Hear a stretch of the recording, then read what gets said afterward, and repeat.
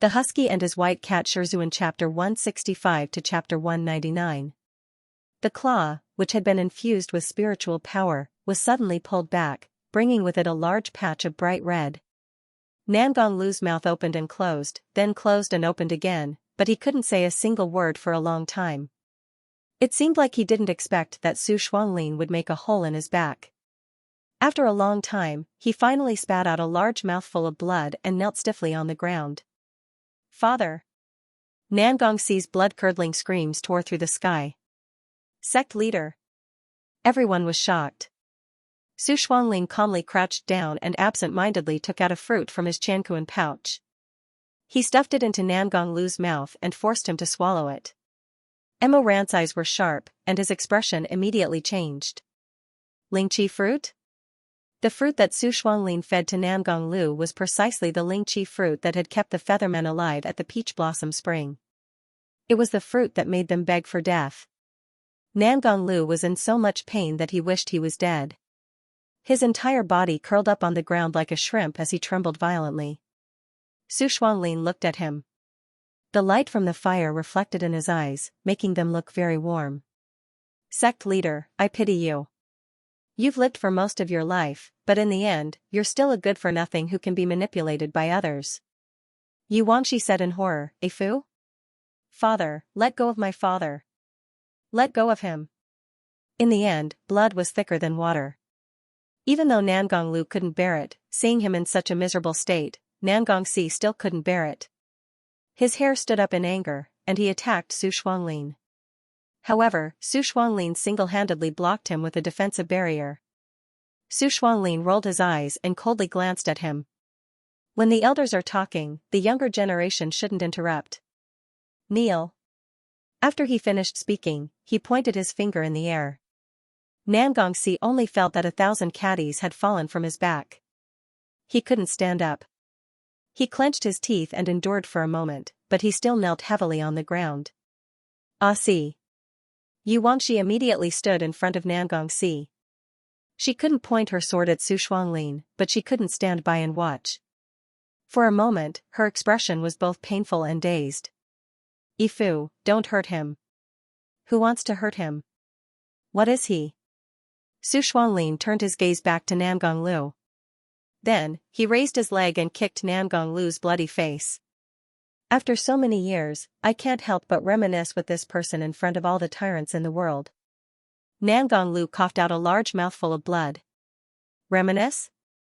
Didn't you tell me that as long as I called back Luo Fenghua's soul from the abyss of hell, I'd be able to break the curse he put on me? I'd be able to recover and never fear the night again." "You lied to me. You actually lied to me." Hearing this, the young cultivators didn't react, but the expressions of Shui Jingyong's generation all changed. Shui Jingyong abruptly looked at the young man's corpse. "Luo Fenghua? It's Luo Fenghua." Lying on the ground was the body of the Nangong brothers' master from many years ago, the short-lived sect master who had once usurped power, the only sect master with a different surname in the Confucian Wen sect, Luo Fenghua. "You're dreaming," Su Shuanglin said with a smile. "Break the curse? You killed him with your own hands back then, and now you drank his blood and ate his flesh. You're so cruel, but you still want to break the curse? You're really naive. Don't tell me I shouldn't drink his blood and eat his flesh? Although I tried to seize power and sent him to an early death, he left a curse on the sect master's ring before he died. After I put it on, it's been more than 10 years. There hasn't been a single day, cough cough, there hasn't, not a single day, that I've been able to live a normal life at night. Don't tell me I shouldn't. You should." Su Shuanglin expressionlessly expressed his agreement. "You really should." Suddenly, his face twisted into a smile. He simply squatted down, lifted Nangonglu's face, and said, "You did very well. No one can do better than you, be more outstanding, and be more obedient. Sect master, no one can be more stupid than you." With a sinister smile, he concluded, "Trash." After Su Shuanglin finished speaking, he slowly stood up. Unexpectedly, with a solemn and gentle smile on his face, he spread his arms and said cordially to everyone, "Honored guests, the banquet is over. I still have some desserts here that I'd like to invite everyone to taste together. Someone angrily shouted, Su Shuanglin. What do you want to do? Actually, it's nothing. I just want to ask everyone to share some interesting stories. Confucian Wen sect has disdained the cultivation world for 100 years, and its stinking scandals are too many to mention. But among them, there's one thing that I've been waiting for more than 10 years. Today, I'm going to announce it to the public in front of the whole world. As he spoke to this point, his voice turned from high-pitched to gentle. Then, he softly said, I'm afraid this is the last secret history of Confucian Wen sect. When Nangong Lu heard him say this, a strong fear suddenly welled up in his heart. He rapidly stammered, and his lips trembled. He almost couldn't speak, but his eyes were fixed on the person standing above the lava. You. Who the hell are you? Su Shuanglin turned his face and smiled, but he didn't answer. Suddenly, a ray of light shone in his hand, and a dagger appeared in his palm. He gripped it hard and cut his skin, causing blood to gush out from the palm of his hand. He dipped it in the blood and drew a formation on his arm. Then, he gently blew on it and said, The small boat at the west window brings you into dreams. Then he turned his head and smiled. Sect leader, if you want to know who I am, you'll know everything after you see these things. Mo Ren wanted to stop him, but he was gently stopped by Chu Wanning. Shizun? It's not an evil curse, it's a dream recall enchantment. It's very similar to the magic technique of the Peach Blossom Springs Featherman.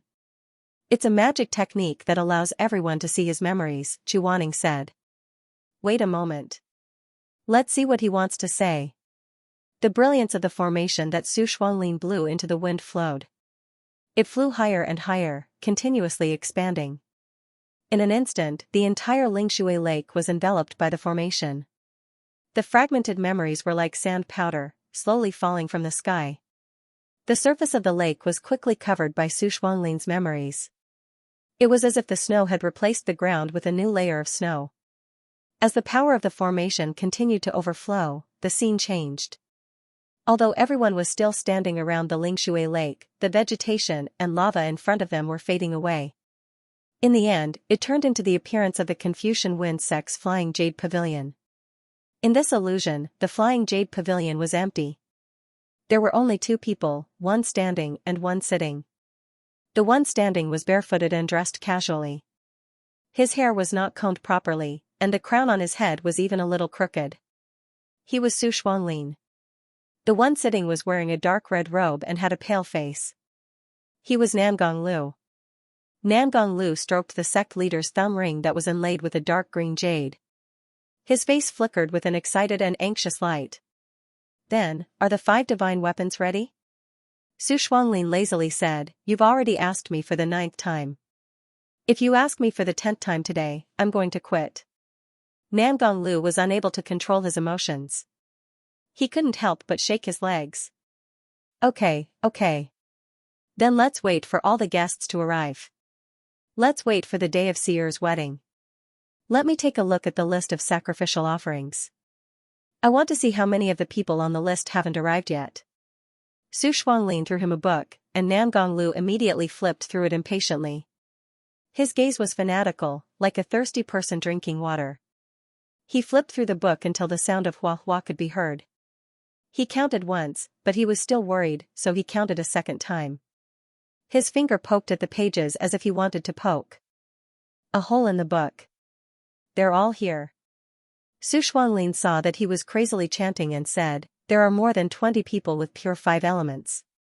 In addition, you've organized the 5-element spiritual force guards over the years. With the power of these people's spiritual cores and the help of the divine weapons, although the power is not as strong as directly using the essence of spiritual bodies, it's enough. I guarantee that we can open the gates of hell. Nangong Lu clenched the book and nodded repeatedly. Okay. But this is the last good opportunity. If you mess it up again, I'm afraid it'll be even more difficult for you to break the curse. You can't mess it up. Su Shuanglin lazily said, You should say, you won't mess it up. Okay. I won't mess it up. Nangong Lu paused and said, Shuanglin, I'm still worried. Let's go over the plan again? Big brother, you've already done it 10 or 20 times. Nangonglu didn't care. A few more times. It's always better to be cautious.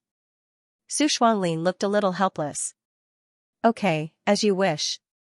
Nangonglu calculated and said, on the eve of Seer's wedding, all the guests will come to the poetry stage. I'll arrange to draw lots and draw the 21 pieces that have been marked in advance. He looked up at Su Shuanglin. Then it's your turn. Okay, I'll ask to go with you. Su Shuanglin had no choice but to agree. After entering the jungle, I'll lead the sacrifices to the Gongquan lake and plant the precious chess pieces on them. They'll be obedient and give their spiritual power to the divine weapons. After this is done, I'll manipulate everyone to shoot the fuse into the sky and tear open the crack of hell. Good, good. Unlike Su Shuanglin's laziness, Nangonglu seemed to be very excited. He talked about strategy on paper. After seeing the fireworks, I led 5 groups of guards and rushed to the hunting forest to meet up with you in the name of quelling the sky-splitting chaos. After that, we will make the 5 groups of guards into exquisite chess pieces and sacrifice them. Su Shuanglin nodded and concluded, there shouldn't be any mistakes. There can't be any mistakes. Nangonglu clenched his thumb ring, and his face turned blue. I've had enough, I've had enough. He muttered for a while, then suddenly looked up and asked Su Shuanglin, Shuanglin, is it really okay to not use the essence of the spiritual body? What if the power of the divine weapons is not pure enough? Don't worry, these 5 divine weapons are the best of the best, the peak of the peak. They have the ability to move mountains and fill seas. After absorbing the spiritual power of the sacrifices, they will succeed. What if? I'm saying what if the gate of the infernal hell can't be opened? What if, like in colorful Butterfly Town, someone comes out to stop us? Look at that Chu Wanning. Nangonglu spat. What Wanya Yuhing? What a busybody. Last time in colorful Butterfly Town, I killed him by a stroke of luck. It was supposed to be a good thing, but who knew that old bald donkey Huizue had the ability to bring him back from the dead, hateful. When Emoren saw this, he was furious. Back then, when colorful Butterfly Town was in chaos, Confucian Wind sect sent a large number of cultivators to quell the chaos. More than 100 Confucian Wind sect disciples died in that chaotic battle. These 2 people knew it very well. Then, who was the fake Gaochen? Was it Nangonglu or Su Shuanglin? Chu Wanning's life is not meant to end. Su Shuanglin said in the illusion, he's a capable person. It's a pity that he died so easily. So what if he's capable? I just can't stand that arrogant face of his. Oh, now that you mention it, I remember now. Sect Master Immortal, you saw Chu Wanning a few days ago, right? How was it? Since he came back from the dead, was his spiritual power damaged? I don't know about his spiritual power, but his temper didn't decrease in the slightest.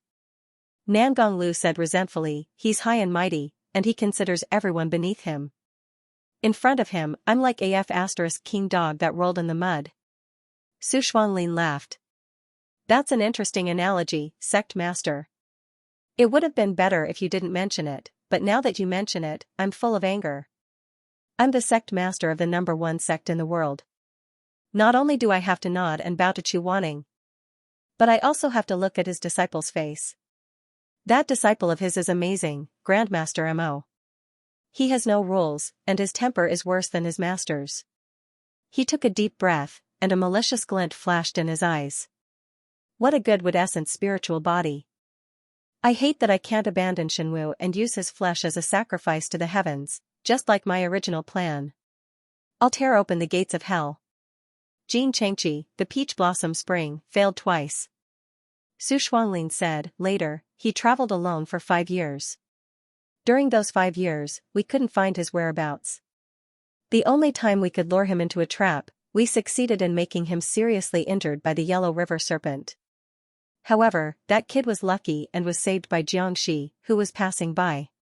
Now, Emo Rant's wings are fully grown, and he's no longer the 16 or 17-year-old boy. None of us can touch him. Using the wood essence spiritual body won't work. Just wait and see. Nangonglu said angrily, when I break the curse, my power will increase greatly. At that time, whether it's Grandmaster Chu or Grandmaster Mo, they'll have to kneel in front of me and listen to my orders. When Su Shuanglin heard him say this, he just smiled and didn't say anything. Nangonglu was angry for a while and gradually calmed down. He stared at the ring on his hand and suddenly said, Shuanglin, 5 years ago, you gave up looking for the wood essence spiritual body. It wasn't just because Mo Ran left the mountain to travel and disappeared, right? Slowly looking up from the ring, Nangonglu said, it was also because you continued to investigate and found that the earth essence spiritual body was Yi Wangxi, right? You were reluctant to give up your adopted daughter. She's your only family in this world. I have no family in this world. Su Shuanglin interrupted him expressionlessly, what's more, sect leader, you know that the fire essence spiritual body is your son. Even if I was willing to give up Yi Wangxi, would you be willing to give up Si? Forget it. Nangonglu waved his hand and said with a sad expression, since Shenwu can be replaced, what else is there to say? Let's not talk about it anymore. What if Shenwu can't be replaced? Nangonglu was shocked, what do you mean? Didn't you say that there would be no mistakes? Sect Master, there's no need to be so nervous. I was just suddenly curious. If in this world, the only way to successfully open the seamless gate was to use those 5 living spirits and see Er as a sacrifice, what choice would the Exalt make? Would he continue to endure the pain of the curse, or? There was a hint of mockery at the corner of his mouth and he didn't say anything else. Nangonglu didn't answer. After a long time, so long that everyone thought this memory was going to end, Nangonglu softly said, every man for himself, and the devil takes the hindmost. Hearing him say this, everyone's face changed, especially Shui Jingyong, who loved his son as much as his life. He couldn't understand Nangonglu's choice at all. He said angrily, ridiculous. Even a vicious tiger won't eat its own son. In order to live, you're willing to sacrifice your own son? This is ridiculous. Nangongxi stood stiffly in the same place. There was a blank expression on his face. Other than that, he didn't have any other expression. His eyes were empty. The scene turned black. Those sparkling memory fragments flipped and flipped again, making the tinkling sound of wind chimes colliding. When the illusion lit up again, the sky was high and the clouds were vast. The towering snow mountain reflected a dazzling white light. Someone exclaimed, is that Jin Chengqi? It was the Jincheng pool. The inscription imitating the path of difficulty on the side of the pool was written in bright red. There were only 2 living people in the scene, Nangonglu and Su Shuanglin. The reason why it was said that there were only 2 living people was because there were countless dead people lying on the ground. Or it could be said that there were dead flood dragon people. Hurry up. If we seal the path and don't let other cultivators go up the mountain, I'm afraid it will arouse suspicion. It's almost done. Su Shuanglin stuffed a black chess piece into a flood dragon person's mouth and then silently chanted a spell. The flood dragon person stood up shakily from the ground and bowed to the 2 of them. With a plop, it jumped back into the Jincheng pool floating with ice shards. Su Shuanglin said, I'm not familiar with this forbidden technique yet. When I'm more familiar with it, I don't need to feed them chess pieces one by one. I just need to point in the air, and they will receive my orders and be at my disposal. It's that powerful? Otherwise, how can it be called a forbidden technique? Even if you cultivate to that level, it's just the tip of the iceberg. I've seen people. Su Shuanglin suddenly stopped talking and smiled. I mean, I've seen records and books about people who can keep all the consciousness of living beings and make them listen to their orders willingly. That's called powerful. At my level, I can only control the body, but I can't control the mind. I'm still far from that. Nangonglu nodded. You don't need to cultivate too well. It's not a good thing to attract attention. You're right, Lord. But it's good that you thought of this method. To break my curse, you need to open the infernal gate, and to open the infernal gate, you need to have the spiritual power of the 5 elements of metal, wood, water, fire, and earth. It's not easy to find the essence of spiritual bodies in this world. We can't test them one by one, but you have the ability to change the Jincheng pool. Those cultivators who come to ask for the sword will all tell you what spiritual core they have. It's really a good thing to sit back and enjoy the fruits of others' work. As he spoke, he took out an orange from a pouch on the horse beside him and peeled it. As he ate, he praised, "Xuanlin, those monsters in the Jincheng pool can't even defeat you. You're really capable." Su Xuanlin smiled. Although the Jincheng pool is an ancient ruin, after hundreds of millions of years, the divine power of the Gochin Upper Palace has been weakened. Or else, with my ability, I wouldn't have been able to enter. Lord, you're praising me. Nangonglu laughed out loud. Tell me, how do you want me to reward you? I don't want anything. Sigh, no, I have to say one. Lord, give me half of the orange. Nangonglu was stunned for a moment before she smiled and said, this is nothing. However, she still peeled the orange and handed it to Su Xuanlin. I'll give you the whole one. You're such a strange person. Then I'll give you half. Nangonglu said and handed the orange meat over. Su Xuanlin's fingertips were bloodstained, so it was inconvenient for him to take it. He directly ate it from Nangonglu's fingertips and said brightly, it's sweet and juicy. It tastes good. At that moment, Su Xuanlin's smile seemed a little scary under the sunlight. The orange juice stained the corner of his mouth and was licked off by his tongue, like a poisonous snake spitting out its tongue. Nangonglu suddenly felt a little scared and immediately took back his hand, but then his face showed an annoyed and confused expression, as if he didn't understand what he was afraid of. Su Xuanlin suddenly said, look at that. What? Nangonglu looked over. After a while, his eyes suddenly widened. His slightly chubby face showed an extremely complicated expression. It's man-eating pomfret. Su Xuanlin picked up the dead pomfret and threw it on the sandy beach. He leaned over and looked at it carefully. The monster with a lion's face and a fish's body bared its teeth, revealing blood-stained canine teeth. Its pair of gray and black eyes were bulging, and there was no light in them. Su Xuanlin dipped a little of its blood and smelled it. He subconsciously rubbed his bare feet and frowned, ugh, it stinks. He stood up and kicked the pomfret. This should be one of the rare evil beasts in the Golden City pool. Although the beasts that the North Star left in the pool to guard Shenwu were all auspicious beasts, a long time is enough to change a lot of things. Ghosts can transcend, gods can fall, let alone a mere divine beast. Nangonglu murmured, it was it that wanted me to offer the Rongyan's heart. Everyone outside the illusion was horrified. Except for Chu Wanning, who already knew the truth, the others were even more surprised than before. What? Rongyan? That's. Some people murmured, and some people had already turned to look at Nangongsi with astonishment and pity. That's his. Nangongsi was stunned at first, and then his whole body began to tremble. He staggered back and fell to his knees. His face was paler than a dead person, and more terrifying than a ghost. Mother? Impossible. Impossible. Yuanxi held back his tears and said, ah see. Impossible. Nangongsi was on the verge of insanity. His handsome face was distorted by fear and anger, grief and shock. His facial features were almost dislocated. He couldn't listen to anyone's words, and he couldn't hear anything anymore. Impossible. My mother died when she was killing a monster. Father told me that her heart was pierced through when she was killing a demonic beast. Then he suddenly shook and murmured to himself, without a heart. She died when her heart was pierced. He didn't cry. His eyes were wide open, and his eyeballs were about to burst. He kept repeating in a hoarse voice, from murmuring to shouting, from shouting to roaring, from roaring to crazily roaring, pierced the heart. Pierced the heart. His memory suddenly flashed back. That year, he was still very young. His parents and a group of people set out together to Jincheng Lake to seek a sword.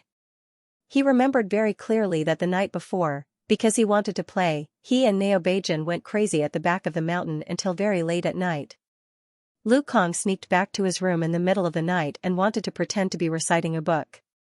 However, he didn't know that his mother had come to find him after dinner, and wanted to give him a newly embroidered quiver. In the end, after looking around, she didn't see him in the young master's mansion, so she knew that he sneaked out to play again. Rong Yan was a woman with a very cold temperament. Unlike other mothers, she didn't dote on Nangongsi intimately.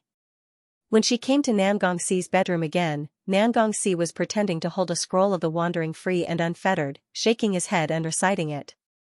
Rong Yan asked him to stop and asked him, "What did you do after dinner?" Nangongxi didn't know that Rong Yan had already found out that he was slacking. He put down the book, scratched his head, and said with a bright smile, "Mother, I was reciting a book." "You were reciting it the whole time?" The child was afraid of being punished, so after stuttering for a long time, he still nodded, "Mim, and mim, and mim." Rong Yan slightly raised her elegant neck and raised her chin. She lowered her eyes and looked at him with disdain. Her eyes were sharp and cold. "Liar." Nangongxi was startled. His face turned red. "I didn't." Rong Yan didn't say much. She took his bamboo scroll and closed it, asking, "What's the first sentence?" "What's the first sentence?" And the whole world, and the whole world praises it, but not persuades." Rong Yan frowned.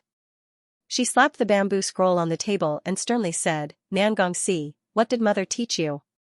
It's fine if you play outside until late at night, but now you've learned how to deceive people?" "Mother. Don't call me." Nangongxi saw that his mother was angry, so he couldn't help but panic. Compared to his amiable father, he was actually more in awe of his mother, who was always dressed in military attire and had a heroic spirit. "You're too unreasonable." The little child's eyes reddened. He was afraid that his mother would scold him again, so he tried to argue, I didn't come back too late. I just played outside for a while after dinner." Rong Yan glared at him. His mother, who was originally not so angry, became more and more disappointed and angry as her son racked his brains to argue. "I'll come back as soon as it's dark." Slap. A loud slap interrupted Nangongxi's words. Rong Yan's chest heaved up and down. She still maintained her posture of raising her hand. She angrily shouted, "Nangongxi! Greed, resentment, deceit, murder, rape, and plunder are the 7 things that a scholarly gentleman mustn't do. Where did you learn these words? Do you want to continue lying to your mother?" Nangongxi was stunned by her slap. After a while, he came back to his senses. Tears filled his eyes. He felt wronged and shouted, "If you weren't so fierce, why would I lie? You hit me and scolded me. You don't treat me well at all. I don't like you. I like father." As he said this, he ran out to find Nangong Lu. "You, stop. Right there." Rong Yan pulled him back. Her face was extremely ugly. She pointed at the tip of her son's nose with a red cardamom finger. Her eyes were burning with anger. "Why are you looking for your father? Your father is always a yes man and flatters. He's just a piece of trash. Don't tell me you want to learn from him? Sit down." "I don't want to. I don't want to." Rong Yan gritted her teeth and dragged the struggling Nangongxi back to his seat. But as soon as she let go, Nangongxi tried to run again. In the end, Rong Yan had no choice but to raise her hand and release a restriction spell, binding him. Nangongxi knelt on the ground. He was humiliated and angry. Like a caged beast, he couldn't stop gasping for breath. "Let me go. I don't want a mother like you. You've never talked to me properly. You've never cared about me. You only know how to scold me. You only know how to scold me." Rong Yan's face turned red and white. Her lips trembled slightly. After a while, she said, "You stay in the room obediently. Recite the entire Carefree Travel Manual. I'll check it tomorrow. If you continue to be naughty, I'll..." As she finished speaking, she was at a loss. What would she do? What she didn't know was that she had always been iron-blooded and fierce. Even when facing her cowardly husband, she would not hesitate to reprimand him in public. But Nangongxi. What could she do? She stood in the same place for a while. She felt sour, resentful, sad, and helpless. Under the attack of anger, she couldn't help but cough violently. She was someone with an old illness. As she coughed and coughed out a mouthful of blood. But she didn't care. Before Nangongxi could see it, she wiped it with a handkerchief. Then, she opened her mouth in a hoarse and gloomy voice. "See, you're still young. In this world, right and wrong are often not things that can be seen clearly with your pair of eyes. Sometimes, people who are tolerant to you may not necessarily wish you well. People who are harsh to you may not necessarily wish you ill. Your father is weak and incompetent. Besides. She paused. She didn't immediately continue speaking. After deliberating for a while, she gave up on this sentence and changed the topic. Mother doesn't want you to become a cultivator like him in the future. I don't want you to become a sect leader like him. Nangongsi bit her lip and didn't say anything. You're naughty and mischievous. You don't pay attention to your studies. These aren't important matters. But how did you learn to lie and deceive people? Our Confucian Wen sect has a glorious foundation of 100 years. It's only because we've always adhered to the character of a gentleman that we have the face to stand at the peak of the immortals. Your father has never seriously taught you these principles. But I'm your mother. He doesn't want to tell you. So, I'll be the one to give you advice and repeat it to you again and again. Even if you don't listen, even if you think I'm harsh, even if you hate me. Father doesn't want to tell me. That's because he treats me as seer. If he makes me happy, he'll be happy. What about you? Nangongsi angrily said, What mother? You only treat me as the young master of the Confucian Wen sect and as the future sect leader. When I'm with you, I don't even have half a day of good days. I won't listen to you. Rong Yan was extremely angry. An abnormal flush appeared on her snow-white cheeks. She covered her face with her handkerchief and coughed again. After gasping for breath for a long time, she sternly said, Fine. If you don't want to listen, I'll keep talking to you. I'll talk to you until you finally understand one day. The child was extremely stubborn. He simply covered his ears with his hands. Rong Yan sat on the chair and slowly calmed down. However, her heart was still throbbing with pain. She remembered the injury she received when she killed a demon in her early years. Although she was on an intravenous drip of medicine every day, it still turned into a serious illness. Her illness was getting worse and worse. She looked up at the child's rebellious appearance under the candlelight and couldn't help but close her eyes. After a long time, her tone softened and she said, Mother can't accompany you for a lifetime. There will be a day when I can no longer watch over you. I can no longer warn you. I only hope that you can understand in the future. She suddenly stopped talking. That was because she saw Nangongsi squatting on the ground, his little body curled up into a ball. He was crying inside the forbidden spell that she had cast. Her child, who had always been happy and cheerful, was choked with sobs as she scolded and beat him. Rong Yan was stunned for a long time. She slowly stood up and walked to the forbidden spell. She raised her hand and wanted to undo it. She wanted to bend over and hug him. She wanted to caress his red and swollen cheeks and kiss his forehead. But she endured. In the end, she still stood there fiercely. She slowly finished the second half of her sentence. You have to understand, greed, resentment, deceit, murder, rape, and plunder. These are the 7 things that I, a scholar, cannot do. I don't understand. I don't want to understand. I. Nangongsi raised his teary eyes and shouted at his mother outside the forbidden spell, I hate you. I don't have a mother like you. At that moment, outside the forbidden spell, Rong Yan's face was so pale. Her usually cold and resolute face looked as if she was heartbroken. That face, for the past 20 years, had appeared in Nangongsi's dreams many times. When he woke up, his pillow was already wet. At that time, he was like a poisonous scorpion, waving its pincers and stabbing its poisonous juice into his mother's heart. Pain, it was really painful. Even after a lifetime, he would never be able to release it. He would never be able to reconcile with himself. On the 3rd day, Rong Yan did not come to the mansion to see him. She only asked a maid to bring him a quiver embroidered with camellias and a letter. In the letter, his mother's handwriting was neat and solemn. There were not many good words. She only said that she knew that Nangongsi was practicing martial arts and liked bows and arrows, so she embroidered a knapsack for him to carry. She also said that she was going to go to the Jincheng pond with his father. When they came back, she would take a good look at the carefree travel. She hoped that he would not be playful and capricious again. What about him? What did he do?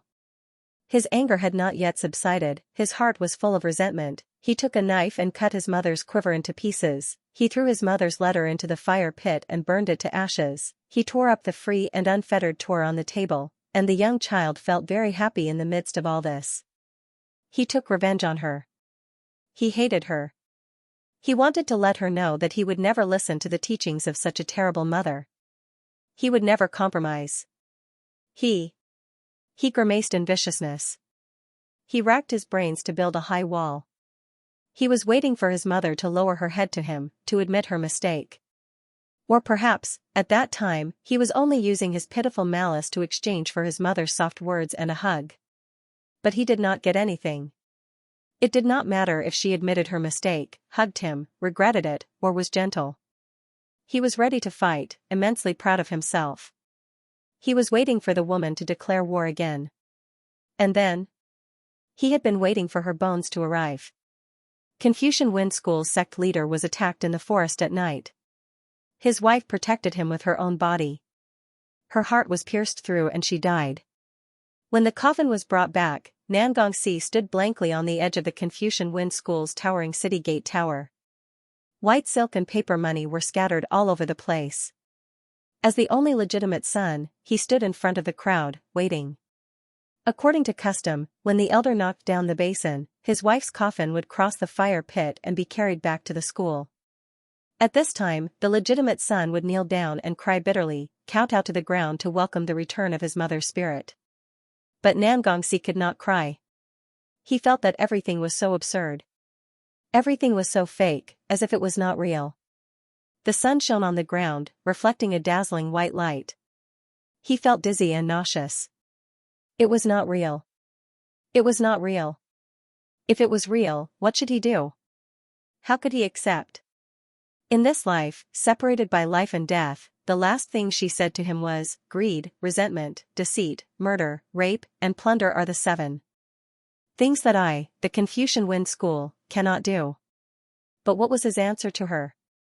He did not want to remember, but that day, his hatred was so deep. He shouted so deeply. Outside the barrier, his mother's face was so painful and sorrowful. Pain. It was really painful. He said that in this life, the last thing he said to his mother, he said, I hate you. I don't have a mother like you. The coffin was carried over. The elders beside it broke the porcelain basin. Thousands of people knelt down and wailed. His father had long been sobbing beside the coffin. Nangongsi just stood there. In his hand, he tightly grasped the camellia quiver that he had cut into pieces. Bright red petals, yellow stamens. The flowers were covered with snow. They were borne proudly in the snow. It was as if her warm fingertips had just touched the surface of the silk, opening up this beautiful purple and brilliant red. He did not know if it was because she had a premonition before she died, or if it was just a coincidence, but she embroidered very carefully. The flowers were vivid and lifelike. It was as if she wanted to embroider the love that she did not say, as well as the rest of her life's exhortations and instructions, into every stitch and thread, locked in this small quiver. Nangongsi tightly grasped the quiver. That was the last thing that his mother, left for him in this life. The illusion would not disappear because of Nangongsi's pain. It continued cruelly, revealing the truth of the bloody past to everyone one by one. Beside the Jincheng pool, Nangong Lu crushed the face of the man-eating pomfret with his foot, looked around, and said, Beast. The beast wanted your wife's spiritual nucleus. The Lord didn't have to give it to him. Su Shuanglin said, but the Lord still sold your wife for the divine martial arts. What do you mean by selling? Don't make it sound so bad. Senior Sister Rong's body was already weak. I invited the best doctor in Linlingyu to see her, and they all said that she didn't have much time left. If she was healthy, how could I be willing to give her to this evil beast? Su Shuanglin raised his eyebrows slightly and didn't say anything. Nangong Lu stared at the man-eating pomfret for a while and suddenly became angry. He complained angrily, fate is unfair. It seemed that he didn't expect that a person with both fame and fortune like him would criticize fate. Su Shuanglin was a little surprised and actually laughed. What? I said, fate is unfair.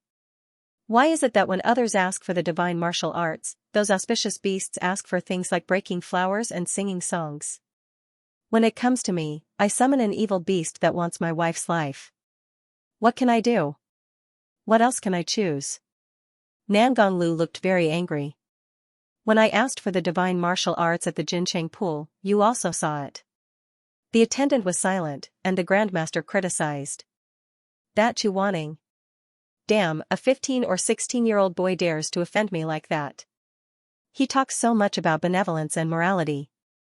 It's easy for him to say that. I don't believe that if he had to make a choice, he would choose between a dying wife and a powerful divine martial arts. Su Shuanglin laughed. That's really hard to say. Don't look at me like that. I'm serious.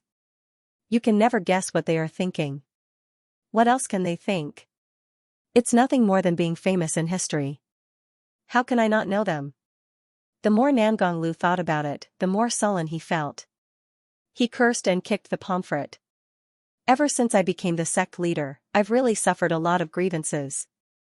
Not to mention the curses, I still have to smile and greet people all day long. It's fortunate that I was able to swallow my anger and endure the humiliation of kneeling. Otherwise, I'm afraid that when I asked for the sword, I would have died at the hands of Chuaning. You're right. Su Shuanglin was still smiling. I also think that Chuaning really wanted to kill you back then.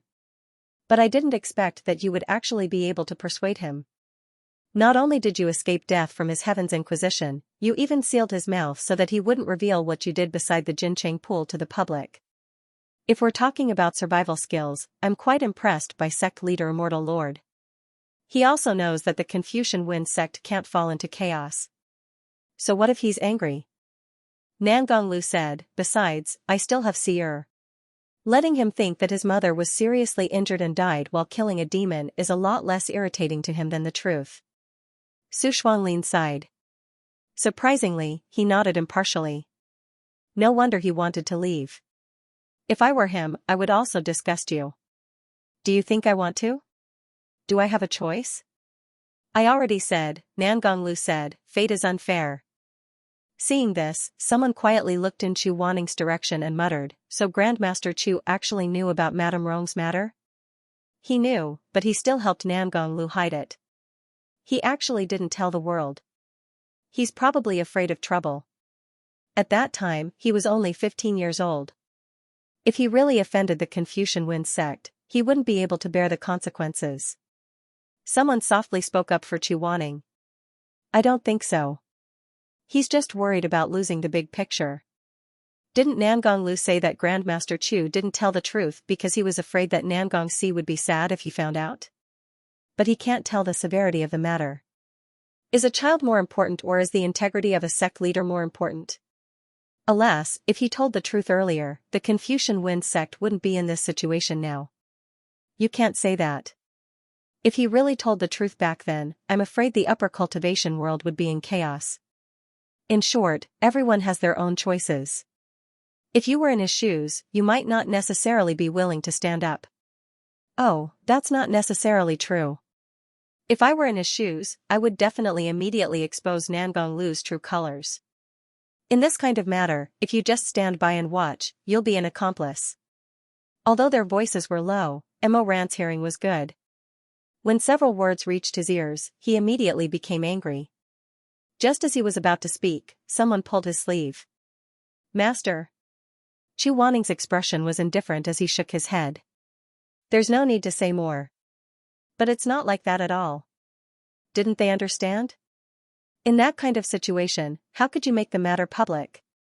Who can't tell the severity of the matter? It's obviously, Chu Waning said indifferently, angry? Mo Ran nodded. Chu Waning said, do you have to do something? Mo Ran nodded again. Chu Waning said, okay, then help me cover my ears. I have no intention of arguing with them, but I don't want to listen either. Help me cover my ears. When they stop talking, you can let go. Mo Ren really walked behind Chu Waning, raised his hands, and covered his ears. He lowered his eyes to look at the person in front of him. He only felt resentful and distressed. He really couldn't understand why there were still people dissatisfied when Chu Waning did everything so well. This person seemed to have lived for others for both of his lifetimes. He had never been selfish for even a single day. Why was it that as long as something was controversial, as long as something was not so black and white, he would be criticized by so many people behind his back? It seemed that things were always like this. People were often used to being grateful to the good deeds of the bad, but would not let go of the bad deeds of the good. In his previous life, the Emperor Ta had killed countless people. One day, he took the wrong medicine and gave each of the masters of Wubei Temple 10,000 taels of gold. Because of this, he was praised and said that the Emperor Ta had become a Buddha. During that time, the Emperor Ta that people talked about, because of this small act of kindness, was practically shining brightly from head to toe. But what about Chu Wanning? Chu Wanning was an indisputable grandmaster. He was the most benevolent immortal in the world. So as long as he did something wrong, he would be maliciously speculated by people. It was so many times. When Chu Wanning did things ruthlessly, people would angrily scold him for being cold-blooded. When Chu Wanning did things softly, people would suspect that he was afraid of trouble. Mo Ren even heard people talking about the incident of Counselor Chen in colorful Butterfly Town during his 5 years of traveling. There was actually a voice saying that Chu Wanning was just trying to impress people, so he whipped his employer and hurt ordinary people. He's just a heartless blockhead. Otherwise, look, which normal person doesn't have a few friends? Look at this Chu Wanning, he betrayed Huizue at the age of 15 and has been alone ever since. In this big world, who would be willing to be his friend? Yes, that Counselor Chen in colorful Butterfly Town, no matter how wrong he was still an employer. Chu Wanning was so heavy-handed, he didn't care about the face of the sect and didn't care about the rules of the immortal sect. I think he has been alone for a long time, so his heart is a little twisted. Twisted heart? Who was the twisted one? Didn't this person give enough? Did he really want to squeeze his blood dry, chew his flesh, and even sacrifice his bones? Was this the right thing to do? Was this the right thing to do? Was this the right thing to do? Was he worthy of the name Grandmaster Chu? Mo Ran covered his ears. Chu Wanning's figure was tall and slender, but when he stood in front of Mo Ran today, the top of his head only reached his chin. Chu Wanning wasn't a weak person, but when Mo Ran looked at him with lowered eyelashes, he suddenly felt that he was very pitiful. He couldn't help but feel infinite love and tenderness. He wanted to hug this person more than ever before. There was no lust. He simply wanted to hug him. He wanted to use his flesh and blood to give him warmth in this hard world. That was all. Regarding these doubts that came out of his mouth without thinking, as well as the words "if it were me, I would do and do and do and do," Chu Wanning was much more used to it than Mo Ran, so he appeared very calm. At this time, Jin Chengqi's memories also ended. The memory fragments collapsed and reformed. Chu Wanning moved his gaze away and fell on Nangongxi. Nangongxi had his back to him. He kept kneeling and didn't stand up again. Chu Wanning sighed softly. Although he and Nangongxi weren't master and disciple in name, they were master and disciple in reality. If possible, he really hoped that Nangongxi would think that Rong Yan unfortunately died while killing a monster. But things didn't go as he wished. After so many years, the paper was penetrated by flames and burned to ashes. In Chu Wanning's gaze, the kneeling Nangongxi and the child kneeling in the morning hall in his memories suddenly overlapped. That child was clumsily carrying Xiaoyaoyu, but his recitation was very jerky. He couldn't connect the words together. While wiping his tears, he slowly recited to his mother. There is a fish in the North Sea, its name is Kuan. The Kuan is so big, I don't know how many thousands of li it is, it turns into a bird, its name is Peng. He stumbled. Every time he stopped, his young and tender face showed a pain that shouldn't be experienced at his age. And the world praises it, but does not advise it, but does not advise it, but does not advise it, but does not advise it, but does not advise it, but does not advise it, but does not insist on it, but does not insist on it, to insist on the distinction between inside and outside, to debate it. The child's soft voice came to an abrupt stop. He didn't recite it. His small body trembled slightly like a willow tree in the wind. In the end, he covered his face.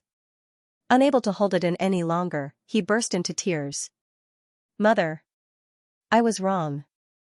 Seer was wrong, please wake up, mother. I won't be playful anymore. Please wake up and teach me again, okay? Later on, Xiaoyu became Nangongxi. Every morning class, he would copy the scriptures from memory. He accompanied him from a young child to a high-spirited scholar. Madame Rong left. She couldn't teach him anymore. Not long after, Chu Wanning also left. He didn't look back. Nangongxi didn't have a teacher. He relied on this patched-up quiver of arrows and that sentence: greed, resentment, deceit, murder, rape, and plunder are the 7 things a scholar should not do. In the end, he grew up in this world's #1 sect. He grew up to be a righteous hero who was completely different from his father. At this time, nearly 15 years had passed since Madame Rong's death. The illusion gathered again. This time, what appeared in front of everyone was Nangong Lu's sleeping chamber. It was a full moon night. Nangong Lu was curled up on the bed. The bed was covered with a mat and Madame Zhu was placed on it. It was obviously summer. However, Nangong Lu was wrapped in several layers of thick mattresses. He was trembling incessantly and his lips were purple. Chu Wanning patted Mo Ran's hand. Let go. I want to continue watching. Mo Ran said, you don't have to watch. I'll tell you. He still didn't want to let go of his hand that was covering Chu Wanning's ear. However, after being patted twice by Chu Wanning, he knew that he couldn't change his mind. He had no choice but to let go of his hand. At the same time, he gloomily swept his eyes around.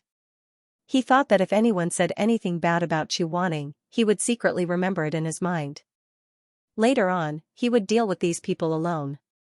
In the illusion, Su Shuanglin walked in from the door and saluted in a crooked manner. He didn't follow the rules at all. However, Nangong Lu seemed to be used to it. He didn't care.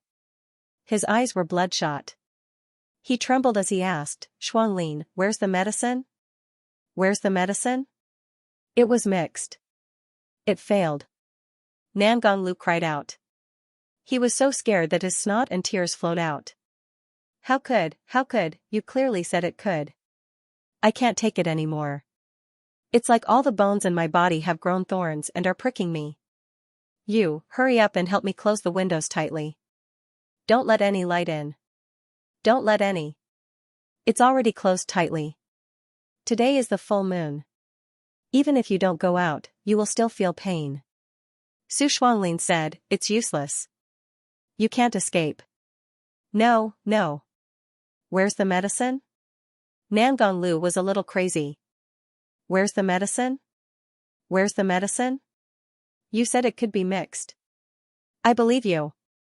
Where's the medicine? I reread the scroll. I couldn't mix it. The curse on your body is too vicious. You need something to break it.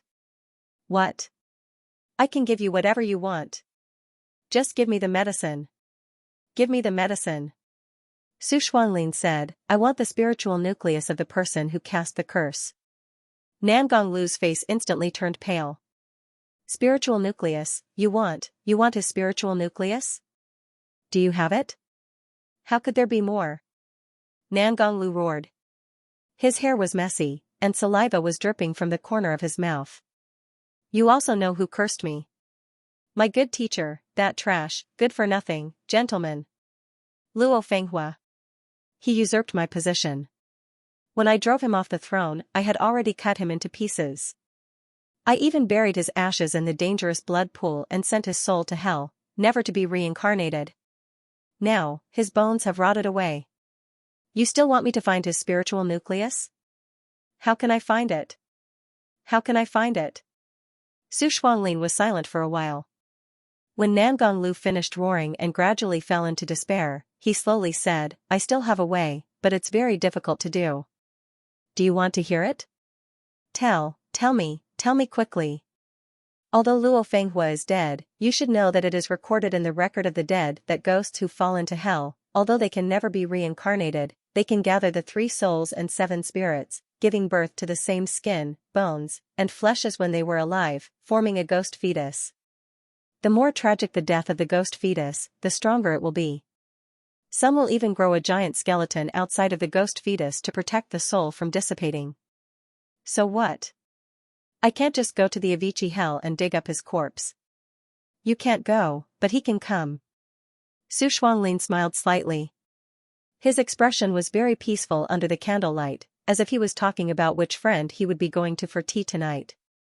The ghost realm and the mortal realm are separated by a barrier. As long as you gather the 5 pure spiritual energies, you can tear open a gap in hell. Tear open a gap in hell?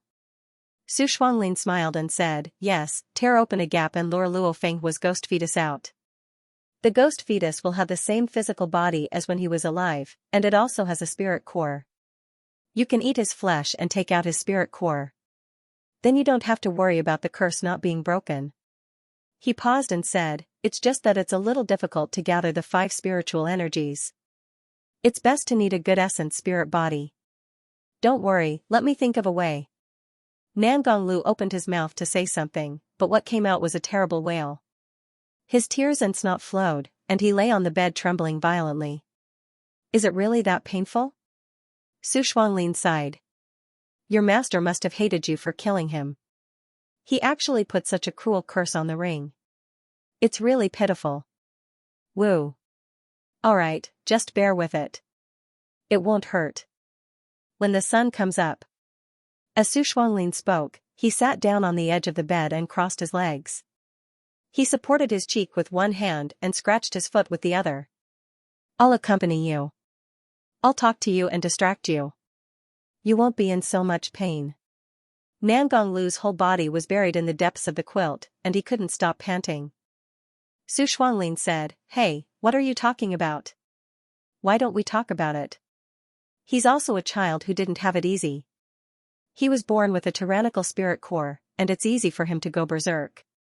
This seems to be a chronic illness of the Nangong family. I heard that his great-grandfather also had this illness?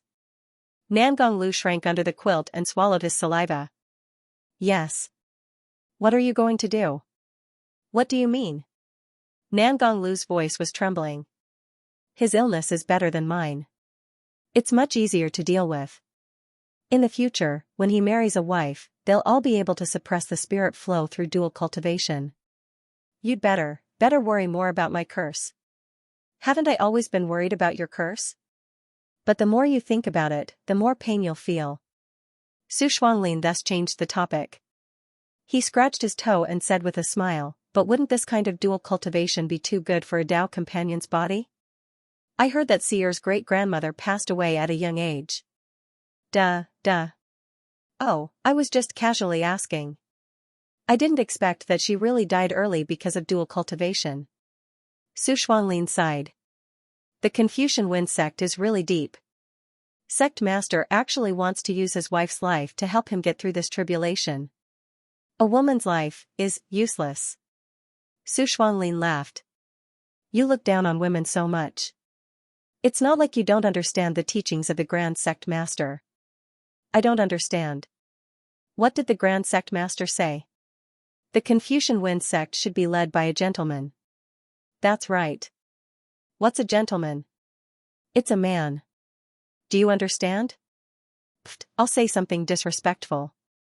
Sect Master, I'm afraid you're going to make the Grand Sect Master come back from Hero's Mound in anger. Nangong Lu said with a trembling voice, you haven't married a wife, so you don't understand. Women are useless. Only carrying on the family line is their responsibility. Grandmother is willing to sacrifice herself for grandfather. Willing? Su Shuanglin laughed. Then shouldn't you also find someone for Seer who is willing to dual cultivation with him and give up her life for him? I've already found someone. Su Shuanglin was stunned. What? Who? He seemed to be very gossipy. He crawled deeper into the bed and almost wanted to pull Nangong Lu out of the quilt. Okay, you even have a candidate in mind for the young master of the Confucian Wind sect. Then tell me quickly. Nangong Lu wrapped himself in the quilt and moved deeper into the bed. After enduring the pain for a while, he said in a hoarse voice, your adopted daughter, Yi Wangxi. In the picture, Su Shuanglin's eyes suddenly widened. At the same time, most of the people outside the picture were also stunned. When Emoran saw this, he vaguely felt that something was wrong. He was a person who had lived two lives. This conversation and some things in his previous life were linked together, allowing him to figure out some thought-provoking details. He knew that Yu Wanxi's friendship with Nangongxi was not only because Yu Wanxi had asked to be buried with Nangongxi before she died, but because in the previous life, Yu Wanxi's female identity was made public to the world very early on. Nangonglu personally chose her and let her marry Nangongxi. Now it seemed that this section was completely a father looking for a double cultivation furnace for his son. However, not long after the two people made the marriage agreement, Nangongxi suddenly died, and Yu Wanxi was able to survive. Emoran couldn't help but think, was Nangongxi's death really just a coincidence? He didn't think so. In the picture, Su Shuanglin's fingers were clenched into fists. Although his face was still smiling, his tone was a little cold. You want little Yu Wanxi to marry Asi? Well, she's the most suitable. How is it suitable? Su Shuanglin laughed. You originally wanted to cultivate her to be the commander of the Shadow Guards, but you made her look neither male nor female. Now you say that you want to marry her to Seer. Aren't you afraid that Seer will dislike her? He was really unhappy. I saw that he often talked and laughed with Yu Wanxi and treated her well. I thought that he would be able to accept it more or less. But when I told him about the marriage, he was furious. He said that he didn't like Yu Wanxi at all. The reason why he took care of her was because she was a girl and it wasn't easy for her to survive in Anqing. He refused to accept the marriage. Su Shuanglin. How could I compromise? He had a big quarrel with me, saying that I didn't respect his decision, that I casually handled his most important matter in life, and that I couldn't avoid Yu Wanxi, that I was cold and distant. The more I told him, the worse his attitude became. In the end, he even thought that I was biased towards Yu Wanxi. He really doesn't know what's good for him. Nangonglu scolded, isn't it because he thinks she's not pretty? Su Shuanglin was quite fair. If the previous sect leader suddenly asked you to marry a woman you didn't like, would you be willing? I don't think it's a matter of good looks or not. You really don't respect him. He's shallow. One has to marry a useful and virtuous wife. If he likes pretty girls, does that mean he can't take concubines after his health stabilizes? Nangonglu sighed, sigh, this is also my fault. Back then, cough cough, I didn't see Yu Wanxi's feelings for Seer in time. If she was still the same as before, Seer would definitely like her. You're too preposterous. Su Shuanglin said, Seer won't accept it. Unless he doesn't want his life anymore. Dual cultivation with a person with a violent spiritual core like him is extremely painful. If he marries an ordinary woman, I'm afraid she won't be able to bear it. Nangonglu gasped for breath. Yu Wanxi likes him. If she's willing, she'll be able to bear it. How could she possibly be willing? I've already asked her. What? I've already asked her. I've already told her about this matter. Nangonglu said, she's more afraid that something bad will happen to Seer than she's afraid of dying. Su Shuanglin didn't say anything. He lowered his head and seemed to be thinking about something. After a while, he said, she's really a fool. Seeing this, Emoran was almost certain, in his previous life, Nangongxi didn't suddenly die of a disease. In all likelihood, it was Su Shuanglin who killed her personally. With Nangongxi dead, Yu Wanxi could live on. The reason why Nangongxi was still alive in this life was probably because of the incident with Song Qiutong. Song Qiutong was a beauty with a bone in her body, which was extremely suitable for dual cultivation. With her marrying Nangongxi, as a father, he naturally had nothing to say. He even felt that a meat pie had fallen from the sky and wouldn't force Yu Wanxi to marry Nangongxi. Since Yi and Xi's engagement was annulled, it was completely reasonable that Su Shuanglin wouldn't harm Nangongxi in this life. However, there was still one thing that Emoran couldn't figure out. Su Shuanglin looked like a deranged devil now. But why would such a devil value Yu Wanxi so much? She was clearly just an adopted daughter. What was that treacherous, terrifying, and unpredictable person obsessed with? What exactly was it that he wanted? This memory was not long, it ended very quickly. When the illusion lit up again, it was a lot earlier. Nangonglu obviously looked younger than he was now, he didn't even put on weight yet. He was holding a small object in his hand that was flickering with green light. Everybody looked carefully and found that it was Confucian Wind School's sect leader's ring. Once this ring was put on, it couldn't be taken off. Until the day of his resignation, Nangonglu still hadn't put it on. Therefore, it proved that at this time, he still hadn't become the true master of Confucian Wind School. An attendant came in and knelt down to salute. The attendant's Taoist robe was stained with blood, apparently, he had just fought a fierce battle. This memory should have happened on the night when Nangonglu killed his Shifu and regained the sect leader's thumb ring. Sect leader, what should we do with Luo Fenghua's body? Nangonglu turned the ring in his hand, thinking, bury him in the hero's mound. For better or for worse, he was my Shifu. I'll leave him a decent place to return to. Yes. The attendant withdrew. Emoran slightly frowned. He felt a little strange. According to the memory he saw just now, the Nangong brothers' Shifu, Luo Fenghua, was clearly chopped into 10,000 pieces by Nangonglu, sank into the corpse blood pool, turned into a malicious spirit, and fell into the infernal hell, never to be reincarnated. But why did this memory say that Nangonglu buried his Shifu in the hero's mound? In the illusion, Nangonglu gently stroked the sparkling green sect leader's ring. His eyes flashed with a complicated and strange luster, as if he was a little scared, but also full of desire. His Adam's apple bobbed up and down. Finally, he slowly raised his hand. Under the candlelight, he solemnly put the ring on his thumb. He stared at his hand, looking back and forth. The corners of his mouth slowly curved up, as if he was about to burst into a brilliant and happy smile. But before the ripples of his smile spread out halfway, he suddenly stopped. Nangonglu shouted and suddenly fell down from the sect leader's throne. His whole body was convulsing and trembling. Ah! Ah!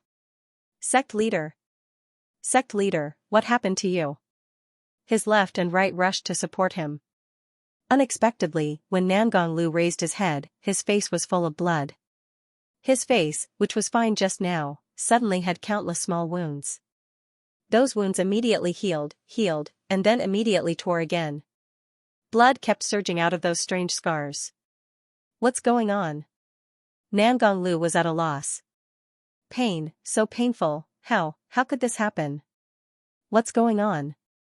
The sound of footsteps came from outside the door. A man with a pair of smooth bare feet stepped on the cold bricks against the moonlight. He came in front of Nangonglu, lifted his robe, and half knelt down. This man was Su Shuanglin, who was younger than he was now. He bent down and pinched Nangonglu's face to examine it carefully. Nangonglu was gasping for breath and struggling. Tears, snot, and blood mixed together. Su Shuanglin seemed to be a little disgusted. He frowned and then asked, why did this happen all of a sudden? I don't know. Dao. I don't know. Mr. Shuanglin. Mr. Shuanglin, please save me. At this time, Su Shuanglin was just a counselor who assisted Nangonglu, so Nangonglu called him Mr. Shuanglin instead of elder. After some investigation, Su Shuanglin grabbed Nangonglu's right hand and looked at the shining ring. Suddenly, his expression changed. The curse of 10,000 calamities is attached to this ring? After hearing this name, the people gathered around all gasped. Only Nangonglu was muddle-headed. He didn't know what the curse of life and death was. He only raised his head blankly with tears. Crystal snot kept flowing out of his nose, dripping on the tiles together with blood. Ah, what is that? The curse of death. Su Shuanglin's expression was very bad. This ring was cursed by Luo Fenghua. After he cursed the person who wore the ring, as long as the moonlight shone on him, his skin would be chapped and he would suffer a fate worse than death. Every night, it happened. What? It's more than that. Su Shuanglin's hand stroked the jade of the ring. He closed his eyes and felt the turbulent spiritual current there. On the 15th day of the full moon, even if you don't go out of the house and the walls are sealed, you will still feel the pain of being cut into pieces and there is no way to escape. He opened his eyes and looked at Nangonglu, who was curled up on the ground miserably, and whispered. Until death. Under the thick stench of blood, Nangong Lu's pupils suddenly constricted. She looked like a large rat that had lost its head in panic, but also like a venomous snake that had stuck its head out of a dark cave. He twitched comically and muttered, "Won't rest until death?" "Yes." Can't you break it?" "Can't break it." Su Xuanlin said, "At least I can't think of any way to break it at the moment. I can only—" Before he could finish his words, Nangong Lu broke free from his hand and climbed down the stairs while screaming and laughing madly. He dragged a crooked trail of blood on the cold unclean floor tiles. He screamed and laughed at the same time. His voice was hoarse and distorted to the extreme. It was as sharp as a needle. Even many people outside the illusion couldn't stand it and covered their ears with their hands. "Ha ha ha, curse me? You curse me? Luo Fenghua. You took the position of the head of the Namgong family. I kicked you off the stage and left your body intact. It's already justified. You actually curse me? How can you bear, how can you? Because of your teaching. I buried you in the hero's mound." "Huh? Hero's mound? Yet, you want me to suffer every night until my skin is torn and my flesh is torn apart, until I die." He roared and moved inch by inch to the entrance of the main hall. He hibernated in the thick shadow cast by the heavy red bronze door of the main hall. His fingers twitched ferociously and suddenly slammed on the ground. He couldn't help but hit the ground heavily. "Until death. How can you be so cruel? How can you be so cruel, beast? Beast. You've ruined my life." Head. The people around couldn't bear it and wanted to help him back, but Nangong Lu roared and shouted as if he had gone mad. This mangled face had always been one of cowardice and incompetence, more so than any other color. But today, it was different. There was a bone-deep hatred on his face. It leaped about in his pupils like a wildfire, burning away his reason and leaving him barren.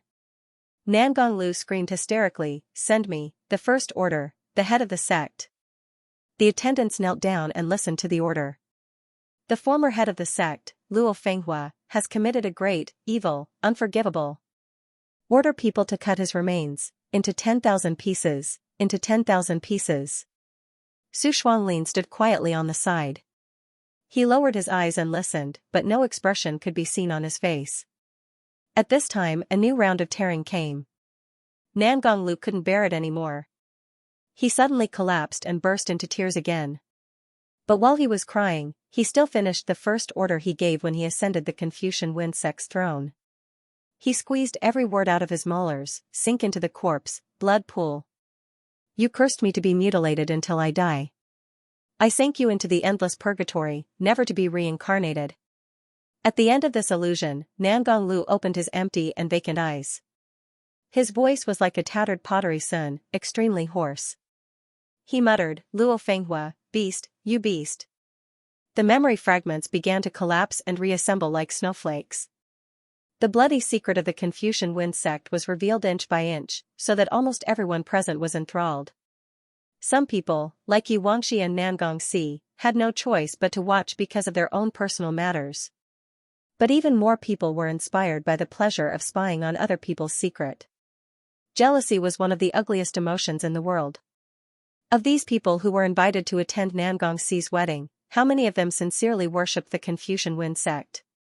How many of them went through the magnificent 3 outbuildings, saw the spiritual stones that were as valuable as gold, and saw the 72 cities under the heavens, and only had admiration in their hearts, without the slightest bit of jealousy? The taller the pavilion, the more it would attract people's attention when it collapsed. Melon seeds were all over the ground, and spittle splattered 3 feet away. The pain of others was always the best topic of conversation on the streets and alleys, and after a meal. Emma Ran was somewhat unwilling to continue watching, but this matter was full of doubts and was of great importance. Although Su Xuanlin's memory seemed to have no problems, and could explain the changes in the Jin Chengqi and the Peach Blossom Spring, he still vaguely felt that something was wrong. He always felt that there was something particularly wrong with this memory. What was it? He furrowed his brows as he pondered. But suddenly, from the corner of his eyes, he saw that there seemed to be a strange light flashing in the distance. But because there was one illusion after another unfolding here, no one would look outside the forest, so unexpectedly no one noticed it. Emoran was stunned for a moment, and then his expression suddenly changed. He shouted, "Tribulation fire!" Hearing this, everyone turned their heads. Tribulation fire? Where is the tribulation fire? Over there, over there. No. There's also one here. No one had expected that while they were watching Su Shuanglin reminisce about the past, the 72 cities around the Confucian Wind sect were burning with raging scarlet flames. At this time, the flames were still far away, and they were deep in the forest, so if they didn't pay attention, they wouldn't be able to see it clearly. The tribulation fire was one of the most severe types of fire. Unless there was a heavy rain and sweet dew, it wouldn't stop until the surroundings were burned to ashes. Thick smoke billowed, and the flames were like water splashed on a piece of silk, quickly spreading out in all directions. In the distance, they could see that there were bright meteors flying in all directions from the 72 cities, but if they looked carefully, where were the meteors? They were clearly the disciples of the Confucian Wind sect who had escaped from the Sea of Fire and flew out on their swords. When the people in the forest saw this, many of them suddenly turned pale and shouted, "What's going on?" Some people immediately turned around and ran toward the poetry hall, repeatedly calling the names of their companions. Shui Jingyong's expression also changed, because Madame Wang was still there, and she didn't know the art of sword manipulation at all. Mo ran. Yu Heng. I'll leave Meng'er to you, I'll go see Madame. Mo Ran was also very anxious, so he nodded and said, "Uncle, go quickly, take Auntie and leave first. With us here, I definitely won't let anything happen to Shui Meng." Shui Jingyong patted his shoulder with force, then flew toward the poetry hall where the flames were rushing. Seeing the sudden chaos, Su Shuanglin stood quietly in the same place. Suddenly, an extremely brilliant smile bloomed on his face. He said with a smile, "What a scene of monkeys scattering when the tree falls." Mo Ren suddenly turned his head and saw Su Shuanglin snap his fingers, causing the fragments of memories to gather in his palm like thousands of snowflakes. The surrounding sea of fire was restored, and the infernal hell's fissure in the sky still hadn't closed. It was still pouring out golden red lava, spreading toward the forest at an extremely slow speed. Mo Ren stared at Su Shuanglin, and suddenly felt a chill run down his spine. There was something wrong with this person's eyes. Mo Ren was all too familiar with this gaze. In his previous life, when he was at the peak of life and death, when he was in the empty Shaman Mountain Palace, when he looked in the mirror after Chu Wanning's death, what he saw was a pair of terrifying eyes like this. Filled with madness and blood, a pair of eyes that had given up on themselves and wanted everyone to be buried with them. "You want to destroy the Confucian Wind sect?" Hearing Mo Ran's question, Su Shuanglin's reaction was only to rub his two toes together. Then he smiled. "So what if I do? If I destroy my own home, who are you to care?" "Your own home." Su Shuanglin stepped on the rolling lava and walked to Nangong Lu's side. He grabbed the back of his collar and pulled him up from the ground. He raised his eyes and said, "Yes, my own home." He forced Nangong Lu to look at his face. Then he raised his hand. In front of Nangong Lu, who was hanging by a thread, he raised his other hand.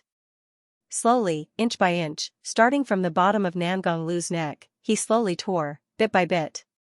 Rip. In the end, there was only a soft sound. An exquisite human skin mask made from the skin of a 100-year-old snake demon was taken off, revealing a face that was no longer youthful. At first, Nangong Lu's entire body shook, and then he began to tremble violently. His breathing was weak, but he was still struggling to squeeze out bits and pieces of sound from his throat. It's you? You didn't die? You actually. I didn't die. You're still alive. How can I die before you?" Su Shuanglin said with a smile, "I'm much stronger than you in every aspect, including my lifespan. Even if you rot into mud, I'll still live well." "What? You and I have met again after a long separation. Are you so happy that you can't say anything else?" He created a cluster of fire and casually burned the human skin mask. The flames continued to spread until it reached his fingertips. He did not care at all and did not feel any pain. He shook his hand and pressed his burnt fingertips to Nangong Lu's lips. He tilted his head and said with a smile, I'm sorry, Nangong Lu. Sect leader immortal monarch, long time no see. Or should I call you, brother? Nan Gongxiu. Among the people who hadn't left yet, there were some older people who suddenly reacted and cried out in alarm, It's him? It's Nan Gongxiu. Didn't he die a long time ago? Luo Fenghua killed him with his own hands back then. How could he? How could he still be alive? Yu Wangxi was even more shocked. Her handsome face was deathly pale and her lips trembled. After a long while, she shook her head and retreated with tears in her eyes. Adoptive father. Su Shuanglin glanced at Yu Wangxi and smiled at her. Little Yu Wangxi, come to adoptive father's side. Adoptive father won't hurt you. Don't even think about touching her again. Suddenly, someone shouted. Yu Wangxi's wrist was grabbed. She turned her head and saw Nangongxi's eyes filled with endless pain and dripping blood. Yu Wangxi, get behind me. Su Shuanglin smiled. My good nephew, why is it that your temper isn't the least bit like your father's? It's only like your mother's. Shut up. You don't deserve to talk about my mother. How am I not worthy? Su Shuanglin said slowly, did you know that the person your mother liked the most wasn't your father, but me? Seeing the anger and disgust on the young man's face and the infatuation and pain in his eyes, Su Shuanglin actually enjoyed it. It was as if he was nourished by this deep-rooted hatred. He couldn't help but laugh out loud. Your father ruined my reputation and took everything from me, but so what? Confucian Wind Sect. Confucian Wind Sect. It's still in his hands. Hate me, hate me. Big brother. Ha ha ha ha. Did you think that the pitiful Nan Gongxiu from back then would just die like this? Did you think that I would obediently lie in my grave and watch you live a carefree life in this world? His smile suddenly twisted as he shouted. In your dreams. While saying that, he circled around to Nangong Lu, who was on the verge of death, but was unable to stop breathing. With one hand he pulled up his big brother's lapel, as if he was pulling up a pile of mud. What use is the brilliant Confucian Wind Sect in the hands of such trash? Sect leader. What a joke.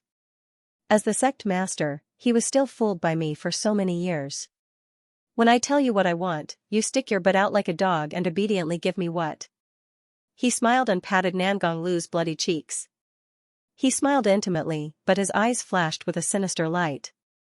Big brother, you're really a good-for-nothing coward, a good-for-nothing snack. Loneman Sect Master, Xianxia, said, Your Excellency's goal is to destroy the century-old foundation of the Confucian Wind Sect? Su Shuanglin turned around and blinked. 100 years of foundation?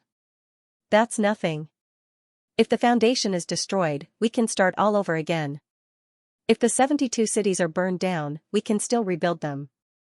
Only when the people's hearts are dead and become scattered ashes, scattered by the wind, that's satisfying. He paused, then smiled brightly. I'm going to destroy all of your hearts. These words were neither overtly nor overtly spoken. Coupled with his radiant face, it made people tremble with fear. Before the others could react, Nangongxi could no longer hold back. His eyes burned with endless karmic fire, filled with the smoke of despair. There was only hatred and madness in those eyes, not the slightest desire to live. The sound of the jade flute rang out, and a demon wolf as tall as 3 people rushed out of the forest with a howl, leaping in front of Nangongxi. Nangongxi flipped onto the wolf's back. Before he could sit properly, the wolf's shadow had already swept past. Mandala, summon. Following his shout, a dazzling Shen Wubao appeared in his hand. Nangongxi clamped down on the demon wolf's back. Riding on the wolf's back, his upper body was straight, and his arm was holding the jade mandala. His face was filled with crazed hatred, and in an instant, he had already shot 3 arrows in succession, aiming straight for Su Shuanglin's vital points. Su Shuanglin smiled and said, You're very naughty. He dodged 2 arrows, but seeing that he couldn't dodge the third, he didn't panic. Instead, he grabbed his brother's limp, half-dead body and blocked the arrow. After all, this was his own father. Even if the other party was fickle, for Nangongxi, blood ties were still deeply ingrained in his bones. He couldn't help but tense up, his temples throbbing. His canine teeth had already bitten through his lips, filling them with blood. Do you still want to play with Uncle? Su Xuanlin was very affectionate. He smiled and said, Uncle will play with you. Nan Gongxiu. I'll kill you. You're just a child, why are you shouting about fighting and killing? Su Xuanlin's words were light, but his hands didn't slow down in the slightest as he started to exchange moves with his nephew. In just a few moves, his swift and fierce skills left almost all the surrounding cultivators dumbstruck. Some people even couldn't help but think, no wonder Nangong Lu's attitude as the younger brother was twisted when he took over as the sect leader. The difference between the magic and spiritual power of these two brothers was like the difference between heaven and earth. It was like the difference between the clouds and the mud. The older brother couldn't even carry the younger brother's shoes. So powerful. Didn't Nan Gongxiu secretly learn his older brother's magic back then? How could he have such ability? He's practically on par with the #1 Grandmaster. A few people who originally wanted to help Nangongxi beseech him retracted their formation one after another. There were even more astute people who thought that this time, the Confucian Wind sect's calamity seemed to be unsolvable, so they took advantage of the chaos to turn around and flee. This kind of mentality spread extremely quickly. In just a short time, those cultivators who didn't leave also ran away or scattered. They didn't even care about those who had been made into chess pieces and hadn't recovered their senses yet. In the blink of an eye, there were only a few people left in the hunting forest. Mo Ran turned his head and saw that he was the only one left. Chu Wanning and Yuanxi hadn't left yet. No, there was still Xianxia. He didn't expect this. Xianxia was the richest man in the world, the sect leader of Lin Lingyu, and the best businessman in the world. He was also the leader of the largest sect in the cultivation world aside from the Confucian Wind sect. He didn't expect that he would be willing to take care of this thankless situation. Sect leader Jiang. A slightly trembling voice startled Mo Ran even more. He turned around and saw that he didn't notice that there was a person hiding behind the orange tree. Although his face was ashen and his lips were trembling, he still forced himself not to leave. Li Wuxin? As the sect leader of the sect at the bottom of the upper cultivation world, Li Wuxin swallowed his saliva. His oily yellow face was covered in sweat. He looked at the remaining people with uncertainty. Do you want to attack together? Jiangxi didn't answer immediately. His eyes quickly swept over the remaining people and he said decisively, Villa Master Li, come with me. I'll go and rescue those sleeping chess pieces. You're in charge of flying on your sword and taking them to a safe place. Okay. As for Grandmaster Chu and Grandmaster Mo. Chu Wanning said, Mo Ran, you go, and help Nangongxi. I'll mend the Skyfisher and come to help you immediately. This Skyfisher was different from the one in colorful Butterfly Town. There weren't thousands of evil spirits surging out. There was only the golden red lava flow left, so it wasn't dangerous.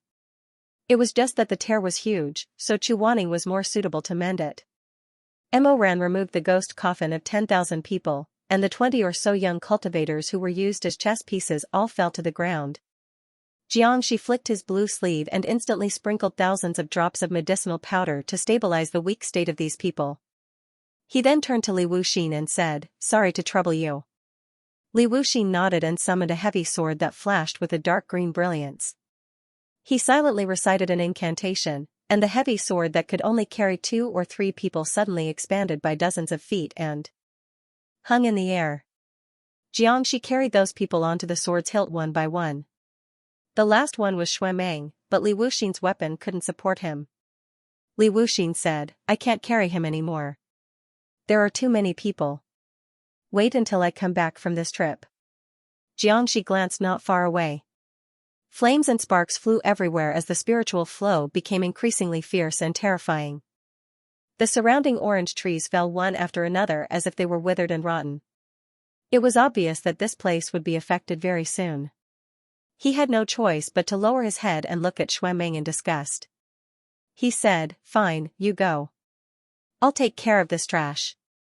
When he finished speaking, he called out in a deep voice, summon the snow phoenix. A silver longsword that glowed with a blue radiance instantly appeared under his feet. The sword Snow Phoenix was extremely luxurious and exquisite. Its hilt was slender and the decorations were exquisite beyond compare. However, it was obvious that it wasn't good at carrying heavy loads. Fortunately, the weight of 2 people was still bearable. Xianxia carried the unconscious Shuemeng in his arms. When he thought of how this person had previously talked back to him and how he was Madame Wang and Shui Jingyong's son, he couldn't hide his disgust. Disdain was written all over his face. Li Wuxin. Looking at Sect Master Zhang's expression, he wouldn't choose the highest point of the sword and throw the young master at the peak of life and death down, right? What are you looking at? Hurry up and leave. Send them out as soon as possible. We still need to come back and help, Xianxia said with a gloomy expression. We can't just let the Confucian Wind sect disappear like this. The 2 divine weapons flew up with the wind, carrying the youths who were still in the spiritual current and flying into the distance. At the same time, Chu Wanning had sealed the last section of the Hell Sky Fissure. Meanwhile, the battle between Mo Rant's group and Su Shuanglin was reaching its climax. Mo Rant's strength was valiant, and Nangong Si was even more determined to kill. Although Su Shuanglin's Taoist skills were sky-high, he couldn't hold his own against the 2 of them. While he was at his wit's end, Su Shuanglin yelled at Yi Wangxi, "Yi, what are you standing there for? Do you really want to watch your adoptive father die in the hands of others? Hurry up and help me." Yi Wangxi clenched his fists with a pained expression. His entire body was trembling slightly, but he didn't go forward. Instead, he retreated step by step. Are you really going to stand by and watch? Did you forget who brought you back from the orange grove when you were young, raised you, and gave you a name? No. She was on the verge of collapse, but because she had been strong since she was young, whether it was the sect leader or the elders, they all raised her as a man. Now that she had encountered such an unforeseen event, she still persisted as usual. Her back was still straight, and although her face was red, she didn't cry like an ordinary girl. However, her flesh seemed to have been shattered. At this time, it seemed that if anyone touched her lightly, her entire body's muscles, veins, skin, and flesh would be peeled off from her bones and crushed into mud. Seeing her like this, Su Shuanglin cursed inwardly, but he didn't force her anymore. Instead, he turned his head and fiercely fought with the other 2 people. Clang! The saber in his hand suddenly made an ear-piercing metallic sound. The top-grade weapon from the Kunlun's treading in Snow Palace couldn't hold on any longer. Under Mo Rant's willow vines, it broke into pieces and fell to the ground. Mo Ran coldly said, "What else can you use to fight?" Su Shuanglin knew that things were not going well. At this time, he suddenly heard a distant roar above his head. He looked up immediately and saw that Chu Wanning had completely repaired the heavenly fissure. The night sky above the hunting forest returned to its original state. The hell lava that had lost the spiritual flow of the netherworld instantly scattered into little golden red spots, like fireflies floating in the forest. The sky was filled with stars. Chu Wanning floated down from the night sky. His dark ceremonial robe fluttered in the strong wind, which made his face look as white as porcelain. His features were handsome beyond compare. However, no matter how handsome he was, it couldn't hide the murderous aura that was exuding from his body. Damn it. Su Shuanglin gritted his teeth. One Grandmaster Mo was already enough to make him suffer. Now, there was another Grandmaster Chu. If the 2 of them worked together, who in the entire cultivation world could fight against them alone? Su Shuanglin took a step back and suddenly cut his palm with a knife.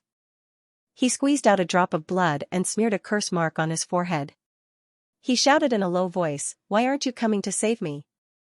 How long are you going to drag this out?" Then, he raised his hand and grabbed the air. His fingernails suddenly grew several inches. With a pu sound, he directly tore apart Luo Fenghua's body that was lying on the surface of the lake. He pulled out his bloody spiritual core and put it into his arms. Then, he quickly jumped back. He actually grabbed his half-dead elder brother, removed the enchantment under his feet, and jumped into the Lake Gonquan. He suddenly plunged straight to the bottom of the lake. Mo Ran immediately came back to his senses. The Shenwu no return that was used to open the Hell Sky Fissure was stuck at the bottom of the lake. Su Shuanglin was an excellent swimmer. He was barefooted, so he swam very fast. Even if he was dragging a living dead person, he immediately grabbed the pitch-black Modeo in the lake. The moment he emerged, another crack suddenly appeared in the sky. Chu Wanning frowned. A skyfisher? He wasn't sure. The crack was very small, only as tall as a person. It was different from the usual skyfisher in the ghost world. There was no yin qi coming out of it. Su Shuanglin shook off the water and leaped up. With one hand holding his brother and the other holding the sword of no return, he fiercely swung the sword qi downwards with the divine martial blade, forcing the three people who wanted to chase after him to slow down slightly. He took this opportunity to fly up. Suddenly, a very beautiful hand stretched out from the narrow crack and tightly grasped Su Shuanglin's arm. The gate of life and death. Chu Wanning's eyes suddenly widened. He was always calm and composed. Even if he saw the exquisite chess game, he wouldn't be so shocked. However, at this time, the blood drained from his face in an instant.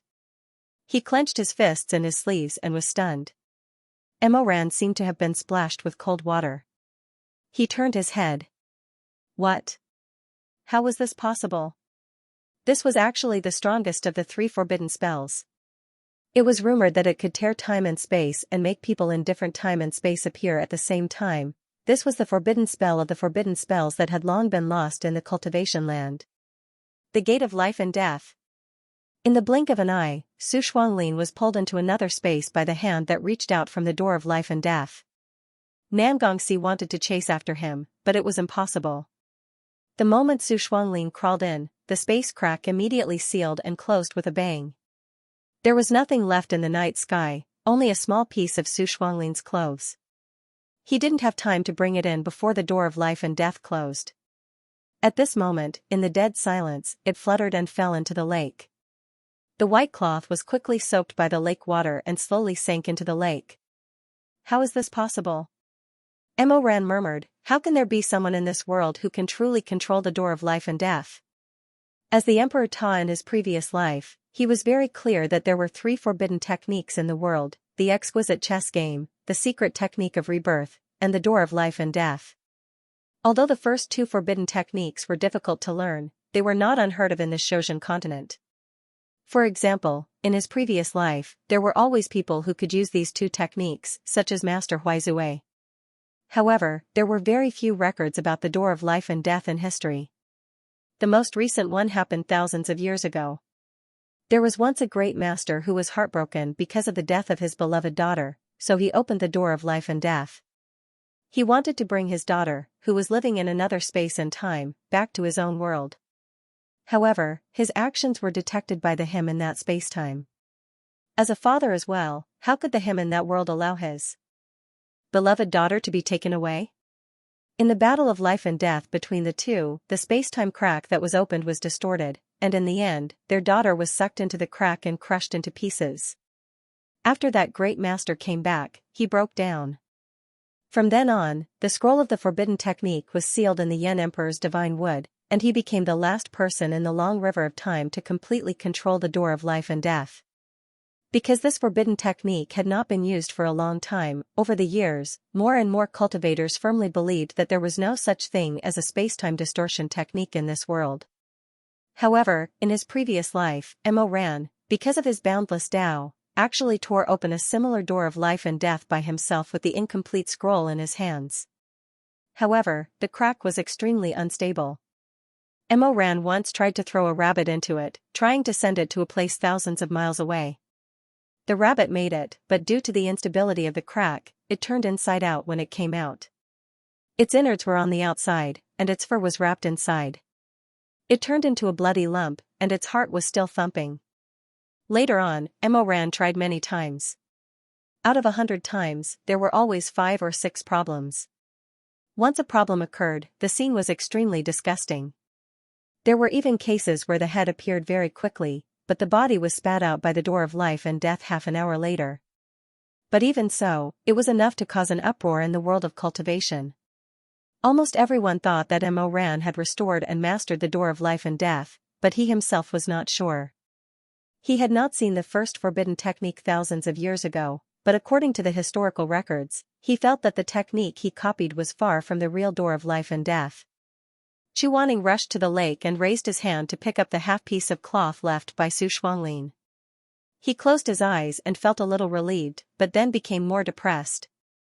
He shook his head and said, "It's not the complete door of life and death. That person should have only mastered half of the scroll. According to the spiritual power left in this cloth, it should only be a space door, and not a time and space door." "What do you mean?" "In other words, there is still a big difference between this technique and the real forbidden technique." Chuaning said, "The spiritual power I can sense is only in the space." In other words, Nan Gongxu was pulled to another place by someone through the space crack. Mo Ran thought, "Isn't this similar to the door of life and death that I restored in my previous life?" If that was the case, it was not impossible to achieve. But there was still a shadow in his heart.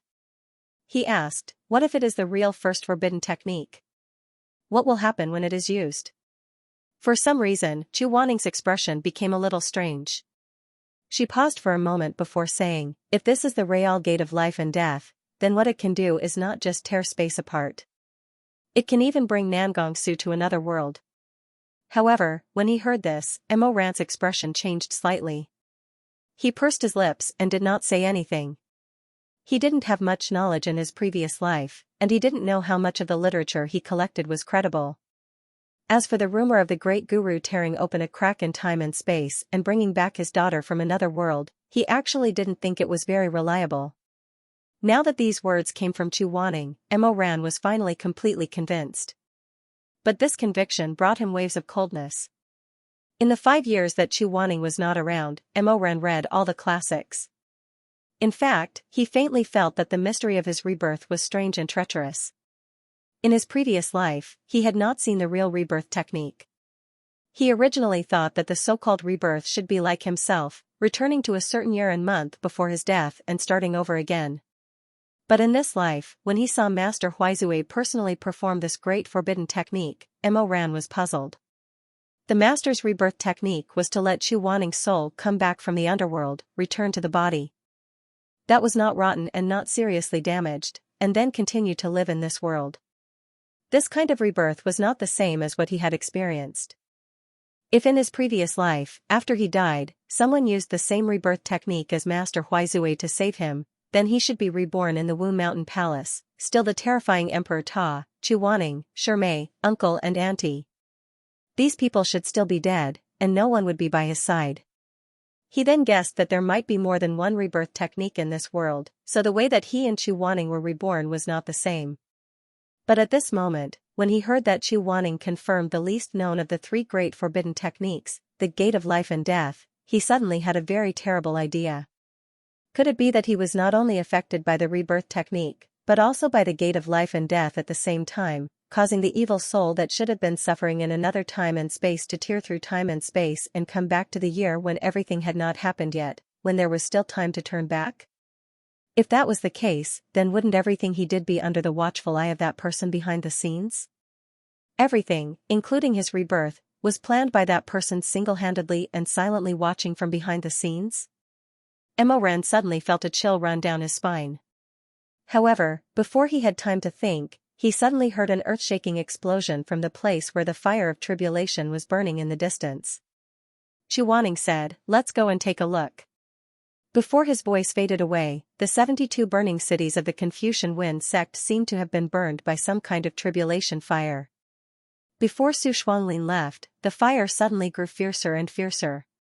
It soared several dozen feet high, and the flames shot straight to the heavens. At this moment, even if Mo Ran and the others did not hurry over, even if they were several hundred li away from the Confucian Wen sect, they could still see this raging fire burning the dark night. Shui Jingyong had already brought Madame Wang out of the sea of fire.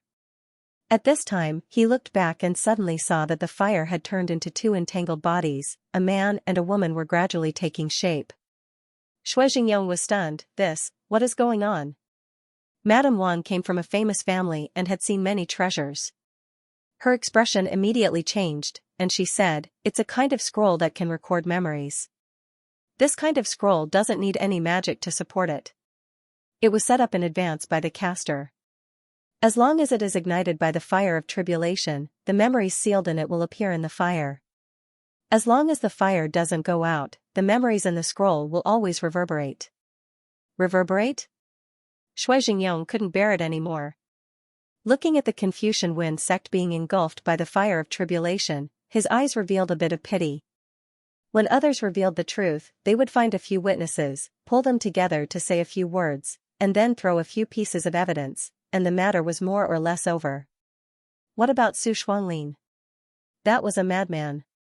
He made all the memories he collected into a scroll and burned it to the sky. He wanted the whole world to see how dirty and filthy his family was. He used the magnificent sea of fire as a canvas and used a magic technique to expand those shameful whispers into people's ears to a thunderous sound. He hated that he couldn't let a deaf person hear these sounds. This Su Shuanglin, what is he doing?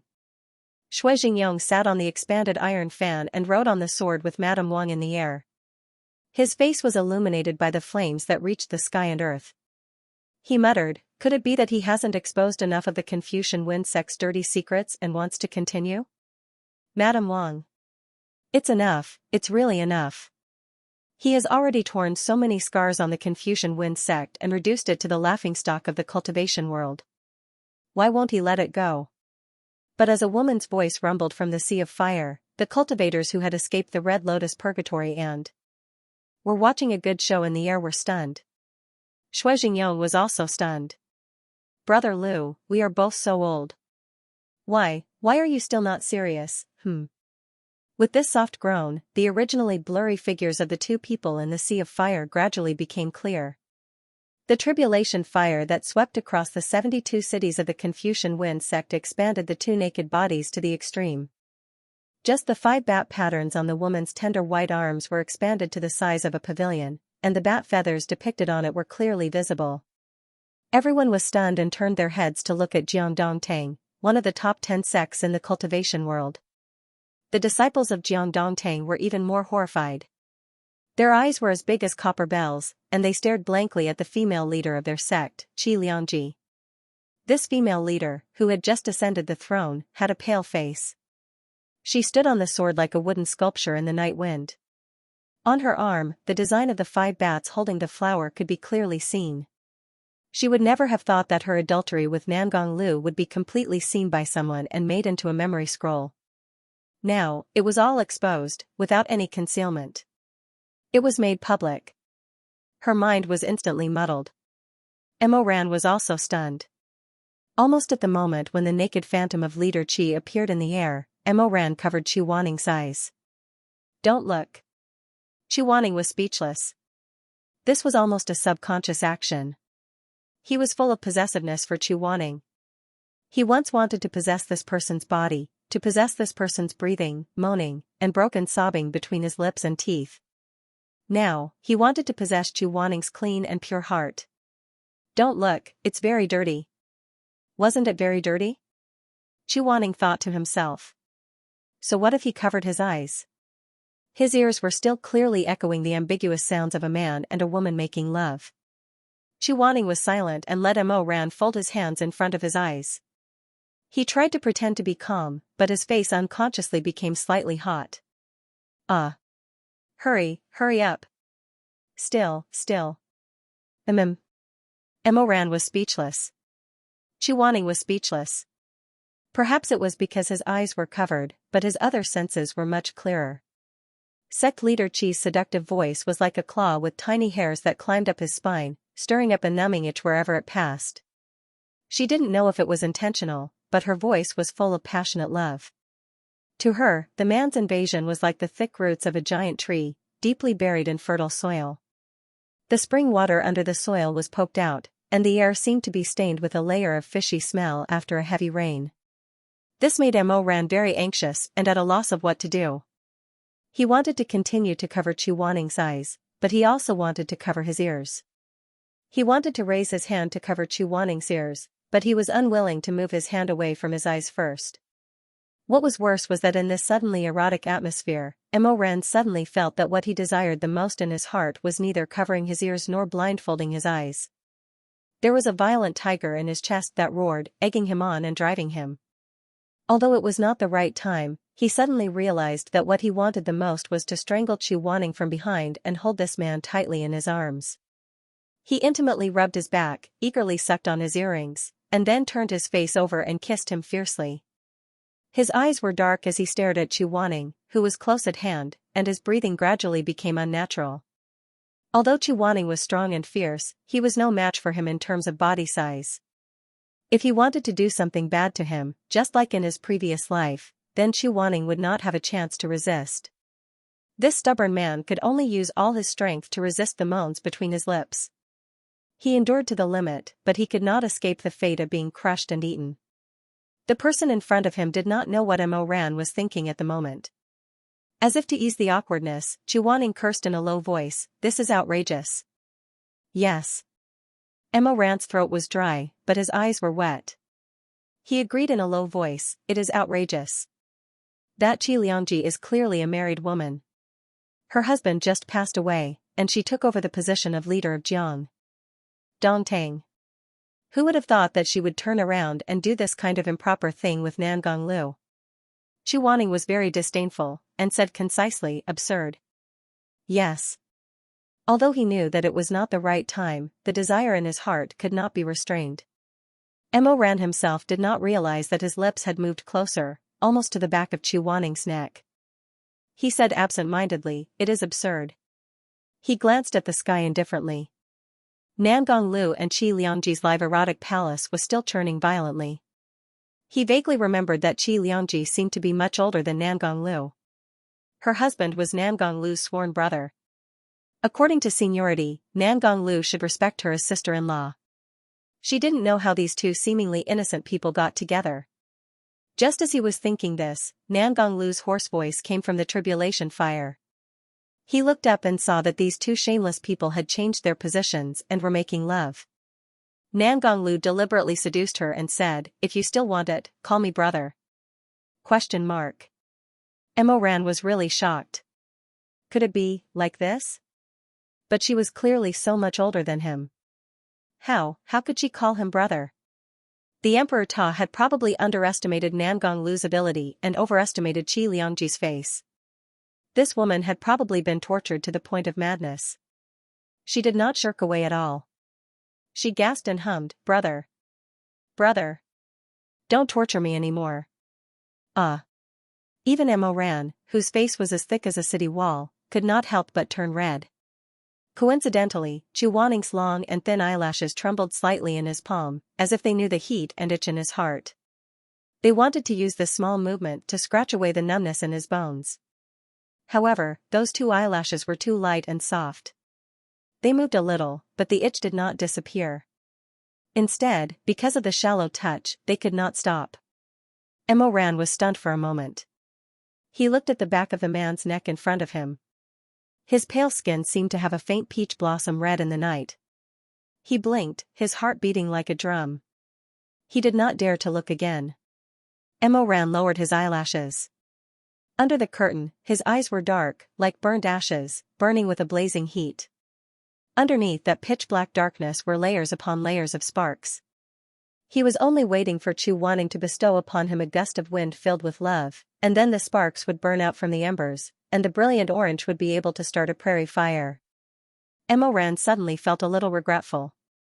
Why didn't he have a bad heart like Nangong Lu in his previous life? If he had seen this way earlier, he would have gotten rid of Chu Wanning back then. He would have let this high and mighty man lie under him, panting and calling him brother. Then he remembered that in this life, Chu Wanning had actually called him brother before. Not only did he call him brother, but he also called him senior brother. However, at that time, he did not know Xiaxini's real identity. He still thought that this little junior brother was his little junior brother. Now that he looked back, his heart was burning. He was bold and ambitious. He knew that it was impossible, but he could not help but think about it. He thought about Chu Wanning lying on the bed. His forehead was shining, and there were a few strands of sweaty hair on his forehead. He closed his eyes slightly, leaving only a strand of his gaze to look at him. There was grievance and restraint in his gaze. Then, love burned up, burning away the grievance and restraint, and turned into a thin layer of red at the corner of his eyes. Chu Wanning's lips were half open. He resisted the urge to bite, but in the end, he opened his mouth again and called him with a wet and hoarse voice, "Senior brother." Mo Ran. He did not know when his hand had let go of the other. He probably knew that if he covered his eyes so intimately, he would really be unable to control himself and do something disgraceful. Love was an emotion that was extremely difficult to suppress. Moreover, Imoran had tasted it before, so he knew how ecstasy it was. Chu Wanning looked back at him. His cheeks were a little red, but he subconsciously raised his chin slightly. His eyes were bright and clear, showing a bit of pride. "What's wrong with you?" Imoran glanced at his lips, coughed softly, and turned his head away. "Nothing." "Have you asked all the elders in the sect about this matter?" After a while, Nangonglu stroked Qi Liangji's hair and asked lazily. Qi Liangji opened her soft eyes. "What matter?" "Look at you. You clearly know it, but you always like to beat around the bush with me." Nangonglu said, "What other matter could it be? Didn't you tell me before that after you became the leader, you would work to merge Jiangdongtang into the Confucian Wen sect?" "You're talking about that." Qi Liangji smiled. "Don't worry, I just succeeded the position not long ago. The leader ring is not even warm yet. You have to hurry up. When our two sects are merged into one, I will let you be the first protector of the Confucian Wen sect. At that time you will be under one person and above thousands." As Nangonglu said this, he couldn't help but touch her slender waist. However, Qi Liangji seemed a little unhappy. Although her face was flushed, she raised her hand to stop his action. "It wasn't easy for me to climb to the position of sect leader, but you won't let me stay for a few more days. What's so good about being a protector? You won't take me home and let me be the wife of the Confucian Wen sect." Nangonglu said embarrassedly, "You also know Seer's temper. If I want to remarry, he will definitely not agree. What's more, with our current status, marriage is not a personal matter. If it falls into the mouth of others, who knows what kind of unpleasant words they will say." "Unpleasant words?" Qi Liangji's eyes were filled with anger. She looked up and glared at him. "You're afraid of unpleasant words, but I'm not. Did you forget how my husband died? Do you think I just want to replace him as the sect leader of Jiangdongtang? Nangonglu, you know in your heart how I treated you since childhood." Okay, don't be angry, don't be angry." "How can I not be angry? You married that little bitch Rong Yan in order to let your dead old man make you his heir. I had no hope, so I married my senior martial brother. Now that both of them are dead, you just want me to be a protector after the two sects merge? Liangji. I won't. Whoever wants to be a protector can be a protector, but you must marry me. Your son Nangongsi is wild and hard to tame, just like that bitch Rong Yan. Do you really want him to succeed the sect leader?" Qi Liangji said arbitrarily, "I'm not afraid of the world's gossip. We are now a widow and a widower, so what's wrong with getting married? Who is in the way? Not only do I want to marry you, I also want to give birth to 8 or 10 sons for you. Nangonglu, do you want my children, or the children that bitch left for you?" Nangonglu was obviously forced to retreat by her. He had no choice but to coax her. "Well, of course I love you, but this matter needs to be considered at length. Let's do as we agreed before. First, you use the order of the sect leader to let Jiangdongtang seek shelter in the Confucian Wen sect. After the two sects merge, we'll..." "No." Qi Liangji said, her eyes a little red. "Back then, I believed you, and what happened? You turned around and married Rong Yan. No, this time. You have to give me a definite answer. Are you going to marry me or not?" Seeing him hesitate, she was even more annoyed. She shouted in a low voice, "Nangonglu, how long are you going to be hesitant? I can kill my husband with my own hands for you and me. What about you? You don't even dare to nod your head?" Ah. Seeing this, everyone was shocked. Shui Jingyong was also very surprised. He whispered to Madame Wang, Jiangdongtang's former sect leader was killed by her? This time, Jiangdongtang was also exposed. Although the former sect master was dead, there were still many of his old subordinates in the sect, not to mention his 2 brothers. They immediately rushed up to Qi Liangji, wanting to risk their lives. "You killed Big Brother? How could you have the heart? Although he was more than 10 years older than you, he was very good to you. You poisonous woman. Give me back my big brother's life." While they were quarreling and fighting here, the raging flames on the other side didn't stop. Horrifying fragments of scrolls were torn open one after another, and amidst the boundlessly dazzling light, they revealed numerous stinking and shameful matters of the past to the world. These things were not only related to the Confucian Wen sect, but were also related to almost all the sects in the upper cultivation world, as well as countless famous cultivators who came to the Confucian Wen sect for this meeting. After Jiangdong Tang, Wubei Temple, Fire Phoenix Pavilion, Baitan Village, and even the Kunlun Treading Snow Palace, which had always been floating in the dust, had the ugly stories of high-level disciples and elders exposed one by one. In addition to Nan Gongshu's own memories, there were also the memories that he had collected over the years, all of which were laid bare in front of everyone. Among them, there was even a record of the collusion between Nangong Lu and the former head of Wubei Temple, Master Tian Chan. Great Master, tomorrow is the Spiritual Mountain Conference. Winning or losing is extremely important to me. Father already thinks that I'm stupid. If I lose to my younger brother's sword at the Grand Conference, then I'm afraid that I really have no chance of becoming the sect master. Almsgiver Nangong, there's no need to panic. Have you memorized the spell scrolls that this old monk handed to you previously? I've memorized it. Master Tian Chan stroked his beard and smiled. Then tomorrow, you don't have to worry about winning or losing. You just have to use all the spells on the scroll. Your little brother will naturally not be your opponent. Nangong Lu was puzzled. Junior is slow-witted, please enlighten me. That magic scroll is a secret technique created by your younger brother, Nan Gongshu. He has been diligently practicing it and is determined to make a name for himself at the Soul Mountain Assembly. Ah. Nangong Lu was extremely shocked. Since it was created by younger brother Su, then how can I use his spell to defeat him? Master Tian Chan smiled slightly. Nan Gongshu is an aloof person. After researching this spell, he was unwilling to communicate with others. He hid in the cave and practiced day and night. If he said that this spell was created by him, who would believe him? You're different, almsgiver Nangong. With me and the 4 palace masters of Treading Snow Palace as guarantees, as long as we all say that we saw you use this spell, you can insist that this spell was created by you.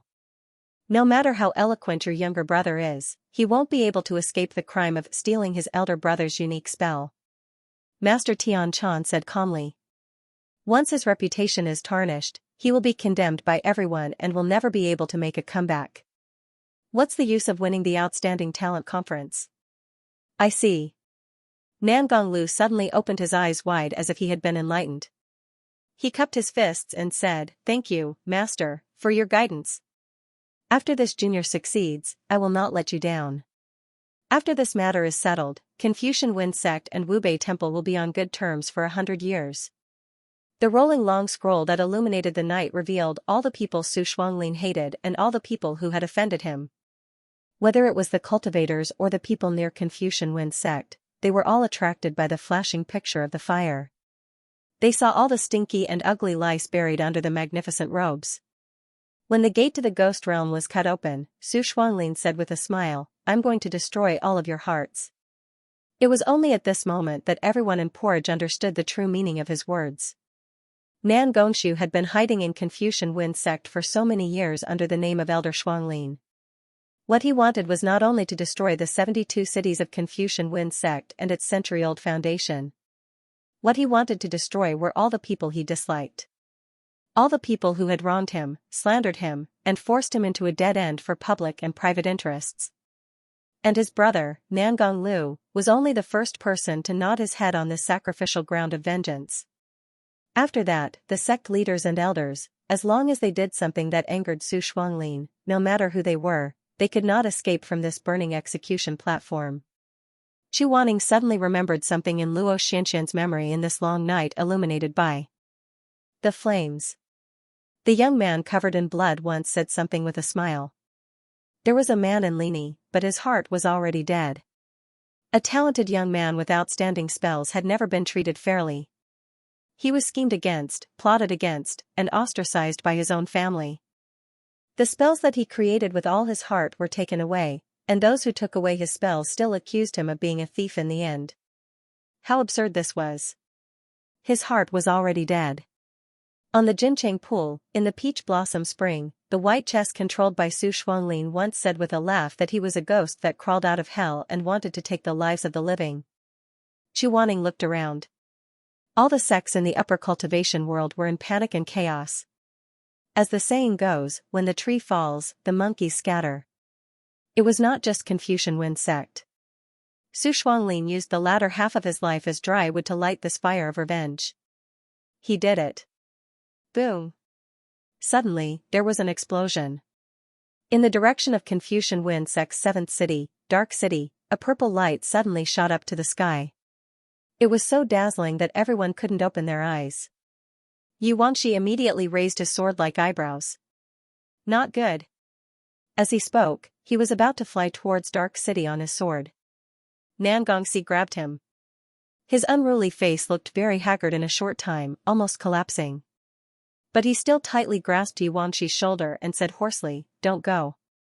But the evil suppressed under the Golden Drum Pagoda is about to come out. Confucian Wind sect has imprisoned thousands of evil creatures for 100 years. If they all break the seal and come to this world. Yu Wanshi didn't continue speaking. He only felt a chill run down his spine. Nan Gongxi said, "What's the use of you going?" Yu Wanshi, you've done enough for Confucian Wind sect. Nan Gongxi's eyes were empty.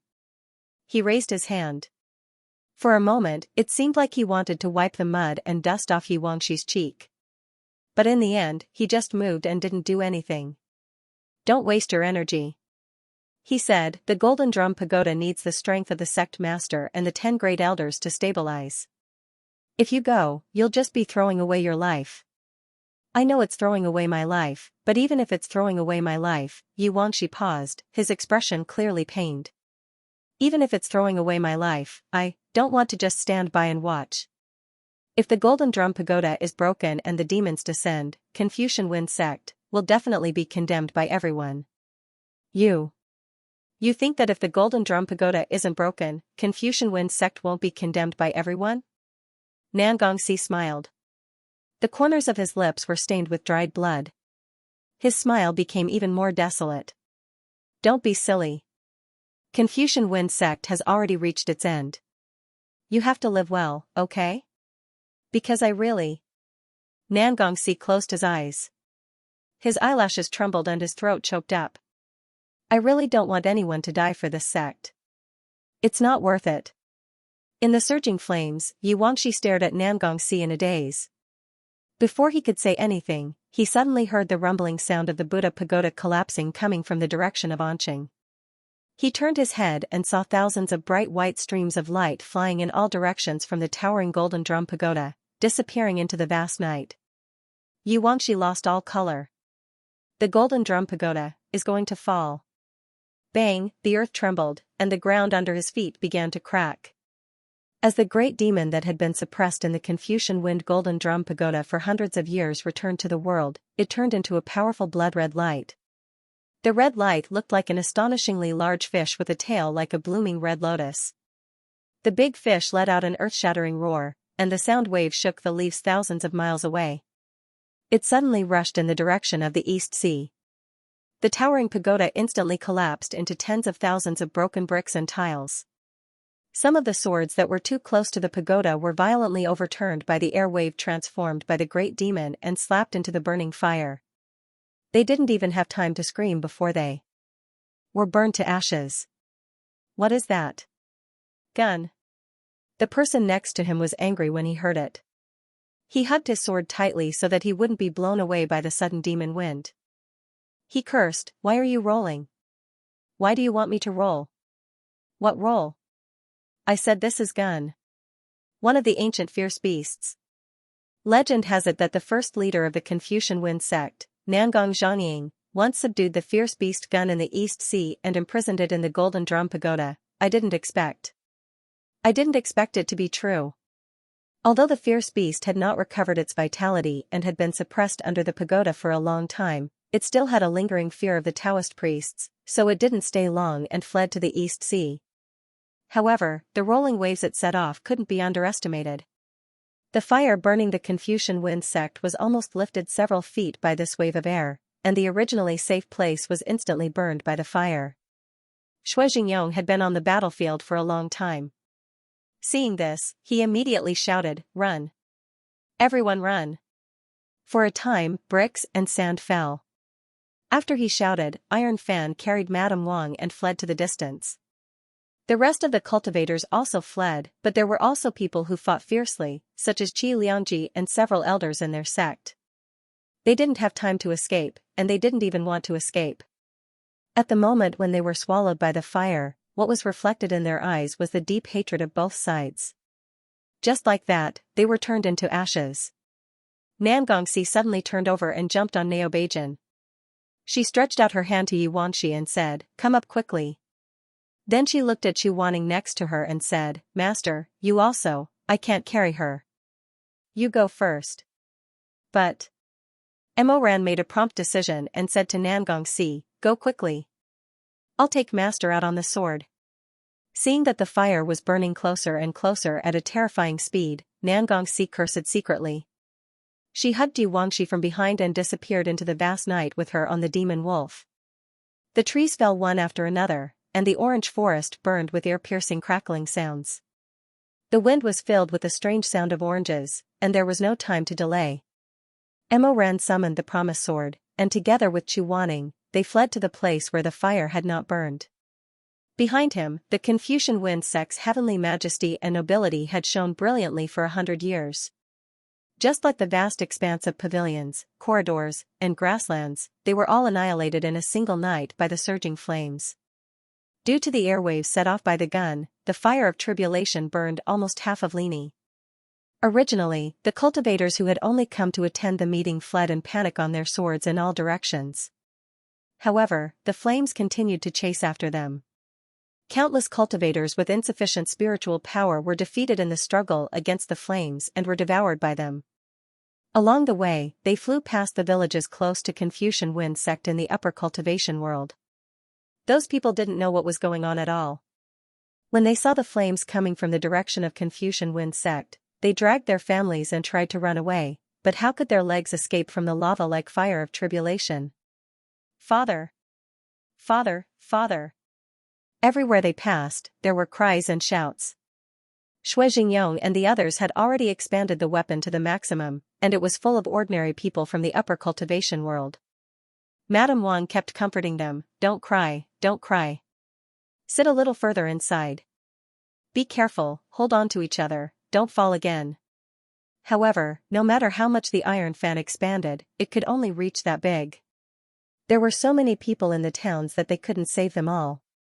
Shizun knelt at the front and leaned over to pull a crying child, but the moment he exerted his strength, the iron fan couldn't bear it and shook violently. He had no choice but to let go and watch the tear-stained face full of hope being thrown far away in an instant. Even a tough man like him couldn't help but wail, "Why? Why? Just because one person is wronged, so many innocent people have to be buried with him?" Shizun couldn't stop sobbing, tears rolling down his cheeks. Isn't this world chaotic enough? Aren't there enough people who have died in vain? Madame Wang's eyes were also red. She hugged the two rescued children tightly on both sides. After the parents of the two children put them on the iron fan, they couldn't get on in time and were swallowed by the fire of tribulation in the end. The children kept crying. Madame Wang hugged them and kept stroking their hair. She wanted to comfort them, but she didn't know what to say. She looked back and saw that there were about 10 cultivators following behind them. Many of them had already been caught by the flames, and some had already fled in other directions. Chu Wanning and Emoran were not here. Her eyes were filled with tears as she silently prayed for the two of them to be safe. Not far away, the still unconscious Shuemeng was being carried by Xianxia. The firelight shone on his handsome face. Jiangxi's gorgeous sword was not good at carrying heavy loads, so it hummed under his feet. Jiangxi glared at Shuemeng in disgust. He had thought of throwing this brat down and burning him several times, but when he saw Madame Wang's pleading eyes on the iron fan, he still pursed his lips with a sullen face and didn't let go. Shizun cried. He wanted to pull a younger child who might be able to carry him, but even though he wanted to, the iron fan was powerless. When he let go of another hand, Shizun was on the verge of collapse. He knelt there and curled up his body. He was heartbroken because of how weak he was. However, at this moment, a silver-red light flashed. Xianxia waved his hand. A light flashed in his sleeve and lifted the girl, who Xingyong couldn't carry on his back, onto his sword. The exquisite and resplendent sword, the snow phoenix, hummed even louder. Xianxia didn't have a good temper. He lifted his leg and kicked it. He said sternly, "What are you shouting for? If you have guts, stand still and wait for the fire to burn you." The snow phoenix didn't make any noise. It carried Xianxia and the other two people and silently flew forward. However, the slender sword hilt looked like it was going to break at any time. Xianxia flew to Xingyong's side and glanced at him with disgust. He scolded, "What's there to cry about? If you can save her, then save her. If you can't, then forget it. Why are you pretending?" Madame Wang said, "Senior Marshal brother." "What? Did I say something wrong?" Xianxia sneered. Although he was extremely handsome, the curve of his mouth was mean and vicious. He seemed particularly unreasonable. If you hadn't left with him and stayed in the lonely moonlit night, you wouldn't be so weak now. You can't even control your own sword.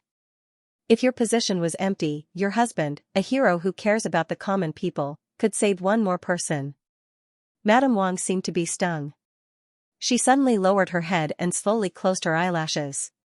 She didn't say another word. In the opposite direction, far away, Mo Ran's sword had also expanded to a great extent. Apart from Chu Wanning, it was also filled with ordinary people from the upper cultivation world who were saved. Those people trembled, tears and snot flowing. They stared blankly at their homes being swallowed by the sea of fire and razed to the ground. The flames reflected the sparkling tears in their eyes. They closed their eyes and cried.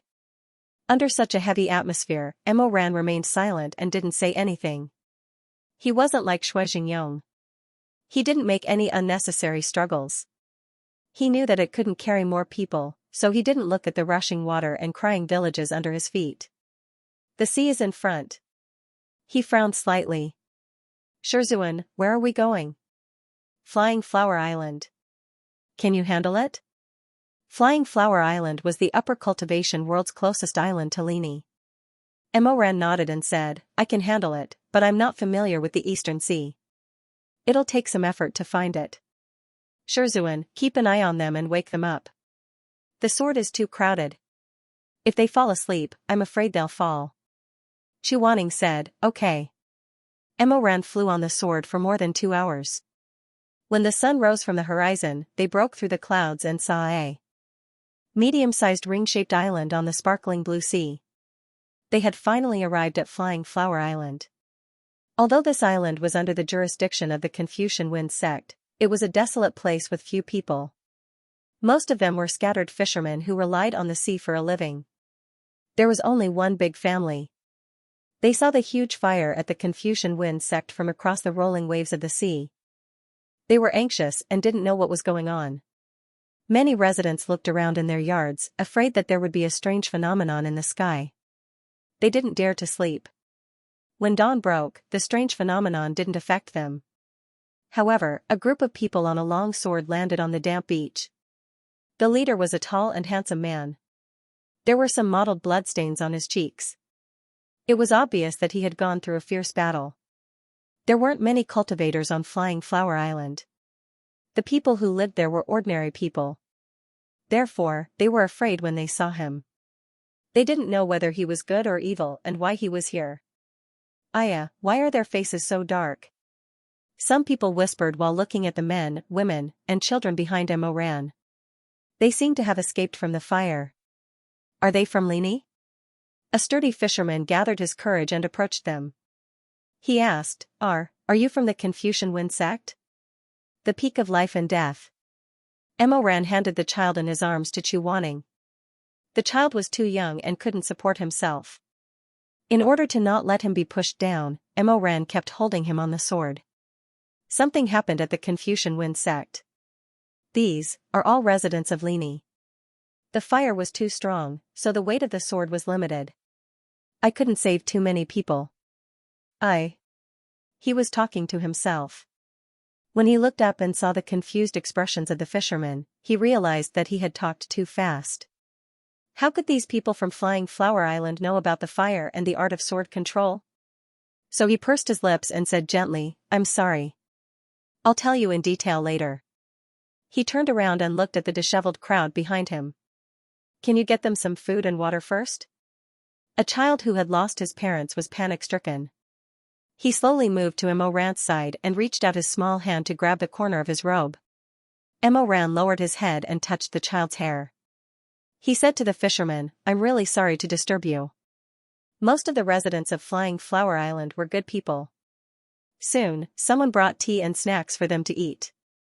Emoran briefly told the whole story to the islanders. Those people couldn't close their mouths for a long time. They stared blankly at the flames on the horizon. The Confucian Wind sect was burned to ashes? Someone couldn't believe it. Sect leader Nangong passed away? Emoran said, "He didn't die. He ate the lingqi fruit and was taken to another place." "What's the lingqi fruit?" "It's..." Chuaning stood on the side and watched Emoran slowly explain to the fisherman. However, he didn't go forward. He looked a little unreasonable. Between his eyebrows, there was a natural coldness. If he went to negotiate with the villagers, the result wouldn't be better than Emoran's. In his arms, the sleeping child woke up. Seeing that the person holding him was a strange man, he couldn't help but be stunned. Then, he burst into tears. He wasn't as obedient as when he was in Emoran's arms. Chuaning glanced at Emoran. Seeing that Emoran was still surrounded by the villagers and couldn't get away, he was a little helpless. He habitually said to the child with a straight face, "Don't cry." The child began to cry even louder. He continued to shout, "Daddy, Mommy. I want Daddy, I want Mommy. Don't cry." Chuaning stiffly coaxed, "You, don't cry." "Wha? Mommy. Mommy." Chuaning didn't have a choice. He held him with one hand and raised the other hand to stroke his hair. Unexpectedly, the child didn't want him to touch him. He tilted his head back. His bright red little face was full of tears and snot. "I want Mommy, I want Daddy, I want to go home." He was really at his wit's end. Chuaning had never coaxed a child before, so he didn't know what to say. He couldn't help but think about what he should say to comfort this little guy a little. However, as soon as he sank into deep thought, his eyebrows unconsciously furrowed. His whole person was like a foot of water in a box, or black iron as cold as ice. The child was crying uncomfortably. While kicking and struggling, she suddenly saw Chuaning's expression and choked. She was so frightened that she didn't say anything. She only bit her lip and tears rolled down her cheeks like a broken string of beads. Chuaning suddenly thought of something. He opened his chankuan bag with one hand and took out a piece of glutinous rice candy. He peeled off the candy wrapper and handed it to the child. With tears in his eyes, the child made a funny sobbing sound. He looked at Chuaning and then looked at the candy in his hand. Since he was young, his mother had told him a lot of stories to coax children to be obedient. Among them, there was no lack of ferocious and terrifying cultivators who would use drugs to knock out disobedient children and capture them to refine immortal pills. The child silently held back his tears and stared at him. Suddenly, he was extremely frightened. Chuaning didn't know what the other party meant. He stared blankly back at the child while still holding the piece of glutinous rice candy in his hand. He had phoenix eyes. His eyes were slightly upward and the ends of his eyes were long. Although this kind of eyes was good-looking, when he wasn't smiling, they had a kind of arrogant and judgmental attitude. Even if he was smiling, this pair of eyes would add a bit of wild aura like rose thorns, containing provocation and arrogance. However, not everyone could bear this kind of arrogance. Therefore, although Chuaning's face was handsome, he was innately disliked by people. He was even more disliked by children. "Eat it." When he was on the sword, he saw Emoran use candy to appease a few little guys. He did the same thing, but he didn't understand why it didn't work. The child pursed his lips. He hesitated, trembled, and then slowly shook his head. He didn't want to be made into an immortal pill. "You." Before he could finish speaking, the child reached his limit and cried out in fear. He cried so hard that the earth shook and the mountains shook, causing the people around to look at him. Chuaning didn't react. He was still holding the piece of glutinous rice candy in his hand and said in a low voice, "It's quite sweet." He wanted to say that the candy was sweet, but the child connected the "you" he said halfway, so it became "you're quite sweet." After thinking about it for a while, he felt that this Taoist priest was definitely going to use him to refine immortal pills. Moreover, he was going to refine him into a very sweet immortal pill. He was so scared that he started to wail and cry fiercely. Chuaning froze. He felt like he was holding a hot potato and didn't know what to do. Seeing more and more people looking at him, the tips of his ears couldn't help but redden in embarrassment. At this moment, a pair of hands reached over and took the child from his arms. Chuaning breathed a sigh of relief and turned around. "Mo Ran?" "Yes." Mo Ran moved the child to one of his arms and held him while the other hand was free. He rubbed Chuaning's hair. His expression was calm, probably because he had seen the miserable scene in Lini. There was a faint trace of melancholy between his eyebrows, but when he looked at Chuaning, he wanted to curl up the corners of his mouth and not let his expression look too ugly. His expression when he wanted to smile was not as handsome as usual, but it made people feel inexplicably warm. "You've talked to the people on the island?" "Yes, I've talked to them. I'm afraid the fire in Lini won't be extinguished for at least 4 or 5 days. Before that, we have to stay on Feihua Island. There aren't many houses on the island, and we brought so many people. I asked the village chief. He said that we can still live if we squeeze in. It wasn't wrong to let Mo Ran handle this kind of problem. He knew better how to communicate with people, appearance, and so on." Thinking back to when he helped to harvest the rice, the way the girls in the village looked at him, he knew that he was more likable than himself. Chuaning silently thought for a while. He didn't know what to feel in his heart, but he nodded and said, "You've worked hard." "Don't say that to me." Mo Ran looked at the candy in his hand and understood. He turned to the child in his arms and smiled. "What? About you? Why are you crying?" "I want Mama. I want Daddy." Mo Ran saw that the child was still so young and couldn't walk, but his parents died in the fire and couldn't come back. He couldn't help but feel sad. He rubbed his forehead against the child's face and comforted him in a low voice. "Daddy, Mama, there are some things that will take some time before they can come to accompany you. You have to be good, they will be happy to see you." He hugged and comforted the child for a while, and the child gradually calmed down. Although he was still sobbing, he didn't shout and cry anymore. Mo Ran looked down at the child with tears on his eyelashes. Chuaning held the candy and quietly stood beside him, looking at him. This man's side profile was very good-looking. The lines were strong and straightforward. If placed in the ink seal calligraphy, it would be the facial muscles and willow bones. The strokes were powerful and vigorous, and the calligraphy was tall and straight. It was easy to describe a handsome face. So when Mo Ran poked his head over and bit the candy on his finger, Chuaning suddenly retracted his hand. He opened his eyes in shock and asked, "What are you doing?" The glutinous rice candy was so small. When the man's head came close and quickly took it, his lips naturally touched the tip of his finger. The warm and wet tip of his tongue even accidentally licked his finger. Chuaning only felt his whole body go numb. That quick and small intimate contact was enough to make his spine itch. It was like a new sprout bursting out of a seed, pushing away the silent soil and making the stuffy soil soft. Mo Ran held the candy in his mouth and smiled at him. He turned his head and winked at the child.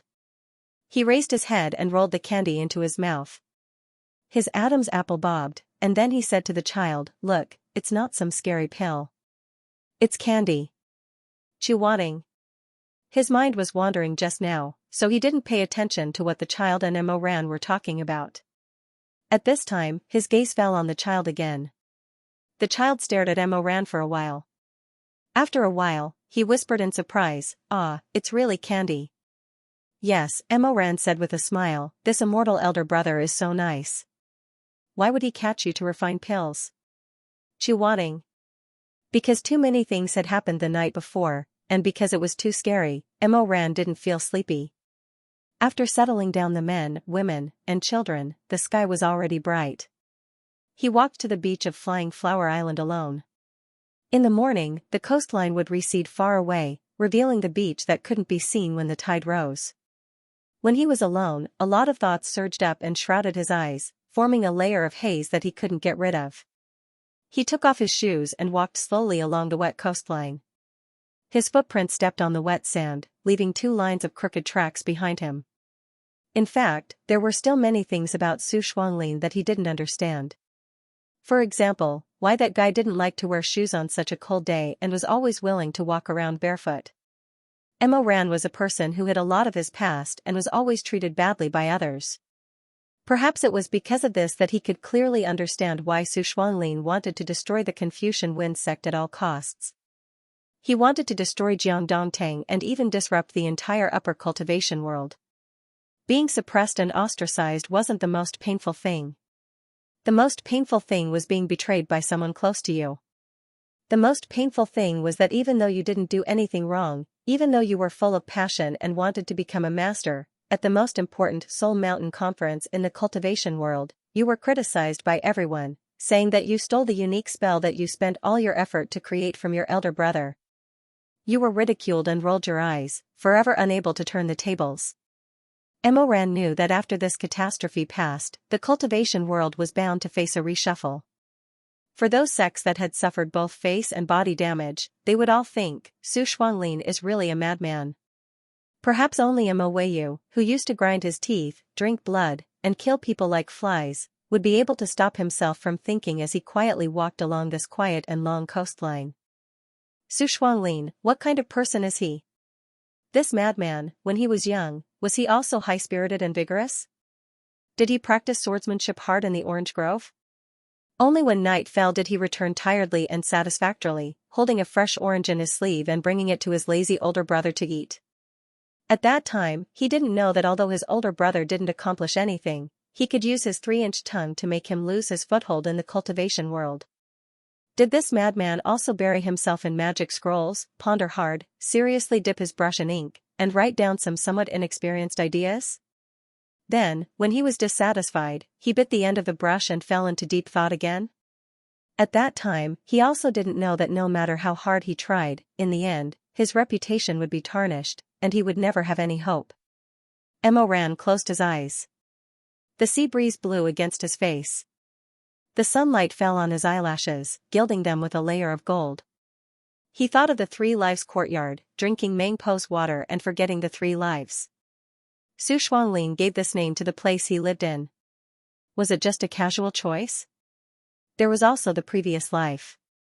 In the previous life, Su Shuanglin hid in the Confucian Wind sect for the same purpose as in this life. But at that time, he died in battle for Yi Wangxi. Yi Wangxi. This name was also given to her by Su Shuanglin. What did he forget? Had he ever tried to forget those unjust and unfair years, to forget the hatred and glory of the past, to forget those ugly faces? There was also the corpse that Su Shuanglin painstakingly dragged out from the abyss of hell, Luo Fenghua's corpse. What did he want this corpse for?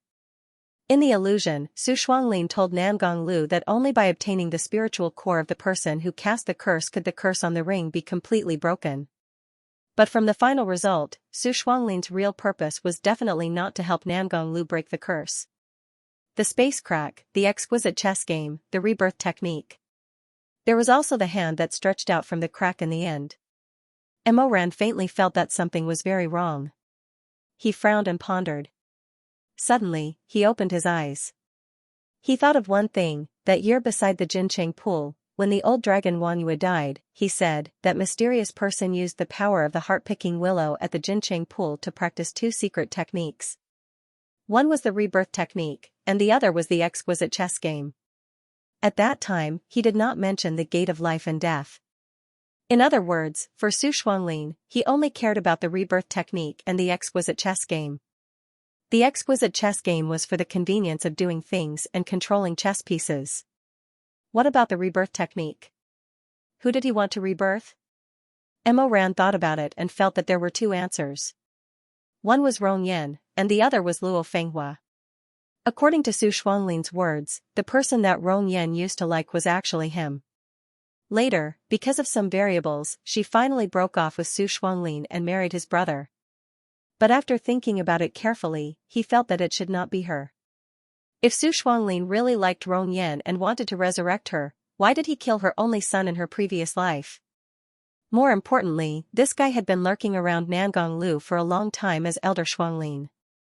If he wanted to use the rebirth technique to resurrect Rong Yan, why didn't he directly stop her from being sacrificed at the Jincheng pool? It was not Rong Yan. Mo Ran turned his head and looked at the sea that was dyed red by the rising sun.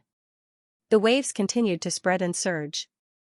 The tide was rising with the rise of the sun at a speed visible to the naked eye. Between heaven and earth, there was a golden brilliance.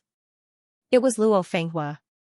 Mo Ran was almost certain that the person that Nan Gongshu wanted to resurrect was Luo Fenghua. The matter of the Confucian Wind sect was not as simple as it appeared on the surface. Just like the rise and fall of the tide, those broken shells, and those dangerously colorful starfish were all covered by the rolling waves at dawn. The sea rose very quickly. The fine sand and stones were washed away by the waves, spreading to the beach where he was walking. Suddenly he felt cold under his feet. Mo Ran lowered his head. The waves had already surged up and slapped the backs of his feet. Whoosh! He moved his well-trimmed toes and felt a little cold. He turned around and wanted to walk back to the beach to put on his shoes. But when he turned his head, he saw Chu Wanning walking toward him from the red clouds filling the sky. Chu Wanning's expression was indifferent. With one hand, Chu Wanning picked up the shoes and socks that he had casually thrown on the sand and handed them to him. Why are you barefoot?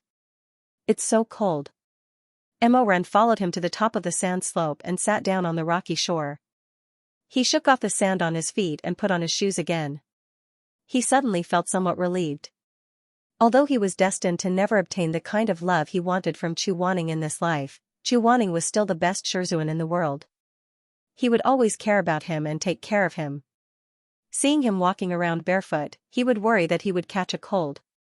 What do you think about the Confucian Wind sect matter? It's not that simple. I think so. Chu Wanning's brows had almost never relaxed since last night. Even though there was a brief moment of peace and tranquility, the space between his eyebrows was still dyed with melancholy. He watched Mo Ran put on his shoes and socks, then he turned his gaze back to the boundless sea. The rising sun from the sea level burned a dazzling golden red. Far in the distance, the unextinguished fire of Lini intertwined, making it difficult to distinguish the two. It's really hard to find out where Su Shuanglin was pulled to by the spacetime crack. Chu Wanning said, if he deliberately doesn't want to be discovered, I'm afraid no one will be able to catch him for 8 to 10 years. Mo Ran shook his head and said, if he can't hold back for 8 to 10 years, after he recovers his energy, he should make some moves. What do you mean? Mo Ran told Chu Wanning his guess, and then said, Luo Fenghua's body is not a real body. It's a prosthetic limb that was recultivated in the infernal purgatory. After leaving the ghost world, without the support of Yin Qi, it will fester and decay very soon. So I guess at most 1 year, even if he's not fully prepared, he will make some new moves. Chu Wanning didn't say anything. He had always been cautious and prudent when doing things or thinking. Regarding this kind of uncertain matter, he wouldn't make bold assumptions like Mo Ran. But it didn't hurt to listen to Mo Ran's hypothesis. What about that hand? Chu Wanning asked, what do you think about the hand that took Nan Gongshu away in the end? Mo Ran shook his head, I know too little about the first forbidden technique, so it's hard to say. I don't know. This sentence was not true. Although Mo Ran didn't want to lie to Chu Wanning, there were some things that he really couldn't tell Chu Wanning. He didn't dare to say. It was true. Since he could remember, he had very few peaceful days. Even if he added up his 2 lifetimes, it wouldn't exceed a year. A person who had been wandering for decades suddenly asked him to sit down, gave him a pot of hot tea, and a bonfire. How could he bear to get up and leave again? How could he bear to shatter this good dream with his own hands? So he could only say that he didn't know. But in his heart, he was restless. He was almost certain that the owner of that hand was not so simple. Otherwise, why didn't Su Shuanglin in his previous life collect the 5 great spiritual bodies so quickly and wantonly slaughter them? If it wasn't for someone who had been reborn inciting and bewitching him, according to the normal course of events, Su Shuanglin shouldn't have thought about how to resurrect Luo Fenghua at this time. What's more, when Su Shuanglin controlled the white chess piece at Jinchengqi, he once said to Chu Wanning, "If you think that I'm the only one in the world who knows the 3 great forbidden techniques, then I'm afraid you won't live for long." Mo Ran felt that Su Shuanglin definitely knew that some people who shouldn't have existed in this world had come to this world. But at the same time, he also felt that although Su Shuanglin knew that there were people who had been reborn, he didn't know that he was also reborn. Otherwise, when the Confucian Wind sect was fighting, why didn't he directly expose his background? As long as he obtained some of Mo Ran's memories from the memory scroll and put them in the tribulation fire, no matter how good Chu Wanning treated him, he probably wouldn't want this disciple anymore. Then everything would be over, and he, Mo Weiyu, would never be able to make a comeback. Why didn't Su Shuanglin do this? There were 2 possibilities. First, for some reason, he couldn't do this. Second, he still didn't know his trump card. But no matter what the situation was, Mo Ran was very passive at this moment. He had too few clues in his hands. If the other party was careful and didn't expose any clues, then he could only stand in the open and wait for the cold knife to stab him in the back at any time. Mo Ran pursed his lips, his thick eyelashes drooping and trembling slightly. He couldn't care so much. In his previous life, he lived in hatred, selfish, and did all kinds of crazy things. In this life, no matter what the outcome was, he wanted to do his best to live every day well. He wanted to do his best to make up for those who owed him. He wanted to do his best to protect his master, Shimei, Shuemeng, and protect the peak of life and death. He tried his best to keep this moment of warmth that he couldn't ask for.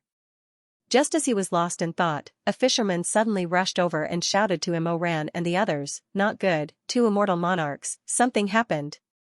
Mo Ran was shocked. He supported himself with his arms on the ground and immediately jumped up, asking, "What's wrong?" "The owner of the island went out to sea a few days ago and just came back this morning." She heard the village chief tell her what happened and was very dissatisfied with the village chief's handling. She threw a tantrum and refused to let the elderly and children live in the empty house.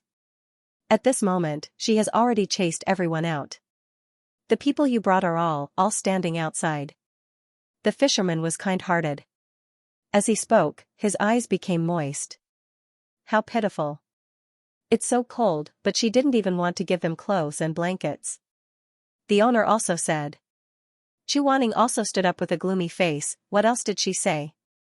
She also said that those people from Lini had eaten the rations and drank the water from the Flying Flower Island, so she said that she wanted to settle the debt with them. If they didn't pay up, she would capture them and enslave them on the island. Zhang Xian paused for a moment before continuing. Before he finished, Chu Wanning was already furious. His moon-white robe fluttered as he rushed toward the village in the center of the island. Although Flying Flower Island was poor, the head of the household obviously knew how to make money and lived a very prosperous life. She was wearing a bad embroidered golden satin robe, and a top-quality snow gauze robe made by the Kunlun Treading Snow Palace. Her black and white hair was tied up in an extremely glossy bun, and her hair was adorned with jade beads. Her eyebrows were thickly drawn with the finest conch, and her lips were slightly red. Around her neck was a pearl necklace with a warm texture, and 2 golden earrings inlaid with rubies the size of pigeon eggs hung from her ears, tugging heavily on her earlobes. She was a woman in her 50s, and her youthful beauty was long gone. Her body was slightly bloated, and her face was full of wrinkles. It would be fine if she deliberately dressed up, but she obviously thought that the more luxurious things she wore, the more beautiful she would be. So, instead, she was trapped in this pile of glittering pearls and jade, like an old turtle wearing red and green. The old turtle sat on half of the land of Flying Flower Island, and the village chief didn't dare to say anything when she spoke. At this moment, the sun rose, and the old turtle with red flowers and green leaves came to the square slowly. She sat in the red rosewood bat deer chair that was prepared for her, and looked at the refugees from Lini. Why did you accept them? She opened her heavy and oily eyes and glanced at the village chief. They haven't even paid, so why did you give them a room to live in? How about the food? How much did they eat?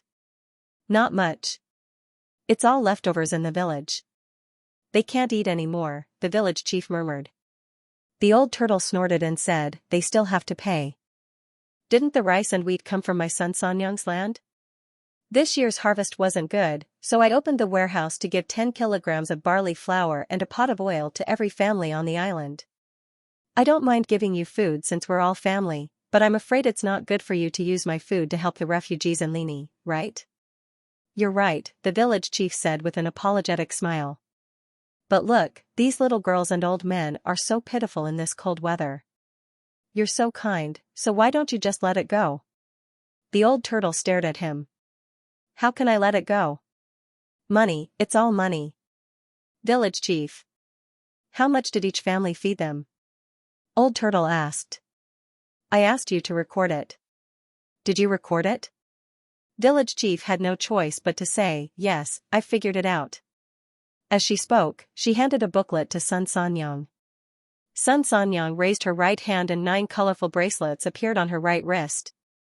They were made of gold, silver, jade and all kinds of gemstones, covering almost half of her forearm. Yes. She lazily finished looking through the accounts book, opened the box, counted with her fingers, and said, you people are really pigs. You can really eat. In such a short time, you've already eaten 26 steamed buns on the island. Our steamed buns are big and sturdy, so it's not too much to charge you 90 silvers. In addition, I drank half a jar of fresh water, which I brought back from Lini.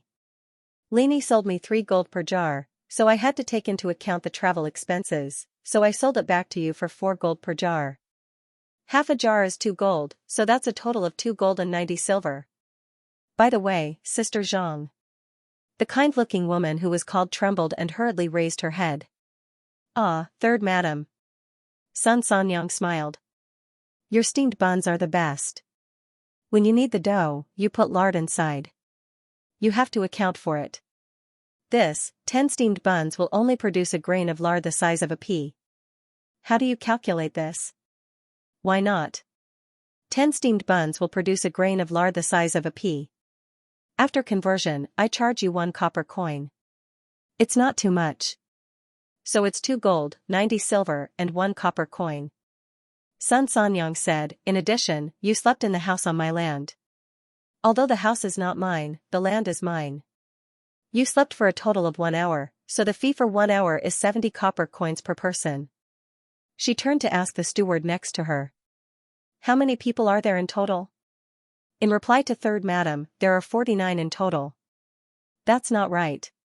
Didn't you say 51? What about the other 2? Before she finished speaking, a gloomy voice suddenly said, they're here. Although Chuaning was not wearing a white robe, but a deep moon-white robe, he still had a divine aura and a frosty aura. His pair of slightly upturned eyes were clear, but they were cold and arrogant, like sharp bayonets unsheathed. Sun Sanyang was an ordinary person, but when she saw cultivators, she did not fear them. She had been making a living for most of her life. Although she nitpicked and haggled over the smallest details, she did not commit any crimes. Therefore, she said unhurriedly, so it's an immortal. No wonder you don't need to sleep. These people were saved by you, right?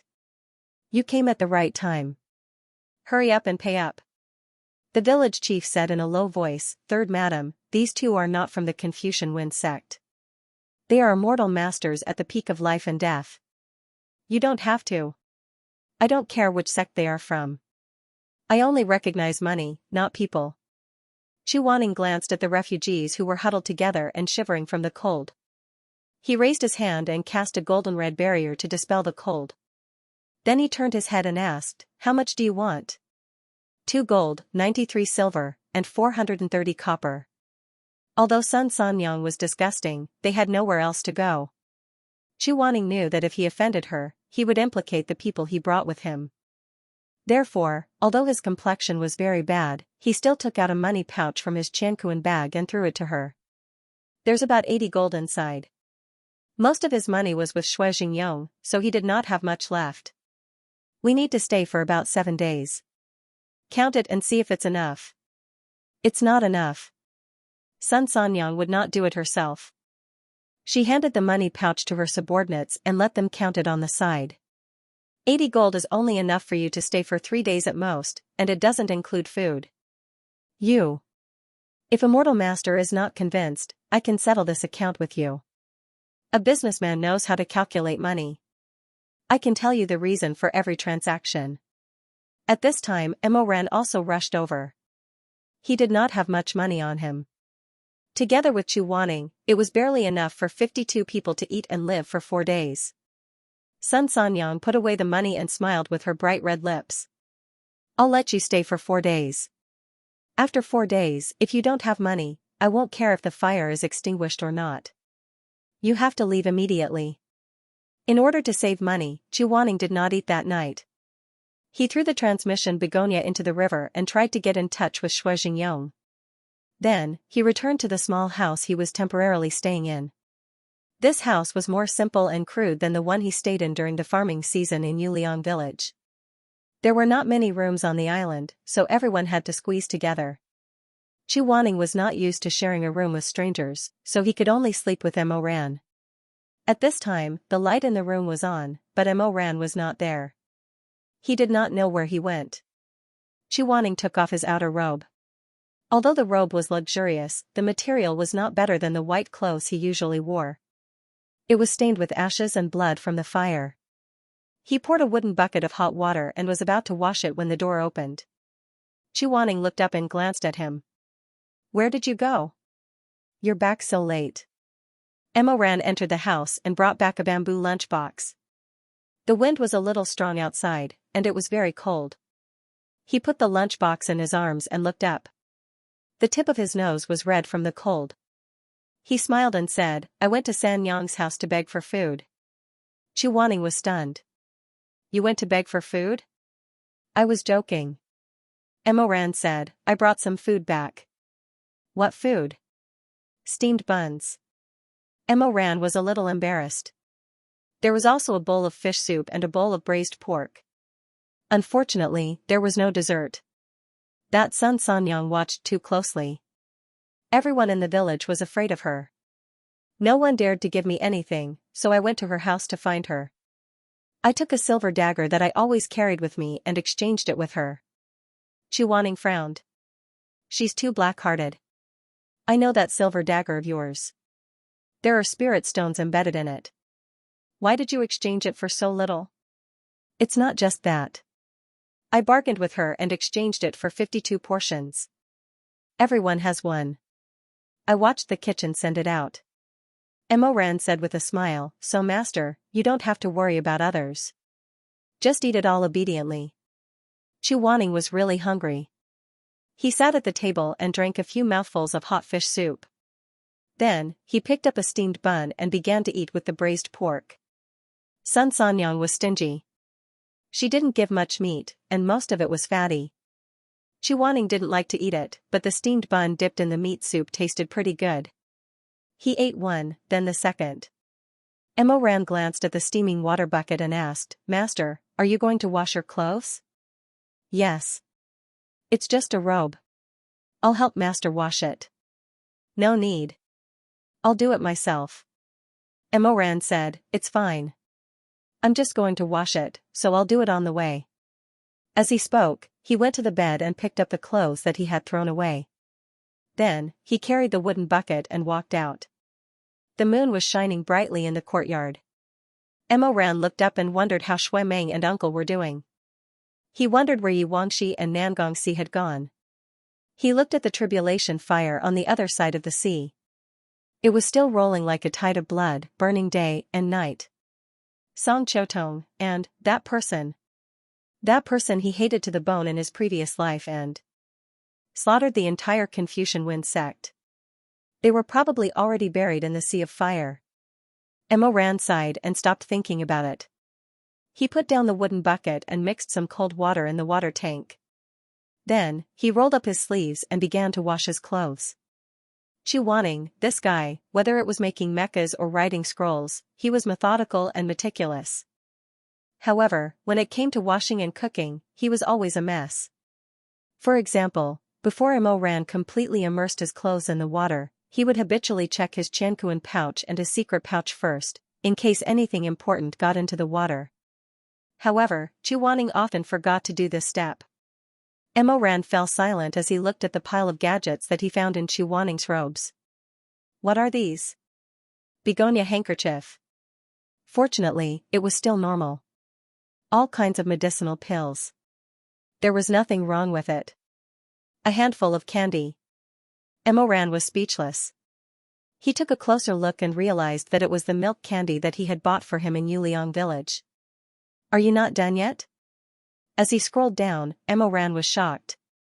Explosive talisman? Emoran's face turned green. He held the half-soaked talisman in his hand. It was wet, and he was terrified. How magnanimous was Chu Wanning? How could he carry the explosive talisman on his body without any restrictions? Although the possibility of igniting the talisman and causing it to explode was very low, this was too dangerous. Was this a joke? Emoran frowned and hurriedly checked his clothes from head to toe.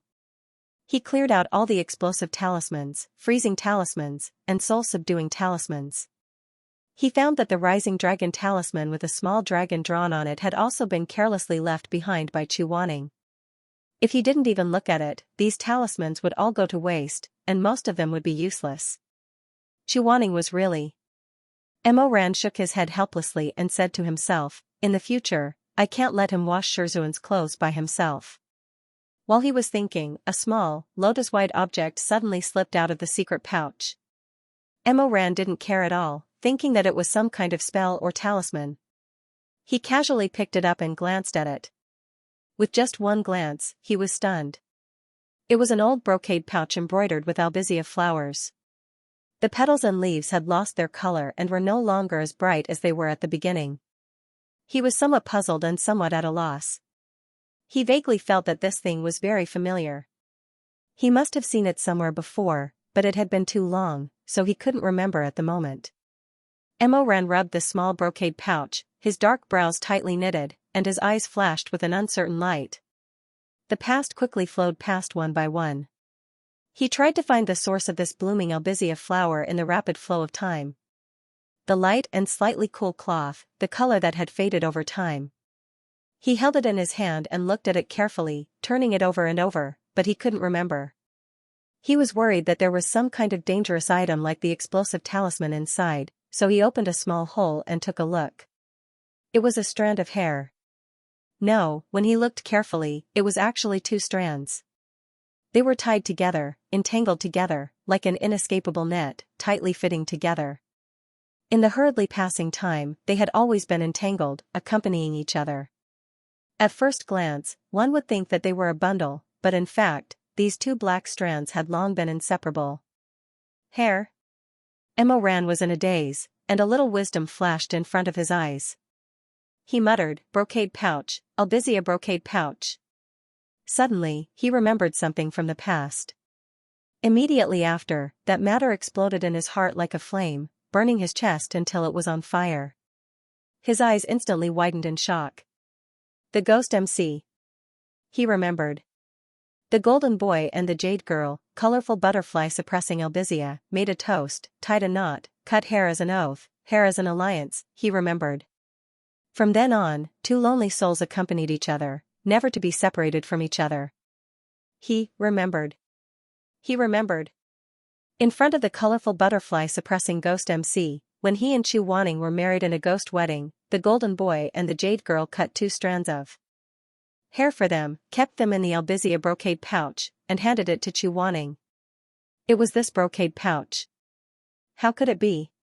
Emoran's brain buzzed, blood surged, and in a flash, he was stunned. How could it be? He clenched this brocade pouch, his hand slightly trembling, his eyes jumping with longing light, flashing with surprise, horror, disbelief, bewilderment, ecstasy, and even sadness. Shizun. Chu Wanning. Why did he keep this? When Chu Wanning was eating the last steamed bun, the door behind him opened. Emoran walked in with a pile of things and placed them on the bed. Shizun, there are some talisman fragments in your outer robe that you didn't take out. I put them all here for you. After he finished speaking, he lowered his head and walked out again. He was really too embarrassed to directly take the brocade pouch and ask Chu Wanning.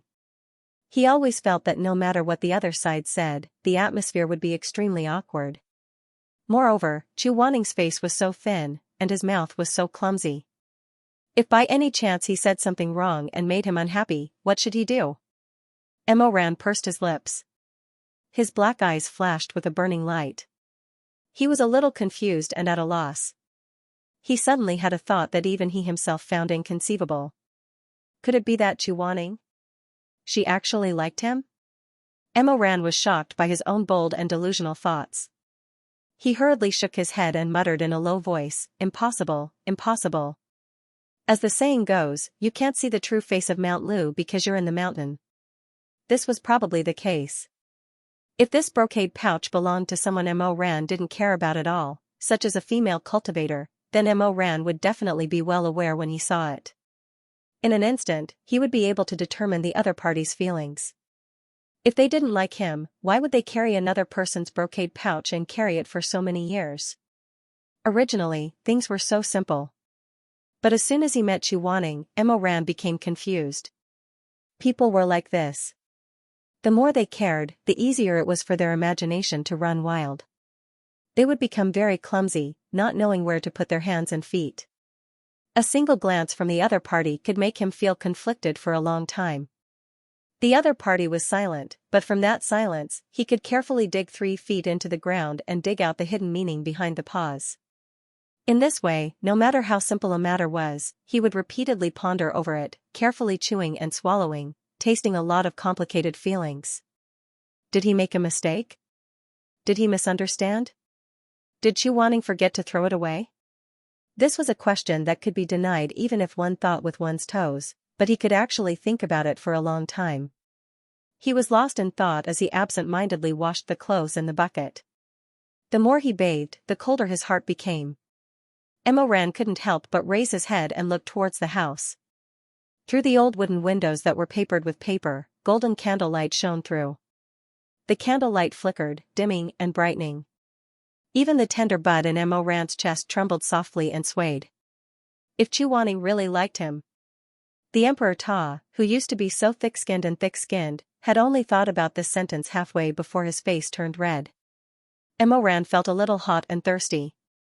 It was a thirst that couldn't be quenched by water. The only one who could soothe his heat was the person in the room.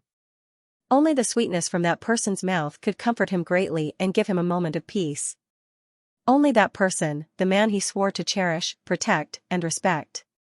When he thought of respect, Mo Ran's burning chest seemed to have been splashed with a cup of water. In the past, when he couldn't control himself and developed a strong desire for Chu Wanning, he would always remind himself like this and criticize himself. But tonight was different. Tonight's brocade pouch seemed to have added a handful of dry firewood soaked in pine oil to the burning heat in his heart, fueling his ambition. Respect. He kept telling himself, but it was like a cup of water on a burning cart of firewood. The thoughts that could always be extinguished in the past burned aggressively at this moment. The cold water that was splashed on him instantly evaporated into wisps of steam, making his eyes dazed. Thus, Mo Ran was shocked to find that the mantra of respect had finally, completely. It was ineffective. In the room, Chu Wanning ate the last steamed bun. He wanted to wipe his fingers, so he walked to the bedside and took out a begonia handkerchief from the pile of junk. He sighed, thinking that his memory was really bad. Before washing the clothes, he didn't know to take out the things inside first. He made a fool of himself in front of Mo Ran. He also didn't know that he. Before he finished thinking, he suddenly saw a slender red string under the cover of a pile of talismans. Chu Wanning's heart thumped. He reached out to take out the red string to take a look, but his fingers paused in the air, not daring to move forward. After hesitating for a moment, he withdrew his hand and reached into his lapel to feel the position closest to his heart. As soon as he touched it, his expression suddenly changed. His acacia flower brocade pouch really wasn't on him. Chu Wanning's expression suddenly became extremely ugly. After a long while, he remembered that he usually kept the brocade pouch that he got from the ghost master of ceremonies inside his lapel. However, the inner pocket of the ceremonial robe that Shui Jingyong ordered was slightly slanted. The brocade pouch was soft and slippery. He was afraid that he would accidentally drop it, so he kept it in the pocket of his outer garment. When he carefully looked at the pile of junk, he felt as if he was struck by lightning and couldn't move. Small things like candy were all placed at the top, and below were the talismans. Only the red string was hidden at the bottom. The person who hid it seemed to be blushing. He repeatedly waved his hand and said, "I didn't see it. I didn't see anything." After a long while, Chuaning held his breath. With a glimmer of hope, he held the end of the red string and pulled it out from the messy talismans. Sure enough, the red string of the brocade pouch had been moved. It was completely different from the way he was used to. No matter how calm he was, his white cheeks quickly flushed red. His ears were so red that it seemed like blood was going to drip out. He opened the brocade pouch tied by the red string. The two strands of ink-black hair that had been entangled with each other for many years were like the thoughts that had been secretly coiling around him for many years. Just like that, they fell into the warm yellow candlelight and wrapped around his fingers. Emoran saw his brocade pouch. After seeing it, he even revealed that he was hiding something. He buried the brocade pouch at the bottom of the pile of junk. This realization made Chuaning's head explode. Blood surged. His heart could no longer calm down. His whole face was as hot as burning charcoal. What should I do? Did Emoran already know what he was hiding in his heart? It's over. The person Emoran likes is Shermingjing. If he knows that I have feelings for him, he will definitely be scared. Will the gentle and soft relationship between the two of them collapse? Chuaning's mind was in chaos. His hand tightly grasped the brocade pouch. After a long time, he calmed down a little. He hoped that Emoran didn't know. Gambling on his good reputation of being a pure and simple man for many years, he hoped that Emoran didn't find out anything. Normally, if one day one's long-lasting secret love was found out by one's beloved, it couldn't be better. It would be a kind of relief. But for Chuaning, perhaps this was not the case. He was already 32 years old. He had long been used to being alone. When Emoran and Shermay were young and full of vigor, Chuaning had always been alone. He had never thought that now that he was 30 years old, he would still have the opportunity to be with his true love. Revealing one's true feelings was undoubtedly the beginning of a relationship. But it was also possible that it would not end in failure and return empty-handed. Chuaning put away the brocade pouch again and paced back and forth in the room. Finally, he stopped in front of the dusty copper mirror. He raised his eyelids and looked inside. The mirror had not been used for a long time. It was covered with a thick layer of dust and could only reflect a rough shadow. So he raised his hand and wiped the surface of the mirror. From the dust, a face that was not so perfect was revealed. There was a scratch on the copper mirror. It happened to fall into the corner of his eye. Chuaning blinked and looked at himself. So ugly. He looked at the person in the mirror.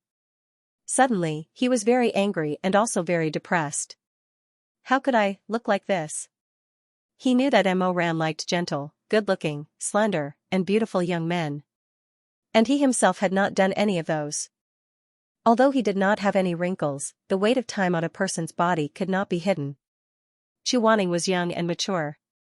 Now that he did not have the slightest bit of warmth, how could he have the nerve to talk about love with a young man? Moreover, that person was his own disciple.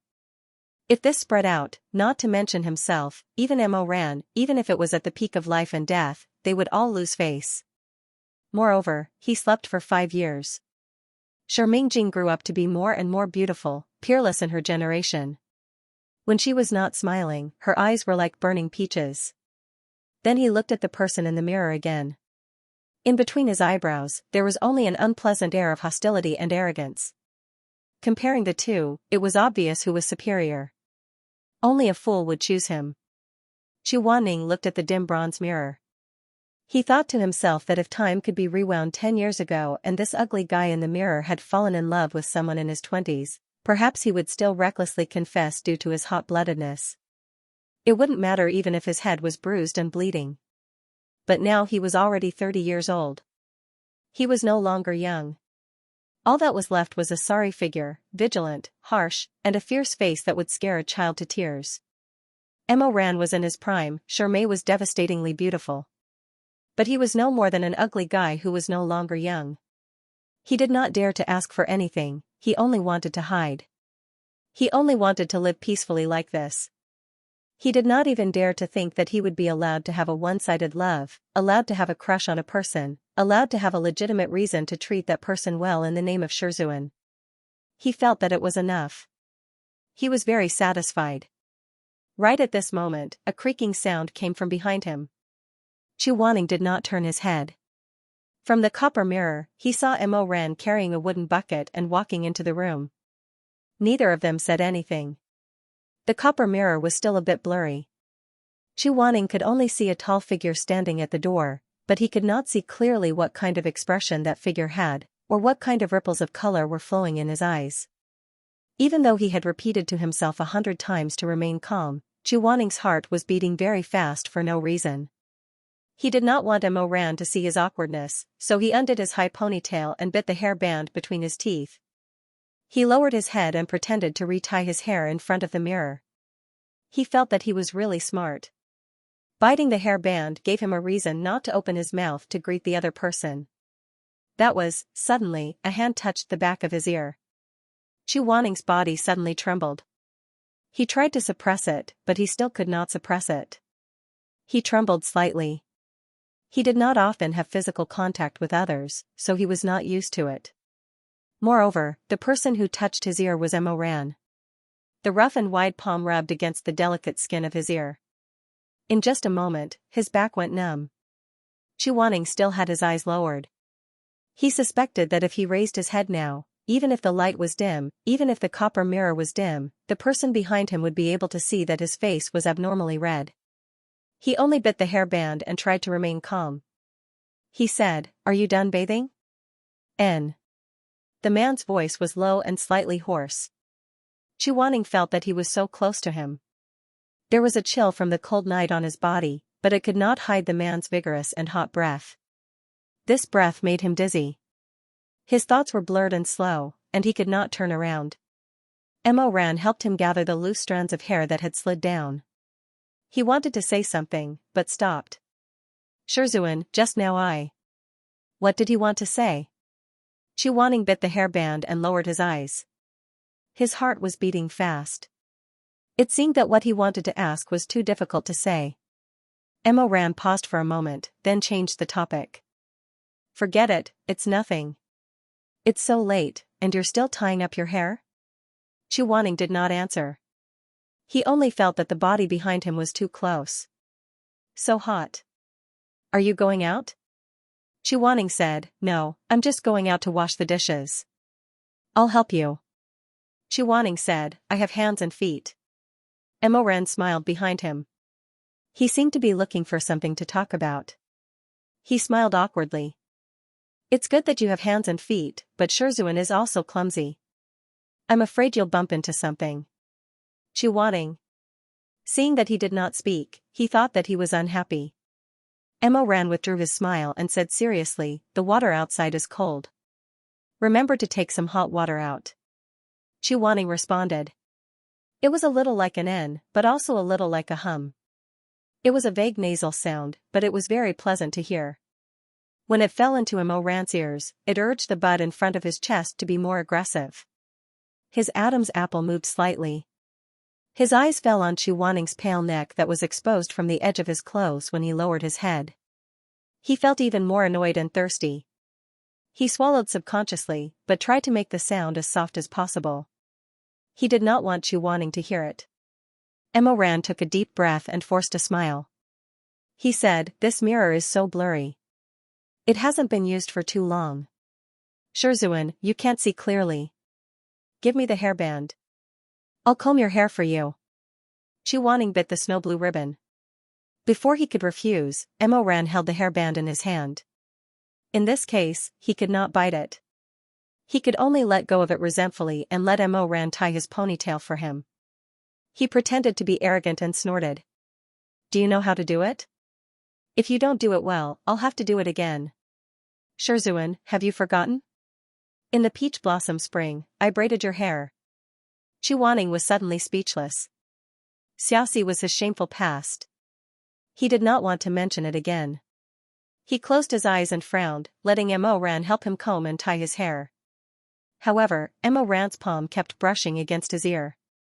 He felt very uncomfortable. His scalp was numb and his throat was slightly thirsty. He frowned even more. "Why aren't you done yet?" Mo Ran laughed in a low voice. "You're always so impatient.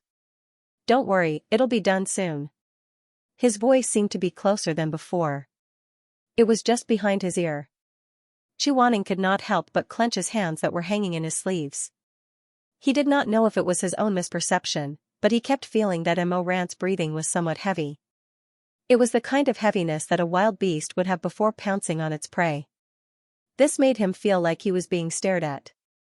He even felt like a tiger or wolf would pounce on him from behind and press him in front of the bronze mirror. It would greedily and hungrily bite his throat and suck the blood gurgling in his veins. Sometimes, a person's perception was astonishingly accurate.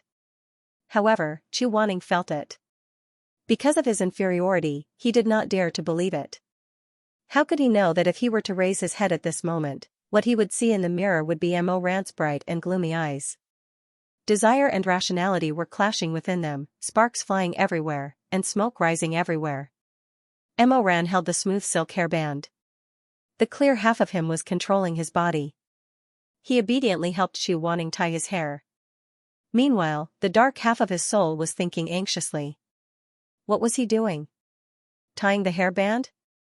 But this hairband was clearly tied in the wrong place. He felt that he should roughly press Chuaning down in front of the old and abandoned dressing table.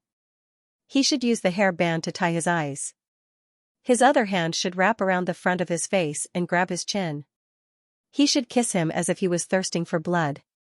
He should press down on him tightly and absorb the sweetness in his mouth. He should suck on the soft tip of his tongue. He should clearly be fiercely rubbing against Chuaning's ear and licking the tiny mole behind his ear. He should be heavily panting, sticking close to Chuaning's ear and lowering his voice to ask him. "Chuaning, my good Shizun. Why are you hiding that brocaded pouch? Wanting. Do you, like me?" His longing heart felt like it was about to be torn apart. His blood was boiling. His eyes were hot and red. After Chuaning tied his ponytail, he went outside to wash the dishes. There were 3 bowls, but he didn't enter the room even after washing them for a long time. Mo Ran sat on the bed, somewhat anxious. His fingers unconsciously scratched the edge of the bed, occasionally glancing out the window. What to do? He was thinking. Tonight, how should he sleep? This was a seemingly simple question, but in fact, it was fatal. Mo Ran couldn't understand Chuaning's intentions, and he was even more conflicted. Desire and rationality were in full swing. At this time, the warm curtains were lifted, and Chuaning returned to the room with the washed bowls in the chilly air outside. He glanced at Mo Ran, who was sitting by the bed. The candlelight flickered, and his gaze seemed to be somewhat subtle. But in the next moment, his eyes fell, and before Mo Ran could see clearly, he had already sat by the table with his back to him. "Shizun, you're still not sleeping?" As soon as the words left his mouth, he felt that he had misspoken. No matter how he heard it, it sounded like a man who couldn't be any more thirsty, urgently inviting his lover to rest in bed. Chuaning didn't turn his head, and said lightly, "I still have some things to do. If you're sleepy, you can sleep first." "I'm not sleepy either." Mo Ran said, "Shizun, what do you want to do?" "I'll help you." "You can't help, I want to make more voice-condensing begonia flowers tonight."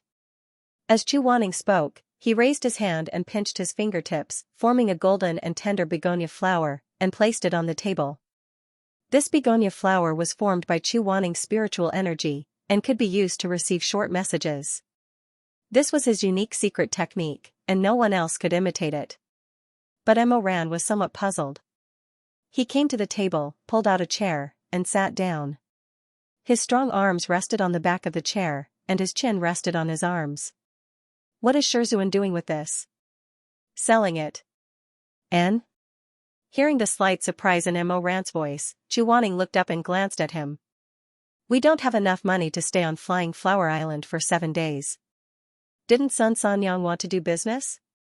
Then I'll do the same as her. Sound condensing begonia is unbeatable all year round. Look at all the gold and silver jewelry on her body. Which one of them isn't shining? I think she just likes shiny things. Once it's done, I'll sell it on the streets tomorrow. I'll see if she wants it. Mo Ran couldn't help but laugh. Shizun wants to sell flowers? Chu Wanning's expression changed slightly. He probably didn't want to put himself in the same category as the girl selling white orchids in the alley, so he said very stiffly, flowers made by magic can't be counted as flowers. Then I'll go with you tomorrow. Chu Wanning didn't say anything. He lowered his head and quickly condensed 4 or 5 flowers.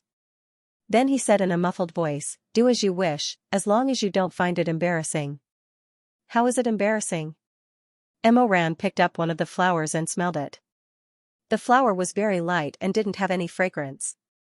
The way it flowed with light was very graceful and unique. The golden light shone on his handsome face and dark eyelashes.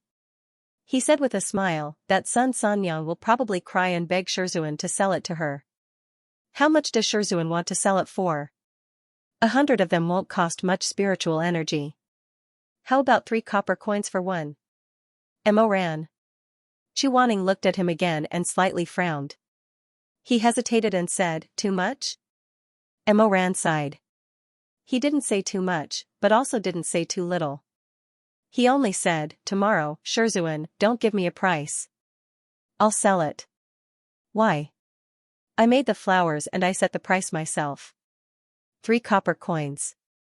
Mo Ran stretched out 3 fingers and waved them in front of Chu Wanning, not knowing whether to laugh or cry. Shizun, you're the Northern Dipper Celestial Venerable. This is your late-night begonia, something that cultivators can't even get their hands on. You're selling it for 3 copper coins? No one asked me for it. Besides looking good and being able to transmit sound, this thing has no other use. I think this price is about right. Mo Ran was so angry that he almost laughed. Then, sell it to me, okay? I'll give you the money right now. Chu Wanning stopped. A half-formed begonia flower lost the support of its spiritual flow and dropped a dazzling golden petal. He actually really did reach out his palm and said indifferently, deal. Mo Ran was speechless for a long time. He touched his money pouch and then remembered that Chu Wanning and he had all the money left on them had been squeezed out by that old turtle. He couldn't help but feel slightly embarrassed. When he looked up, he saw Chu Wanning looking at him with a smile that wasn't a smile. He couldn't help but feel even more embarrassed. He muttered, Shizun already knew that I don't have money, but...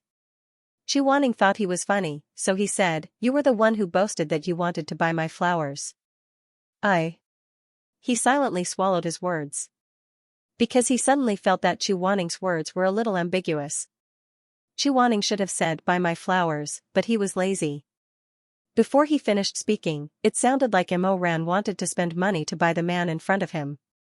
Mo Ran's heart suddenly beat faster. He didn't look at Chu Wanning's eyes, afraid that the other party would see through his rebellious thoughts. But when he looked down at his hand for a while, he suddenly realized that Chu Wanning had been washing the bowls outside for a long time. He had forcibly turned the hot water into ice water, and his fingertips were frozen red. Mo Ran didn't have time to think too much. Almost out of habit, he grabbed the 5 outstretched fingers on the table. Chu Wanning was shocked. He was pretending to be calm. He stretched out his hand to ask for money, but he didn't get the money. Instead, his hand suddenly fell into a pair of warm and broad palms. The temperature of the palms was just right, but he felt like he was being burned by a soldering iron. He suddenly pulled away. What are you doing? Mo Ran originally didn't have such vulgar thoughts. He really just wanted to warm Chu Wanning and feel sorry for him. But he never expected to encounter such a big reaction. For a moment, he was stunned. The 2 people looked at each other under the dim candlelight. Suddenly, the candlelight burst and broke the silence. Chu Wanning knew that he was being too sensitive. He didn't say anything for a while. He pursed his lips and felt a little embarrassed. Mo Ran looked at his silent appearance. The young seedling in his heart grew stronger and stronger. He tried to stretch his soft little body, tickling his chest even more. Shizun. Chu Wanning. Are you? Halfway through his sentence, he stopped.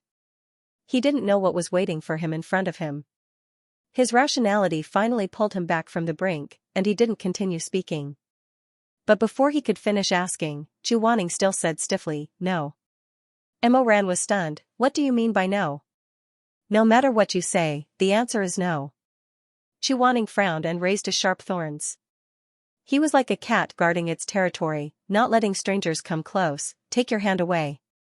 Mo Ran took his hand away and continued to put it on the back of the chair, looking very obedient. Chu Wanning continued to condense flowers.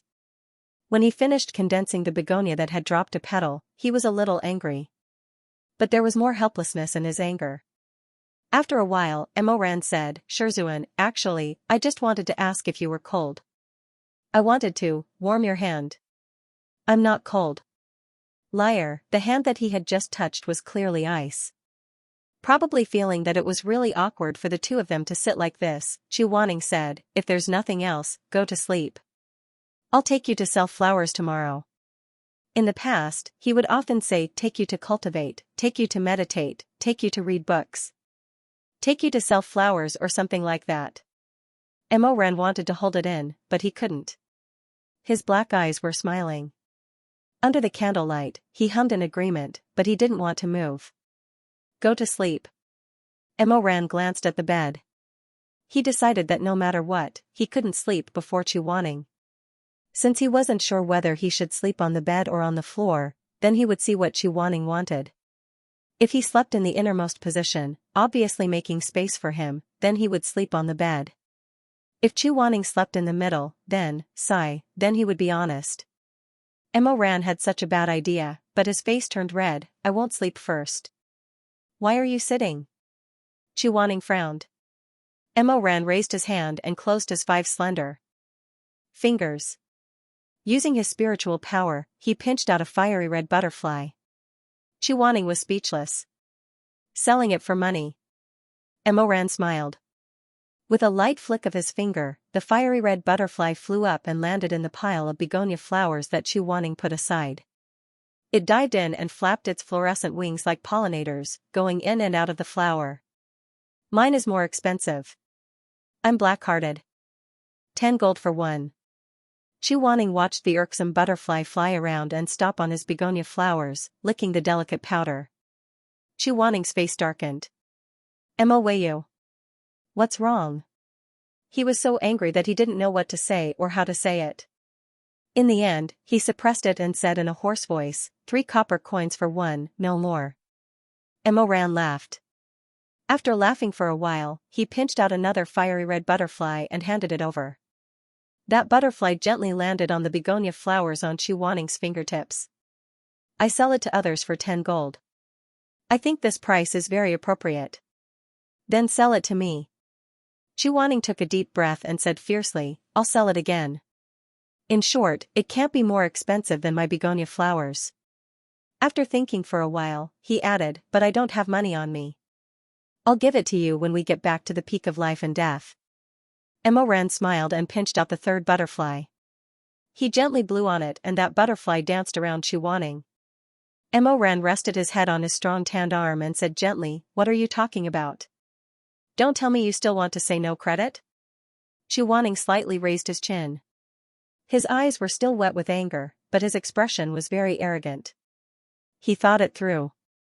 If Mo Ran really dared to say no credit, then he would take out the etiquette of a teacher and teach this arrogant man a lesson. The arrogant man smiled even more brightly. His dimples were deep and his nasal voice was shallow. He said, no, I want to say. What did he want to say? Chu Wanning was ready for battle, her awe-inspiring. You can buy me. The man didn't know if it was intentional or not, but he also omitted the word spirit butterfly, so his words became vague and ambiguous. He rested his head on his arm and seriously stared at Chu Wanning. He gently smiled and said, I'll sell it to you for free. No matter what, he didn't expect this kind of answer. Chu Wanning was startled and then his face suddenly turned red. It was already very late at night. The spirit butterflies and begonia flowers were piled up in the room. They were already enough to sell. But none of them got up to go to sleep first. Mo Ran's thoughts were needless to say. He planned to see how Chu Wanning slept and then act according to the circumstances. Chu Wanning didn't know his plan, but he wasn't stupid. He didn't know what Mo Ran would do tonight. Would he sleep on the floor, or on the bed? Although this man made him feel more and more dangerous, if Mo Ran really did lie on the bed, he didn't plan to chase him away. He could even feel the secret hope in his heart. He hoped to see Mo Ran sleepily get up, say I'm sleepy, and then lie on the bed. Why isn't he sleeping yet? Chu Wanning and Mo Ran thought anxiously as they played with the flowers and butterflies. Go to sleep. Lie on the bed first, I'll. Shizun. Yes? Are you tired? It's too late. Why don't you rest first? No need, I'm used to it. So another 2 hours passed. Mo Ran. Yes? Why are you still sitting? I'll condense more butterflies. If Shizun is sleepy, you can go to sleep first. I'll wait. Chu Wanning tried his best to resist the urge to yawn and clenched his teeth. Because he couldn't sleep for 2 consecutive nights, his eyes were a little red. He stubbornly said, I'm not sleepy yet. Mo Ran. After some time, the butterflies and begonia flowers in the room were piled up like an ocean. The gold and red intertwined, dazzling and dazzling. Mo Ran drowsily raised his head and was suddenly startled. Chu Wanning was really too tired. He had already fallen asleep on the table. There was still half a begonia flower at the tip of his finger. The petals trembled slightly as he breathed. Mo Ran walked over and gently picked up the remaining half of the flower. He put it on the table and then picked him up. Chu Wanning hadn't closed his eyes for 2 days, so he slept very deeply. Mo Ran's movements were gentle, so when he laid in Mo Ran's warm arms and was carried to the bed, he was still not disturbed. Mo Ran put him in the center of the bed, put his hand on his neck, put him on the pillow, and then covered him with the quilt. After doing all this, he didn't leave. He just stared at that face with infatuation, from the dark eyebrows down inch by inch to the thin lips. Beautiful. How could his Shizun, his Wanning, be so beautiful? He was so beautiful that if he looked at him more, his heart would soften, and his lower body would become hard. His scalp was slightly numb, and reason strangled his neck. He knew that this was wrong, but Chu Wanning's face was so close, and the faint begonia smell on his body was like countless pairs of soft claws, tearing apart his delicate clothes, seducing him to go to the hot bed with him. Maybe it was because the blood in Mo Ran's veins was surging like a river, or maybe it was because his heart was beating like a drum, or maybe it was because his eyes were too hot, burning the sleeping person awake. In short, Chu Wanning opened his eyes and suddenly woke up. For a moment, no one made a sound. Mo Ran was stiff in the same place, and Chu Wanning turned from drowsiness to astonishment in an instant. His pair of phoenix eyes opened wide, meeting Mo Ran's blazing eyes. Chu Wanning suddenly woke up. What are you doing? The expression on the handsome, young, and strong man's face was hard to see clearly. He slowly leaned down, and Chu Wanning was so shocked that he didn't dare to move. He was getting closer and closer. His heart was thumping. Bang. The bedside made a light sound, and suddenly the light around them dimmed, falling into an even more ambiguous and hazy atmosphere. Mo Ran leaned over and pulled the bed curtains tight. He straightened up and sat by the bed. He lowered his head to look at Chu Wanning, who was lying on the bed. His voice was low and slow. I saw that Shizun was fast asleep, so I wanted to help you put down the bed curtain. I didn't expect that I would still wake you up. Chu Wanning didn't make a sound. He leaned against the pillow and turned his head slightly to look at him. The dark yellow curtains that had just been unhooked fluttered behind Mo Ran. The candlelight outside became so hazy, like the mist on the window in winter. It was too dark, and the young man's handsome face was almost impossible to see clearly. In the dark night, only a pair of eyes were shining brightly, like falling stars. Mo Ran suddenly called out, Shizun. There's something I want to ask you. With the help of the darkness, the disciple's courage seemed to have grown. Chu Wanning's heart tightened. He thought, is he going to ask about that brocade pouch? His face was calm, but his heart was surging with emotions. Is it too late to pretend to be asleep now? Mo Ran asked, where do I sleep? Chuaning was speechless. Thus, after being busy for most of the night, Emoran decided to sleep on the floor. The bed is too small. In fact, he regretted asking just now. His body was still young and full of vigor, so it was better not to sleep with Chuaning. It was not that he did not know how terrible a man's desire could be. I'll sleep on the floor. Is there an extra bed? There is a bed. Will it be cold? No, I'll just lay down more straw. As Emoran said this, he went outside to get some straw. He came back with a pile and laid it on the floor. Chuaning was no longer sleepy after being tormented by him just now. She leaned to the side and propped up her head. With one hand, she lifted the curtains of the bed and silently watched as the man busied himself. With lightning speed, he prepared a single bed for her. Sleep, Shizun. Sweet dreams. The man lay down with his clothes on and pulled the blanket over himself. His dark eyes were gentle and steady as he looked at Chuaning on the bed. Chuaning, seeing Emoran's "I'm very honest" look, Chuaning was also relieved. He put on an "I'm very cold" and aloof face and casually put down the bed curtain and lay down. However, Emoran sat up again. What are you doing? Turn off the lights. The man got up and blew out the candles. The room fell into silence. The master and disciple lay on the bed, each with their own thoughts. They looked at the begonia flowers and butterflies faintly lit in the endless night. Shizun. What's wrong? Are you still not going to sleep? I'm going to sleep. Emoran's voice was very gentle. In the night, it was especially soft. I just suddenly wanted to tell you something. Chuaning pursed his lips. Although his heart was not as fast as when he guessed blindly the first time, he still could not help but feel his throat go dry. I wanted to say. Shizun, you don't have to be so reserved when you sleep. You always sleep in a corner. There was a hint of a smile in his voice. It was low, but very pleasant to hear. Chuaning. I'm used to it. Why? The room is always too messy. Previously, when I flipped over and fell down, I was cut by a file on the floor. Emoran heard this and did not speak for a long time. Chuaning waited. When there was no movement, he asked, "What's wrong?" Nothing. Emoran said, but his voice seemed to be closer. Chuaning turned his head.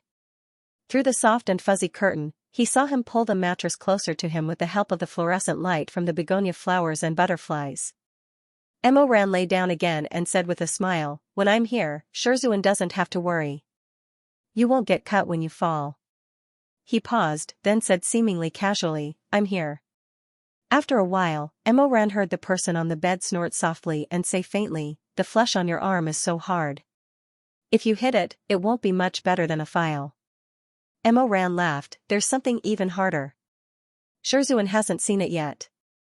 He originally wanted to say the muscles on his chest, but before he finished speaking, he suddenly realized that this sentence was filled with a strong smell of blood. He was stunned and hurriedly said, "That's not what I meant."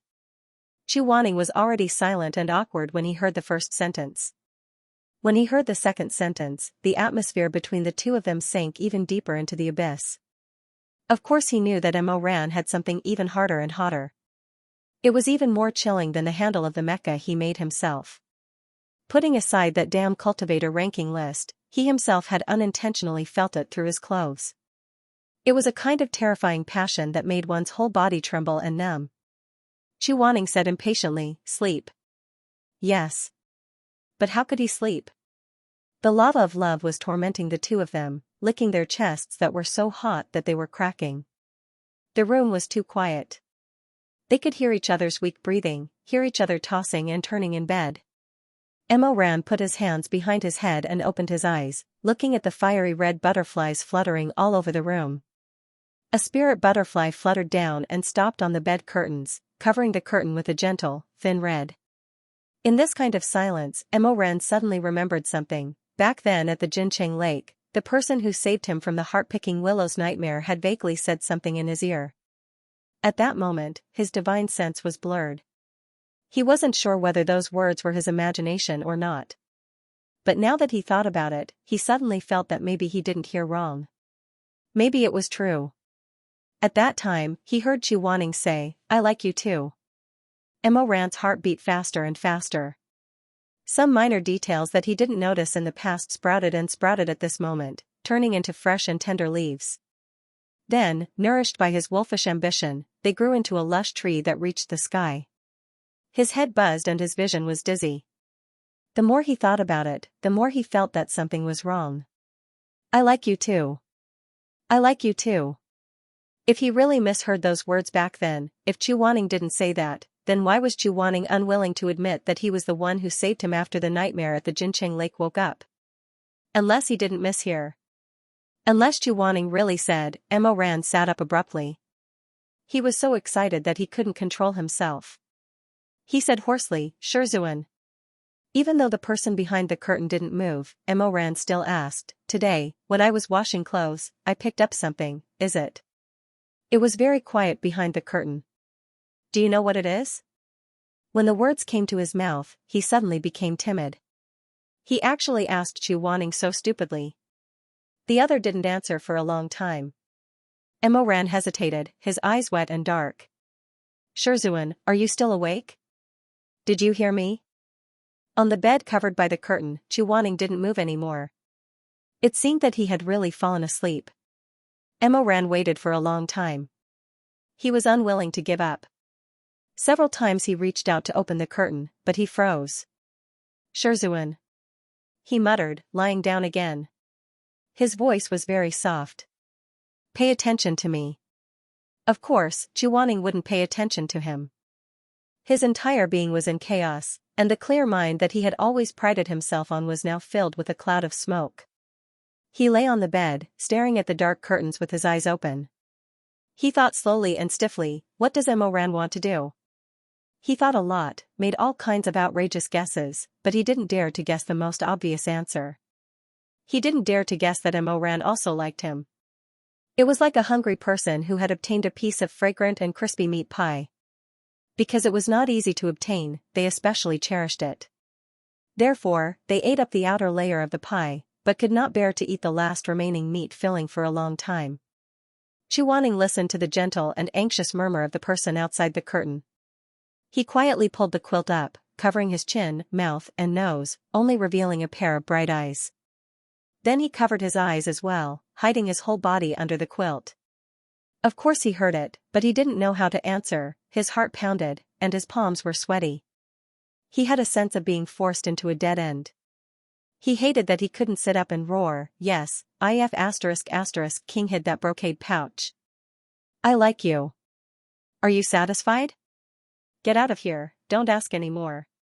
Go to sleep." He was tormented and nervous. His heart was itching. "Shizun? Is he really asleep?" After a while, Chu Wanning heard Emo Ran sigh softly. He covered his head with the quilt. In the darkness, he felt dejected and his heart palpitated, nervous and sweet. He had mixed feelings, sour, bitter, and sweet. He told himself to be calm, but in the end his cheeks burned. He couldn't help but secretly kick the quilt. The next morning, Chu Wanning woke up with dark circles under his eyes. He didn't sleep well at all last night, so he looked especially gloomy. His originally cold face was covered with a thin layer of ice, and there was no warmth. He pushed the door open and saw Emo Ran washing clothes outside. Why is he washing clothes so early in the morning? Didn't he wash them last night? Seeing him coming out of the house, Emo Ran seemed a little embarrassed. His cheeks were splashed with soap, and he turned to greet Chu Wanning, "Master." "Yes." Sun Sanyang kept his promise. He took the money and sent the food to every house in the morning. "I put it on the small stone table in the yard.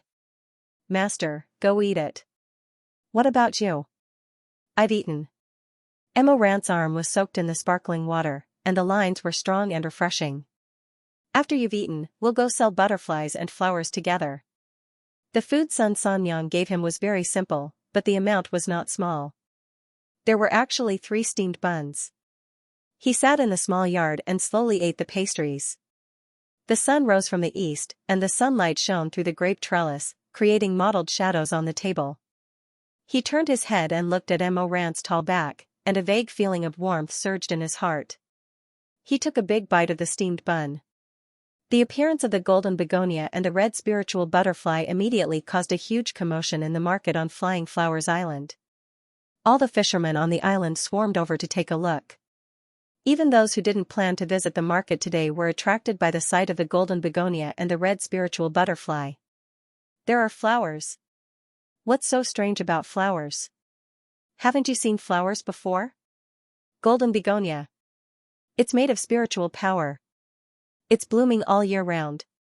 It can even transmit sound. Wow. Where is it? Where is it? A huge wave of people came.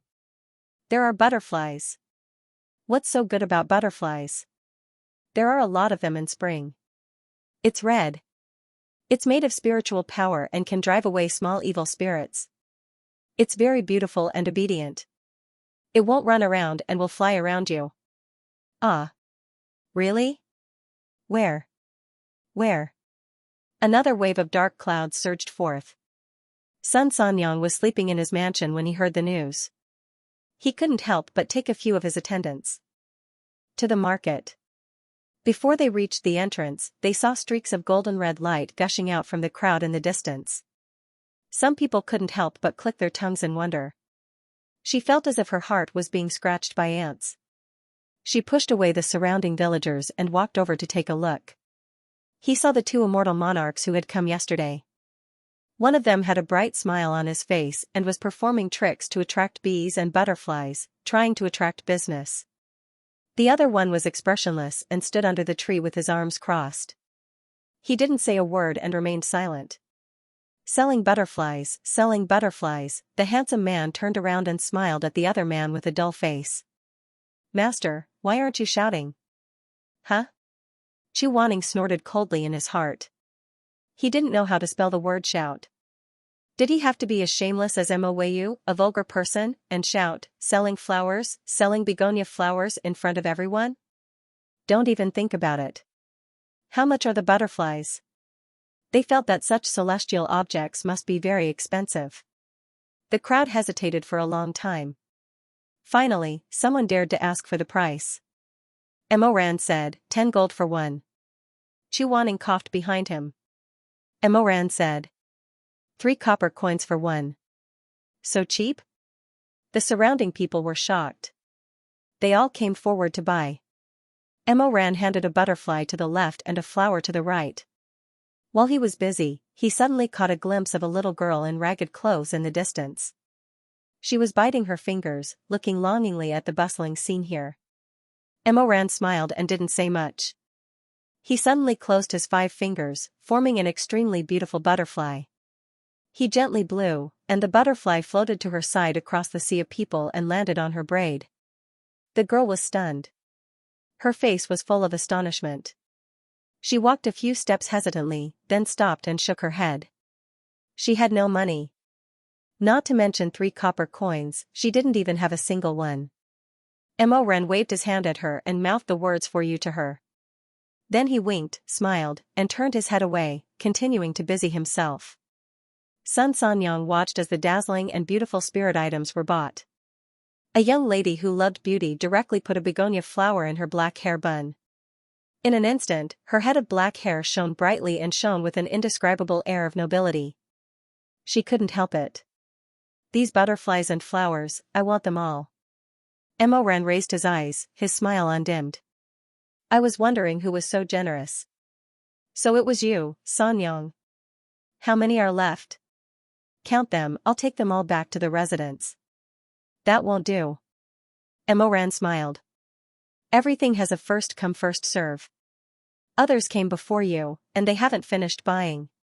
I can't let you have the things first. Sun Sanyang looked at the crowd of villagers and immediately became anxious. She was afraid that they would be sold out. She said, then I'll increase the price. I can't make the decision. Emoran said, I'm just helping. You have to ask my Shizun about the price. Sun Sanyang went under the tree and found the aloof flower seller Chu Wanning. Immortal gentleman, sell those flowers and butterflies to me.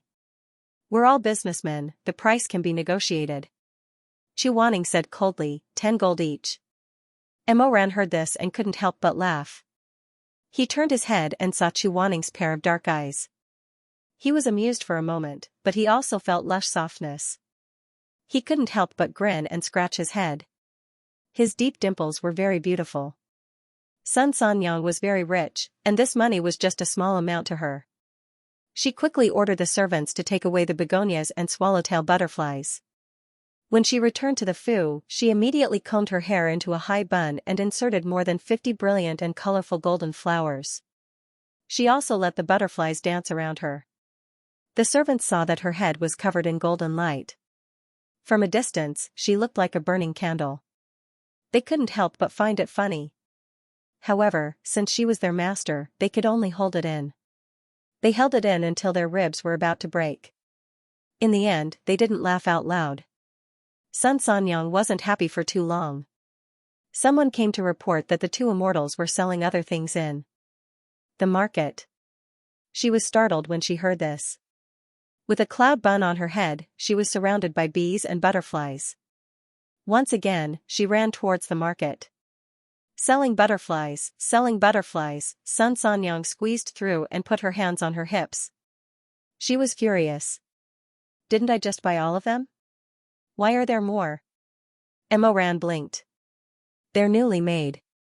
Since they can be newly made, why did you sell them to me for 10 gold each? Mo Ran smiled. Think about it. You get up in the morning and go to a pan-fried bun shop where there are many people waiting in line to buy pan-fried buns. Everyone else is waiting in line, and you want to cut in line. The shopkeeper tells you that you can eat first, but you have to pay more. Isn't that right? Sun Sanyang said angrily, you profiteer, you. Just as she was thinking about how to refute this person's fallacious reasoning, she suddenly saw the immortal who had been silent all this time walking over. Chu Wanning's fingertip flashed with brilliance, and a twin begonia flower appeared on her fingertip. Although Sun Sanyang was angry, her attention was also attracted. She asked, "What is this? Why is it different from the previous one?" This kind of begonias has been added with the face-changing technique. If you put it at the bedside before sleeping, it will keep you radiant the next day. The effect is about 15 days. Chu Wanning casually handed the flower to Mo Ran and said to Mo Ran, "Go and sell it. 100 gold each." Wait. Sun Sanyang was afraid that these two people would say something about cutting in line and asking for extra money. Although she was furious, she still said, "Don't take it away. I want this one." "How many more can you make?" "I want all of them." Chu Wanning said, "I don't want to use the same technique too many times, so I'll only make 3. Then I'll give you 300 gold. Mo Ran, take the money." Chu Wanning said and lowered her head to condense the other 2 flowers. She handed them to Sun Sanyang and then began to condense the 4th flower. Sun Sanyang was unhappy. "Didn't you say you'd only make 3? This flower has been added with the art of fine sound." Chu Wanning said lightly, "When worn, it can make a woman's voice become more pleasant." Sun Sanyang was greedy for money, but she was even more greedy for time. She anxiously watched as this immortal who was at the peak of life and death condensed one flower after another. She was so angry that her teeth itched, but she could only say, okay. I'll buy it. I'll buy it." At night, when they went back and closed the door, the master and disciple sat at the table and calculated the money. They found that it was enough for the people they brought over to eat and drink well. When the fire on the other side was extinguished, Chu Wanning pushed half of the money to Mo Ran and kept the other half. He said, "Before we leave, return the rest to Sun Sanyang." Mo Ran was stunned. "Why?" "Flying Flower Island is far away from Lini, and there are few resources. It's very inconvenient to eat and wear. But look at the fishermen on the island, most of them have enough to eat and wear. Don't you think it's a bit strange?" "Yes." When he said this, Mo Ran thought about it carefully and felt that it was indeed so. Chu Wanning said, "You'll know if you ask around. Today, when you were cleaning up the stall, I went to the village chief and asked him some things. In fact, this Sun Sanyang was originally a disciple of Lini's Confucian Wen sect. Because her talent wasn't high, her master didn't really care about her. She entered the sect for 5 years, but she still only knows basic swordsmanship." Mo Ran was slightly surprised. She's a disciple of the Confucian Wen sect? Then has Shizun seen it before? No. Xianxia said, the village chief said that when she was 17, she followed the cultivators of the Confucian Wen sect to Flying Flower Island to recruit new disciples. Those cultivators of the famous sects took advantage of the long journey and the fact that the island was full of mortals. Even if they were bullied, they couldn't go all the way to the Confucian Wen sect to denounce them. Therefore, during that time, they committed crimes against the islanders. They ate for free, stole money, and even sexually assaulted young men and women. Xianxia said, Sun Sanyang couldn't stand it, so she quarreled with her senior martial brothers and sisters. She was young and insignificant, but her temper was fierce. She offended her fellow disciples, and in the end, she was plotted against. After being stabbed by one of the senior martial brothers, she was pushed down the cliff. Moran muttered, so that's how it is? No wonder the village chief advised her that she wasn't a disciple of the Confucian Wen sect. I didn't expect, sigh. Yes. She was lucky. That sword didn't hit her vitals.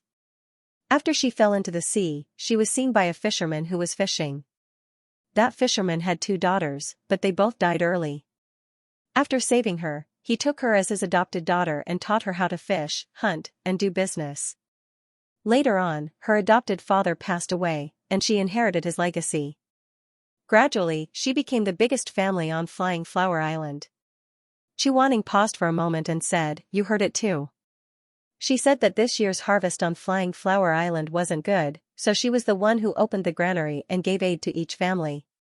Although Sun Sanyang's business was good, she only took money from cultivators. She never took a single cent more from the islanders. She would even subsidize the poor. Moran didn't say anything, but he remembered the little girl he saw in the market earlier that day. She longed for begonia flowers. With that kind of shabby dressing and dirty face, it was obvious that she had lost her parents. However, she wasn't thin.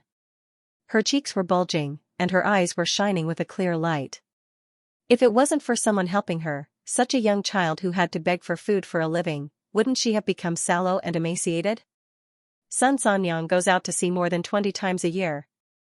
Each round trip takes 7 to 8 days, so she spent most of her life on the sea.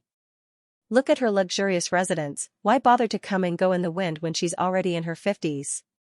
Every year, she painstakingly brings the things on the island to Lini to sell for money. Then, she goes to Lini to buy supplies and bring them back to Flying Flower Island? Xianxia said, she obviously doesn't lack money. I understand. Moran felt bad after hearing that. He immediately got up, took the half of the money, and was about to leave. Xianxia called out to him. Where are you going? I'm going to return the money I earned from her to her. Sit down. Xianxia said lightly. Why are you so silly? Look at Sun Sanyang. She has a strong personality and is very strong-willed. What she hates the most are cultivators. Tell me, if you go over and give her the money like this, won't she beat you out of the house? Moran thought for a while and suddenly felt a little pain in his back. He couldn't help but sigh and ask, then what should we do? I've told the village chief that before we leave, we'll give the rest of the money to him and ask him to find a chance to pass it to Sun Sanyang. Xianxia said, at that time, we'll all be gone. After all, money is something that can make life better on Flying Flower Island. She won't refuse it. Moran lowered his eyes and thought for a while, then nodded. You're right, Master. We'll do as Master says. Xianxia sighed and said, there are many things in this world that can't be judged by just looking at the surface. Sometimes, the layer under the surface may not be the final truth. I often remind myself that I need to calm down and judge people and things carefully. But sometimes, I still can't help it. His words made Moran very uncomfortable. Judging a person based on their appearance, judging right and wrong, good and evil, right and wrong, wasn't this what he had done to Xianxia in the past? Apart from him, most people in the world of mortals would find it extremely difficult to maintain a pair of clear eyes and a calm heart in the face of intense emotions. They would think and see the truth hidden under the dust and sand. He was like Xianxia to Xianxia and Namgongsi to his mother. Which one of them wasn't bewitched by emotions and blinded by appearances? In the end, they made a painful mistake that they couldn't look back on. Perhaps only people like Chu Wanning, who seemed to be indifferent and unreasonable, would stubbornly leave room for everyone in his heart and try his best not to judge everything with the greatest malice. Therefore, the more Mo Ran tried to understand him, the more he found that the Northern Dipper Celestial Venerable, who seemed to be more irritable than anyone else, had a heart that wasn't tainted by evil. Under this person's arrogant and cold face, there was actually a kind and tolerant soul. Because of this soul, he pitied Chu Wanning more and more, and an extremely strong desire to protect him arose in his heart. Perhaps it was because he had been through mountains of corpses and seas of blood, and his hands were stained with blood, that he could understand more and more that there was nothing more precious in this world than a pure heart. It was a Chong flute in the smoke of war, a flower in the trenches. Therefore, the Emperor Ta, who had once brought disaster to the world, silently thought in front of such a soul. If there was a day when Master needed it, then even if he was covered in cuts and bruises, even if his blood ran dry, even if he died without a complete corpse, even if he had to sacrifice his head and damaged soul, he would protect this clean Northern Dipper Celestial Venerable. What are you thinking about? Oh, nothing. Mo Ran smiled. Just thinking about some small things. Small things? Mo Ran pursed his lips and suddenly remembered that when he went to the market in the morning, Chu Wanning said to him that he wanted to learn the art of sword control. He said, "Master, come with me." The two of them arrived at a cliff on the Flying Flower Island. There were jagged rocks there, and below them was the surging waves of the ocean. When the waves crashed onto the rocks, they would instantly shatter into thousands of snowflakes. There was nothing in the surroundings except for the boundless sea, the sky, and the new moon. Mo Ran summoned the sword that was bound to him, then turned to ask Chu Wanning, "Why can't Shizun use a sword?"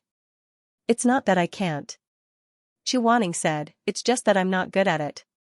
"What do you mean you're not good at?" Chu Wanning waved his sleeves, his expression a bit more arrogant, but his ears were red. "I can only fly close to the ground." Mo Ran was a bit surprised. Flying a sword 1 inch above the ground or 100 meters above the ground consumed the same amount of spiritual energy. Since Chu Wanning could fly close to the ground, there was no reason why he couldn't fly high. He said, "Shizun, why don't you try?" "I'll see." Chu Wanning didn't summon his sword, but instead said indifferently, "I'm not willing to use a sword normally because I feel that weapons should be respected. It's not appropriate to step on them." Mo Ran didn't know why he suddenly explained, but he still nodded. "Shizun is right. But we can't just lie on the sword, or hang on it and fly." Chu Wanning was at a loss for words, but when he looked up, he saw that man smiling at him under the moonlight. He couldn't help but feel angry. "Normally, if there's an emergency, I'll use the soaring dragon barrier to fly." Mo Ran was startled. "That little dragon? It can become bigger," Chu Wanning said, seeming to have saved some face, but he soon felt a bit embarrassed. But when it came to the fire at the Confucian Wind sect, it was completely useless. "It's afraid of fire." Mo Ran suddenly understood, "So Shizun wants to learn how to use a sword, because you want to, in case of emergencies." Mo Ran did not utter a word. Lini was billowing with thick smoke and raging flames. How many lives had been devoured by the sea of flames? At that time, Chu Wanning stood on his sword and watched as the mortals below were devoured by the tribulation fire. They were burned to ashes one by one, and not even a single bone was left. However, the dignified immortal venerable couldn't do anything. He couldn't ride his sword to carry anyone. How would Chu Wanning feel at that time? No wonder this person who would rather ride a carriage than ride a sword would suddenly make such a request to his disciple. "I understand. Don't worry, Master. I will teach you well." Hearing him say this, Chu Wanning did not say anything.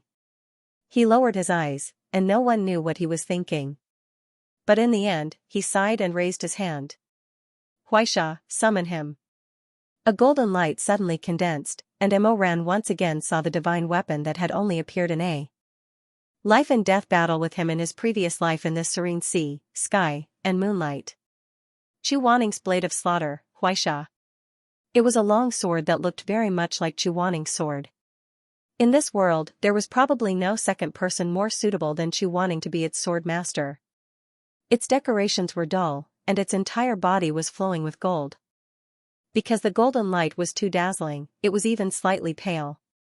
The light was endless, and very calmly flowed down from the sword, falling into the night like burning fireworks, but also like sliding white sand. This is Huaisha, Chuaning looked at it and said. You haven't seen it before. Its evil aura is too strong.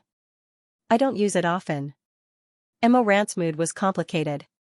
After a while, he nodded and said in a low voice, it's a good sword. The night wind blew gently. Emo Ran stepped on the body of his sword. With a slight movement of his toes, the sword obediently and slowly rose a few inches from the ground.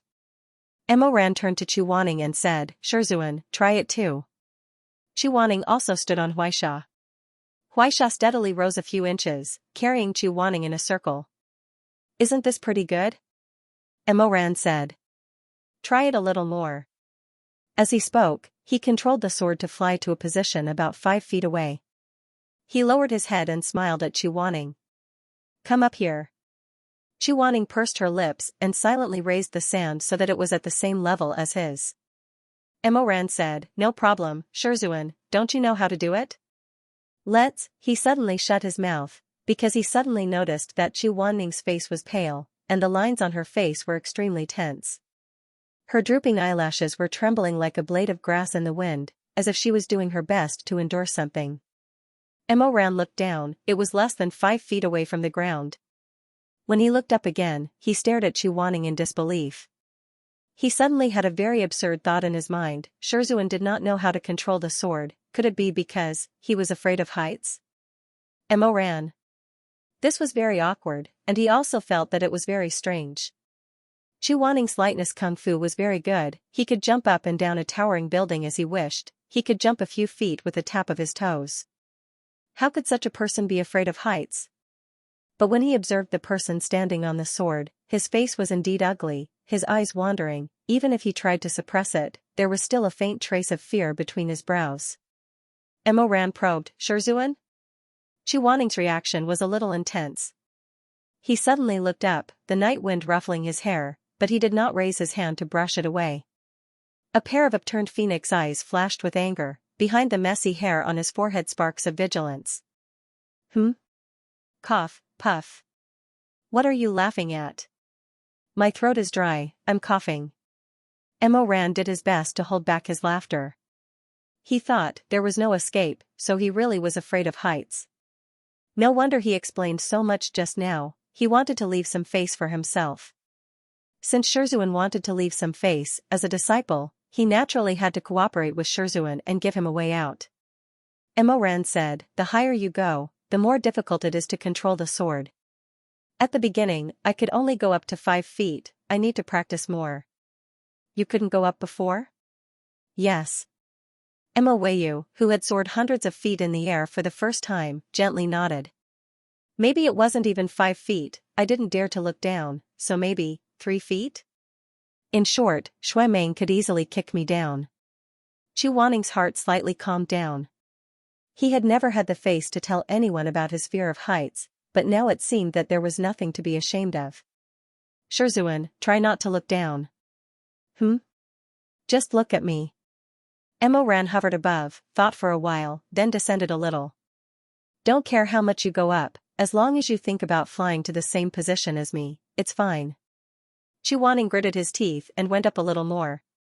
The thin and smooth blade of the sword was stepped on. The originally warm night wind, at this time, to him, became wet and cold like a snake, slithering into his clothes and crawling, hissing and hissing. Don't look down, don't look down. Emo Ran patiently repeated to him, stretching out his hand. Come here, hold my hand. Chuaning studied seriously and said, no need, I can do it myself. Emo Ran did not force him. He knew Chuaning's temper very well. When this person wanted him to do it himself, if it was not a big matter, it was best to let him do as he pleased. A person who was used to being a giant tree, was not used to relying on others. Accompanying by his side, standing shoulder to shoulder with him, made him feel free and comfortable. Although he really wanted to turn Chuaning into a soft spring water, fiercely knead him into his rough torso, let him break in his arms and dissolve in his blood. Like most men in the world, he would always have some unrealistic and frightening possessiveness towards the people he loved deeply. This was his nature, and also his instinct. The aggressive nature of a male instinct made him long to lock up Chu Wanning, endlessly entangling himself with him day and night, swallowing all of his passion. He longed for him to lie on a warm bed all day long, a golden beast, beautiful and fragrant, not to be seen by a second person other than himself. He longed for him to be under his body for a lifetime, his warm body forever wrapped around him. He longed for the blue and purple kiss marks on his body to not disappear, to nurture him into a beast of desire, to use the heaviest and hottest passion every night to fill his stomach to the brim, to feed him to the point of weakness. However, his love made Mo Ran unable to bear it. His love made him want to respect Chu Wanning, wanted to see him in high spirits, light hooves and fast horses, wanted to see him wielding a sword out of the mortal world, shaking his sleeves to cause snow to fall. He wanted to indulge him in the forest to arrogantly grow to the sky, benevolently casting shade, indulging him in luxuriant foliage, but also allowing him to break branches and get hurt in the wind and rain. Thus, his love put shackles on his instincts, put a bridle on his beastly desires, and made him lower his eyelids, suppress his burning hot breath, and become obedient. It made him rather lock up his nature and pull out his sharp teeth in this life. Because of his love, he became possessive and became selfish. Now, because of his love, he became tolerant and became selfless. Thus, he would not try to imprison Chu Wanning like he did in his previous life, trying to change Chu Wanning. This late and pure love made the former Emperor Ta willingly submit, and was willing to use his whole life to accompany Chu Wanning. The sword rose little by little, and when it reached a certain height, even if Chu Wanning did not look at the ground, his fingertips could not help but tremble slightly under his wide sleeves. His scalp was numb. Mo Ran saw his nervousness, and said, "Don't be afraid, this is the same as lightness kung fu." "It's not the same." Chu Wanning said, "Lightness kung fu is dependent on oneself, sword kinesis is. Sword kinesis is also dependent on oneself. Sword kinesis is dependent on the sword." Chu Wanning said angrily. Mo Ran. He somewhat understood why his Shizun's lightness kung fu was first class, but was afraid of sword kinesis. Chu Wanning was not used to relying on anything, he had always relied on himself, so only when he relied on himself, he felt most at ease. This knowledge made Mo Ran's heart ache, and he felt very distressed. He said, "It's okay, Shizun, you have to believe in Xianxia." But Chu Wanning's expression was calm, and the anxiety and panic in his eyes could not be hidden. Mo Ran saw that his forehead was oozing with sweat, and his feet were beginning to shake, and thought that this was not good, this could not go on. If Chu Wanning fell from the sword now, the shadow would be even deeper. He said, "Let's go down first." Chu Wanning could not have asked for more, and the two landed on the ground. He paused for a moment, and then asked, "How high did we fly?" Mo Ran deliberately reported more, and said, "More than 50 feet. Chu Wanning was indeed shocked, and his eyes widened. "So high?" "Yes." Mo Ran smiled, "Shizun is so powerful, next time, even 500 feet will not be a problem."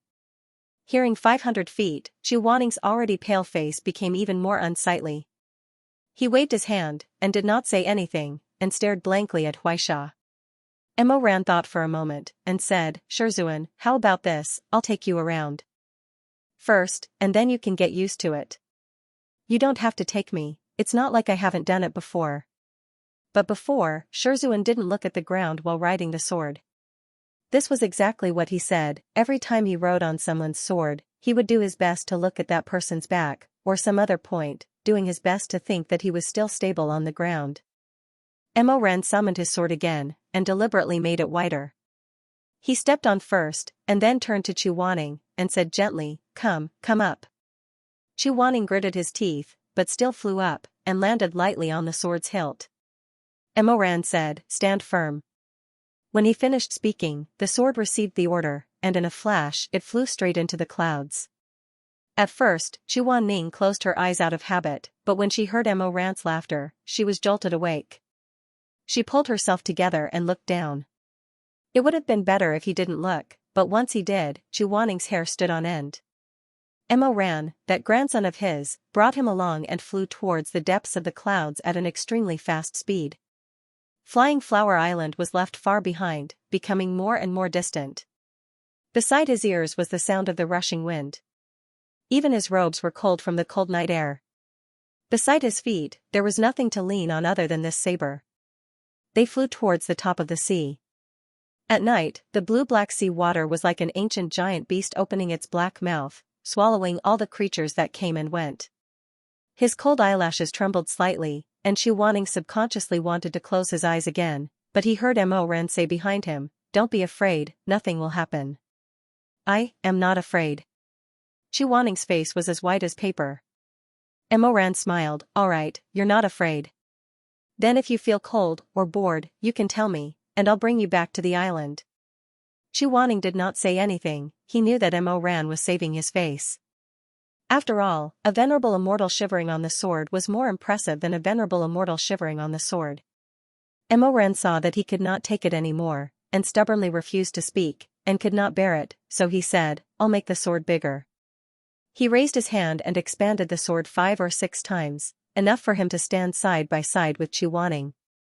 "Master, in a few days, the fire of calamity in Lini will be extinguished, we'll return to the peak of life and death, but what about the people we brought with us?" As he spoke, he tried to relax Xu Wanning's tight bowstring. Xu Wanning was really amazing, he could actually think. He said, "Bring them to the center of Shu." "Bring them to the center of Shu first, after the fire of calamity in Lini, it will be a scorched earth, it's not suitable for people to live in." Mo Ran said, "All right." He looked at Xu Wanning's pale face. After a while, he really felt sorry for him, so he asked, "Are we going back?" "Wait a little longer." Mo Ran expanded the sword a few more times. He asked Xu Wanning to sit down. It was much better to sit than to stand.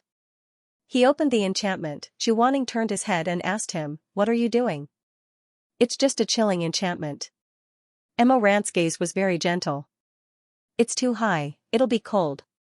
Xu Wanning let him do as he pleased. The enchantment was of the same origin as his own. It was very similar to that of a begonia flower condensed on the film as the brilliance flowed, but his was golden, and Mo Ran's was red. With this layer of translucent enchantment, even though he knew that it had no other effect except for dispelling the cold, he suddenly felt that there was an additional layer of protection around him, or perhaps it was because looking through this layer of enchantment, the ocean was no longer frighteningly dark. In short, Xu Wanning's tense body gradually relaxed, and his breathing gradually became less stagnant. Mo Ran sat beside him and smiled. "Master, look over there." "What? Do you see it?" Xu Wanning looked in the direction he pointed for a long time, then frowned. "There's nothing but the moon." "It's the moon." Xu Wanning was slightly startled, saying, "What's there to see?" "It's the same looking from the ground." Mo Ran smiled. "This is the first time I've sat with Master to admire the moon." Xu Wanning did not respond. After a while, when Mo Ran thought that he would not say anything, he suddenly said softly, "It's not like we haven't seen it together before." "What?" Mo Ran was a little surprised, turning his head to look at him. The moonlight fell on Xu Wanning's handsome face. His skin was like pure white petals in the cold night, and under the 2 curtains of thick eyelashes, there seemed to be memories deeper than the ocean in his eyes. "It's been too long, you should have forgotten." Xu Wanning said. "It's nothing." Mo Ran did not know what to say for a moment. He had lived for much longer than Xu Wanning in front of him. Many of the past events were not so sharp, so what Xu Wanning remembered, he did not necessarily hide in his heart. He looked at Xu Wanning's side profile, feeling guilty, but in that guilt, he could not help but feel a trace of sweetness. He could not help but think of that brocade pouch, and the words he was about to ask yesterday. Xu Wanning kept their knot of hair, kept many memories. Why? Colored Butterfly Town, Jincheng Pond. When the sky split, he risked his life to save him. Why? Before, he did not dare to make wild guesses, thinking that he was too bold and shameless. But in the past 2 days, every inch of discovery had been fanning the flames of his wild ambition. Why? Master. Blood surged in his chest, surging with excitement. His throat was very thirsty. When he stared at Xu Wanning, his eyes were extremely bright. He suddenly wanted to go over, kiss his face, and muster up the courage to ask him, Do you like me?" Riding the sword, between heaven and earth, gave Imoran a vague illusion. It was as if the two of them no longer had any ties in this world, as if the love and hate of the past had not happened. Everything was as tranquil and pure as the moonlight falling through the clouds. He felt that the tender seedling in his chest had finally grown into a large tree. The thick veins pushed open the lifeless soil, turning over the thick smell of blood from the depths of the earth. Chuaning saw that he was silent for a long time, so he turned around and asked, "What's wrong?" Imoran did not answer. His head was dizzy, and he longed to possess him, to hug him, to kiss him. He couldn't help but lean over. Then, he suddenly realized that after the barrier was opened, although Chuaning had slightly recovered, he was still pursing his pale lips, and his complexion was very bad. He hugged his arms, his slender fingers subconsciously clasping his arms, tightly gripping the cold cloth. Even when Chuaning was afraid, he didn't grab others, but himself. Imoran was stunned. Then, the aggressive light in his eyes extinguished, turning into tiny bits of light, like a fisherman's flame. It was very gentle. The lips that originally wanted to kiss him slightly pursed, carrying a soft and bitter smile. The hand that originally wanted to abruptly hug him stopped. A moment later, it touched the back of his cold hand. "You." Chuaning was shocked, a hint of red appearing on his pale face, but he said in a low and alert voice, "What are you doing?" He wanted to pull his hand away, but Imoran held it, and was not willing to let go. Chuaning only felt that his 5 frozen fingers fell into an extremely warm hand. From the center of his palm to the tips of his fingers, they were tightly wrapped and stuck together. "Don't always rely on yourself," Imoran said. "I'm here, you can rely on me." If Chuaning could still be said to be calm and composed before, after hearing these words, no matter how slow or hesitant he was, it was impossible for him not to feel the affection in these words. Moreover, there was that pair of black eyes that could take a person's life, solemn, gentle, and affectionate gazing at him. Chuaning's heartbeat instantly became as apprehensive as a torrential rainstorm, knocking into his soul bit by bit. He didn't dare look into Imoran's eyes again, suddenly turning his face away and lowering his head. It was too hot. How could it be so hot 100 feet in the air? He had always been arrogant and calm, but at this moment, it was as if he had suddenly stepped into a territory he was completely unaware of. The armor on his body had been stripped off, and the sharp claws had been cut off. In front of Imoran's sudden straightforwardness, Chuaning's usual moves seemed to be ineffective. The man passionately pried open his clam shell, using his eyes to stare at the sparkling white flesh inside. Whether it was the glowing pearls or the fishy sweet clam meat, they were all exposed to the man's eyes. This haughty and calm man had thrown away his helmet and armor, and was suddenly overcome with panic and helplessness. What to do? What should he say? He realized that his hand was still tightly held by Imoran, tightly pressed together. He didn't know what to do, anxious and nervous, the rims of his eyes turning slightly red, he subconsciously wanted to pull his fingertips away. But the moment he moved, Imoran tightly held on to him. The man's palm was soaked with sweat, it was wet. "Don't take it away." He was so strong, stubborn. For some reason, Chuaning suddenly felt that there was a hint of sadness in his words. Imoran's eyes burned, he stared at him for a long time, then said in a low and hoarse voice, "Chuaning. What did you call me?" "It's my fault." At this moment, Chuaning's body was even tighter than before, and his heart was beating faster than when he was riding the sword at the beginning. He was not used to it, not used to it. He tried his best to tidy up his position and make one last desperate struggle before falling into this great abyss. He lowered his eyes and said, "Well, you know you're wrong, but it's not hopeless." Imoran's heart was very hot, and finally, without thinking, he blurted out, "Wanting.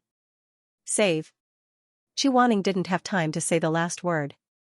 When he heard this gentle voice with a sigh, his mind buzzed, and in an instant, it was blank. He couldn't say the last word anymore. Hopeless. Hopeless, they hesitated outside the quagmire of love and desire for so long, and finally couldn't help but step in and fall into it. From then on, they were trapped in an inescapable net, deep into their bones. Imoran's voice was low and hoarse, he stared at him, wanting, in fact, these few days, "I have something to ask you." His heart was burning fiercely, Emo Ran tightly held Chu Wanning's hand, his fingers trembling. No, I won't ask you. Chu Wanning had just let out a sigh of relief when he heard Emo Ran say the next sentence. I won't ask you anything, I just want to tell you.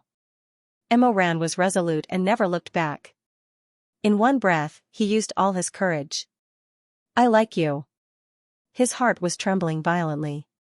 I like you, not the love of a disciple for a master, it's my audacity, I like you. Chu Wanning closed his eyes, his fingertips trembling in that person's hot and moist warmth, gradually stopped. How could it be? How could it be? He must have misheard.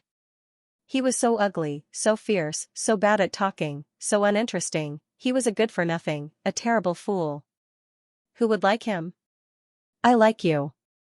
Chu Wanning was stunned for a long time, he really didn't know what to say, his heart was in great grief, he didn't know what to say, he actually felt bitter, he actually felt fear, his mind was almost blank, he wanted to be like before, he wanted to scold nonsense, he wanted to say ridiculous, he thought a lot, but he was choked in his throat, he couldn't say anything.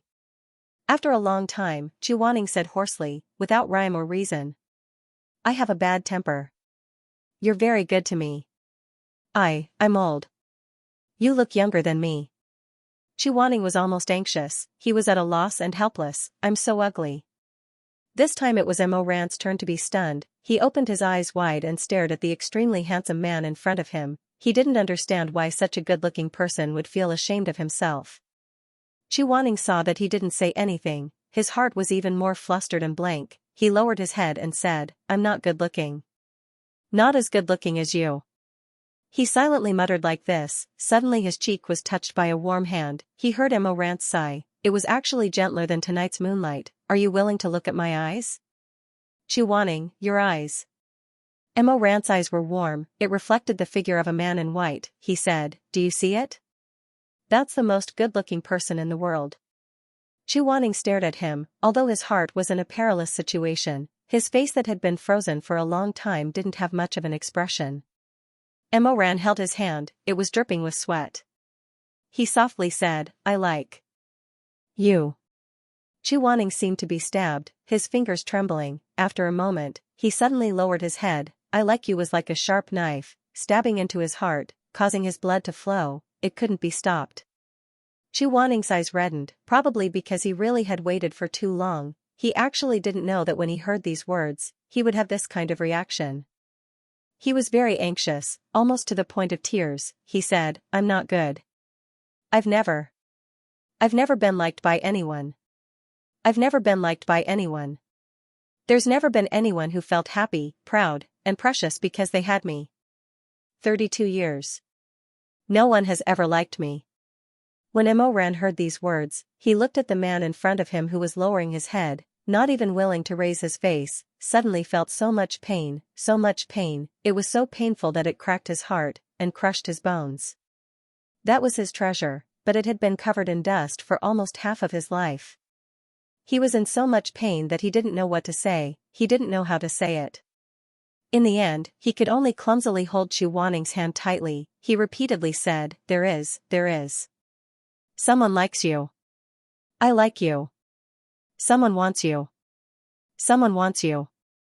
Don't feel so inferior. Don't be so stupid. Don't make your best self sound worthless. Fool. Fool Chu Wanning. I like you. After a long time, Emo Ran asked him, then what about you? What? Emo Ran lowered his eyes, his eyelashes fluttering, I'm so stupid, so insensible, so unreliable, I've also done many unforgivable things. He paused, then said in a small voice, will you like me? Chu Wanning had already raised his face, but when he heard him say this, he suddenly met that pair of soft black eyes, and actually panicked. He didn't know where he got the strength, but he suddenly pulled his hand away and turned his face away. He didn't nod, but he also didn't shake his head. There was no affirmation, nor denial. But Emo Ran clearly saw that Chu Wanning's ears had turned red, all the way to his beautiful neck. That brocade pouch. Don't say it, Chu Wanning suddenly said in a muffled voice, this time his whole face was red. Don't say it. Mo Ran looked at Chu Waning's unwilling, embarrassed, angry, and confused appearance. Light and shadow moved in his eyes, the moonlight lingering. He sat over, stretched out his hand again, and caught Chu Waning's fingertips. Chu Waning was trembling, Mo Ran's fingers were also lightly trembling. He covered Chu Waning's slender fingers, and then, one by one, in a way that had never been done before, 10 fingers tightly interlocked, palms pressed together. Chu Waning's face was red, and he looked away even more. This time, he didn't try to break free. And so, Mo Ran held Chu Waning's hand, finally understanding in hindsight, and nervously confirmed. Chu Waning also liked him. He finally understood. For Chu Waning, this was the first time he had interlocked his fingers with Mo Ran's palm. He felt that it was enough, too much. Fortunately, Mo Ran did not do anything else. Otherwise, he could have jumped down from 100 feet high and escaped. How lucky. For Mo Ran, this was the nth time he had interlocked his fingers with Chu Waning's palm. He felt that it was not enough, too little. Fortunately, he did not do anything else.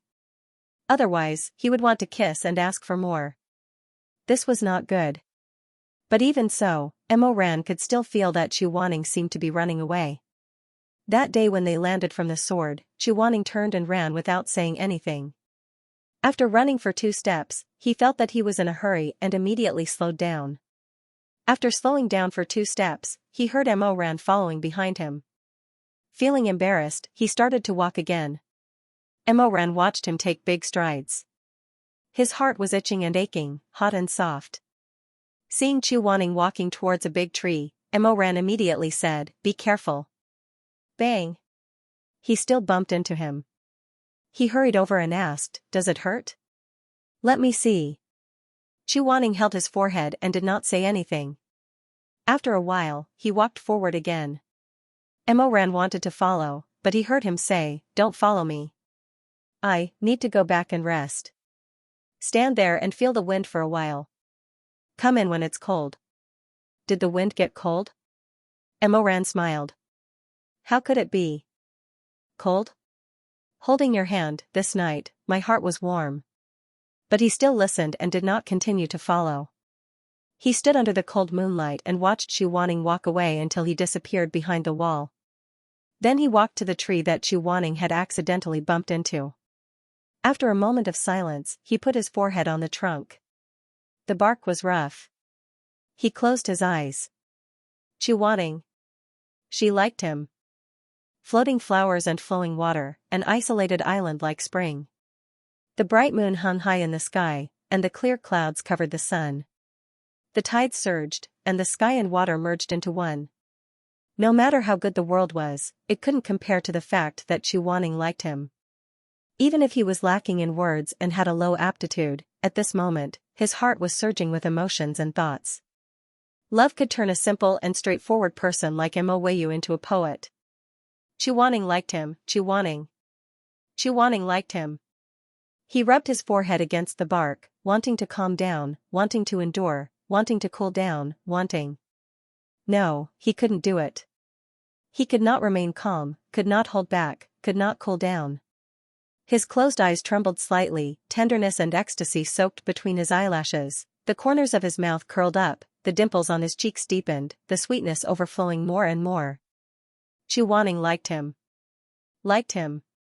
It was the person he was infatuated with, the best person in the world, the person he wanted to hold in his arms for the rest of his life.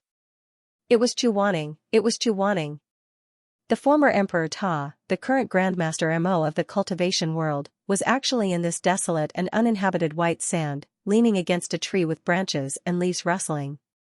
His eyes were closed, his head was lowered, his shoulders were slightly trembling, and he laughed out loud. Because Chu Waning liked him, the wind he smelled was sweet, the sound of waves he heard was sweet. Chu Waning liked him. He lowered his eyes and laughed, but as he laughed and laughed, he started to cry.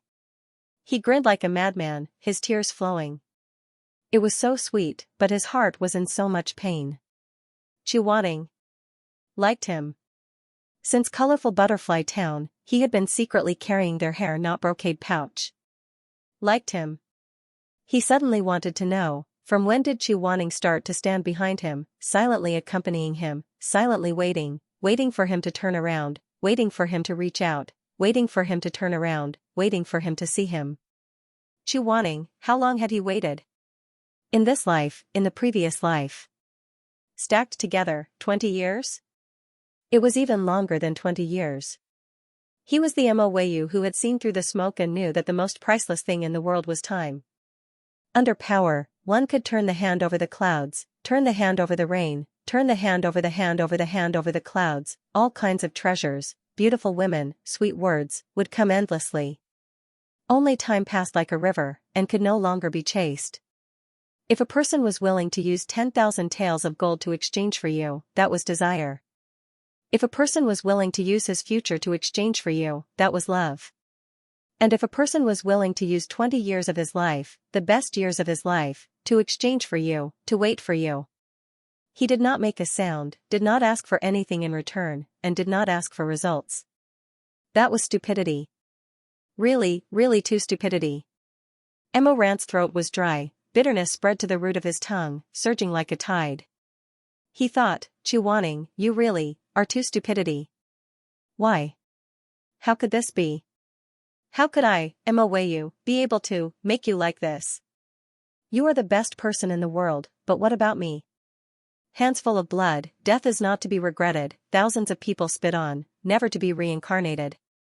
I bullied you, I hated you, I let you down, I killed you. You don't know what I have done. You don't know at all. Mo Ran hugged the tree, sobbing into the whistling sea breeze. What did he do?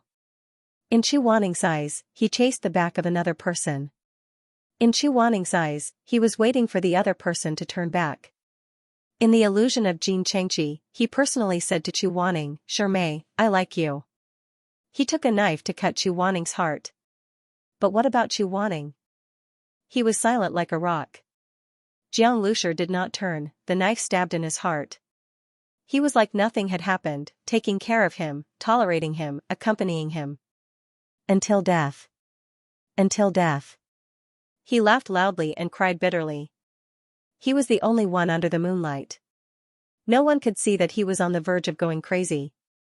Chu Wanning, in his 2 lifetimes, had never let Mo Ran know his feelings. The most humble thing this proud and unyielding man had ever done in his life was to fall in love with someone.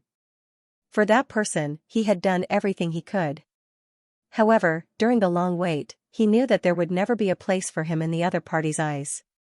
Even though he knew that the other party would not like him, he chose not to disturb them, chose not to alarm them, and did not want to give them any trouble at all. He had chosen to leave behind his last bit of dignity. In his previous life, until his death, he had only said one sentence, I am the one who is unfair to you, and I will not complain in life or death. In this lifetime, she had confessed to him. Chu Wanning was such a good and proud person, but he had said, I'm not good. I've never had anyone like me. Emperor Ta. Mo Weiyu, what did he do? What had they done? Was he blind, or had he lost his mind? Why couldn't he see through it? Why did he let you down? Chu Wanning lay on the bed.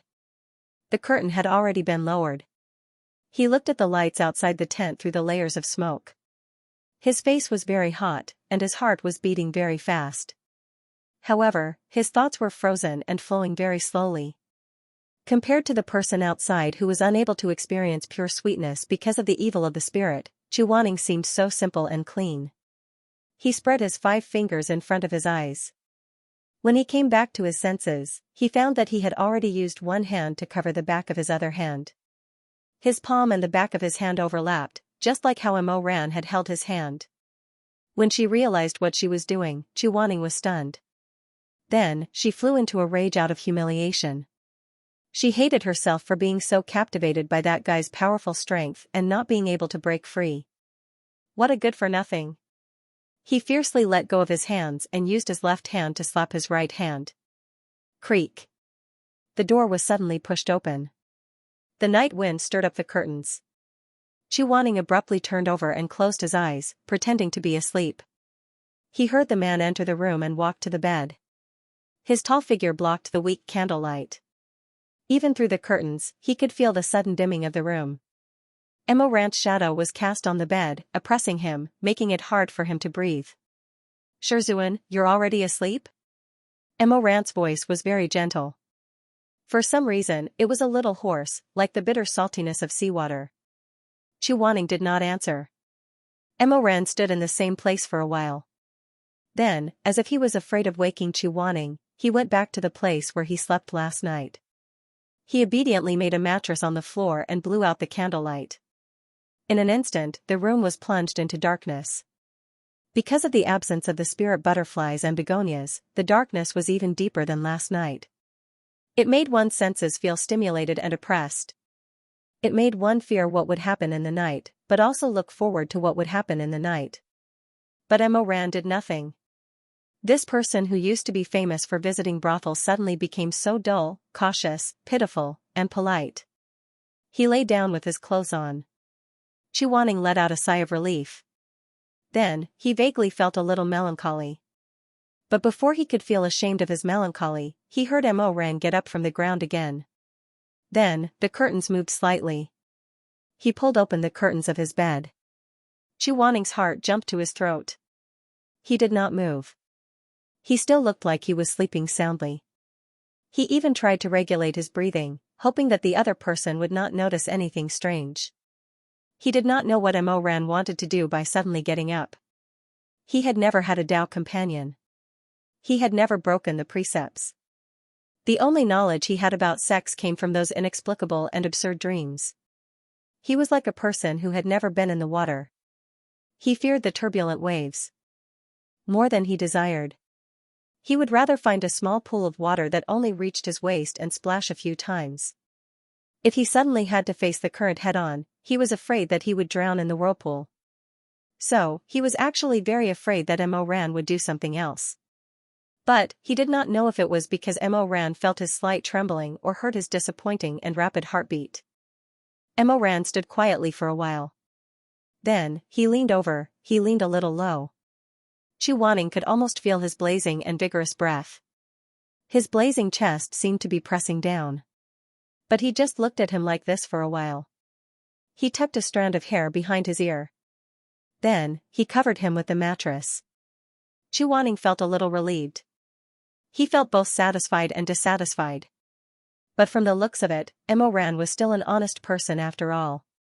While the word person was still spinning in his mind, the honest person Emo Ran lowered his head again.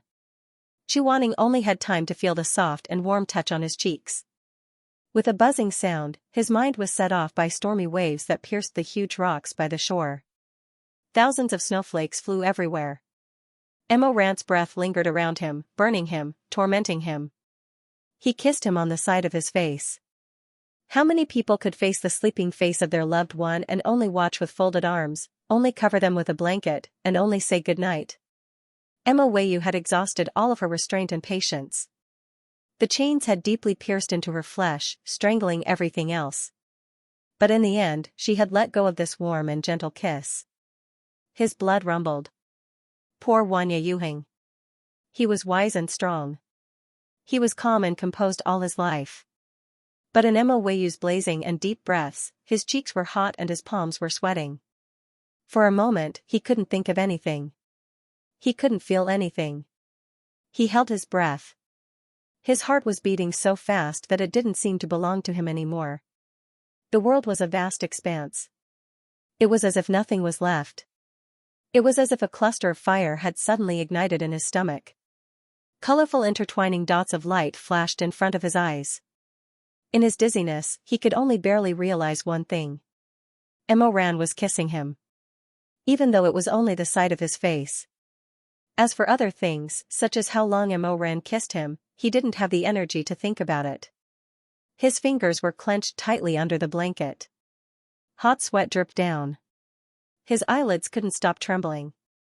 Fortunately, the night was very dark. Emo Ran didn't see his eyelashes fluttering uncontrollably. Fortunately, Chuaning's face was too hot. His whole body was drowsy, so he didn't feel it. When they kissed, a drop of warm tear slid down Emo Ran's cheek and landed on his neck. On the morning of the second day after the confession, Chuaning woke up very early. But he didn't get out of bed, because when he peeked out from behind the curtain, he saw that Mo Ran was still sleeping on a simple mattress, right next to the bed. He couldn't see clearly through the curtain. Chu Wanning tried to restrain himself for a moment, but he couldn't. He reached out his hand, wanting to lift the curtain a little. But before his hand could touch the gauze curtain, he switched to a finger. Using the tip of his finger, he only managed to lift a little bit. It was as if as long as it was just a little bit, he wouldn't be considered peeking. Clear sunlight sprinkled in through the window paper, the bright red light with a bit of golden light cut into long and narrow silhouettes, shining on Mo Ran's handsome face. Chu Wanning hadn't seen his sleeping face for a long time. He quietly looked at it, looking very carefully, gazing for a very long time. It was so long that he couldn't help but think of the year when Mo Ran had just been brought back to the peak of life and death by Xingyong. A somewhat shy youth, when happy, could burst forth with a fiery brilliance and enthusiasm. He loved to stick to him when he had nothing to do. No matter what, he still wanted to take him as his teacher. He couldn't be chased away even if he tried. When they met in front of Tong Tian Pagoda, Chu Wanning insisted on not taking him as a disciple, because he felt that the sentence, "He looks the most gentle, I like him the most," was simply ridiculous and untrustworthy. Because of this, he ignored Mo Weiyu for 14 days. He heard that in order to find a way to become his disciple, Mo Weiyu asked Shui Xingyong's wife, Shiming Jing, and also Shui Ziming. In the end, he didn't know who gave him the bad idea to imitate Qingmenli Shui, standing outside the Red Lotus Water Pavilion and waiting for someone. In the morning, when Chu Wanning went out, he would pay his respects and ask to be taken as his teacher. At night, when Chu Wanning went back, he would continue to pay his respects and ask to be taken as his teacher. Regardless of wind or rain, even dripping water could penetrate a stone. Chu Wanning's reaction to this was, "Ha." He turned a blind eye and left. He did not like to be pursued so fiercely. He was a man of few emotions, and was only willing to respond to those who were equally mild and indifferent. It was unknown if it was because of the environment he grew up in, but the youth was very good at observing people's expressions. Probably because he felt Chu Wanning's coldness, he only pestered Chu Wanning for 2 days and didn't ask Chu Wanning to be his disciple anymore. But as usual, he still came to the Red Lotus Pavilion every day to help Chu Wanning clean up the fallen leaves in front of the courtyard. When he saw Chu Wanning come out, he scratched his head with a broom and said with a smile, "Elder Yu Heng."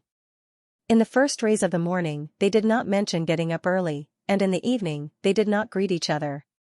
It was just a simple sentence, "Elder Yu Heng," and then he just smiled. Chu Wanning didn't look at him and walked away, minding his own business. He wasn't angry either. Behind him, he swept the fallen leaves with a swishing sound. 10 days passed peacefully like this. One morning, perhaps because the lotuses in the Red Lotus Pavilion had bloomed overnight and the fragrance was strong, Chu Wanning was in an extremely good mood. He pushed open the door and saw the youth Mo Ran with his head down on the winding and quiet mountain path. He was concentrating on sweeping the leaves. There was a leaf that was stuck in a crack in the rock and was particularly difficult to clean. He bent down to pick it up and prepared to throw it into the bushes. The moment he raised his head, he saw Chu Wanning standing in front of the mountain gate. He was stunned for a moment, and then he broke into a smile.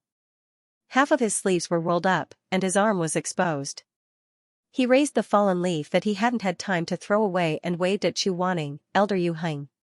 The voice was very clear, carrying the sweetness of fresh fruit.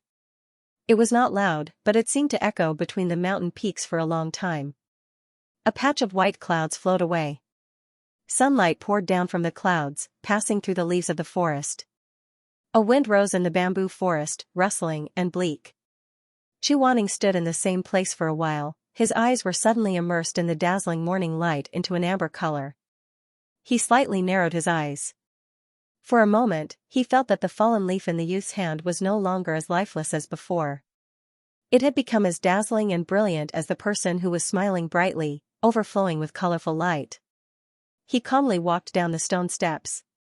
Mo Ran had long been accustomed to his indifference and didn't mind. As usual, he consciously stood to the side, waiting for Chu Wanning to pass. That day, Chu Wanning calmly walked down step by step. As usual, he walked by him. Then, he suddenly turned his face slightly and glanced back at the youth. His voice was as clear as a spring, as calm as a lake. He said, "Thank you." Emoran was stunned for a moment, then his eyes lit up. He hurriedly waved his hand and said, "No need, no need. This is what a disciple should do." Chuaning said, "I don't intend to accept you as a disciple." But his tone and expression were no longer as resolute as before. After he finished speaking, he turned around and continued to walk forward. But in the end, he didn't know why, but probably because he felt bad, he turned back to look at Emoran. In the end, he saw that the youth didn't feel the slightest bit of heartache. He actually held on to the broom and excitedly jumped a few steps on the spot. That young face was full of vitality, emitting endless light and warmth. So this guy didn't care about the second half of the sentence. He only heard the thanks, and he was so happy. A few days passed like this. One day, it rained. The rain wasn't too heavy. Chuaning had always been a person who was too lazy to carry an umbrella and rarely opened the barrier. He estimated that it would only take a stick of incense to burn to reach the good and evil stage. It didn't matter if he got wet, he could just use magic to dry it. He pushed open the door and went out. Emoran was still there. However, he wasn't sweeping the floor today. The broom had been set aside by him. He held an oil paper umbrella and squatted on the ground, his back facing Chuaning. He was completely focused on fiddling with something. One of his shoulders was slightly trembling. He was short, so when he squatted, he looked even smaller. The umbrella was large and dark brown in color. It looked very funny, like a mushroom emerging from a spring rain. Chuaning held back his faint smile and walked behind him. He coughed lightly and asked, "What are you doing?" "Ah." The youth was shocked. He turned around and looked up at him. The first sentence was Elder Yu Heng. Before Chuaning could respond, he opened his eyes wide and said the second sentence, "Why aren't you holding an umbrella?" Before Chuaning could answer, he stood up, tiptoed, and tried to raise the oil paper umbrella in his hand high. He said the third sentence, "This is for you." But he was still too short, and the steps he was standing on were one step lower than Chuaning's. He tried very hard, but the umbrella barely covered the top of Chuaning's head. But he wasn't steady enough. When the wind blew, he couldn't hold the umbrella properly. The umbrella tilted, and a string of water droplets fell onto Chuaning's collar and flowed down his neck. So, before Chuaning could say anything, Emoran hurriedly said, "I'm sorry, I'm sorry." Chuaning. When Emoran said the first sentence, he could say, "Yes." When Emoran said the second sentence, he could say, "No need." When Emoran said the third sentence, he could say, "You keep it for yourself." But when Emoran said the fourth sentence, he kept apologizing. Chuaning was speechless. He lowered his eyes, and it was hard to tell whether his expression was indifferent or gloomy. In the end, he just sighed, took the umbrella from Emoran's hand, and hit the top of their heads. He looked up at Emoran, thought for a moment, and circled back to the first sentence. "What are you doing?" "Saving the earthworm." Chuaning thought he heard wrong. He frowned and asked, "What?" Emoran smiled, and his dimples were deep. He was very cute. He scratched his head shyly and stammered, save the earthworm." Chuaning lowered his eyes, and his gaze fell on Emoran's hanging hand. In the palm of his hand was a tree branch, and water dripped down. He should have picked it up from the ground. Looking forward, there was indeed a stupid earthworm lying in the pool of water on the stone steps, slowly wriggling. When the rain stops, these earthworms that came out of the soil will be dried up. Emoran was a little embarrassed, "So I want to put them all back into the grass." Chuaning asked faintly, "Using a tree branch?" "Yes." Seeing the other's cold expression, Emoran was probably worried that Elder Yu Heng would look down on him, so he hurriedly said, I'm not afraid of using my hands. It's just that when I was young, my mother told me that I can't catch earthworms with my hands, because they will rot." Chuaning shook his head, "That's not what I'm talking about." When he finished speaking, he raised his hand slightly, and his fingertip pointed in the air. A thin and soft golden willow branch drilled out from the gap of the stone steps. The willow branch wrapped around the earthworm lying in the pool of water, and carried it back to the nearby grass pile. Emoran's eyes widened, and he was very shocked. "What is this?" "Tianwen." what is Tianwen? Chu Wanning glanced at him and said, it's my weapon. Mo Ran appeared even more shocked, Elder's weapon, is so small? Chu Wanning finished for him. Mo Ran, hee hee. Chu Wanning flicked his sleeve, his expression indifferent, it naturally has its vicious moments. Then, can I see it? It's best if you never see it. At that time Mo Ran did not understand the meaning of Chu Wanning's words.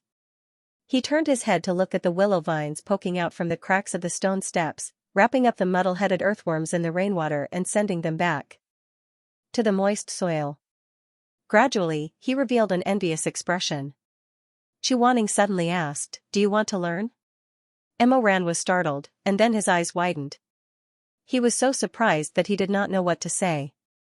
In the end, he could only nod his head, his handsome little face flushed red. Chu Wanning said, after the morning cultivation tomorrow, go to the bamboo forest behind the good and evil stage. I'll wait for you there. After he finished speaking, his pure white silk shoes stepped on the wet stone steps. Holding the oil paper umbrella, he walked down the mountain. Mo Ran stared blankly at his fluttering figure. After a while, he suddenly understood the meaning of Chu Wanning's words. In an instant, his face flushed even redder, his eyes shining strangely. He no longer cared about the wet ground. He immediately knelt down and kowtowed. His still young voice was full of eagerness and joy. Yes, Shizun. This time, Chu Wanning did not agree, nor did he stop him. He only stood in place for a moment, and then continued to walk away. The raindrops fell on the umbrella, drop by drop, like a Kong Ho. Only when his figure disappeared did Mo Ran stand up from the ground. It was also at this time that he discovered that at some unknown time, a golden translucent barrier had opened up above his head. The 5-petal flower flowed, blocking the fine wind and rain for him. Chu Wanning remembered that when Shui Jingyong learned of his decision, he was both relieved and surprised. He asked him, Yuhing, why are you willing to accept him? At that time, he sat on the high seat of the good and evil stage, his hand holding the oil paper umbrella that Mo Ran gave him. His slender fingers were faintly discernible, rubbing the old and clumsy handle of the umbrella. In the end, he said lightly, it's convenient for him to save the earthworm. Shui Jingyong exclaimed. His leopard eyes widened, somewhat like a cat. Save what? Chu Wanning did not answer. He only lowered his eyes to look at the bamboo umbrella frame. Gradually, there was a hint of a smile in his eyes.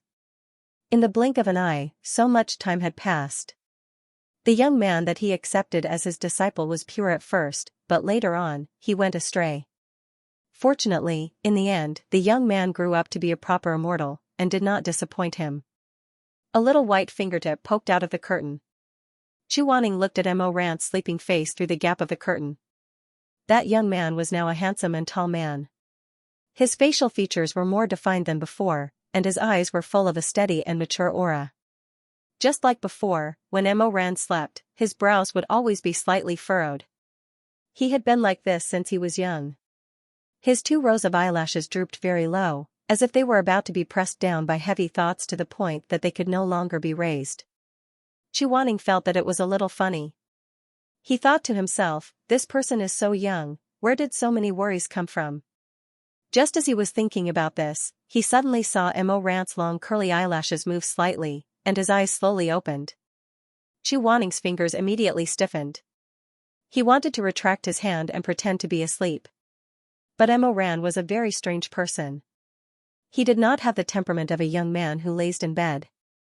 Instead, he had the mannerisms of an older person. In other words, he woke up very quickly. And inexplicably, he seemed to have an extremely sharp intuition for the subtle changes in his sleeping environment, as if he was facing assassination threats all year round, moving step by step as if he was walking on thin ice. Before Chu Wanning had time to withdraw his fingertip from the gap of the curtain, Mo Ran's gaze had already accurately fallen on that fingertip. Chu Wanning. This matter concerned Elder Yu Heng's face and reputation. At this critical moment, Chu Wanning had an idea. He simply turned over and stretched his entire hand out of the curtain, lazily hanging on the side of the bed. From the looks of it, just now he was not secretly lifting the curtain at all. Instead, it was a sleeping person who turned over, stretched out his arm, and unintentionally stretched it out of the curtain. How could Mo Ran think that the serious and rigid Chu Wanning could come up with this kind of idea? He was easily fooled. He was afraid of waking Chu Wanning up, so he quietly got up. But he did not leave immediately. Instead, he grabbed Chu Wanning's exposed wrist and carefully placed it back in between the blankets. After doing this, after a while, Chu Wanning heard the creak of the door opening. Mo Ran went out. Chu Wanning slightly opened his eyes and looked at the hazy light coming in through the door. He was still in a daze for a long time. Perhaps it was because he had never dreamed that he and Mo Ran could be together. He had never even imagined it, so even after a night, he still felt that everything was like a dream. In his impression, Mo Ran was clearly secretly in love with Shi Jing. All these years, he stood behind them alone and saw everything clearly. He saw Mo Ran smile brightly at Shi Jing, saw Mo Ran cook noodles for Shi Jing, saw Mo Ran secretly help Shi Jing complete her assignment with a happy expression. He thought that no one knew. In fact, Chu Wanning knew all of this. For this reason, he had been envious, jealous, upset, and unwilling. He also thought that he had been relieved. But how could it be so easy to be relieved? Even if he knew that it was impossible, he still stiffened his neck and refused to look back. He braced himself and was unwilling to leave. All these years, Chu Wanning had asked herself if this kind of waiting that was destined to be fruitless was worth it, and if this kind of stubborn waiting was degrading. But after asking himself countless times, the answer was always undetermined. He, Chu Wanning, was also a heartless person who looked coldly at those infatuated men and resentful women. He could not understand why, when it was so painful, he still forcefully kept his feelings in his arms and refused to throw them away even when he was full of wounds. He did not understand. Only when the fire of not being able to get what he wanted burned his heart could he finally understand. Most of the friendship, deep feelings, and sincerity in the world were like this. They could be let go, but they could never be abandoned. Because of this, Chu Wanning, who did not understand Mo Ran's true feelings for Shi, was somewhat confused and hesitant. He didn't understand why Mo Ran was willing to shift his gaze away from Shi Jing and look at his own slightly disheveled face. Was it because of gratitude? Was it because of guilt? Did he want to imitate the female ghost to repay her kindness, so he offered himself to her? Damn it, could it be that he confessed to Shi and was rejected by Shi? Chu Wanning was in a daze. His mind was full of imagination. For a moment, a Chinese ghost story, Lady Conk, Chen Shi, and all kinds of thoughts came to him. In the end, the more he thought about it, the angrier he became. He got up and, while no one was looking, kicked the mattress Mo Ran had slept on last night. Guesses were guesses. Before making a conclusion, Chu Wanning did not want to think too much about it, so as not to make things difficult for himself. It was just that he had some reservations about this sudden feeling. Therefore, when the tribulation fire was finally extinguished and the group was preparing to leave on their swords, Chu Wanning did not intend to sit on Mo Ran's sword again. Of course, Elder Yu Heng, who could barely fly at a low altitude of 20 feet, did not intend to step on the sand to cross the vast sea. Therefore, when everyone stood at the edge of the rugged beach and was pulled up by Mo Ran one by one on his enlarged sword, Chu Wanning took out his dragon-rising talisman. He dripped a drop of blood on his fingertip and touched the dragon scale. The noisy little paper dragon suddenly came to life in the picture.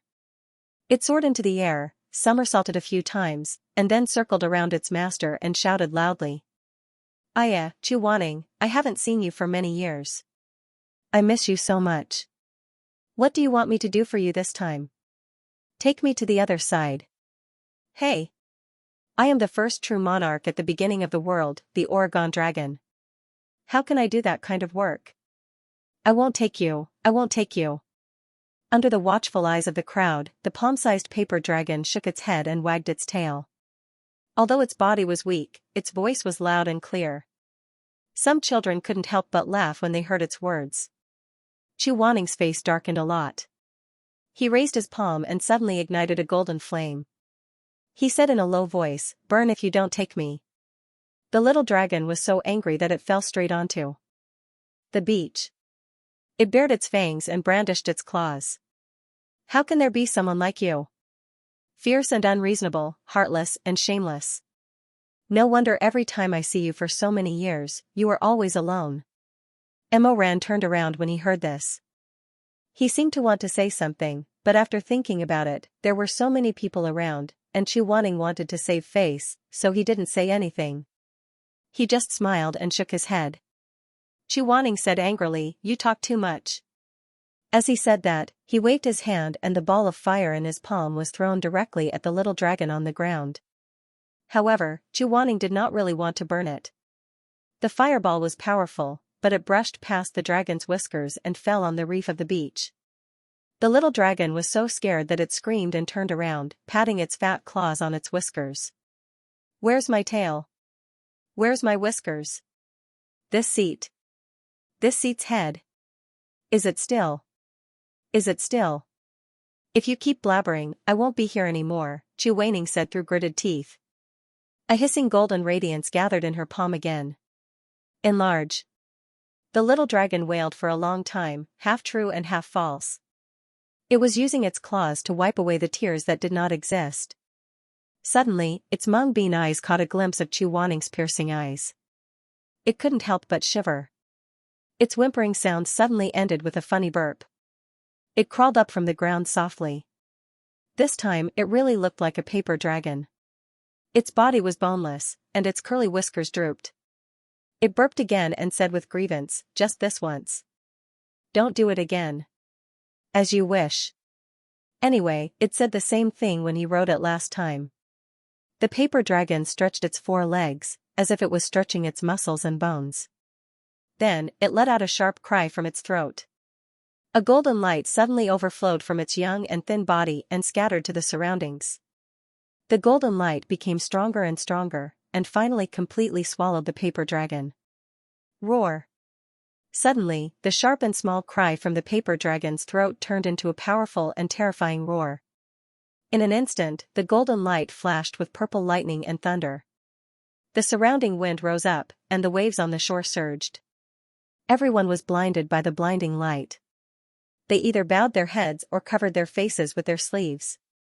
Chu Wanning narrowed his eyes. His long ponytail and wide robe were fluttering in the strong wind. When the golden light was extinguished, everyone looked around, but they saw that the little dragon was gone. The beach was quiet, and there was nothing. "Huh? It's gone?" a bold child said in surprise. But before his voice fell, he heard a sound coming from above his head. It was a roar that shook the 9 heavens. The angry sea was surging, and the wind and clouds were surging. A strong wind blew everywhere. "Ah! Father!" The child who lost his parents was frightened, but he still habitually cried and called for his father. Emoran hurriedly picked him up and softly comforted him. Chu Wanning probably didn't expect that he scared the child again. He was stunned for a moment. Seeing the dragon rushing down, he immediately said, "Slow down." Roar? When the huge dragon heard this, it actually let out a stupefied groan. Then, with a bang, it fell on the stone beach and slowly lowered its body. This dragon was very big. Sitting on it was not much different from sitting on land. No wonder Chu Wanning didn't like to ride the sword, but was willing to fly high on the dragon. Emoran deliberately wanted Chu Wanning to be more comfortable, so he teased the child in his arms, "Do you want to sit on this organ with that brother?" But the child didn't want to. He buried his face in Emoran's shoulder and whispered, "I'll tell you a secret, I don't like him." Emoran also said to him, "I'll tell you a secret, I like him." Ah? The child was stunned for a moment, but after all, he was pure and innocent. He quietly asked, "Really?" "Shoo, don't tell others." The child immediately laughed, covered his mouth, and nodded repeatedly. "What are you talking about? Are we still going?" Chu Wanning didn't intend to ride with the crowd, so he glanced at them indifferently.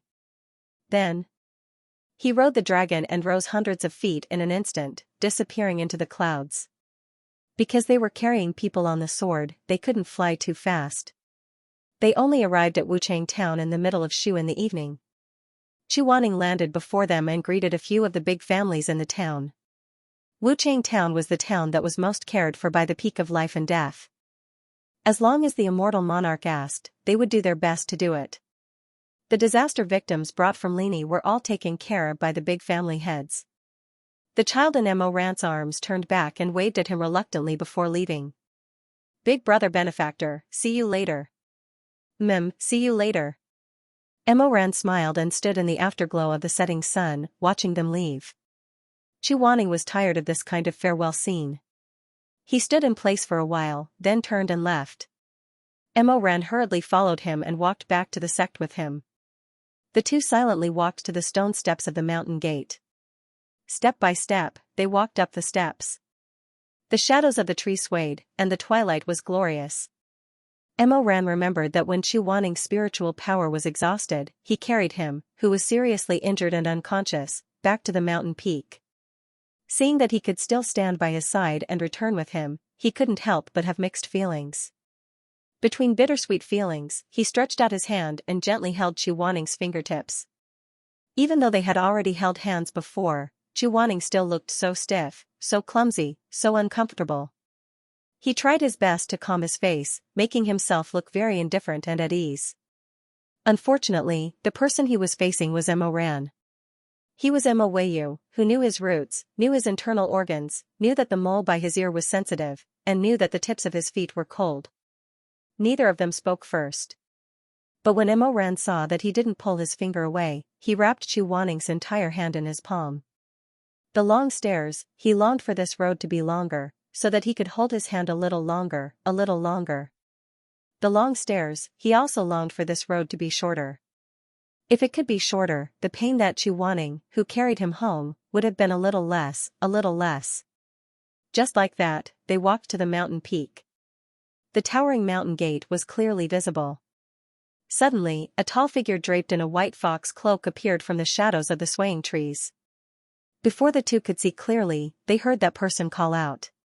Shizun? Chu Wanning was slightly shocked. He almost immediately pulled his hand out of Mo Ran's palm and let it hang in his sleeve. He then stood still and raised his head. Shizun walked down the stairs a few steps higher. Under the afterglow of the setting sun, his face was as clear as a lotus flower, bright and beautiful. That burning light made the red clouds in the sky pale in comparison. He was really very handsome. Shizun probably didn't see the two holding hands just now. He seemed very surprised and smiled. That's great. You're finally back. Mo Ran didn't expect to suddenly meet him. He was a little embarrassed and asked, Shizun, are you going out? Yes, I was going down the mountain to buy some things for the Great Lord. I didn't expect to see Shizun and Mo Ran first. A few days ago, the Great Lord received Shizun's message for Hai Tang, but he didn't see her. He was worried. Chu Wanning said, Mo Ran and I are both fine. What about the others in the sect? They're all fine. Shizun said, although the young master was manipulated by Hazy, fortunately, it didn't last long. His heart wasn't damaged. These past few days, Elder Tanlang has been treating him carefully. This morning, he can get out of bed and walk around. Chu Wanning sighed. That's good. Shizun smiled and glanced at Mo Ran. Then, he gently lowered his eyes and bowed. Although I'd like to talk for a while more, if I don't go get the herbs sent by Lone Moon, I'll make the delivery person wait for a long time. I have to go first. Shizun, Mo Ran, see you tonight. Yes, you can go. Chu Wanning said, we'll talk later. When Shizun's robe fluttered and his figure gradually disappeared, Chu Wanning turned his head. Although he could feel that Mo Ran didn't let go of his hand just now and that he was the one who pulled away first, he didn't know why. He felt resentful. His sharp eyes stared fiercely at Mo Ran, then he flicked his sleeves and turned to leave. Mo Ran. The two arrived at the Korhart Palace one after another. When they pushed the door open, they were shocked by the scene in front of them. They were speechless. The main palace of the Peak of Life and Death was densely packed with gold and silver satin, precious trees, corals, magic tools, and spirit stones. They spread all the way from the high seat at the end to the door. Chu Wanning could only open half of the door. The other half was blocked by a pile of shiny refining crystals. He couldn't move at all. Aside from these things, for some strange reason, there were actually more than 30 peerless beauties standing in the hall, looking anxious and fearful. As for Shui Jingyong, he didn't know whether to laugh or cry as he tried to reason with a Fire Phoenix Pavilion disciple wearing a light red robe. No, this is really not okay.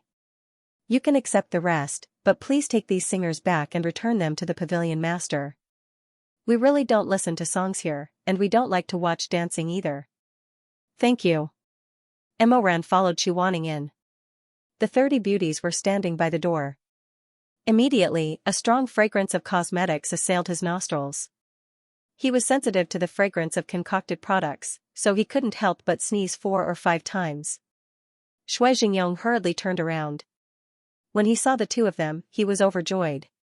Emoran, Yu Heng. You're finally back. Quick, help me persuade this envoy. Chuaning raised his eyebrows slightly. What envoy? Without waiting for Shui Jingyong to answer, the disciple turned around with a face full of smiles and said enthusiastically, I'm the eldest disciple of the Fire Phoenix Pavilion. I'm here on the orders of the Pavilion Master to form an alliance with the Life and Death Summit. Chuaning. Of course, forming an alliance couldn't be done lightly. The three of them worked together to persuade that person for a long time before they finally sent him away. Shui Jingyong looked at the envoy's departing figure and sighed heavily. He wiped the fine sweat on his forehead. Do you know? These days, many big and small sects in the cultivation world have sent people here, saying that they want to form an alliance with the Life and Death Summit. I haven't interacted much with them these years. In the past, only the Kunlun Treading Snow Palace was willing to pay attention to us. This time, 3 or 5 of them all came to give us gifts. They suddenly became so enthusiastic that I don't know how to respond. Chuaning frowned and asked, what's the situation in the cultivation world these days? Shui Jingyong sighed. 30 years to the east, 30 years to the west. What do you mean? It's a mess. Shui Jingyong said, Su Shuanglin, that lunatic, exposed so many grievances in the memory scroll. Even if we know that it's because of his vengeful heart, what can that change? Needless to say, the Confucian Wind sect has fallen apart. Jiangdongtang has been torn apart. Lo Munyi and the Treading Snow Palace have become enemies. Now, when enemies meet, their eyes are exceptionally red. There's also Wubei Temple. When he said this, he suddenly remembered that Master Huizue was Chuaning's master. He couldn't help but shut up immediately. Chuaning, however, just said lightly, Wubei Temple is empty, but its former abbot is involved in the dispute over the successor of the Confucian Wind sect. His intentions are sinister, so naturally, his reputation has fallen. Hearing him talk about his own sect so ruthlessly, Shui Jingyong and Mo Ran subconsciously looked at Chuaning with some confusion. Chuaning pursed his lips and didn't say anything. After a while, he asked again, what about Nangongxi? I don't know. After the Calamity Fire was extinguished, I haven't heard any news about him and Lord Yi. Miss Yi. Hearing this, Mo Ran couldn't help but exclaim in a low voice. He looked worried. Could it be that after 2 lifetimes, these 2 pure and kind men still couldn't get a good ending? Seeing that his expression was strange and his eyes were obscure, Shui Jingyong turned to look at him. Ranner, what's wrong? Mo Ran couldn't tell the truth, so he could only say, I'm thinking that Su Shuanglin's whereabouts are unknown now. The 2 of them have a deep relationship with him, so I'm worried that they will be implicated. Don't worry too much. All the sects have sent people to thoroughly investigate the source of all the strange spells in the cultivation world, Shui Jingyong said. Unless Nan Gongshu doesn't make any big moves in the future, he will definitely be caught. Perhaps young Master Nangong and Miss Yi are temporarily trapped in the forest, so it's not convenient for them to contact outside. Mo Ran said, yes, I hope so. They continued to ask about the changes that had happened in the past few days. Although Shui Jingyong had received a message from Haitang and knew that Chuaning and the others had spent their days on Flying Flower Island, he didn't know the follow-up, so he asked them about their recent situation. Chuaning answered 1 question and 2 questions. Only when he talked about something related to Mo Ran, he would pause and deliberately not say anything. As for Shui Jingyong, he would never have thought that something could happen between Chuaning and Mo Ran. This was because the 2 of them were too incompatible with each other except for their appearances. Age, identity, personality. Even the color of their skin, the taste of their food, and their sleeping posture were not the same. For so many years, Night-Eye Yuheng had always represented nobility, Northern Dipper Celestial Venerable had always represented coldness, and Grandmaster Chu was fickle and had few desires. What he cherished the most was his face, so how could he walk together with his disciple? Even the boldest and most absurd stories would not be written like this. If any storyteller could say such a thing, they would probably be splashed with melon seed shells and thrown under a beach table. However, love was born just like that. In the dim light, in a corner that no one cared about, a secret and delicate flower bloomed. Although it had not bloomed, its fragrance was charming and gentle. Since he had returned to the peak of life and death, Chu Wanning went to the main lobby for dinner that night. When he opened the door of the Red Lotus Pavilion, he suddenly saw a person standing quietly on a mountain path with bamboo leaves rustling in the wind. Hearing the commotion, the man turned his head around. The luxuriant light behind him was like a splash of ink, painting his handsome cheeks with a layer of gold. Emoran smiled at Chu Wanning and said, "Shizun." Chu Wanning's pure white silk footsteps paused. His memories suddenly overlapped. He seemed to see Emoran's first year at the peak of life and death. Every day, he would stand in front of his door, watch him leave, and wait for him to return. However, the youth was no longer the same. Elder Yuheng had long since become the Shizun he called thousands of times. In the respect, there was a trace of restrained eagerness, as well as not-so-restrained gentleness. "What are you doing here?" "Waiting to eat with you." Chu Wanning's gaze fell on the food box in his hand. He said, "I want to go to the main lobby today. I haven't been there in a long time. I don't want to stay in the pavilion to eat."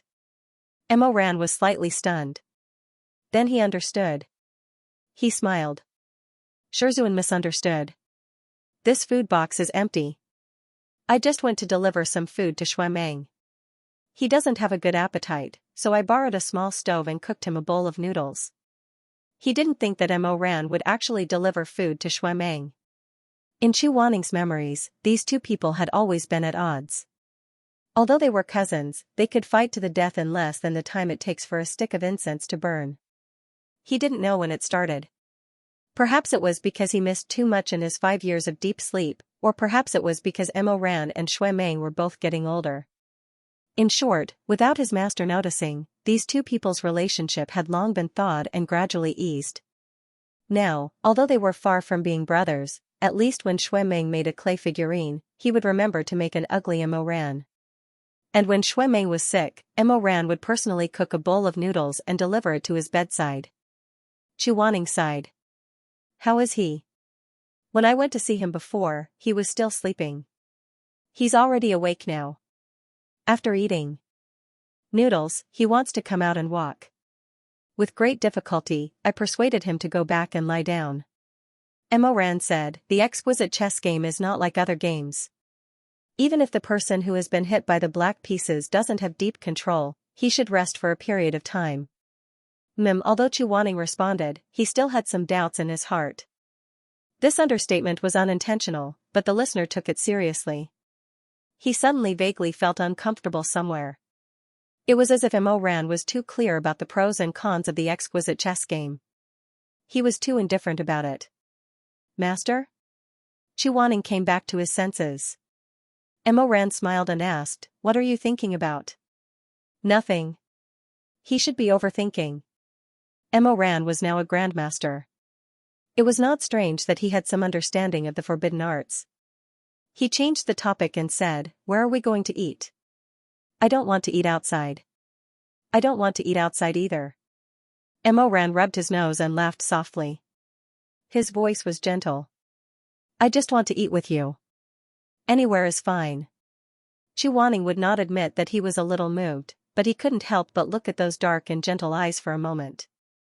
That pair of eyes was sincere and bright, reflecting the multicolored light and his own reflection. It was very simple and very clean. He couldn't think of any reason to refuse such a pair of eyes. In the end, he went with Emoran to the lively dining hall. Perhaps that thin layer of window paper had finally been pierced through. In the past, Emoran would still give him food without any scruples. He would even raise his hand and wipe away the soup stains on Chu Wanning's mouth with a smile when he saw them. But now, the two of them had become serious. Under the watchful eyes of the crowd, even their eyes were blushing with shyness. The meal was politely finished. Chu Wanning got up and was about to take the tray away when Mo Ran called him, "Master, wait a minute." "What's wrong?" Mo Ran reached out his hand. The moment his fingertips were about to touch Chu Wanning's face, he stopped. He took back his hand and pointed at the corner of his mouth. He smiled and said, "There is a grain of rice here." Chu Wanning froze in place for a while. Then he put down the tray and calmly wiped the grain of rice with a handkerchief. He pursed his lips and said in a low voice, "Is there more?" Mo Ran smiled and said, "No, it's very clean." Chu Wanning picked up the tray again and walked away. He was ashamed and embarrassed, but there was also a faint sense of loss that he was not willing to admit. Mo Ran used to just raise his hand. This man suddenly followed the rules, making him feel very uncomfortable. The next few days were like this. He used to be a person who did not have any taboos, but now he was like a young boy who had just fallen in love.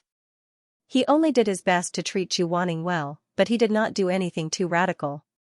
Mo Ran seemed to be afraid of startling him. Every step he took was very careful. Sometimes Chu Wanning could clearly see the burning desire in his eyes, but that man's eyelashes would silently fall. Then, his broad palm wrapped around Chu Wanning's 10 fingers. When he looked up again, the desire in his eyes had been completely covered by gentleness. But that gentleness was too much. Sometimes, Chu Wanning would have a vague illusion in her heart.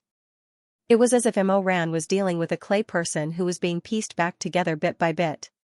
He was afraid that if he made a big move, he would crush him into pieces and powder. Chu Wanning felt that this was not bad.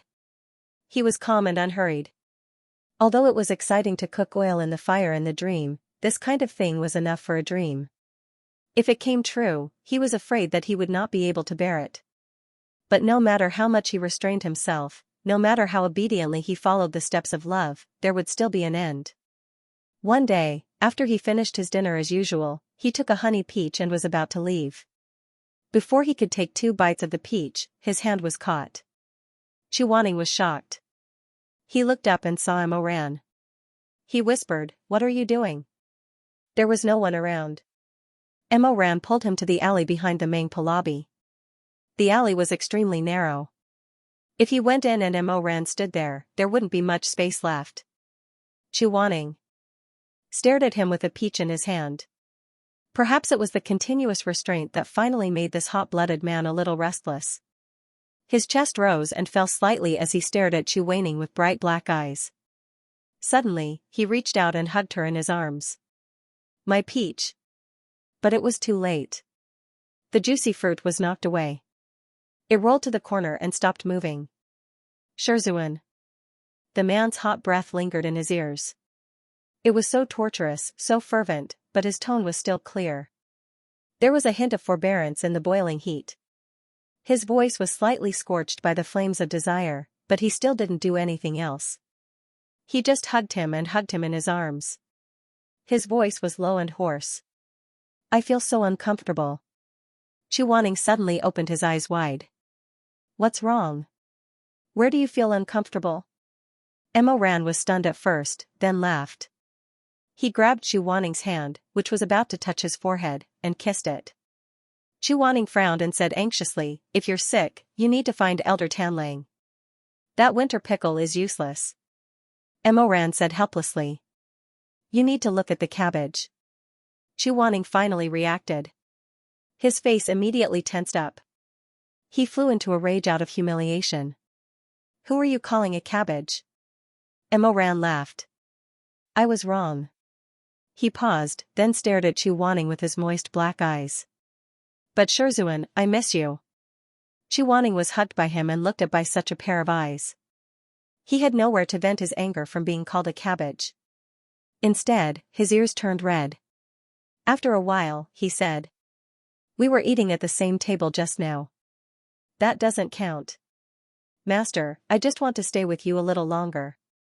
"Every time you finish eating, you leave by yourself. You walk in the crowd, and I can't even touch you." There was a weak grievance in the man's voice. Stay with me for a while. Don't go back. Chu Wanning's cheeks became increasingly hot from his recitation, and his heart was flustered. Moreover, the aura on his body was so blazing, so vigorous, so fervent. He was tightly hugged by him, and in the end, he couldn't say a single word. Emoran murmured, Shizun, let me hug you a little longer. For the two of them, it was actually not that easy to be alone at the peak of life and death.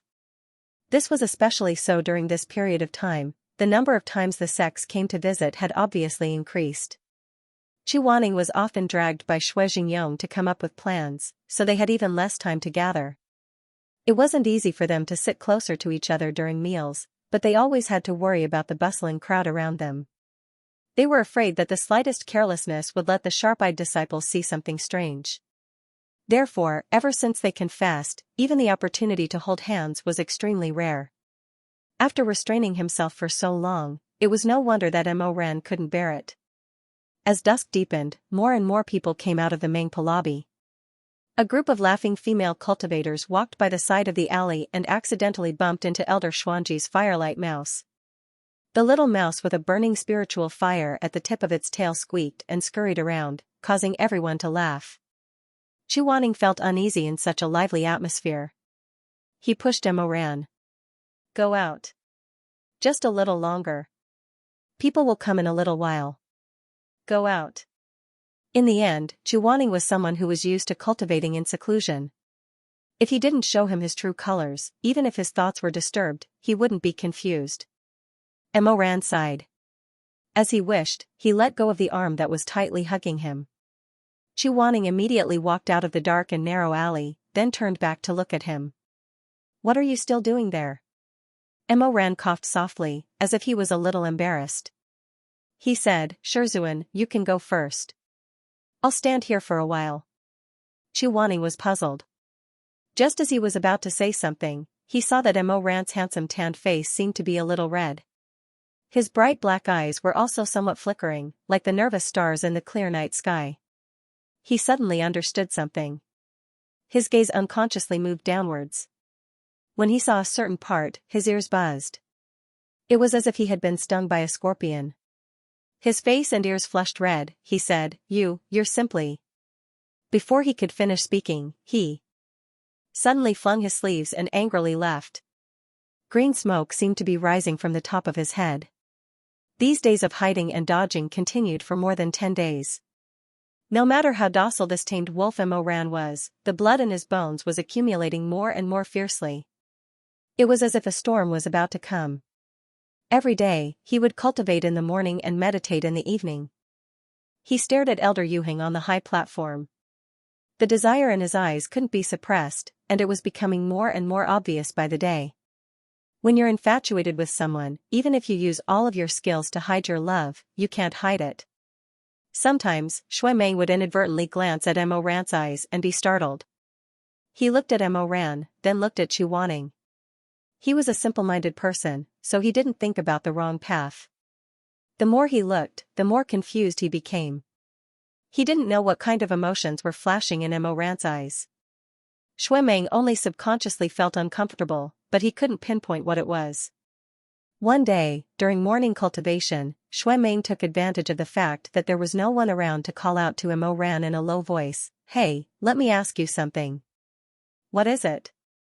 Is Shizun sick? Mo Ran was shocked. Why do you say that? How is Shizun sick? How come I don't know? You don't know? Shui Meng touched his chin. That's strange. Then why do you keep looking at him recently? You always look like you care about him. After hearing Shui Meng's words, Mo Ran finally understood. He coughed lightly and lowered his eyes. What are you thinking about? Don't curse Shizun. I'm not cursing him. After a pause, he muttered, Then why do you keep looking at him? You're wrong. I'm not blind. You're blind. I'm blind? Then you're a dog. The two men in their 20s were arguing childishly.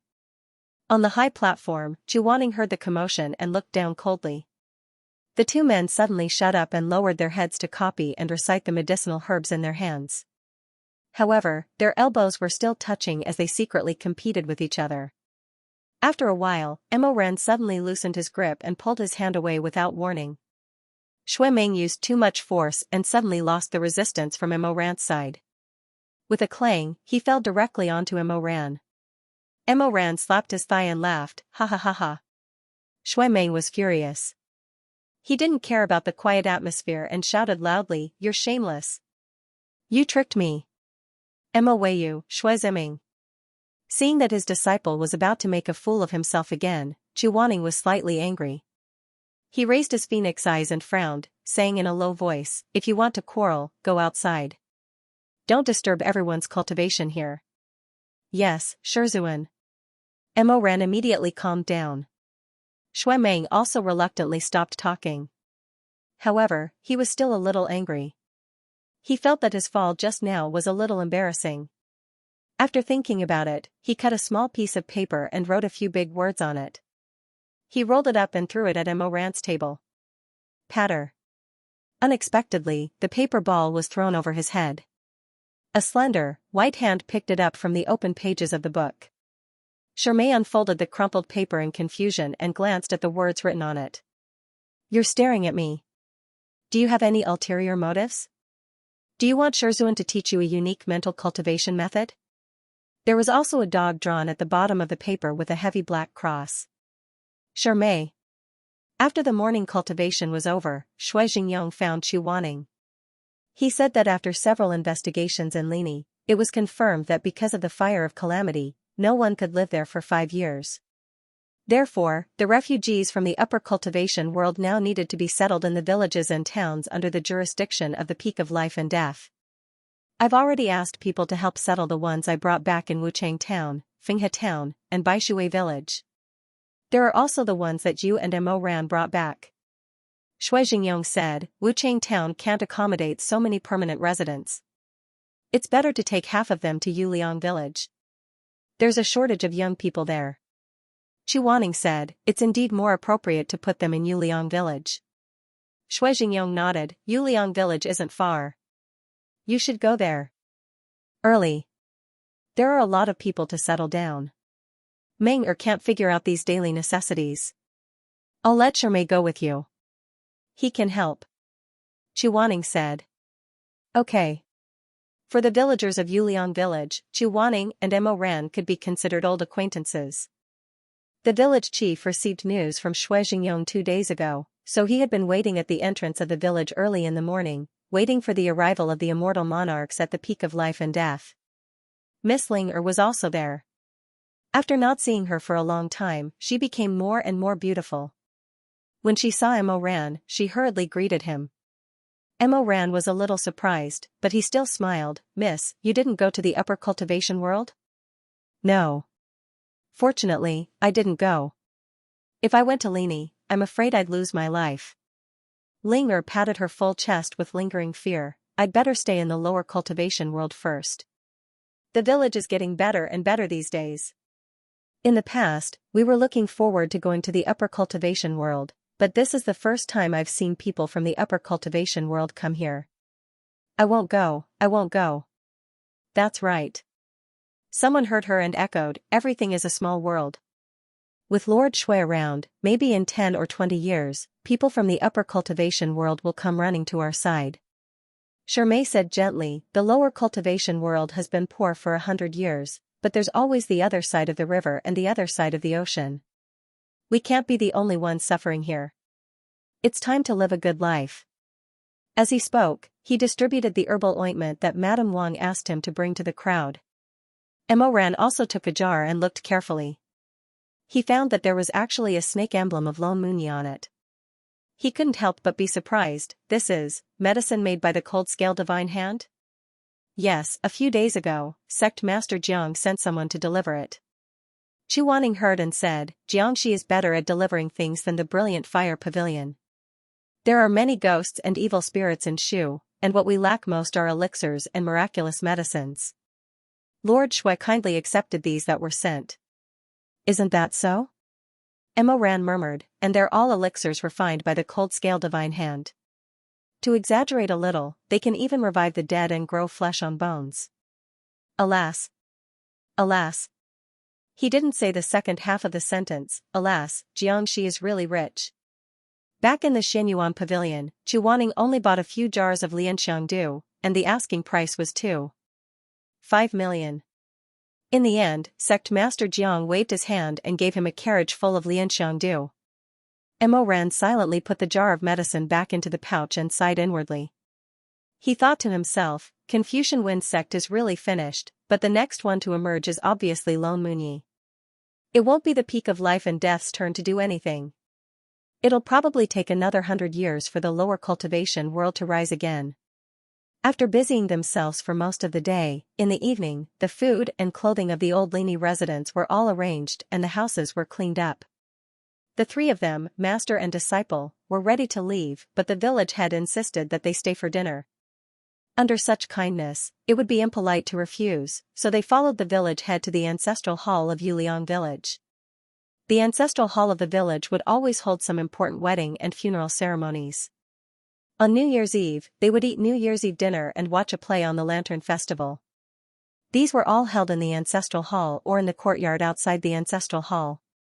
On this day, because many old Lini residents of the upper cultivation world were going to live in Yuliang village from now on, the villagers prepared more than 30 tables of dishes to entertain them. They cooked sheep, slaughtered cows, steamed rice, and cooked noodles.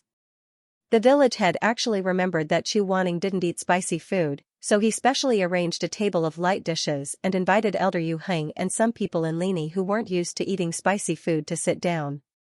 Those people were saved by Mo Ran and Chu Wanning, so they already knew this cold immortal when they were on Feihua Island. However, knowing him was one thing. Sitting at the same table as him made them very nervous.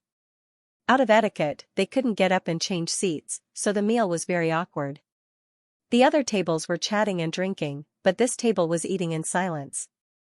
No one said a word. Mo Ran was a good cook, so he helped in the kitchen. When the last dish was served, he came out of the kitchen. His honey-colored face was sweaty, his eyes were bright, his nose was high, and his handsome appearance stood out among the crowd. The soup dumplings are here. The auntie held a large tray full of small steamers and shouted loudly, "There are soup dumplings on every table, there are soup dumplings on every table. There are 12 soup dumplings on every table. 6 of them are fresh with shepherd's purse and 6 are fresh with mushroom. Eat them while they're hot." Mo Ran smiled and helped the auntie pass the soup dumplings to each table. "Thank you, Immortal Mo. Thank you, Immortal Mo." A child who was familiar with Mo Ran shouted, "Thank you, Brother Weiyu." Ling Er's eyes were fixed on him. Although she knew that this person didn't like her and wouldn't like her, she still couldn't help but want to look at him. It doesn't matter if I look. "Thank you, Immortal Mo." When the soup dumplings were delivered to her table, she thanked him softly with red lips. Mo Ran smiled at her. It was a bright smile that didn't hide or have any ambiguity. Ling Er, who wanted to take the opportunity to peek, felt a little embarrassed. She lowered her head shyly. There were 2 tables left.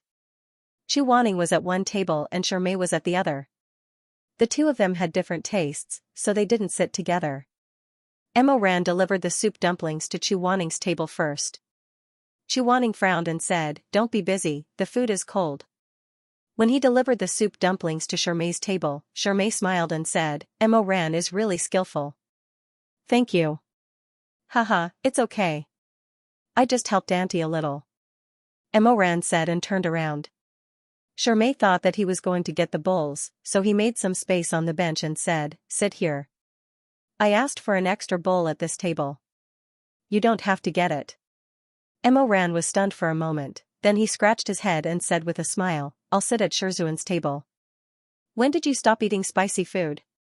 "Only those who don't eat spicy food go there." "I quit," Mo Ran said.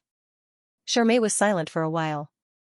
His eyes were dark, but he suddenly smiled and said, "I've heard of people quitting drinking and smoking, but I've never heard of anyone quitting chili. Actually, it's not really quitting. If you don't eat for too long, you won't want to eat anymore." Mo Ran waved at Shermei and ran to the kitchen with a smile, "I'm going to get the bowls. Sit down and eat. If you don't eat, the soup dumplings will get cold." He quickly returned with a bowl full of rice and a lunchbox. He sat beside Chu Wanning. Chu Wanning was slightly surprised and hesitated. Aren't you going to Shermai's table? Mo Ran was startled. Why would I go to that table? Hearing this, Chu Wanning's mood suddenly became happy. He lowered his eyes and coughed lightly. I thought the food over there would suit your taste. Mo Ran saw that the tips of his ears were slightly red and suddenly realized that Chu Wanning wasn't jealous, right? His heart throbbed and he smiled. He whispered in his ear, wherever you are, that's where I like. Chu Wanning's ears were completely red this time. His knee was originally leaning against Mo Ran's, but now he felt even more sensitive and wanted to move away. Mo Ran didn't want to. Under the cover of the table, he touched Chu Wanning's leg. You. His voice attracted the attention of others. What's wrong with the immortal? Chu Wanning knew that he had misspoken and forced himself to be calm. Nothing. Mo Ran held back his laughter. He felt that Chu Wanning was really interesting. He didn't want to do anything ridiculous or lustful. After all, this was a matter of killing 500 enemies and sacrificing 1,000 of his own. He just didn't want Chu Wanning to be so far away from him. So he grabbed Chu Wanning's leg and childishly pulled him back, wanting him to lean on him. Chu Wanning moved away again, and he pulled him back again.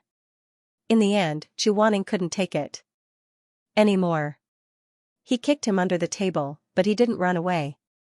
Mo Ran laughed. Chu Wanning said, "You're really sick." The two ate. Mo Ran first looked at Chu Wanning's bowl. Sure enough, there were only a few simple vegetables and a piece of tofu. The soup dumplings had already been eaten by the other ignorant children at the table. Mo Ran handed him the small bamboo food box. What's this? Mo Ran whispered, Xiaolong, 6 crab roe and 6 shrimp. I made it especially for you. Shoo, don't make a sound. Eat quickly. I knew that when you're on the table, you can never win against others. It was too obvious that he was the only one at the table. Chu Wanning felt a little embarrassed and didn't want to move. But when she saw Mo Ran's black eyes looking at her with sincerity and some flour on his cheeks, she couldn't bring herself to reject him. What's more, the word specially made for you sounded very tempting. Chu Wanning didn't say anything. After a while, he silently opened the food box and then put the lid of the bamboo box up. He started to eat the delicious and hot crab roe. The rich and hot soup flowed out from the delicate dough, soaking into his heart and making him feel warm. Is it good? The man looked at him, hoping to get a look of approval. Chu Wanning bit his chopsticks and said, It's not bad. You try one too. I'm not eating. It's all for you. Mo Ran smiled. His black eyes were full of light and warmth. It's good that you like it. Why don't you try another shrimp one? The man was focused. The flour on his cheeks set off his pair of black eyes, making him look even more pitiful and cute. Chu Wanning was still a little confused by Mo Ran's choice. He didn't understand why he gave up on Shermai and turned to him. But at this moment, Mo Ran's eyes were too pure and too determined. There was no room for anything else. It was enough to make anyone who was stared at by him feel at ease. After dinner, the village chief invited everyone to watch a play outside the ancestral hall. The stage was set up by the river. The sound of copper cymbals rang out, and the huqin played. On the stage, Wen Xing, Dan Jiao, Xing Jiao, Painted Face, and Clown Jiao appeared on the stage one after another. The play was lively. Their sleeves danced, and their faces changed. Jiao air grabbed Kai Feijin's firelock. With a rosin nozzle in his mouth, he raised his head and glared angrily. In an instant, a raging fire surged, shining brightly on the pearls and jade, winning the cheers of the audience. Chu Wanning didn't want to watch this kind of trick. First, it was because the tricks in the mortal world were too clumsy. He could see through the trick at a glance, so he lost a lot of fun and excitement. Second, it was because the audience was jostling shoulder to shoulder. The scene was so lively that he couldn't enjoy it. He wasn't interested. Shermai wasn't interested either. Both of them planned to leave. Mo Ran didn't say anything. He walked beside them and finally looked back at the stage. Shermai said gently, Let's go. If we go back too late, the Lord will be worried. Okay. Mo Ran didn't say anything. He lowered his head and followed. But after a few steps, he heard Chu Wanning ask faintly, "Do you want to watch it? It's about Wang Kai and Shizun competing in wealth. It's quite interesting." He didn't say that he wanted to watch it, nor did he say that he didn't want to watch it. But Chu Wanning quietly listened to him and said, "Then let's go back and watch it before we leave." Shirmei was slightly startled. "Shizun, we've already delayed handing in the appointment by staying for dinner. If we stay to watch the play," Chu Wanning said, "just watch this play. We'll leave after we're done." Shirmei was very gentle. He smiled and said, "Okay, I'll listen to Shizun." The three of them returned to the stage and squeezed into the lively crowd. Many of the refugees in Lini had never been to Sichuan before, so they had never watched Sichuan opera. They were shocked by the fluttering sleeves and the dazzling changes of faces. The short children couldn't see the stage. Some were carried by the adults on their necks, while others climbed on the stage and looked around. "The king gave me the coral jade tree, the light of treasure."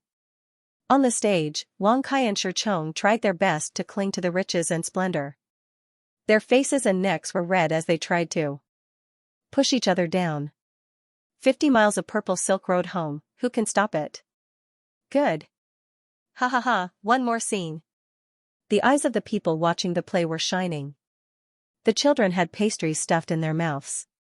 They freed their hands and clapped with the adults. This was not the upper cultivation realm, where there were all kinds of manners and manners. No one sat there foolishly and watched the show.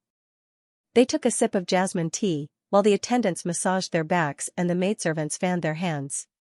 The cold air below the stage forced the performers on the stage to lose interest in singing. It was dull, and the song "Farewell My Concubine" sounded like a tortoise parting with a cricket. These people were simple and unsophisticated, but they were in full swing. They were all standing and clapping, standing on their tiptoes and shouting. It was very boorish and lively. Chu Wanning stood in the middle of the wave, not knowing how to deal with it. A boring person like him would probably rather sit in the upper realm of cultivation and listen to the tortoise parting with a cricket than watch Wang Kai fight Shizun in the crowd. There was another person who didn't like this kind of intense emotion. Shirmei stood for a while. He seemed to have a headache from the sound of the swanas, but he still stood there with a good temper. Until a big man next to him saw the scene of breaking the coral jade tree. He jumped up and clapped fiercely. He accidentally knocked over the tea that another man was drinking. The hot tea splashed all over Shirmei. "Ah. I'm sorry. I'm sorry. Immortal, I'm really sorry. Look at my clumsy hands and feet." Shirmei hurriedly said, "It's okay, it's not a problem." But his clothes were dirty and wet. He sighed and said to Chu Wanning helplessly, "Shizun, how about I go back first? I'll go back and change my clothes, and then I'll report the result of the assignment to the Lord." Chu Wanning said, "Okay, be careful on your way back." Shirmei smiled, said goodbye to Mo Ran, and left first. Chu Wanning thought that his escape technique was good. Should he find someone to crash into? That way, he wouldn't be surrounded by the enthusiastic crowd and couldn't get away. While he was deep in thought, suddenly he heard a burst of cheers from the crowd. He lifted his eyes and looked toward the stage. The actor playing Wang Kai was so enraged that his long beard was fluttering in anger. Holding the fire packet in his mouth, he suddenly spat out a huge flame into the river. Boom, the river rippled, and the sparkling water was soaked into orange red. Wow. Good. Spit it out again. Do it again. Chu Wanning didn't understand. What was there to see? If Shui Ming came over, he could burn 100 or 1,000 times without using a torch. While he was uninterested, he suddenly saw Mo Ran smile. That tall man didn't need to stand on tiptoe at all. He just stood there calmly, and no one could block his line of sight. His handsome face was illuminated by the firelight. His dimples were deep, and his gaze was gentle but deep. It seemed that there was something in his mind that no one could see clearly. Sensing Chu Wanning's gaze, he turned around and smiled even more brightly. His black eyes seemed to be a little wet, but it also seemed like there was nothing. It was just Chu Wanning's illusion. When I was young, I often went to the theater to listen to this play. Every time, I would be chased away by the manager before the play was over. Emma Rand's tone was casual and calm. This is the first time I've listened to the whole play. Shizun, did you like it? Chu Wanning looked into his eyes and finally said. Yes, it was not bad. Emma Rand's smile bloomed. The night seemed to have brightened up. On the stage, there was a faint chanting. It started and ended, and started again. Black eyebrows like smoke, indigo feathers rustling, the king is exhausted, the lowly concubine is still alive. Oh, farewell my concubine. Emma Rand turned around and smiled. Let's go.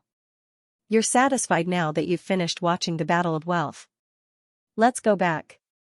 Let's watch a while more. It's not that boring. There's no harm in watching a few more plays. Emma Ren raised his eyebrows slightly, as if he was pleasantly surprised. Then he smiled brightly. All right. Farewell my concubine, Jinshan Temple, Judgment of the Double Nail, Sitting in the Tower, Killing Pity. 1.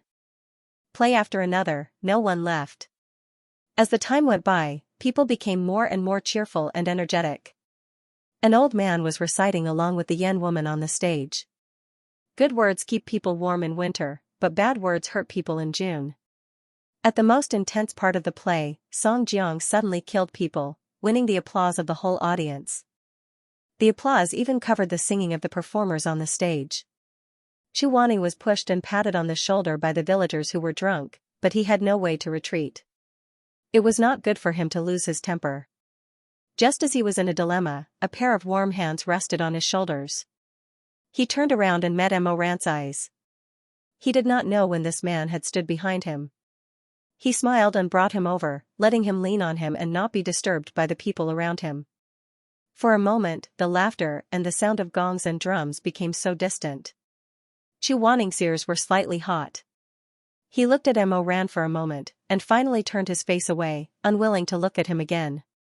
But the temperature behind him was so hot, and the breath was so hot.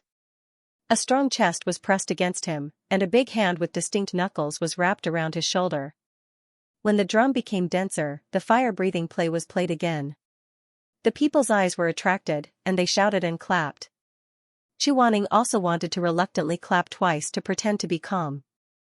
But before he could raise his hand, his whole body was wrapped around by Mo Ran from behind.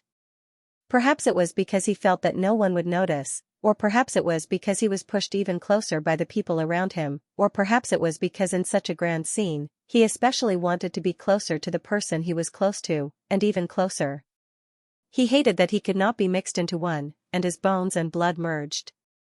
In any case, Mo Ran lowered his eyes and hugged him from behind, encircling him in his arms.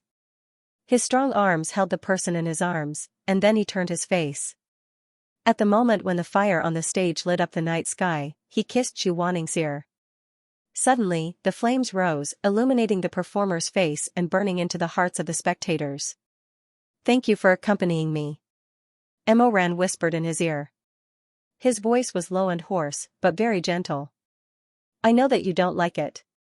You think too much. I like it. Mo Ran smiled lightly and did not say anything. He hugged him even tighter, and rested his chin on his neck. The flames flickered, and Chu Wanning suddenly wanted to ask, so he opened his mouth. Mo Ran, why did you? Ha ha ha, good. His voice was weak, and was immediately swallowed up by the clamor of the crowd. Mo Ran asked, what? Nothing.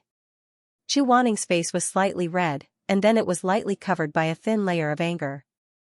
He did not want to ask this question a second time. Once used up all his strength. At this moment, he only felt very embarrassed and angry, and did not want to open his mouth again. Mo Ran was quiet for a while. He actually did not hear Chu Wanning's question clearly, but suddenly said, the person I like has always been you. His heart suddenly beat fiercely. It's always been you. I was too stupid. In the past, I couldn't tell my own feelings. Thump, thump, thump. His heart beat like a drum, and the sound on the stage seemed to be covered by the sound in his chest. I'm sorry. I made you wait for a long time. His eyes were dazzled by the fireworks, and his ears were buzzing. He could not hear anything clearly, and the world was spinning. He did not know whether his feet were on the ground or in the clouds. Only the person behind him was real.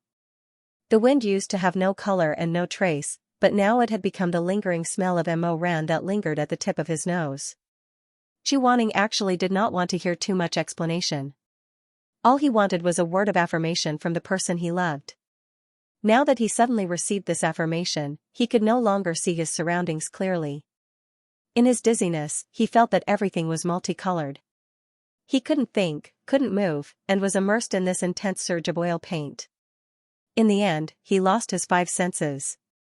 When his consciousness returned and he could barely figure out what he was doing, Xu Wanning vaguely felt that they had left the bustling crowd at some point and were in the nearest forest. They were kissing intensely, each other's breaths hot and rapid. So thirsty. They were both people who had desired each other for a long time. The way they kissed was aggressive and anxious, even a little crazy. Their Adam's apple rolled, they swallowed, and their lips and teeth knocked against each other. They even bled a little, but neither of them noticed. Neither of them could stop. Mo Ran pressed him against a tree. The rough wood pressed against his slightly trembling back. There seemed to be the sound of strings in the distance, but that was not important. All the sounds, no matter how far away they were fragmented. The only sound that was complete was each other's breathing. Their lips and tongues were wet, rubbing against each other coarsely. They rolled and intertwined, shameless.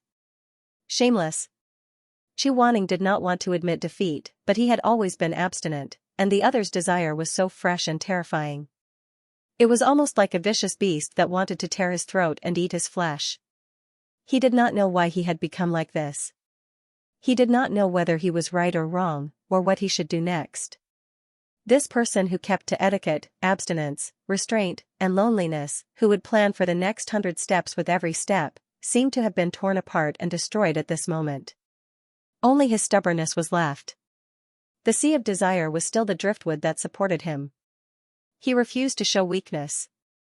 Even if his back was numb and his soul was empty, he was still willing to take the initiative.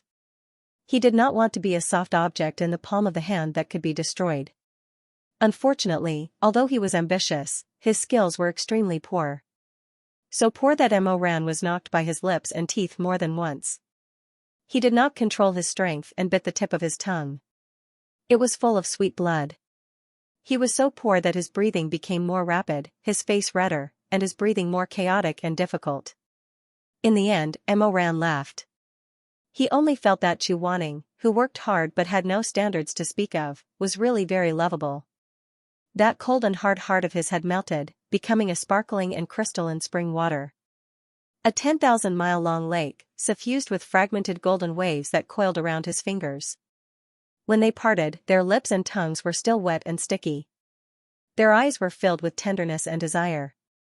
Mo Ran's voice was hoarse. He lowered his head and looked into Xu Wanning's eyes. His rough fingertips brushed past Xu Wanning's cheeks. Xu Wanning also knew that his level was terrible, but he was unwilling to admit defeat. He narrowed his eyes and asked in a threatening tone, "What are you laughing at?" Seeing that Mo Ran didn't answer, and instead the smile in his eyes deepened, he became even more annoyed. "Wasn't what I did wrong?" Mo Ran's smile finally appeared on his lips. He hugged him again. This time, they were hugging face to face. They were both tall and straight men hugging each other. It was not as close as it was between a man and a woman, but it was more intense, more intense. "How is it wrong? It's extremely right." Mo Ran intimately rubbed against the top of his head and then rubbed their ears together. "Shizun is the best." "Then why are you laughing?" Mo Ran laughed deeply again. His chest was hot and hard, but his heart was getting softer and softer. "My reaction is not just laughing." Xu Wanning had not yet understood the deeper meaning behind this. As Mo Ran hugged him deeper and deeper, from just the top of his body to the top of his body, he suddenly felt this person's extremely fierce and vigorous passion sticking close to him. Along with the slight movement of his breathing, that feeling was so exciting, so intense, so fresh, it made his scalp numb, his heart beat faster, and he shuddered, but his throat was tight and dry. This made Xu Wanning suddenly realize that this seemingly gentle man in front of him was actually very aggressive, very fierce, and very fierce. It was to the point that his blood and flesh could take a person's life and tear apart their internal organs. His hair stood on end and he immediately wanted to push him away. But before he could raise his hand, Mo Ran's full and astonishingly hot lips kissed him again. Moist and hot, he sucked and licked his lips. This man's breathing was deep and hot. His fierce body also continuously stuck to Chu Wanning through the material of his clothes. Chu Wanning was absent-minded because of this terrifying passion. Mo Ran's rough and hot tongue had already invaded his mouth. As hungry and thirsty, he sucked and kissed him intoxicatedly, rubbing against him. In the end, Chu Wanning's mind was blank and his legs were soft and numb. He trembled slightly because of that stimulation, because of that unfamiliar feeling of powerlessness, because of that hard heat, because of that burning passion. That day, Chu Wanning didn't know how he returned to the peak of life and death. No matter what he did, he seemed to be numb and had no consciousness. The only thing he remembered was that when they parted in front of the Red Lotus Pavilion, they hugged each other in the dark night and kissed each other hungrily for a long time. He hated that he couldn't swallow his lover and love into his stomach. No matter what, it was not enough, not enough. Vaguely, he remembered that Mo Ran begged him in a low voice and asked him to allow him to sleep in the Red Lotus Pavilion tonight. Chu Wanning probably used the last of his consciousness to gasp for breath and barely regained some of his rationality. He didn't agree. He didn't know why he didn't agree. Maybe it was because of his inexplicable self-esteem, or maybe it was because he couldn't adapt to being alone for too long, or maybe it was because he was rigid and pedantic. He felt that all of this was ridiculous and unrealistic. Although it was infinitely tempting, he was caught off guard and it happened too quickly. With great difficulty, he struggled to break free from his lust and Mo Ran. Chu Wanning pushed open the door and entered. When he entered the pavilion, for the first time in his life, he understood what it meant to not even dare to turn his head. He knew that his string was stretched to the limit. If he turned back now, he was afraid that he would fall short of success. His lust would burst and he wouldn't be able to push the person in front of him away. They would be burned to ashes, not even a speck would be left. When he went back to take a shower and change his clothes, Chu Wanning realized that his underwear was wet. The fishy, sweet, and slightly smelly smell made his face and ears turn red. He was at a loss. Even the corners of his cold eyes turned red, and his two thin tails were the color of begonias. He stayed in the same place for a long time. He couldn't help but think, how could it be like this? How could it be like this? In his life, he had never lost his self-control like this. He had never been so passive. Damn it, what should he do? In the past, whenever Chu Wanning encountered a difficult problem, his subconscious reaction was to look for a solution in books. Therefore, he had read a lot of books since he was young. His mind was vast. This was the first time that the voluminous books couldn't give him an answer. Therefore, he was at a loss. He didn't know what to do and what to do. Fortunately, Mo Ran seemed to understand him very well. After being rejected once, he understood Chu Wanning's confusion and anxiety. He didn't continue to act rashly. However, the intimacy between them didn't stop at holding hands. They would fiercely kiss in the alley behind the Mangpa lobby. After night fell, they would go to a deserted forest and rub their heads together. Mo Ran was a person who didn't talk much. Sometimes, he would even answer whatever Chu Wanning asked. However, his eyes could speak. They were filled with sweet words and tenderness. It was just that he was very stupid. He didn't know how to express himself, and he couldn't express himself well. Many times, Mo Ran was more willing to do it directly rather than talk about it. And strangely, Chu Wanning felt that Mo Ran could always sense what he wanted. They had only just gotten together, but occasionally, Chu Wanning felt that Mo Ran seemed to have used this identity to accompany him for many years. As the days passed, the time they spent together kissing and hugging became longer and longer. However, it also became more and more unquenchable. Almost every time they separated, both of them wanted to continue. They were both anxious and swollen. Chu Wanning was fine. After all, he had been cultivating for many years. His willpower was extraordinary. However, Mo Ran was different. He and Chu Wanning cultivated a different kind of heart technique. Moreover, he was young and full of vigor. Every time after their tryst, he couldn't immediately get up and go back. It was too obvious. Clothes couldn't hide it. People would find clues. It was really too painful for him to endure. That day, after dinner, they entangled for half an hour in a remote place near the back of the mountain. However, there was still the elders' assembly at night. Chuaning calculated the time and felt that it was about time. He told Emoran that he had to leave. However, Emoran calculated the time and felt that there was still time. He didn't want to let him go. His way of rejecting him was more violent. He didn't use words but directly kissed him again. There were some abandoned garden rocks in the forest. Emoran sat on one of the rocks. He hugged Chuaning and made him sit on his lap. In this position, the person sitting on the bottom would be slightly shorter than the person sitting on the lap. However, Emoran was born with a tall stature. In this position, he was at the same height as Chuaning. He kissed Chuaning for a long time. From his lips to his neck, Emoran nibbled on Chuaning's Adam's apple. Hearing the other party's low and suppressed breathing, Emoran felt even more uncomfortable. It was as if his heart was on fire. Chuaning couldn't take it anymore. He wanted to get away. He wanted to leave. However, his waist was soft and his legs wouldn't listen to him. Recently, Emoran liked this position very much. He could hug him so intimately. The tension made his whole body numb. Chuaning could even imagine what kind of heart-palpitating scene it would be if he didn't have clothes as a screen. Perhaps it was because he was really close to his limit. No matter how intense the kiss was, it couldn't relieve his desire. Instead, it added fuel to the fire. When Emoran released his wet red lips, his eyes were moist. He breathed heavily, his Adam's apple moving seductively. He focused on Chuaning, as if he wanted to say something. However, in the end, he didn't say anything. He just fiercely bit down on Chuaning. He really bit down. Chuaning felt pain. However, it was very exciting. It was as if needles were pricking his acupuncture points. He trembled. The man was trapped by love. His throat was filled with fragmented and indistinct whimpers. He hugged the person in his arms and stroked that ink-black hair. He only felt that his Shizun was so good. It made people want to love him wholeheartedly. He also felt that his Shizun was so seductive. It made people want to fiercely and use all their strength to bully him. In the quiet air, the primitive atmosphere became thicker and thicker. Chuaning raised his head and slightly closed his trembling eyes. He felt very uncomfortable. This kind of hug and kiss was already like scratching an itch through one's boots. He felt so uncomfortable, let alone this young man who was hugging him. The corners of Emoran's eyes were burning red and slightly moist. He opened his mouth in a low voice.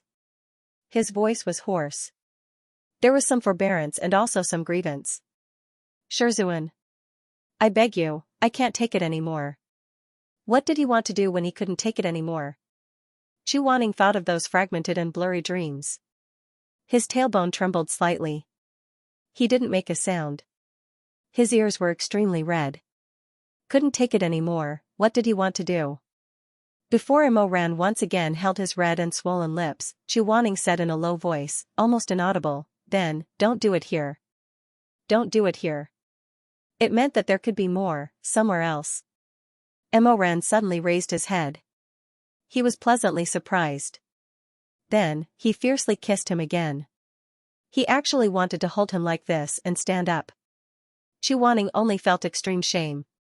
He couldn't restrain his anger. Put me down. Emoran put him down, but he didn't forget to kiss him. Shizun, where do you want to go? Before Chuaning had time to speak, he heard a rustling sound from the nearby haystack. He was suddenly startled. His mind suddenly became clear. He immediately pushed Emoran away. The two people had just separated when they saw a person walking out from the dark of the bamboo forest. In his hand was a faintly swaying lantern. The hem of his clothes fluttered in the wind. That person was silent for a long time. His voice sounded. Even though it was suppressed, it was full of shock and confusion. You, why are you here? The person who came had a handsome appearance. His eyes were wide open, and the lantern shone on his face. Shui Meng. Chu Wanning was speechless for a moment. He didn't know how much Shui Meng had seen or heard. After a moment of silence, Mo Ran broke the silence first. I have some matters to discuss with Master. Shui Meng narrowed his eyes slightly. When he walked over, he vaguely heard low breathing sounds in the woods. He thought it was a pair of disciples who didn't know what was good for them and were having a private meeting at the back of the mountain. Logically speaking, Shui Meng didn't have the right to care about this kind of thing. Except for Wubei Temple and Shangqing Pavilion, none of the 10 major sects prohibited talking about dual cultivation. Although the peak of life and death had a so-called lecherous rule, it also referred to not going to brothels and not going against human relations. But who was Shui Meng? He was Chu Wanning's disciple, the chief disciple. For so many years, Shui Meng had always treated Chu Wanning's words and actions as his own standards. Since Chu Wanning didn't like to see other people having private conversations, Shui Meng didn't care about anything else. He also disdained this pair of Tao companions holding hands and detested the dual cultivation. The back of the mountain was an important place where the boundary of the ghost world was easily damaged. How could they be so lovey-dovey in this place? Shui Meng wasn't happy at all. He carried the lantern and came to find trouble. He didn't expect that under the flickering lantern, the two people would be illuminated. Shui Meng was stunned. So he didn't even greet Chu Wanning according to the rules. Instead, he blurted out, "Why are you here?" The boundary of this place was not broken, so it didn't need to be repaired. There were no fragrant herbs or rare flowers, so there was no scenery to speak of.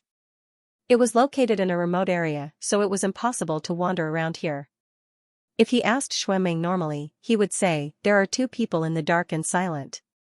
They don't want to walk on the open road, nor do they want to sit in the beautiful back garden.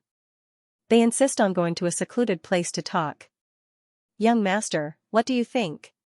Shui Meng would definitely laugh coldly and say, "What else can we say in that kind of place? Words of love?" If he was asked again, "These two are both men, they have known each other for a long time, they are both unmarried, their appearance and status are similar, what kind of relationship does young master think they have?" Shui Meng would definitely roll his eyes and say, "What else could it be? Homosexual fetishes, it's disgusting." At this moment, he said to him, "Haha, young master's words are incorrect. In fact, these two people are a pair of master and disciple. Young master, please don't be presumptuous." Most likely, Shui Meng would not even wait for her to finish before slapping the table in anger and shouting, "Ridiculous! What kind of scandal is this? Which pair of immoral beasts are they? I will immediately expel them from the mountain gate, from the peak of life and death." But at this time, if he were to be told that this pair of master and disciple, one was called Mo Weiyu, the other was called Chu Wanning, then Shui Meng would definitely be stunned. All kinds of strange colors flashed across his face like a revolving lantern. In the end, he held his forehead and sat down, saying, "Then, what I said earlier doesn't count. You, ask that question again and start from the beginning. I feel that there must be a second possibility." That was the case. Shui Meng would definitely not, and really could not, relate Chu Wanning to any kind of chaotic, unruly, or unethical matter. So he immediately felt that he had heard wrongly. But he still felt that his mind was in a mess. He muttered to himself, "What do you want to say here?" Chu Wanning was just about to open his mouth to explain, but Mo Ran lightly pinched his hand under the cover of his wide sleeves, indicating that he should not speak. If this person were to lie, even a 3-year-old child would not be able to deceive him. It was better to do it himself. And so, Mo Ran said, "Before evening, I found a sweet osmanthus candy rice cake here." Chu Wanning. Shui Meng was dumbfounded, "What is it?" "A sweet osmanthus candy rice cake that has cultivated into a spirit." Mo Ran said in all seriousness, "It's only about 10 inches tall. It has a lotus leaf on its head and a tail. At the tip of its tail is a burning blue lamp. What kind of monster is this? I've never seen it in the illustrated handbook." Mo Ran laughed, "I've never seen it before either, so I was wondering if the Confucian Wind Sect's demon subduing pagoda was destroyed a few days ago, releasing some extinct monster. so I brought Shizun here to take a look. Hearing him say this, Shui Meng immediately let out a sigh of relief. He did not know why, but he felt even more comforted in his heart. His tense face finally regained its liveliness. He walked over with the wind lantern in hand, looked around, and asked, "Then did you guys find the sweet rice cake monster?" "No." Shui Meng glared at him. "I'm not asking you, I'm asking Shizun." Chuaning said. "We didn't find it." Mo Ran laughed. That sweet rice cake probably saw Shizun and was afraid that Shizun would eat it as a dessert, so it immediately hid. Chuaning was stunned, then angrily rebuked, "Mo Weiyu. Do you want to go to the library to copy books again?" After this commotion, Shui Meng's initial uneasiness gradually disappeared. He sighed in his heart. Really, just now, there was actually a moment when he vaguely felt that his Shizun and that guy Mo Ran had some kind of unclear relationship. It was really absurd. How could that be possible? His Shizun was the coldest holy water in the world. No one could touch him, and no one could taint him. At this time, Mo Ran asked him, "Since we've talked so much, let's talk about you. What are you doing here?" Shui Meng mumbled, "I'm looking for vegetable buns for my mother." Mo Ran raised his eyebrows. "You mean that fat cat you just picked up?" "Yes. The orange one with the one character on its head, the one that only eats fish and not meat." "Yes, have you seen it?" Shui Meng sighed, looking very helpless. "It's so fat, but it can run very fast. I went to the front mountain to the back mountain, I went to all the places that people can go, but I didn't see its shadow." He suddenly thought of something, and suddenly widened his eyes. "Ah. Do you think it was eaten by the sweet rice cake monster?" Mo Ran actually wanted to laugh, but he held it in and coughed lightly. "Well, I see that sweet rice cake is so small, even though it's a monster, it's not very useful. If vegetable buns meet it, the one who should be worried is not the orange cat, but the sweet rice cake."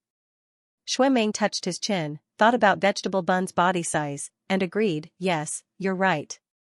Chuaning said, "The back mountain is dangerous, don't go any further, I'll help you find it." Shui Meng hurriedly waved his hand. "I wouldn't dare to trouble you, master." Chuaning said, "I have nothing to do, so I'll help you look for it for a while. After that, I have to go to Dan Xian Palace to attend the elders' meeting. Mo Ran, come with me, it'll be faster." Mo Ran. He really admired Chuaning. Chuaning probably thought that his body was like a fire, burning and extinguishing at will, but he actually asked him to stand up and look for the cat at this time? He had not even extinguished it yet. Shui Meng saw that he was not moving, and his expression was strange, so he asked, "What's wrong with you?" Mo Ran said, "Nothing, I've been feeling a little uncomfortable since just now. You guys go ahead, I'll be there soon." Chuaning glanced at him, and suddenly realized that Mo Ran's clothes were different from his. Mo Ran was used to wearing black and gold clothes, which were very tight, and were very suitable for fighting. However, the flaw was also very obvious. If he did not wear a cloak, once the lower part of his body reacted violently, it would be very obvious. Chuaning didn't say anything else. In the darkness, her originally cold face suddenly reddened, as if the sunset had shone on a translucent ice. Extreme cold and extreme warmth merged and dyed her face with sparkling and translucent splendor. From that day on, Chuaning was unwilling to meet Mo Ran privately at the peak of life and death. Coincidentally, that period of time was also busy. The various sects felt that as long as Su Shuanglin lived, he could not sleep peacefully. They asked for help from the Heavenly Music Pavilion, which was a public trial organization independent of the 10 great sects. It was good at investigating difficult and complicated matters, but Su Shuanglin was too ruthless and did not leave behind any clues. The Heavenly Music Pavilion expressed that it was unable to help. At the end of the month, Li Wuxin could not wait any longer, so he sent out invitations to invite the leaders of the large and small sects, as well as the chief elders, to Spirited Mountain for a meeting. Chuaning and Shui Jingyong naturally went as well. The last time all the heroes gathered at Spirited Mountain was when Shui Meng, Nangong Si, and the others were discussing the sword. In the blink of an eye, the situation in the cultivation world changed dramatically. The seat that originally belonged to the Confucian Wind School was now empty. The Fire Phoenix Pavilion was also unable to recover from the setback. The new leader was a young man who even stuttered when he spoke, shrinking into the crowd and not uttering a single word. The masters of the Wubei temple were very cautious in their words and actions, and did not say a single word to preside over the scandal. Shui Jingyong recalled that day when all the heroes gathered and the scene was harmonious. He felt as if it was a lifetime ago, so he could not help but sigh in a low voice. After sitting down, Xianxia was elected as the first lord of the Reverend. He was to be the commander of the investigation of Nangongxiu. He was completely different from the previous first lord of the Reverend, Nangonglu. Nangonglu was always smiling. No matter his position, he was always polite and did not like to offend people. What about Xianxia? When all the leaders showed the results of the voting and asked him to preside, he was already cold and indifferent. Without any trace of politeness, he sat down on the seat of honor that Nangonglu had previously sat on. Before Nangonglu sat on this seat, he tried his best to decline but gave in several times. He was more or less modest and respectful. After sitting on the seat, he earnestly spoke for half an hour, saying that he was indebted to everyone for thinking highly of him. Everyone, please support him. If he made a mistake, please forgive him. His saliva flew everywhere. Xianxia only had 3 words. It's my duty. He actually said that this seat should be his. Sect leader Jiang was really rich, really arrogant, really bad-tempered, and really thick-skinned. Shui Jingyong suddenly remembered something. In a low voice, he muttered to Chu Wanning, he didn't come to the Spirited Mountain Conference, more than once. Chu Wanning didn't understand these power struggles. He frowned slightly and asked, what do you mean? I mean, ever since Nangonglu became the first sect leader and the Confucian Wind sect was recognized as the first sect, Xianxia didn't come to any of the sect leaders' conferences. Chu Wanning looked at Xianxia for a while and said, this person is proud and arrogant. It seems that he doesn't want to be inferior to a piece of trash. Shui Jingyong felt wronged. I don't want to be inferior to a piece of trash either. Chu Wanning smiled faintly. The sect leader is forbearing. It doesn't count as being inferior. As they were talking, one of Lonman's attendants suddenly came over. He stopped by their table, bowed, and then presented a brocade box. Shui Jingyong turned around and asked, what's wrong? The attendant shook his head and pointed to his ears and then to his mouth. He was actually a deaf and mute servant who couldn't speak or hear. Chu Wanning carefully observed him and found that this person was different from the other disciples of Lone Moon Knight. Around his neck was a silver snake-shaped collar. Han Lin Divine Hand. The mute servant noticed that Chu Wanning was looking at his collar. Nodding repeatedly, he bowed and raised the box over his head to present it to Chu Wanning. There was also an exquisite snake-shaped emblem on the top of the box. Shui Jingyong looked at it and said to Chu Wanning, he should be a direct disciple of Han Lin Divine Hand. Saying so, he then looked towards Lone Moon Ye's seat. Sure enough, he saw the number 1 medicine sect's grandmaster, Hua Bainan, wearing a veil over her face, only her eyes could be seen, quietly staring at them. Seeing that Chu Wanning had turned his head, Hua Bainan seemed to have a smile in his eyes. He stretched out a white and delicate hand from under the wide sleeve of his green silk robe and gently spread it forward, indicating that Chu Wanning should accept the brocade box in front of him. Chu Wanning nodded and said to the mute servant, many thanks. Seeing that he had accepted the box, the mute servant bowed low and returned to his master's side. Shui Jingyong said in surprise, Yu Heng, you know the cold scale divine hand? I don't know him. Chu Wanning looked at the box in front of him. If I knew him, I wouldn't have to spend 2,500,000 gold at the Xianyuan Club to buy his Xianxiang Du. Then why did he give you this? I don't know either. Chu Wanning said, open it and see. The brocade box was opened. Inside, there were 5 bottles of lustrous fragrant nectar and a letter. Chu Wanning opened the letter and read it. The contents of the letter were simple.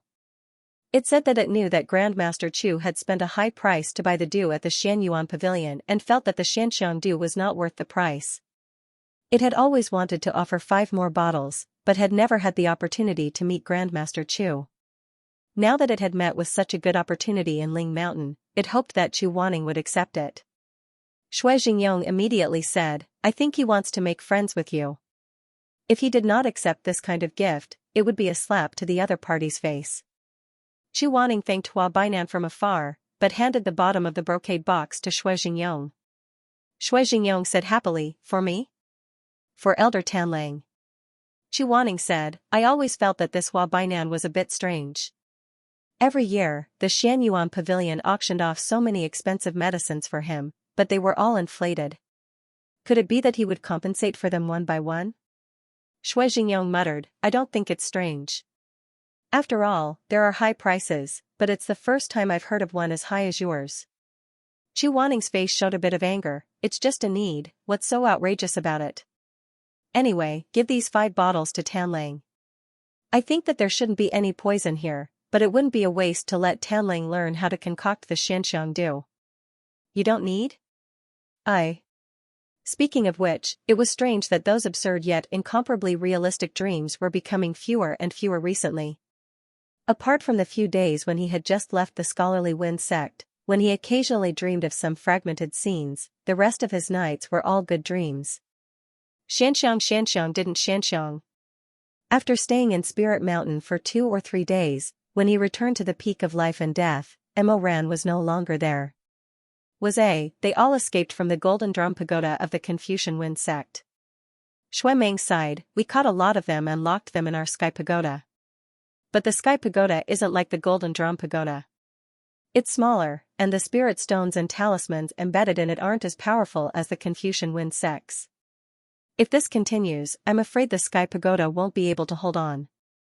Shui Jingyong said, "Next time we come back to Li Wuxin, let him take some to the Jade Pool Mountain Manor and suppress it in his Holy Spirit Pagoda." Shui Meng smiled, "That's a good idea." Shui Jingyong said, "Lone Moon can get some too. I heard that his star-seizing pagoda is bigger than the Golden Drum Pagoda of the Confucian Wind sect." This time, Shui Meng wasn't willing. He raised his dark eyebrows and said angrily, "No. What's wrong? I don't like that dog Jiang. He's very annoying. Even if the Sky Pagoda explodes, I won't be willing to give him the demons caught by my sect."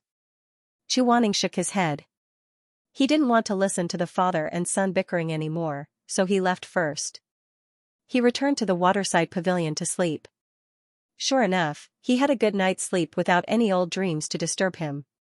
When he woke up, the setting sun was already as red as blood. The color of night filled most of the sky, and only a trace of blood remained on the horizon. At this time, there was no more food in the Mengpa lobby, but he was a little hungry. He tidied up his clothes and pushed open the door, preparing to walk around Wuchang town and eat some snacks.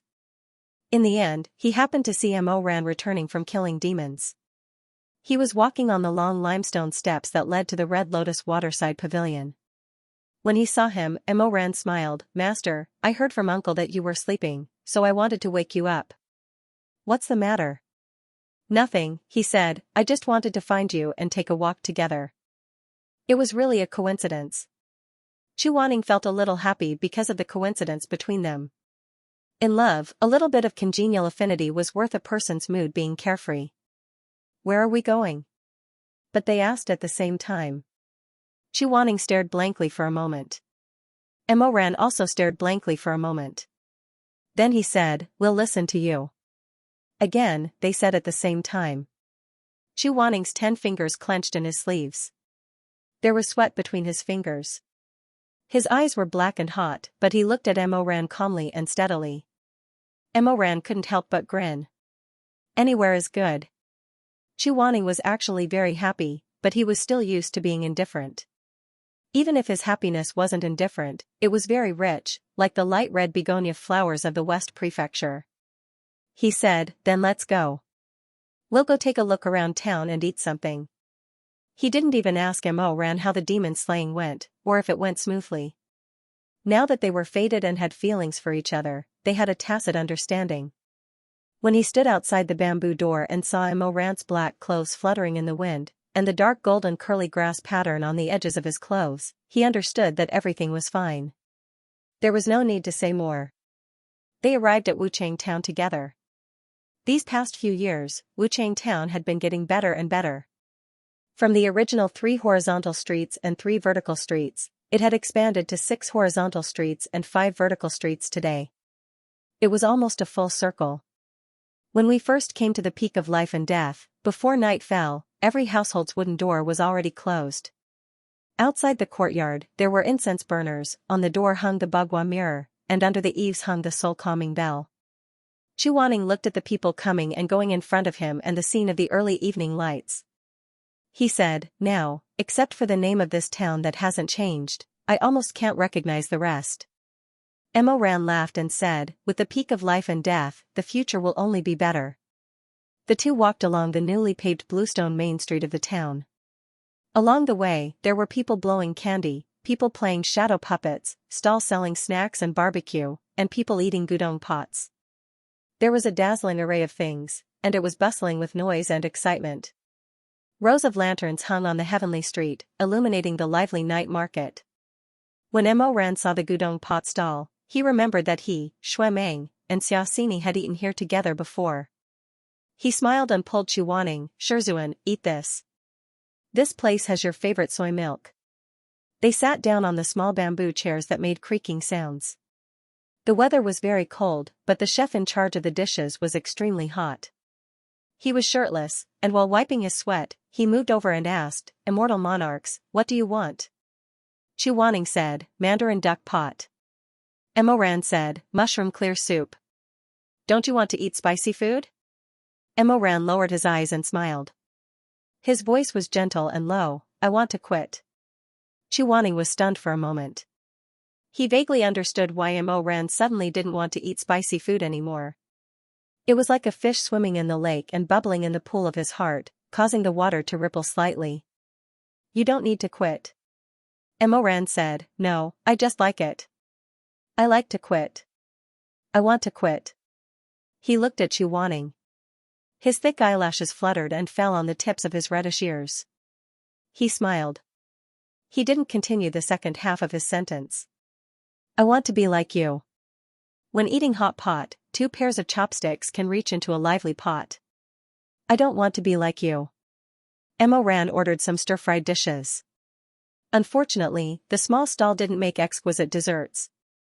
He asked for 3 cans of soy milk in a fat porcelain pot and then sat down to wait for the dishes to be served. There were people eating all around, men and women, old and young, with black hair and white frost. The steam from the soup pot rose up, and the fire from the pot rose up. Shouting and playing finger-guessing games, talking and laughing, and selfish desires all gathered into a lake and a sea of gentleness amidst the boiling smoke, the fragrance of the dishes, and the warmth of the wine. The world was so ordinary, and the world was so lively. Before Emo Ran was 15 years old, he was starving and couldn't eat good wine and good food. After becoming the immortal trampling monarch, he was above everyone, but he still couldn't find such true peace. Now he had it. Suddenly, a tongue of fire rose. It turned out that the man in charge of cooking put the food in the pot. The fire rolled up from the big pot and reflected a layer of fine copper oil on the shirtless man's body. The oil, salt, soy sauce, and vinegar were added one after another. The strong muscles on his arms trembled. A plate of stir-fried food was ready in an instant. It was hot and immediately served to the table. "Fried double crispy oil." The waiter who was helping shouted. In the previous life, the Emperor Ta was unsatisfied with all kinds of delicacies, but for some reason, he laughed out loud when he saw this fried double crispy oil. His slender fingers overlapped and touched his smooth chin. A pair of long and thick eyelashes moved slightly. At this moment, the brilliance of the 5 lakes and the 4 seas gathered on those 2 black curtains, dyeing the darkness very bright. Chuaning asked, "What are you laughing about?" "I don't know, I'm just very happy." Chuaning didn't say anything, but the handsome man opposite him smiled so charmingly. Inexplicably, it made his heart feel bright and cheerful. After eating, they looked up at the sky. It seemed like it was going to rain, but the people below didn't seem to care. They were still methodically enjoying this brilliant night. They walked past a lantern shop. Emo Ran suddenly stopped and stood there looking. Chuaning followed his gaze. It turned out that the old craftsman was attentively making a pagoda lantern. There was another very similar one that had already been made. There was a support at the bottom, it was a river lantern. "Uncle, can I trouble you to bring me this pagoda lantern?" He didn't ask for the price, nor did he ask if Ran liked it. Xianxia walked over and handed the golden leaf to the old man who was seriously making the lantern. Then he casually handed the river lantern to his disciple who was standing behind him. "Take it." Ran was surprised and happy at the same time. He was even a little confused. "For me?" Xianxia didn't say anything. He carried the half bottle of wine that he hadn't finished during dinner and looked left and right. His gaze fell on the small river in the distance. He walked in that direction. The light of the lantern flickered and then brightened again. The lantern was resplendent, winning the solemnity of the pagoda. Ran held the river lantern and muttered, "I wanted to light it up once since I was young, but I didn't have the money every year." "Yes." Xianxia looked at him lightly, "You're the poorest." Ran smiled. The river flowed quietly and slowly. Xianxia didn't want to go down the stone steps. He was lazy, so he just leisurely crossed his arms and leaned under the covered bridge. The white-clothed Taoist leaned against the black pillar of the bridge, holding a wine bottle with a bright red tassel. He raised his head and drank a mouthful. Then he slightly turned his face. The dim light of the red lantern shone on his delicate face. His expression was indifferent, but there was an unconcealable warmth in his eyes. He looked at the happy man holding the river lantern by the river bank, his hands and feet slightly clumsy. "Idiot, what's so fun about this?" But he still didn't blink as he watched Ran walk to the river bank and talk a lot with the pagoda lantern. Finally, he bent down and gently placed it on the river. A ray of golden red light reflected in the sparkling river. Ran paddled twice on the water, sending the pagoda away. That day, Ran stood by the dark river bank for a long time. It was not a festival. Other than him, no one else put a lantern on the river. Only that tiny pagoda lantern emitted a weak but stubborn radiance. It traveled far and wide in the boundless night and cold water before turning into a trembling and bleak spark. In the end, it was swallowed up by the darkness and disappeared without a trace. Ran stood there silently. No one knew what he was thinking. He saw until the end. Until there was no more light on the surface of the river. It rained, a thunderstorm. The raindrops hit the duckweed and knocked on the white walls. Everyone laughed and exclaimed as they scattered. It was rare to see such a sudden downpour in winter. The stalls and peddlers scrambled to cover their pots and pans, tools and utensils. They pushed their small carts and hurriedly fled in all directions to hide from the heavy rain. Xianxia was also a little stupefied. Although the hibernation awakening festival was not far away, it was still not winter yet. This rain was too heavy. He stood under the covered bridge. The rain and wind only wet the corner of his clothes a little. Ran hurriedly ran up from the river bank. His clothes were wet, his face was wet, and his eyes were wet. It was very dark. Looking at him, he smiled gently and embarrassedly. "Cast a spell and dry yourself." "Okay." Such heavy rain did not hinder the immortals from going out, especially great masters like Ran and Xianxia. A small enchantment could make them return to the peak of life and death. But none of them opened this enchantment. Instead, they stood side by side under the pillars, waiting for the rain to stop. After waiting for a long time, the rain showed no signs of slowing down. The world was foggy and turbulent. The lively night market disappeared in an instant. It was like a watercolor diluted by the cold rain, a wet ink painting.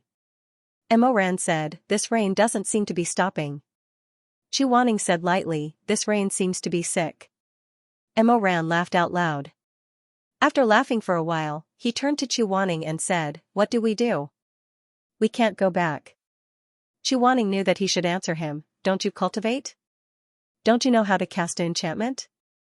Why can't we go back?" But he was silent for a while. For some reason, he did not say anything. But he also did not respond. He only raised his head and looked at the boundless night rain. His palms were slightly warm. There was a little sweat between his 10 curled fingers. Just as he was thinking about how to answer, his hands were held by Ran. Whether it was his slight trembling, his slight heat, or his slight sweat, they all fell into Ran's hands. Ran looked at him. After a while, his Adam's apple moved. "Shizun, I want to." The words were at the tip of his tongue, but he could not say them. But his heart was numb and he could not swallow them. In the end, his black eyes were wet and hot. His words were warm and reserved, obscure and intimate. He said in a low voice, the rain is too heavy. Don't go back to the sect tonight. It's such a long journey. You'll catch a cold.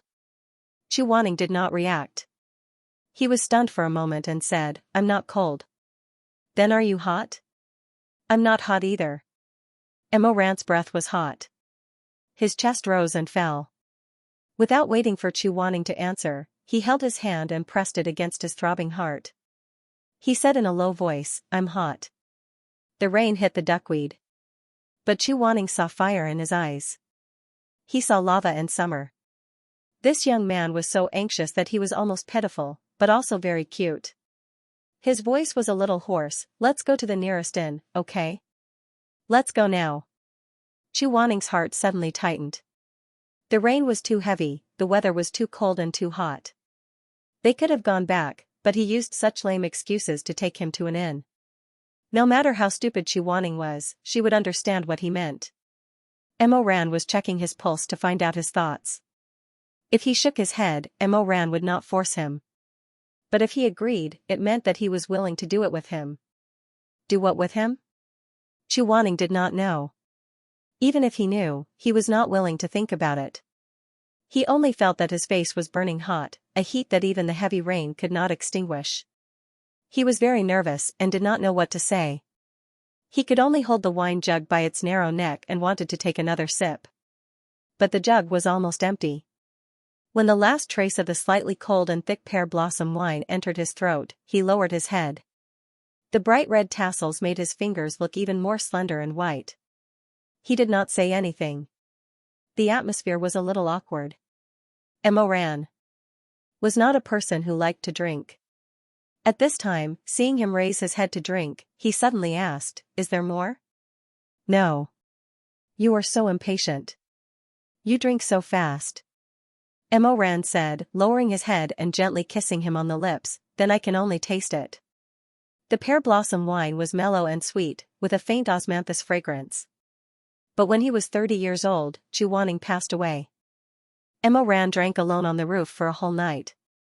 In the end, he only felt that there was no taste. It was bitter. Later, and after his rebirth, Mo Ran was not willing to touch wine anymore. It was too bitter. He kissed Chuaning's slightly cold lips. At first, it was a light peck, then a careful touch. Then he separated, and then carefully kissed again. The sound of the rain rumbled, and the world was distant. There was no one under the veranda, and the curtain of rain became a natural curtain. They didn't know when it started, but they were hugging each other, kissing and entangling each other. Their lips and tongues were moist as they rubbed against each other. When they kissed fiercely, the sound of their faces blushing and their hearts beating was drowned out by the sound of the rain hitting the beam. Chuaning couldn't hear anything else. The sound of the rainstorm was deafening, and it struck his heartstrings like the roar of a drum. Unlike the cold raindrops, Mo Ran's breath was hot. His kisses moved from his lips to the bridge of his nose, to his eyes, between his eyebrows, and then to his temples. Chuaning couldn't stand this kind of stimulation. His body tensed up and his fingers clenched into fists, but he didn't want to make a sound. He rubbed his neck against his neck. Mo Ran nibbled on his earlobe and rubbed the tiny mole behind his ear. Chuaning trembled slightly in his arms. Mo Ran hugged him even tighter. He wanted to crush him all over, crush him into his own body, and knead him into his flesh and blood. His voice was low and hoarse. He whispered in Chuaning's ear, Shizun. He called respectfully, but his hands were treacherously caressing the person in his arms. This young man had been in the pot for a long time, and the suppressed eagerness finally overflowed. The boiling water was bubbling, and the water was about to burn out. It was about to be boiled dry, but the firewood was getting stronger and stronger, tormenting him. Tormenting them. Come with me. Perhaps he was possessed, but he actually let Mo Ran hold his hand tightly and ran in the rain. It was so absurd. The rain was extremely cold, but when it fell on their bodies, it felt like it was burning hot. Neither of them opened a barrier, nor did they buy an umbrella. It was as if they were about to lose their mana, as if they were the most ordinary people. They let the wind blow and the rain hit them. They hurriedly followed the swaying red lanterns in the heavy rain, and ran into an inn. The inn's waiter was yawning. He probably thought that with such a heavy rain, and this late, no traveler would come to stay. Thus, when he saw the two of them rush in, wet, he jumped in fright. Emoran held Chuaning's wrist tightly. His palm was so hot that it seemed like it was going to evaporate the water. He wiped away the water droplets that were dripping down his handsome face. He said somewhat anxiously, "Stay." Okay. These are the keys to 2 rooms. There's a total of. What? Hearing that there were 2 rooms, Emoran became even more anxious. His throat moved, and his slender fingers curled up and knocked on the counter. "No, we only want 1 room." The waiter stared blankly for a moment. He looked at Emoran, and then looked at Chuaning. Chuaning suddenly turned his face away. His face was burning fiercely. He calmly broke free from Emoran's grasp, and then said, "We want 2 rooms." The waiter was slightly hesitant, and then said considerately, "If you don't have enough money, 1 room is also fine." "We want 2 rooms." Chuaning was resolute and decisive. His gaze was like a knife, causing the waiter to take a step back. He didn't know what he did to provoke the white-clothed immortal monarch behind him, but he quickly handed over 2 keys in fear and trepidation, and received the money according to the price. Chuaning slowed his breathing, doing his best to make himself look as calm as usual. Unfortunately, his body was dripping wet, and there were even raindrops that seeped down his pitch-black eyebrows and into his eyes. He blinked, and his eyelashes became wet. "I'm going to sleep first. You go buy some ginger tea and dry towels, and then come up later," Chuaning said in a serious and dignified manner. He even deliberately took a brass key from Emoran in front of the waiter, and then went upstairs alone. He looked very innocent. Emoran didn't say anything behind him, but he secretly felt that it was funny. He knew that Chuaning's face was thin. No matter what, he still had to put on an act for others to see. Chuaning came to the room. It was a single room, and the bed was also narrow. He glanced at the bed, and only felt that his throat was very dry, and his face was burning fiercely. He didn't dare to take a second look, and only stood in the middle of the room. He didn't even light a candle, and didn't know what he should do. His head was still dizzy, and he felt that all of this was so absurd, so sudden, and so unexpected. How could it be like this? How could he stand here? How could he come here in the rain to mess around? How could he? Before he finished thinking, the door behind him opened, and Emoran walked in. Chuaning's body suddenly tensed up, and his 10 fingers clenched into fists under his wide sleeves. He tried his best to feel the slight tremors in his bones, but he couldn't do it.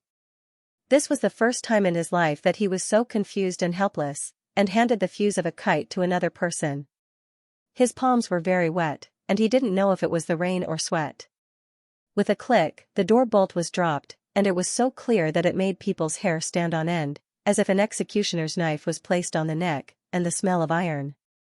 It was like the sharp teeth of a cheetah, tiger, or wolf biting its prey, and the smell of blood. Chuaning suddenly, felt a kind of fear that made him want to escape. Fortunately, he didn't show it on his face. Emoran opened his mouth to speak, and his voice was still gentle, not too hostile, but somewhat hoarse. "Why didn't you light a candle?" "I forgot." Emoran put the wooden tray on the table, and handed a small bowl with a hot bamboo hat to Chuaning. "Ginger tea, you wanted it, drink it while it's hot." As he spoke, he walked to the window and lit the candlestick by the west window.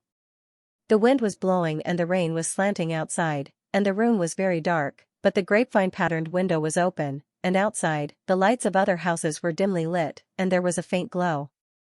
Emoran stood in front of the open window, by the beautiful and slender bronze candlestick with cranes and birds. The white curtain of rain set off his tall figure, and that silhouette was tall and straight, handsome and well-defined. When he fiddled with the flint, his thin and curly eyelashes were particularly clear, like 2 black butterflies. He was a cultivator, and it shouldn't be that troublesome to light a fire, but he was willing to act like the most ordinary person, and use the most ordinary method to quietly and steadily light that ray of light, so that the heart stamen would light up, and the candlelight would soften into red tears.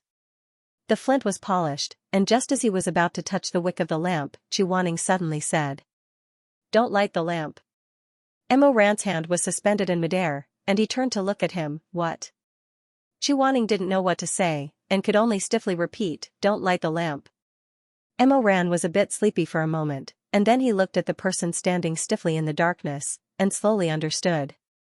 Even if it was Wanya Yuhing, there would be times when he was afraid, there would be things that he feared, and there would be areas that he didn't know. Those people who had slept with him in his previous life, whether it was a man or a woman, all wished that the Emperor Ta could see their faces more. No one had ever asked for the lights to be extinguished, and they would rather have the red candles burning high in the night. They used all kinds of tricks, all kinds of flattery, and all kinds of charm to win the Emperor's half an inch of affection. Emo Ran didn't feel sentimental. Whether it was Rongjio at the beginning, or Song Chotong later on, it was strange to say that he doted on them back then because he stubbornly felt that they were like Shermay, so he kept them by his side. It was almost like an act of infatuation. But in bed, he never liked to look at their faces. He always just let them turn their backs to him. He didn't kiss them, and he didn't like to touch them. Even in the boring and repetitive actions, his mind was clear. He even suddenly felt that it was very boring. It was really boring. He couldn't remember those smiling, flattering, orgasmic, and blushing faces under the candlelight. Now that he thought about it, those feelings had nothing to do with pleasure, and also had nothing to do with love. Instead, it was more like he was sinking into a quagmire of chaos, falling into it, making himself seem dirtier, deeper, and despairing. He hated that he couldn't dye his bones black. When it was dark to the extreme, he would no longer crave for light, extravagantly hope for redemption, and no longer dare to embrace the last ball of fire in the world. Very good. But why didn't he give up? No matter how much he told himself that life was hopeless, and that the world was dark, he would still reach out his trembling claws and abruptly strangle Chu Wanning's neck in the midst of the turmoil and torment in the unstable Shaman Mountain Palace, pressing him against the cold golden stone bricks, pressing him against the blue stone platform in the bleak courtyard, between the messy bedding on the pillows, in the snow, in the hot springs, even in the high seats of the imperial court, in the ancestral hall, in the most solemn and respectable places. Tarnishing him. Looking at his face, kissing his neck, cheeks, and lips, calling his name. Tearing him apart. In fact, at that time, Chu Wanning also wanted darkness, wanted to be turned off. He didn't want any light at all. But at that time, Chu Wanning didn't say anything, didn't want to say anything, and didn't want to make any requests. Thinking about it, when he was under house arrest for 8 years, Chu Wanning only asked him for 2 things at the beginning and the end. The first was when he stepped into the Shaman Mountain Palace, he asked him to let Xuemeng go. The second was before he died forever, he asked him to let himself go. If he wasn't cold and disheartened, how could he be like this? Emo Ran put down the fire knife and flint, and didn't say anything for a long time. It was so long that Chu Wanning slightly relaxed his tense body. It was so long that Chu Wanning asked him softly, "What's wrong?" Emo Ran said, "Nothing." His voice was gentle, wet, and salty. He walked over and hugged the person who was still standing in the darkness. Both of them were still wet from the rain. Emo Ran hugged him and said, "Wanning." For a moment, he suddenly wanted to tell him all those things in the past, but his throat was choked up like a fish bone, and he couldn't say it. He really couldn't say it. Now, this hard-won warmth was too hard to come by. Whether it was for him or for Chu Wanning, it was too hard to come by. Even if he was guilty of 1,000 things, guilty of 10,000 things, he couldn't say it, and he didn't want to say it. He didn't want to wake up. He just wanted to have a good dream. Until dawn pierced his throat. There was no light, no fire. In the darkness, Emo Ran hugged him and kissed him. The kiss was very focused, and gradually became lingering. The room was very quiet, and the sound of the rain couldn't disturb the silence. They could hear each other's breathing, heartbeat, the touch of their lips, and the slight moist sound when they changed their angle. Chu Wanning tried his best to make his breathing normal, but it was useless. Under Emo Ran's kiss and caress, his chest gradually became faster and faster.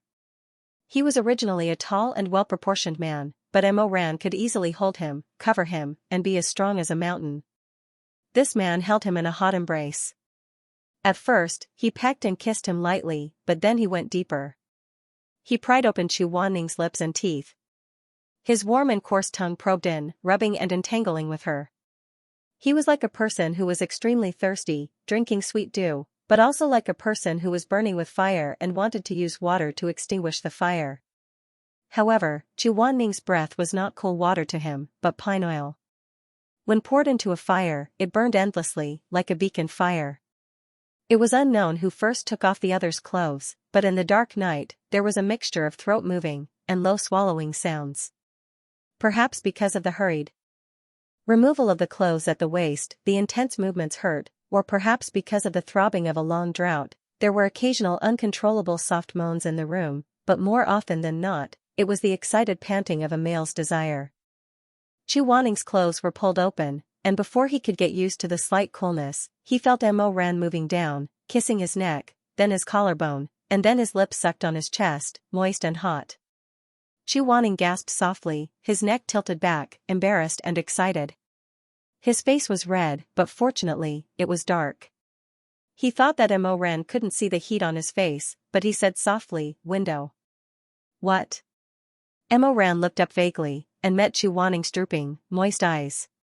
He originally wanted to hear Chu Wanling finish his words, but with just one look, his scalp went numb, and the blood in his brain surged. He couldn't control the fierce desire, kissing him, rubbing him, hugging and kissing him for a long time. Then he slightly let go of Chu Wanling's lips, but was reluctant to let go, so he kissed him again, and said in a low voice, "What?" "Window." Chu Wanling's heart was beating very fast, he didn't know how to breathe evenly during the long kiss, so his head was dizzy. "You haven't closed the window." Mo Ran went to close the window. The last bit of light was also blocked outside, and the bedroom was dark. The fire of desire was unrestrained. Mo Ran only felt that the blood in his body was burning hot. They stumbled, bumped into each other, and rolled onto the bed. The bed had been in disrepair for a long time, and it made a heavy creaking sound. Mo Ran didn't give Chu Wanling a chance to react, and was already on top of Chu Wanling's body, undoing the already messy, white underwear.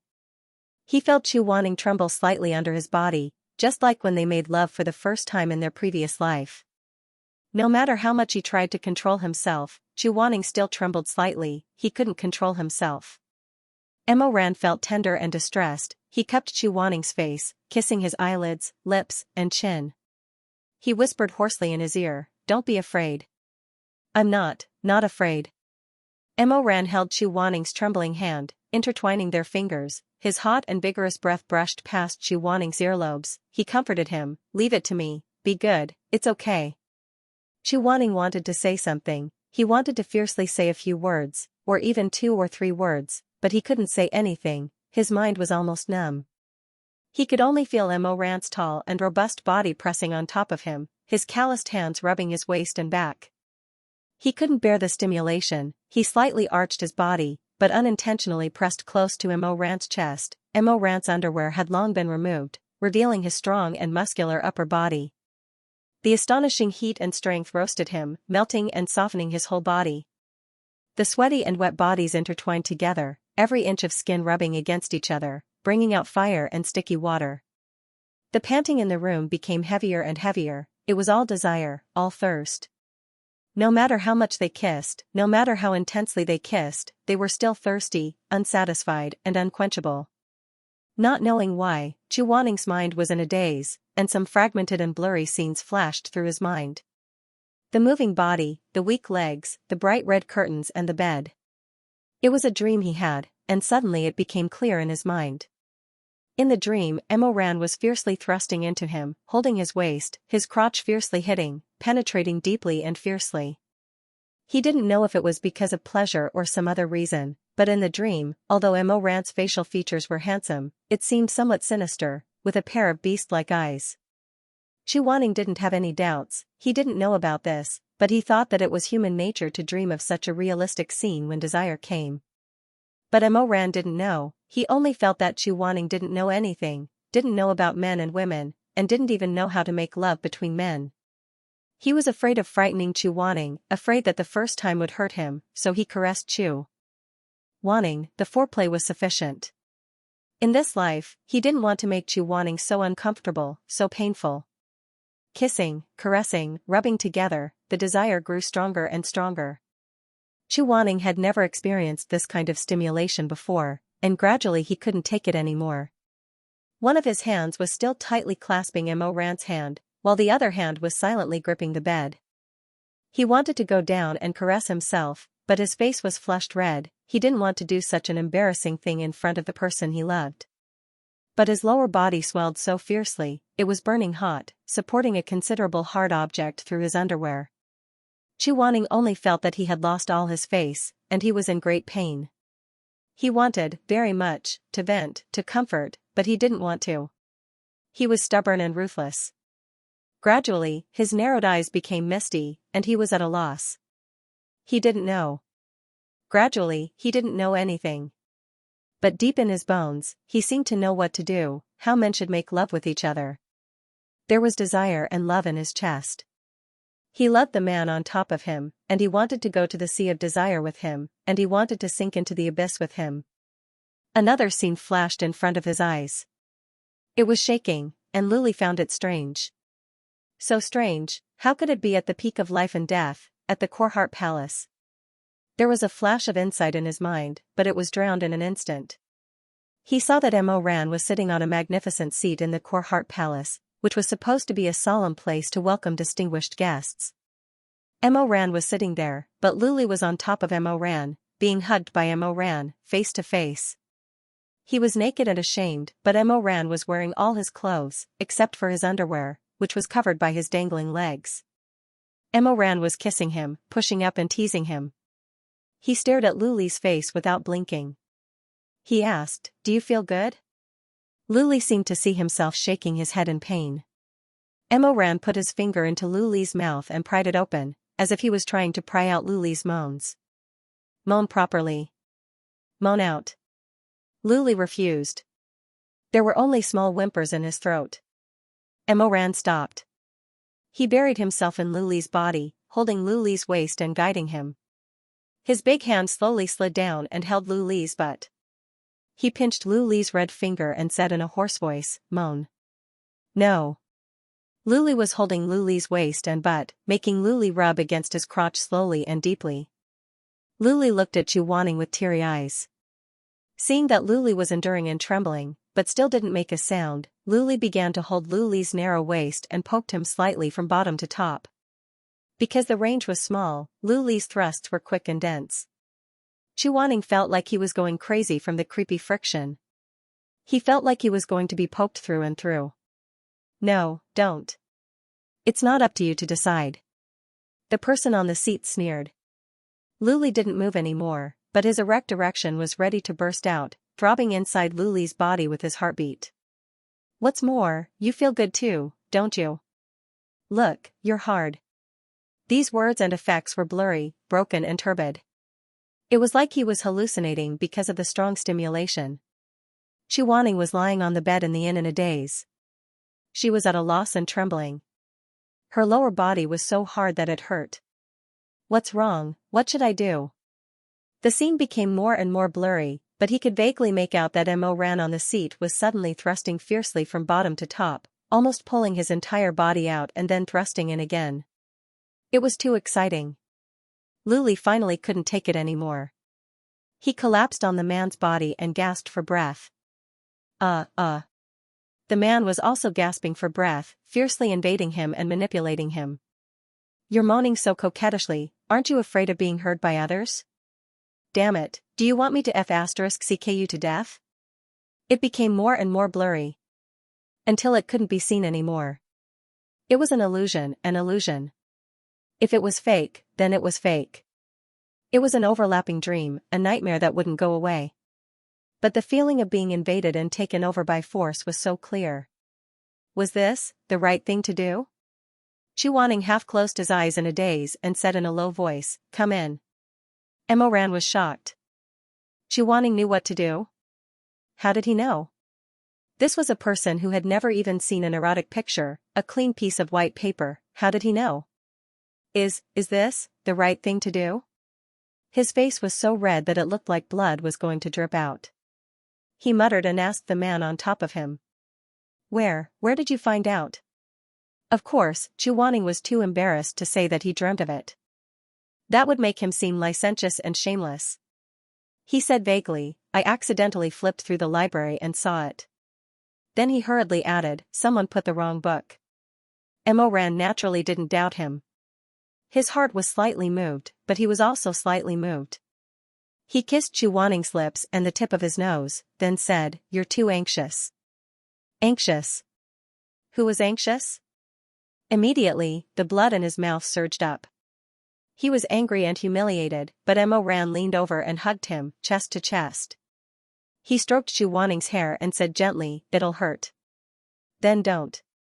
In order to save face, Chu Wanning said resolutely and decisively. Mo Ran laughed softly. His low and slightly hoarse voice was mellow and pleasant to listen to. He said, You don't have to care about me, tonight. His voice gradually became softer. Chu Wanning blinked. How about tonight? He saw Mo Ran's strong and muscular arms propping himself up and staring at him from above. Then he slowly sat up and moved down. This was something that had never happened in his dreams. What was he doing? Tonight, I just want you to feel comfortable. As he spoke, he leaned over and unbuttoned his pants before Chu Wanning could react. He looked at Chu Wanning's erect desire with a passionate gaze, then he took it in his mouth. Ah! Her spine trembled as Chu Wanning cried out in alarm. She gasped for breath. What was this feeling? How could it be like this? How dirty. But it felt so good to be enveloped by his lover's warm mouth, sucking on it. Her teeth carefully retracted, not touching his erect shaft. Mo Ran sucked on it. Hearing his rapid breathing and low panting, he raised his eyes and gazed at him tenderly, even indulgently. Emperor Ta. He had never done such a thing before. In the past, he had never thought that he would do such a thing.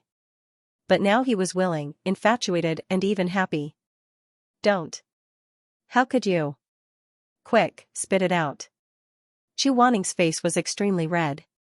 He bit his lips and shook his head. His phoenix eyes that were usually as sharp as knives were now filled with lust and fear. So cute. Mo Ran sucked deeply. Chu Wanning couldn't take it anymore.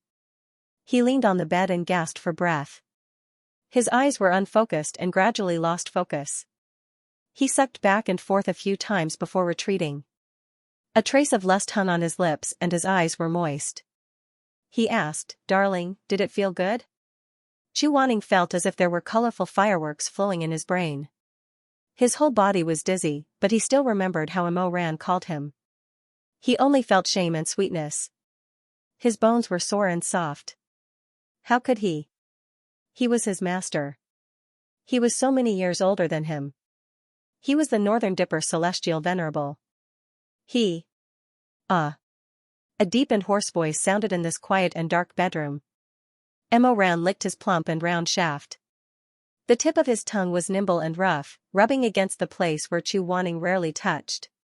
Chu Wanning was so stimulated that tears flowed out. Just like in his previous life, he was still willing to be intimate with Mo Ran. He didn't resist, so his Adam's apple moved and hoarse gasps escaped. He unconsciously closed his hazy eyes. When Mo Ran sucked him again and imitated the rhythm of thrusting and thrusting to please him, Chu Wanning impatiently reached out his hand. His slender fingers sank into the top of Mo Ran's black hair as he powerlessly resisted. Don't be like this. Dirty. But Mo Ran only raised his moist eyes and looked at him with his dark eyes full of lust. He said, I like you, I'm willing to treat you like this, I want you to be comfortable. How can it be dirty?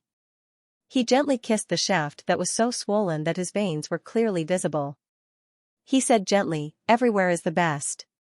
After he finished speaking, he lowered his head and continued to lick and suck. Chu Wanning was so pure and was extremely inexperienced. How could he withstand such an attack? It was his first time doing it, so it didn't take long for him to release. When he was excited, he seemed to be unable to control himself and thrust, pressing against Imo Ran's throat. Imo Ran should be very uncomfortable, right? Heaven and earth were vast and boundless. Everything was lax, and only the pleasure of ejaculation was left. He had never thought of and had never experienced such intense pleasure. Even in such extreme pleasure, he was still vaguely aware of what he had done in the end. He wanted to get up and wipe Imo Ran's lips. He wanted to caress him, kiss him, and thank him. But his waist was soft, and his legs and feet were limp and numb. He couldn't get up. And when he looked over with trembling eyelashes, Imo Ran had already swallowed the turbid liquid he had spurted out. This knowledge made Chu Wanning's mind even more blank. The back of his neck was faintly numb and twitching. In the end, Imo Ran turned over. His burning hot body covered Chu Wanning's panting body. Imo Ran stroked his face. His lower body was still hard and stiff, pressing against Chu Wanning's lower abdomen. The man's eyes were perhaps a little red because of this, and there was a hint of a beast's aura. But he still gazed at Chu Wanning with a burning gaze and a gentle gaze. I love you. I really, really, really love you. It was the ambition of a wolf, but it was also the return of a prodigal son. Carrying guilt, but still unwilling to give up. It was selfish, desperate, passionate, and longing. Love you. The room was very quiet. The sound of heartbeat and breathing were very clear. The air was filled with a slightly fishy smell, but it was sweet. Lying on the bed, Imo Ran changed his position and hugged him from behind. He gently pecked at his eyelids and neck. Their bodies were drenched in sweat, and the temperature of their bodies was shockingly high. They stuck together, rubbing against each other, entangling each other. Chu Wanning's head was still dizzy, and she didn't even dare to think about what they had just done. Everything was so absurd. But his heart was warm and fiery. Warm water surged under his chest, wanting to break through the ground. Suddenly, he heard the person in his arms whisper, "Then what about you?" Imo Ran froze for a moment. What? Chu Wanning coughed lightly, "You." He didn't say anything else and turned over in the dark. A pair of bright eyes slowly looked into Imo Ran's eyes. Even though the surroundings were dark, Imo Ran felt like he saw Chu Wanning's face turn red. You still? Chu Wanning hesitated for a long time, but he still couldn't say it. In the end, he only lowered his eyelashes and said, "I'll help you." Imo Ran suddenly understood. He only felt sad and sweet. He hugged him and said, "Why are you so stupid?" "It's okay, we'll talk about it later." "I'm not stupid," Chu Wanning stiffly said. He didn't want to say that he was stupid. "Aren't you the stupid one? You like this, don't you feel uncomfortable?" "Cough, I'll wait for you to fall asleep and then take a shower." Chu Wanning insisted, "I'll help you." "No need." Imo Ran hurriedly stopped him. Chu Wanning didn't say anything else. He seemed to feel that his clumsy appearance on the bed was inferior and embarrassing. He probably really wouldn't make Imo Ran feel good. Saying that he would take a shower afterwards was just to leave himself some face. The meaning was probably that he was better at using his hands than he was. He pondered like this and his face slowly cooled. Finally, he said, "If you don't want it, then forget it." Imo Ran was slightly startled. Because of the lingering feelings of love, Chu Wanning's voice wasn't as impeccable as usual. It wasn't as indiscernible as usual. The unwillingness and indignation in his voice was too heavy to the point that it was clear. Why was this person so stupid? How did he not want it? He wished that the night would never end and the storm would never stop. He wished that he could spend the rest of his life with Chu Wanning in this inn. He wished that he could eat the person in his arms inside and out, fuse with her body and intertwine with her soul. He even wanted to see Chu Wanning being bullied until she choked with sobs. He wanted Chu Wanning to have his aura in her body, to have his mark. But it would be uncomfortable. He had done it with Chu Wanning in his previous life. He knew that after that time, Chu Wanning had a high fever for a long time. He couldn't forget that pale face with chapped lips. He only wanted to take it slowly step by step. It didn't matter if he had to endure hard. He wanted Chu Wanning's first time to be comfortable. After that, he wanted to be able to feel excitement and enjoyment every time. He wanted to be able to taste the taste and sink into it with him. But Chu Wanning clearly misunderstood something. Emoran kissed his forehead and said in a low voice, "Why don't I want it? What are you thinking about? Why don't you see how I am now?" The man's hot breath was right next to his ear. His voice was wet. "How hard are you? You actually still think that I don't want you? Fool." Chuaning was furious. "If you call me a fool again, do you believe that I won't cut off your head? You." But his hand was caught by Emoran and brought to a certain place. Chuaning was shocked and couldn't say any more words. He only felt that the top of his head was steaming. "It's already like this. It's all because of you." In the dark night, he kissed his eyelids again. Then, he went down and kissed his lips. He sucked, licked, and rubbed his lips with infatuation. After kissing for a while, both of them couldn't control themselves. The love in the room became more and more intense. Their lips and tongues were sucking each other, and their legs and feet were entwined together. They rubbed against each other tightly. The fire of desire was almost visible to the naked eye. In the confusion, Emoran heard Chuaning say something in a low voice. He was a little unwilling and a little embarrassed, but his voice was still stubborn. "I also want to make you feel good." His voice was trembling at the end. Shame drowned him. Emoran's heart was about to melt. His desire was so strong that it was almost ferocious. Chuaning's hand was still held by him. This kind of hostility spread from his palm all the way to his spine. Chuaning could clearly feel the vigorous and hot state of the fierce blade that was described in the ranking list of the cultivation world.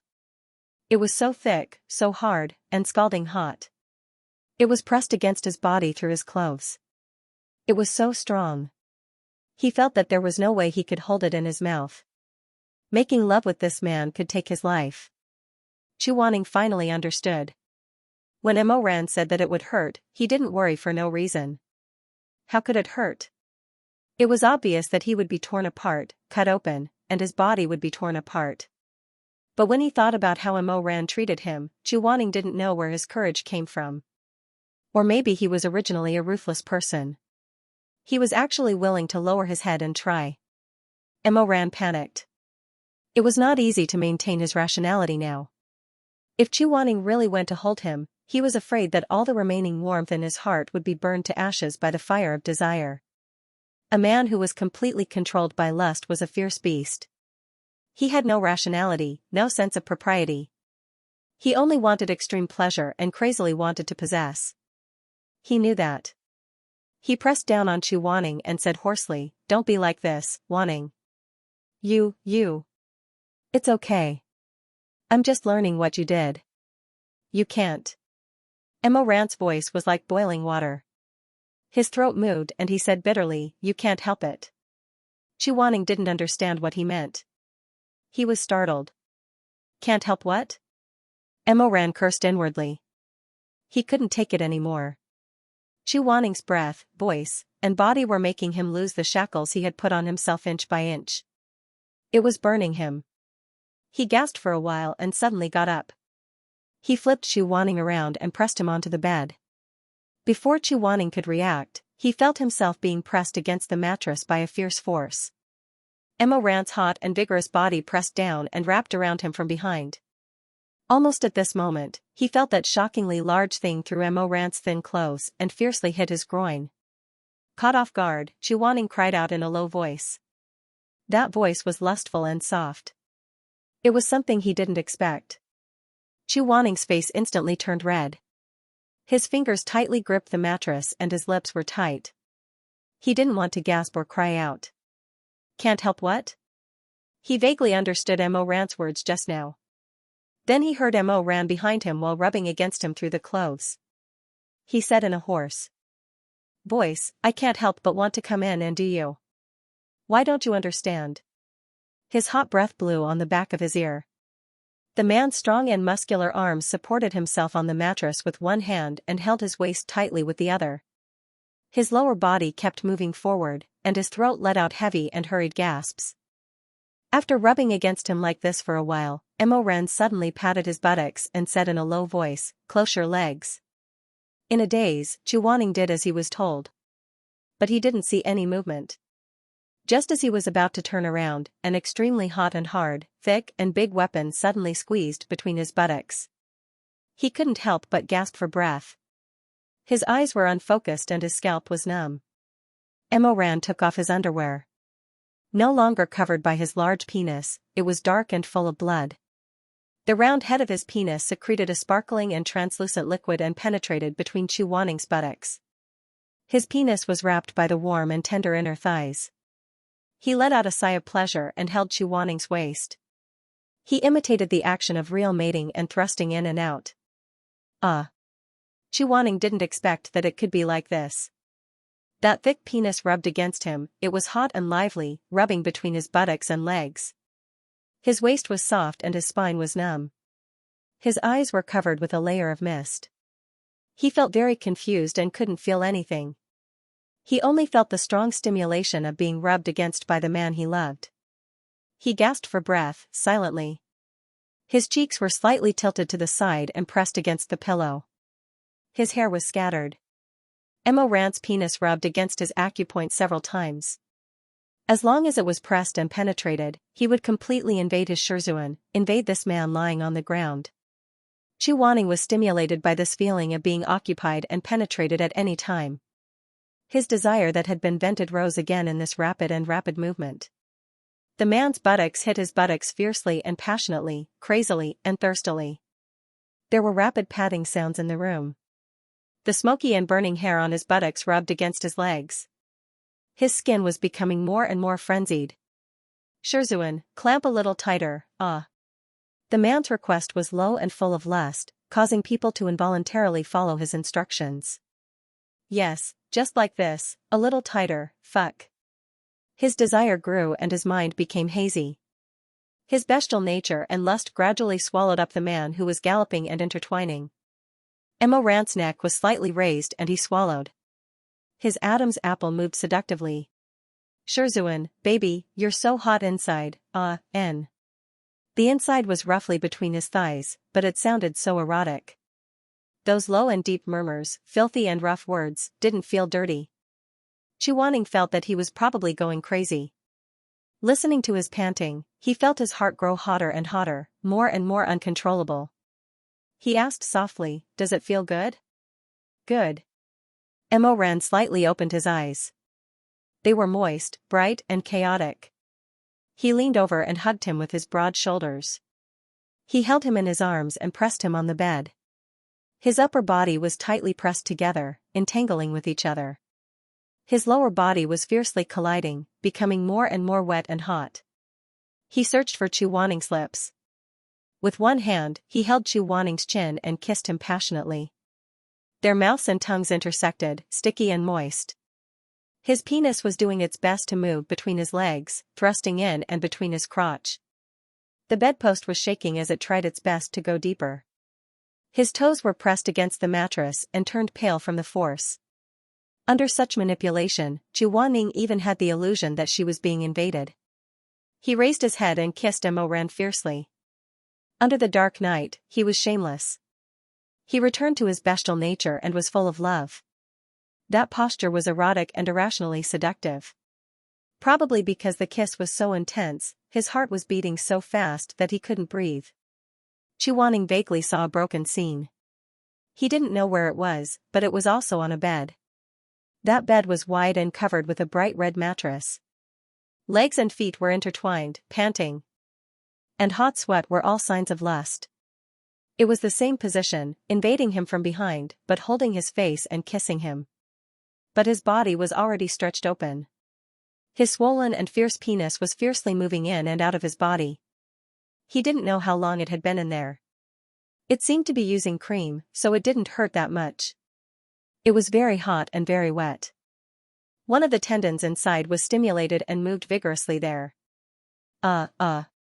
He heard someone shouting, panting, and moaning. His voice was so soft that it was a mess. Who was it? Could it be himself? Emoran kept on penetrating him endlessly, and gradually became more violent. His body was so swollen that he wanted to die, as if he was going to be penetrated. He didn't know why, but he felt so good and addicted. It was as if he had been trained. When Mo Ran penetrated him, even his legs were weak. But vaguely, he instinctively moved back, rubbed, and wanted to take in deeper. It was so uncomfortable. It was as if there was an insatiable stamen in his body that could only be resolved by sex. It was as if the strongest aphrodisiac in the world was destroying the most resolute person. He was falling, pandering, and moaning in pleasure. Who was it? What a strange scene, what a strange dream, illusion, reality, what exactly was it? Chu Wanning, I'm F*** king you. Does it feel good? Look at how good you are feeling. Relax, why are you sucking so hard? I'll shoot inside you, I'll shoot all for you, ah. It was a mess. He couldn't hear clearly, but it seemed to be like that. What was going on? Mo Ran's voice sounded like it, but also didn't. Mo Ran had never used such a distorted voice to speak, never.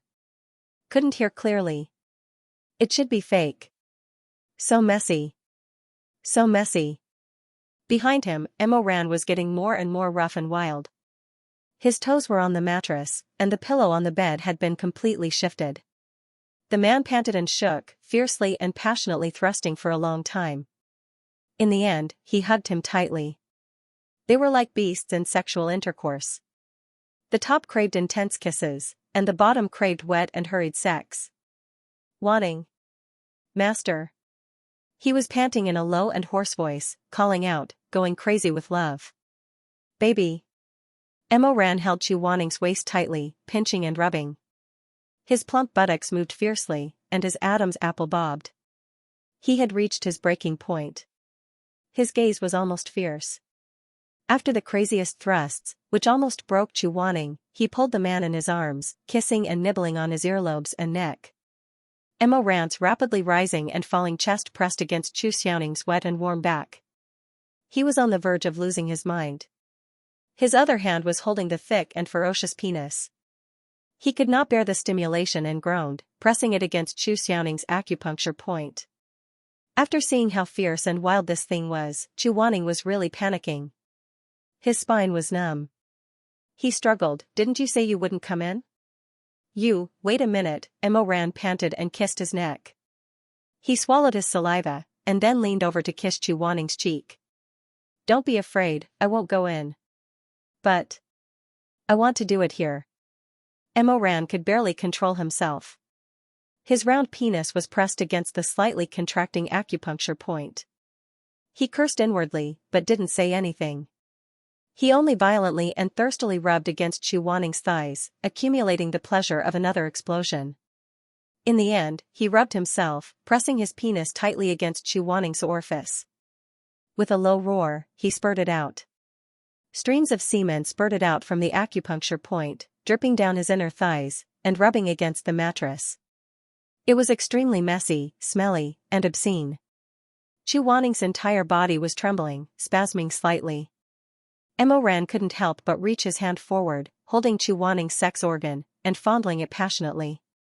Chu Wanning was almost crushed by shame. His cheeks burned as he said in a low voice, "No, don't touch anymore. I already." Mo Ran's eyes were shining, and he murmured infatuatedly, I know you already did it." Chu Wanning was very humiliated, and the corners of his eyes were moist. He said fiercely, don't say that word." "What word?" "Oh," Mo Ran reacted belatedly, and then laughed deeply, "Okay." He kissed him. But the movements of his hands were not polite at all. "But Shizun, I still want to see your orgasm." This young man's work was really too good. Chu Wanning was completely helpless. Very soon, he was stimulated to the point that he came for the second time. How could he endure this kind of pressure, this kind of indulgence? Moreover, his head seemed to be in a daze. There were always some vague broken shadows in front of him, and hazy voices in his ears. He felt very sleepy, very tired. Wanning. He heard Mo Ran call him from behind. It was so gentle, so touching, so affectionate. After the two people vented their desires, they calmed their breathing and panted. Mo Ran stroked him, kissed him, and gratefully held him in his arms, guarding him like a treasure. Chu Wanning was dizzy, his back naked. He leaned on Mo Ran's broad and warm chest in a daze for a while. Finally, he slowly closed his eyes and fell asleep. The next morning, Chu Wanning woke up. The sky shone into the room through a crack in the window. He heard the sound of raindrops hitting the tiles. The rain was very heavy, and it did not stop. He felt a slight headache. The fragments that flashed by last night were like fish scales rolling in the water trough, shining with a mottled and sticky light, floating and sinking. He wanted to recall, but those scales sank deeper and deeper, and finally completely swallowed by the darkness. Then he remembered what he did with Mo Ran last night. His whole body suddenly froze, and his face quickly burned red. He wanted to get up, but Mo Ran's strong arms were still hugging him from behind. His chest was still pressed against his back, rising and falling evenly. Mo Ran was still not awake. He waited like this for an unknown amount of time. The time was not so clear in this dark bedroom, but it should have been a long time. So long that his arms were a little numb. So long that his rapid heartbeat slowly slowed down. So long that it was not so awkward. Chu Wanning finally turned over, face to face, and looked at Mo Ran's sleeping face. He was very handsome, a rare handsome face in the world. Whether it was his eyebrows, the bridge of his nose, or his lips, they were all the best. But his brows were slightly furrowed, as if there was a heavy thought that could not be dissolved. Chu Wanning looked at this face again, and silently looked at it for a long time. So long that he finally could not help it. Gently, for the first time, he took the initiative to kiss Mo Ran's face. Then he gently moved Mo Ran's arm away, sat on the edge of the bed, put on his underwear, and went to get a clean white inner robe. There were many fanciful creases on the robe. Chu Wanning tried to smooth it out, but to no avail. He could only put it on like this, and secretly hoped that the people at the peak of life and death would not see anything strange. As he thought this, he folded the robe. Suddenly, someone hugged him from behind. Chu Wanning jumped in fright, although the only thing he showed was that his hands slightly froze. Mo Ran had already woken up at some point. He got up, hugged him, and kissed his earlobe. Shizun.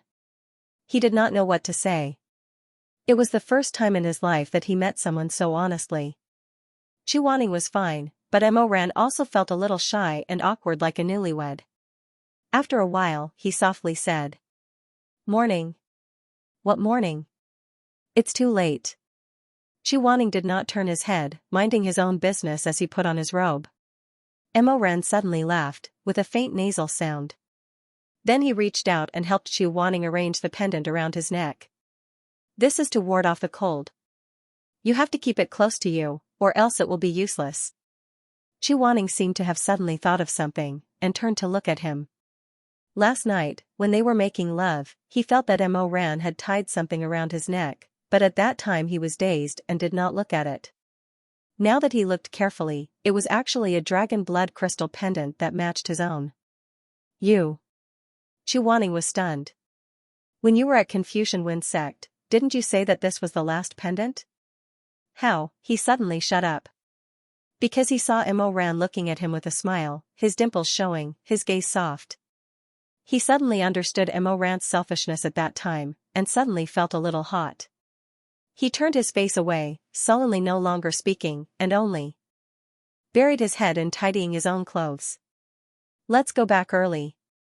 In the end, he did not dare to look at Mo Ran, only saying, "I'm afraid that someone will see something if we're late."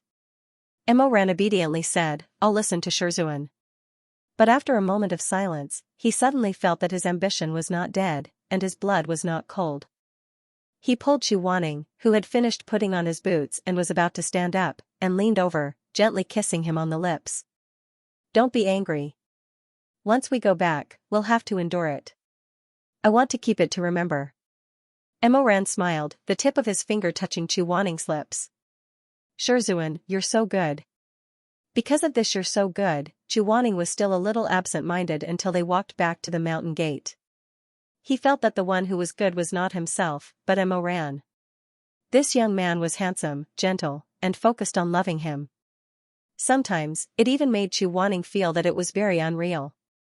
He felt that this person was too perfect. How could he belong to him, who was so dull? He belonged to him, who did not even know how to say a decent word of love. But when Mo Ran stared at him, his expression was so serious, without a trace of falsehood. When Mo Ran kissed him, he was so emotional, as if his breathing was controlled by Chu Wanning, and everything was handed over to him. Even if his actions last night were clumsy, his words were dry, and sometimes he was distracted. But Mo Ran did not feel disappointed. When he woke up in the morning, he was still willing to kiss his lips and say, "You're so good." Shizun. He suddenly came back to his senses, and saw that under the red begonia flower barrier, Mo Ran was smiling and waving at him. "Where are you going?" "Come this way, that's the Red Lotus Pavilion. Let's go to the Mangpa lobby to eat first, then you can go back." In the Mangpa lobby, Mo Ran was still sitting in front of him, but there were people coming and going around, and it was very noisy. They were not as calm as before, and lowered their heads to eat the food in their bowls. The group of disciples who liked to bet on Chu Wanning could not help but whisper to each other. "Why isn't Elder Yuheng talking to senior brother Mo today? Not only is he not talking, he doesn't even look at him. It's so strange, senior brother Mo is not picking food for Elder Yuheng either, isn't he usually quite fawning over him? What's wrong with them, did they quarrel? Would you still sit at the same table after quarreling with your Shizun?" "Haha, that's true." Just as they were whispering to each other, they suddenly saw Chu Wanning stand up and pick up his bowl to add some porridge for himself. Midway, his white robe fluttered past them, and the group of busybodies stopped talking, and obediently buried their heads in eating steamed buns. After Chu Wanning returned to her seat, they began to murmur among themselves like rats again. "Don't you guys feel that Elder Yuheng is a bit strange today?" Someone immediately nodded, "Yes. I can't tell what's strange, it seems like it's his clothes." 5 or 6 pairs of eyes secretly looked for a long time, and suddenly a young disciple clicked his tongue and said, "It seems a bit too wrinkled, not as meticulous as usual." When he said this, everyone found that it was indeed so, but no one thought in that direction. After muttering for a long time, they all felt that Elder Yuheng must have gone to the forbidden area in the back of the mountain last night to get rid of some evil spirits and repair some small sky leaks or something. These disciples admired him, looked up to him, and at most found him interesting, but no one would truly treat him as a person of flesh and blood with desires. So even if Mo Ran and Chu Wanning's actions were not so discreet, even if many clues were revealed, they did not pay attention. When a person was put on the altar by everyone, then he could only not speak, not move, cut off all emotions and desires, and be cold and indifferent. Otherwise, one wrong move in a chess game would be a mistake. So later, when Mo Weiyu and Chu Wanning's feelings were made public to the world, many people felt that their gods had collapsed, felt angry, felt disgusted, felt unimaginable, and could not accept it. But they had all forgotten that to put a person on a high pedestal and worship him, to force him to take every step according to the expectations of the crowd, to force him to live for the demands of the crowd from head to toe, to not allow him to have the slightest selfish desire, this in itself was a very cruel and forceful thing to do. After that day, Chu Wanning and Mo Ran didn't have a chance to meet in private for the time being. In the middle of Sichuan, the heavy rain didn't stop. It was like a demonic phenomenon. A large number of dead fish and shrimps appeared in the surging rivers outside White Emperor City. Among the people, there were many water-type demonic beasts. Almost all the elders and disciples of the Life and Death Summit rushed to every village to kill demons. Because Chu Wanning and Mo Ran were both extremely powerful, they weren't arranged to waste their strength in one place. One went to the Three Gorges port, the other went to Yi province. The Confucian Wind School had 100 years of foundation.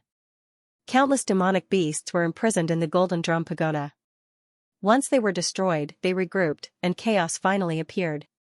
In addition to the middle of Sichuan, in Yangzhou, Lei province, and Su province, which were originally peaceful areas of the upper cultivation world, there were frequent cases of demonic beasts eating people and massacring civilians.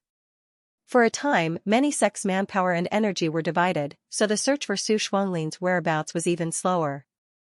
Mo Ran's spiritual power was amazing. Now that he was even more steady, it only took him 4 days to quickly stabilize Yi province. When he returned to the Life and Death Summit, he heard that Chu Wanning had already returned. He couldn't help but feel happy. Without resting, he wanted to go to the Red Lotus Water Pavilion to find him. However, the water pavilion's door was closed. When he asked again, Shui Jingyong said strangely, he's in closed-door meditation. Didn't Yu Heng tell you? Closed-door meditation again? Emoran was shocked. Is Shizun injured? What injury?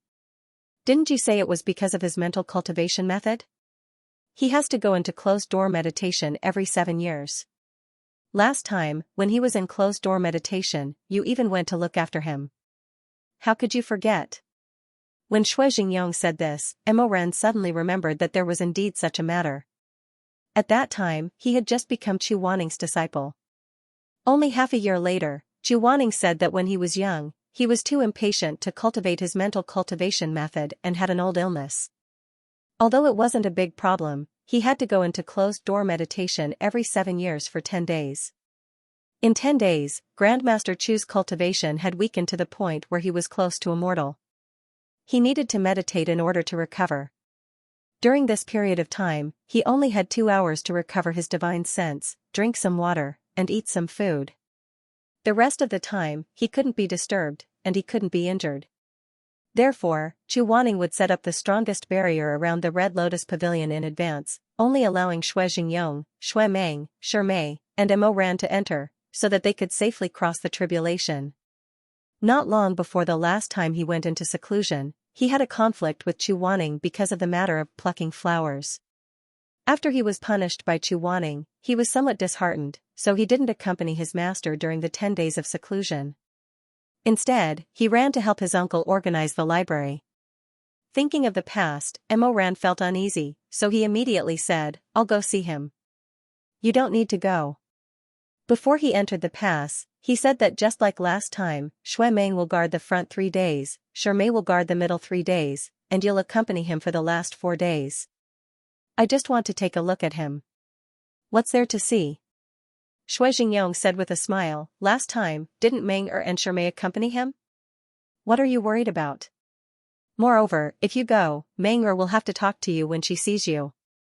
It won't be good if you disturb Yu Heng." Mo Ran thought about it and agreed, so he didn't go. That night, he didn't sleep. When he thought about how Shui Meng was alone with Chu Wanning in the Red Lotus Pavilion, he felt sour and very uncomfortable. Of course, he knew that Shui Meng was pure and didn't have any interest in men, but he still felt uncomfortable and awkward. He tossed and turned for most of the night, and only managed to sleep for 2 to 4 hours when the sun was about to rise. After waking up, Mo Ran felt that he couldn't do it. He still couldn't help but want to see Chu Wanning, even if it was from afar. Although the Red Lotus Pavilion's door was closed and there were barriers everywhere, Mo Ran was Chu Wanning's disciple, so the barriers wouldn't stop him. As for the wooden door made of green bamboo, it was nothing more than a decoration. Mo Ran used his qinggong and smoothly landed in the courtyard.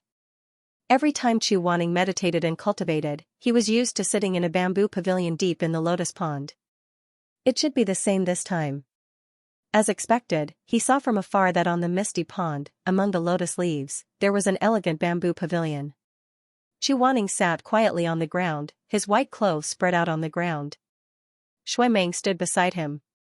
She probably felt that the sun was shining brightly outside, so she tied up one side of the snow gauze so that her Shizun could also bask in the sun's warmth.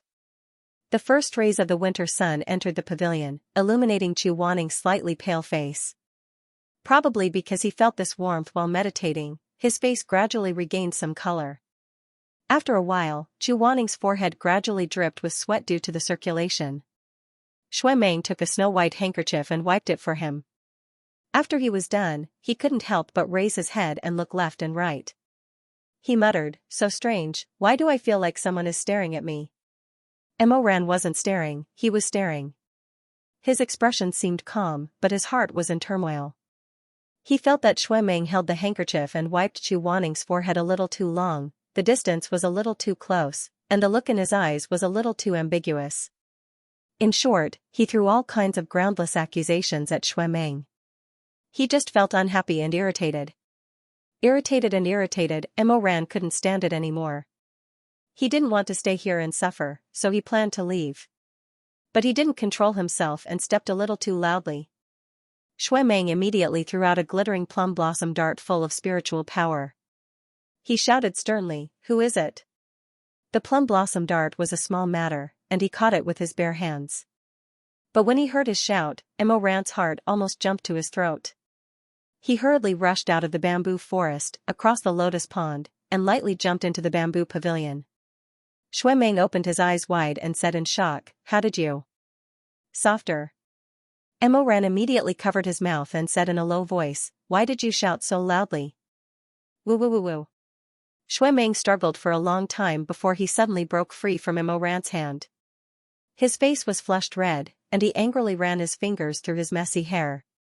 He said angrily, "You're still talking about me? Why were you hiding in the bushes like a little thief? I was afraid that you would be as noisy as you are now. Master can't hear me even if I shout." Xuemeng said angrily, "The muting curse.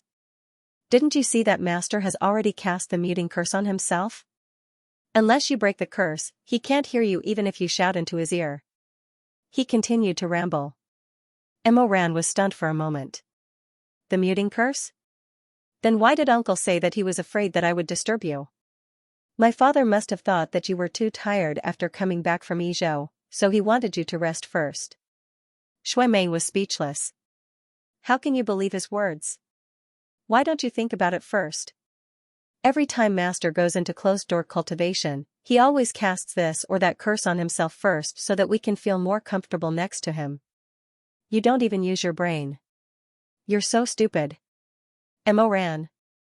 Seeing that Emoran was about to sit down in the pavilion, Xuemeng hurriedly pulled him back. "Hey, what are you doing?"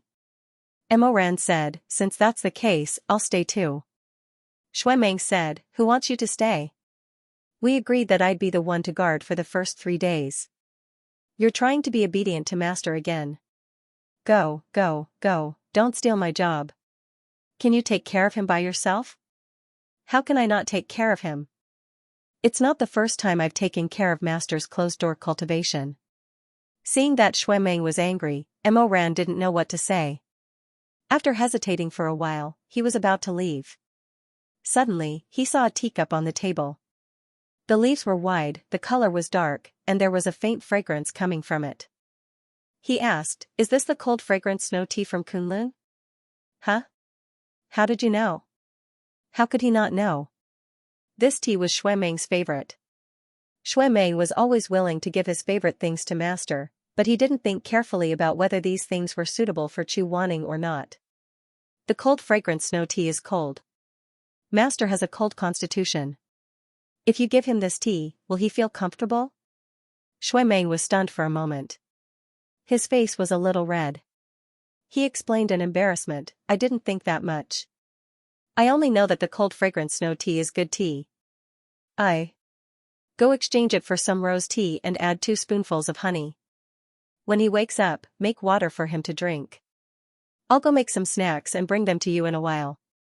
Xuemeng wanted to save some face for himself. He hurriedly said, "You can't eat snacks. These 10 days, you have to fast." "I know, but Uncle said it's okay to eat a little," Emoran said. He waved his hand and left the bamboo pavilion.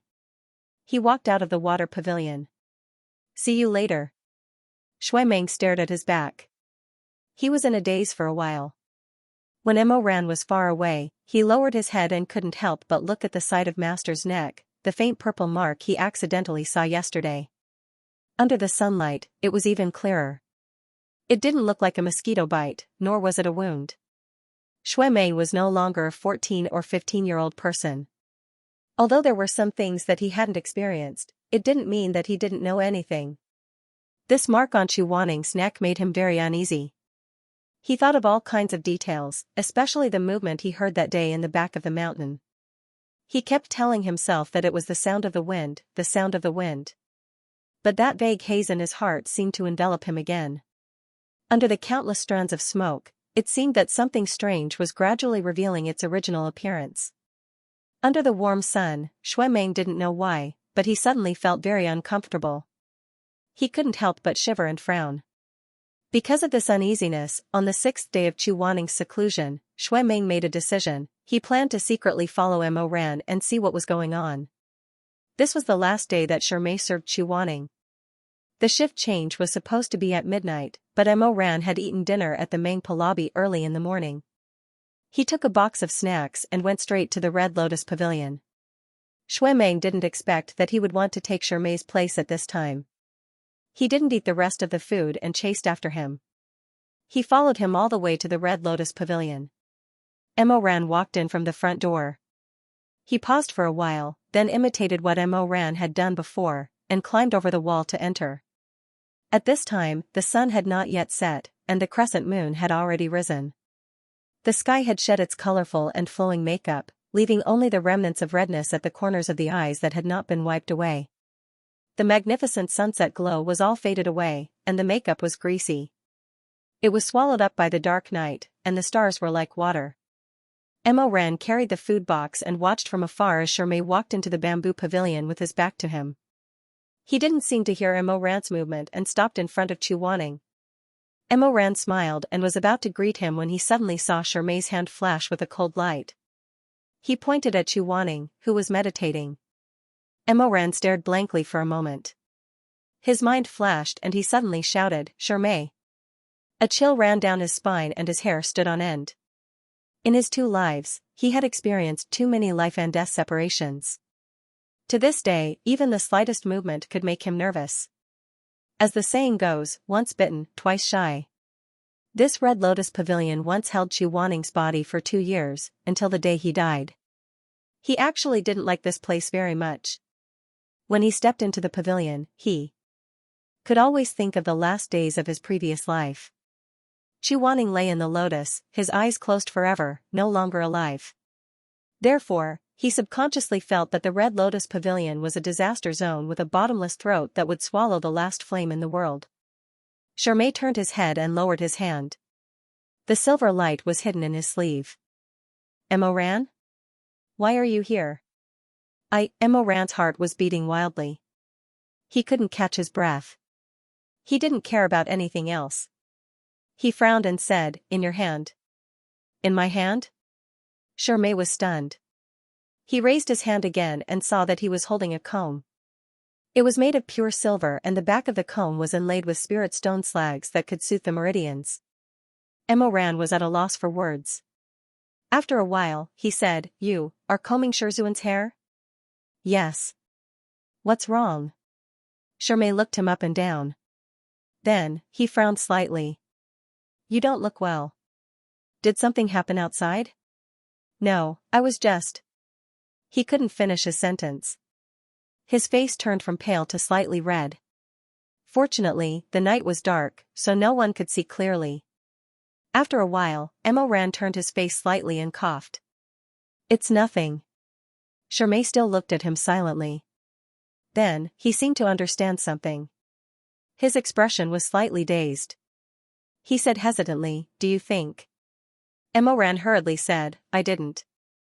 After all, Shermei was someone who treated him very well. He was someone he saw as family. Mo Ran was also shocked by his misunderstanding at that moment. He felt very sorry for Shermei, so he blurted out, "I didn't." Shermei didn't speak. After a long time, he said, "Mo Ran." I haven't even said the second half of the sentence." Shermei sighed softly. "Why are you in such a hurry to deny it?" As soon as he said this, it was clear that Mo understood that Mo Ran had mistaken the silver comb in his hand for a fierce blade. Although this was because of the fear of Chu Wanning's death in 2 lives, no matter who was standing with their back to Mo Ran, whether it was Shui Meng or Shui Jingyong, he would probably tremble at that moment. But facing Shermei, Mo Ran calmed down. His heart was still uncomfortable. He lowered his eyes and said, "I'm sorry." In his memory, Shermei was always gentle and kind when dealing with people and problems. She was rarely cold or scolding others. But tonight, beside the lotus pond, Shermei looked at Mo Ran for a long time without saying anything. The wind rose. The lotus leaves in the pond flipped and the red lotuses danced. Shermei said, "It's fine that you're not as good as you used to be. But Mo Ran, we've known each other for almost 10 years. How can I be so unbearable in your heart?" His voice was gentle and calm. There wasn't too much anger in it, nor was there the slightest bit of grief. Mo Ran looked into his eyes. They were two clear pools of spring water. It was as if he had seen through everything, but he didn't want to care about anything. He didn't want to say anything. Shimei handed the silver comb to Imoran. He said lightly, before Shizun closed his eyes to meditate, he told me to braid his hair. Since you're here, I'll leave it to you. Shimei. But the extremely beautiful man had already walked past him. His footsteps were gentle, but he didn't look back. He left the Red Lotus Pavilion alone. In this world, the most important person to Imoran, besides Chu Wanning, was Shimei. Imoran used to think that he treated Shimei out of love. Although he later found out that wasn't the case, he still treated him well and cherished him. Even though he gradually felt that Shimei had become a stranger. He felt that this tall and charming man was like another person. Even though that bowl of wontons was only sent by Shimei on behalf of Chu Wanning, no matter what, Shimei was still the same Shimei from back then. He was the companion who smiled at him and extended his hand to him in the darkness. He was the senior who accompanied him and was willing to comfort him when he was lonely and unwilling. Thinking about it, Shimei was also an orphan. He didn't have a single relative in this world. Shimei was also proud and arrogant. Although he had a good relationship with Shimei, after so many years, Shimei had never called Shimei by his name. Instead, he respectfully called him young master. The only one who could truly call Shimei a friend was probably only him. In the end, he also hurt his heart. Shimei hid in the bamboo forest. He crossed his arms and watched for a long time. He saw Imoran standing there motionlessly, playing with his silver comb. He seemed to have something on his mind. After waiting for almost an hour, Shimei didn't see any movement. He started to feel like an idiot. What was he thinking? Why did he think that there was some kind of relationship between Shifu and Imoran? Was his brain damaged? The more he stood there, the more he felt awkward.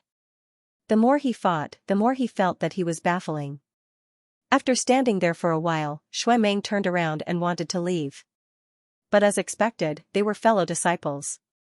He and Imoran made almost the same mistake. In a moment of relaxation, he didn't control his footsteps. Imoran stood up and said in a deep voice through the gauze curtain, "Who is it?" Under the moonlight, Shimei walked out unwillingly and awkwardly. He looked away and coughed softly. Imoran was stunned. "What are you doing here?" "Only the officials are allowed to set fires, but the common people are not allowed to light lamps." Shimei didn't dare to look into Imoran's eyes. His gaze drifted. He spoke with conviction, but his face turned red. "I just wanted to see Shizun." Imoran's heart stirred as he vaguely understood the possibility of Shimei following him. His face couldn't help but stiffen, but he quickly adjusted his expression. Before Shimei noticed, he regained his composure. "Since you're here, why don't you sit for a while?" Shimei didn't refuse and followed him into the bamboo pavilion. Imoran asked him, "Do you want tea or wine?" "Tea." Shimei said, "You'll get drunk if you drink wine." There was wine and tea on the table. Imoran lit a small red clay stove. In the night, the fire lit up, illuminating his facial features. He boiled the 8 treasures tea on the stove. The two brothers sat on the bamboo pavilion bench and leaned against the pavilion pillar, waiting for the water to boil. Shimei asked him, "Why are you here so early?" "Shimei should be on duty for another half the night. I had nothing to do, so I came over." Imoran smiled. "Aren't you the same?" Shimei thought for a moment. It seemed to be true. Imoran should be the same as him, just concerned about his Shizun. After all, after the Battle of Sky Splitting, Imoran had gradually changed. Now that many years had passed, he was poles apart from that haggling youth. The disciple Chu Wanning saved with his life had finally grown into an upright man. Lowering his eyelashes, Shimei muttered to himself for a moment, then suddenly smiled. Imoran asked, "What's wrong?" "Nothing, I just remembered the last time you were in closed-door meditation." Shimei said, "At that time, you still didn't accept Shizun. After 10 whole days, you only came to see him once. Then you said you weren't capable enough, that you were afraid you wouldn't be able to serve him, so you ran to your father's place to organize the books. At that time I was still angry at you. I didn't expect that after 7 years, you would become like this. Emo Ran was silent for a moment, then said, people change. Shui Meng asked, if I gave you another chance and let you go back to 7 years ago, would you still run? What do you think? Shui Meng seriously thought about it, then said, I'm afraid I would want to spend 10 days and 10 nights by Shizun's side. Emo Ran lowered his eyes and laughed. Humph, what are you laughing at? Shui Meng changed his position, one leg propped up on the bamboo pavilion bench, his elbow resting leisurely, his head tilted back slightly, his gaze moving to the corners of his eyes as he looked at his cousin. Right now, you and I both have the same feelings for Shizun. What I think, you shouldn't be too different. Emo Ran lowered his eyes. N. Shui Meng's eyes widened, then he looked at the wind chimes in the corner of the pavilion. He said, very good. When Shizun died, I resented him for using his life to exchange for yours. But today, it seems that you aren't completely heartless. Emo Ran didn't know what to say, so he made another N sound. The bells jingled, tinkling in the wind. After a moment of silence, Shui Meng couldn't help but turn his head, his eyes burning, his brows slightly furrowed. He suddenly asked, cough, actually, there's something I want to ask you. Speak. Tell me the truth. That day in the back of the mountain, you. Emo Ran actually knew that Shui Meng had always wanted to ask this question. After so many twists and turns, he still couldn't escape. He waited for him to continue. But Shui Meng stammered for a long time, his face white then red then white. In the end, he still couldn't say those words. He just stared at Emo Ran and said, are you really looking for sweet-scented osmanthus candy and rice cakes? The water boiled, and wisps of steam rose and fell in the cold night, converging and dispersing. The two people's gazes met. Shui Meng's eyes were full of anxiety, flashing with flames. Emo Ran's black eyes were like an ancient well without ripples, bottomless. You can drink tea now. Shui Meng suddenly grabbed his arm and stared at him. Are you really looking for sweet-scented osmanthus candy and rice cakes? Emo Ran paused for a moment, then broke free from his hand. He went to the table and picked up the pitch-black cast-iron pot, filling a cup for each person. Then he raised his eyes and said, if we're not looking for sweet-scented osmanthus candy and rice cakes, what else could we be doing? You, Shizun wouldn't easily deceive you. Even if you don't believe me, you have to believe him. Shui Meng was like a little snake that had its weak spot pinched. The hand on his knee spasmed slightly, then he suddenly lowered his head and said, it's not that I don't believe him. Then let's drink tea. Emo Ran sighed, what are you thinking about all day? It's all nonsense. He lowered his head and blew on the steam. In the dense steam, his face looked so handsome, but it was also a little blurry, like the moon in the water, making people unable to see him clearly. The Eight Treasures tea was warm, and the taste was salty and mellow. Shui Meng slowly drank a few mouthfuls, feeling that the gurgling heat gradually calmed his frantic heartbeat. He finished the tea, but the cup was still warm and steaming. Shui Meng lowered his head and suddenly said in a daze, as if he was talking to Emo Ran, but also as if he was talking to himself, I really care about him too much, that's why I think so much. Even the slightest movement, I know. Emo Ran said, I feel the same. Shui Meng turned his face and looked at him. Emo Ran leaned against the pavilion pillar, the tea in his cup was not finished. He drank another mouthful, then said, just now, because of this, I misunderstood Shirmei. At least you're better than me, you're not so impulsive. Shui Meng was slightly surprised, no wonder you saw him leave after saying a few words to you. What did you misunderstand about him? It's fine if you don't say it. Emo Ran smiled bitterly, I can think more than you can. Shui Meng wrinkled his nose, he's a pitiful person. During the famine, people exchanged children for food. If father didn't save him, he would have become the meat in the famine. Shirmei has always been very good to you, you can't bully him. Emo Ran said, yes, I know. I was just too impulsive before, I won't do it again. The two of them guarded Chu Wanning in the pavilion, one word at a time, and chatted with each other. This feeling was very strange. Under the moonlight, Emo Ran looked at Shui Meng's handsome, naturally arrogant face. This was the person who opened a hole in his chest in his previous life, and every time they met, it was accompanied by tears and blood. He didn't expect that they could still talk so calmly. Under the moonlight, in the lotus pond, brewing tea and wine. Yes, brewing wine. After drinking the tea, Shuimeng didn't plan to leave. Emoran heated up another pot of wine and drank a few cups. As long as he didn't get drunk, it was fine.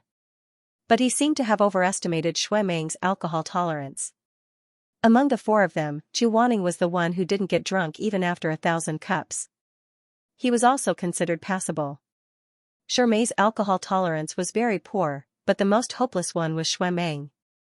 After 2 cups of pear blossom white, this person was a bit dizzy and spoke with a lisp. Emoran was worried that he would cause trouble, so he quickly put away the wine and didn't let him drink any more. Although Shuimeng's consciousness was muddled, he hadn't completely lost it. He was still conscious, and his face was bright red. He smiled and said, "It's good that you put it away. I can't drink anymore." "Okay." Emoran said, "Go back and rest. Can you walk by yourself? If you can't, I'll send a message to Uncle to come over." Oh, he doesn't need to come over, he doesn't need to come over." Shuimeng smiled and waved his hand. "I can walk back by myself. I know the way."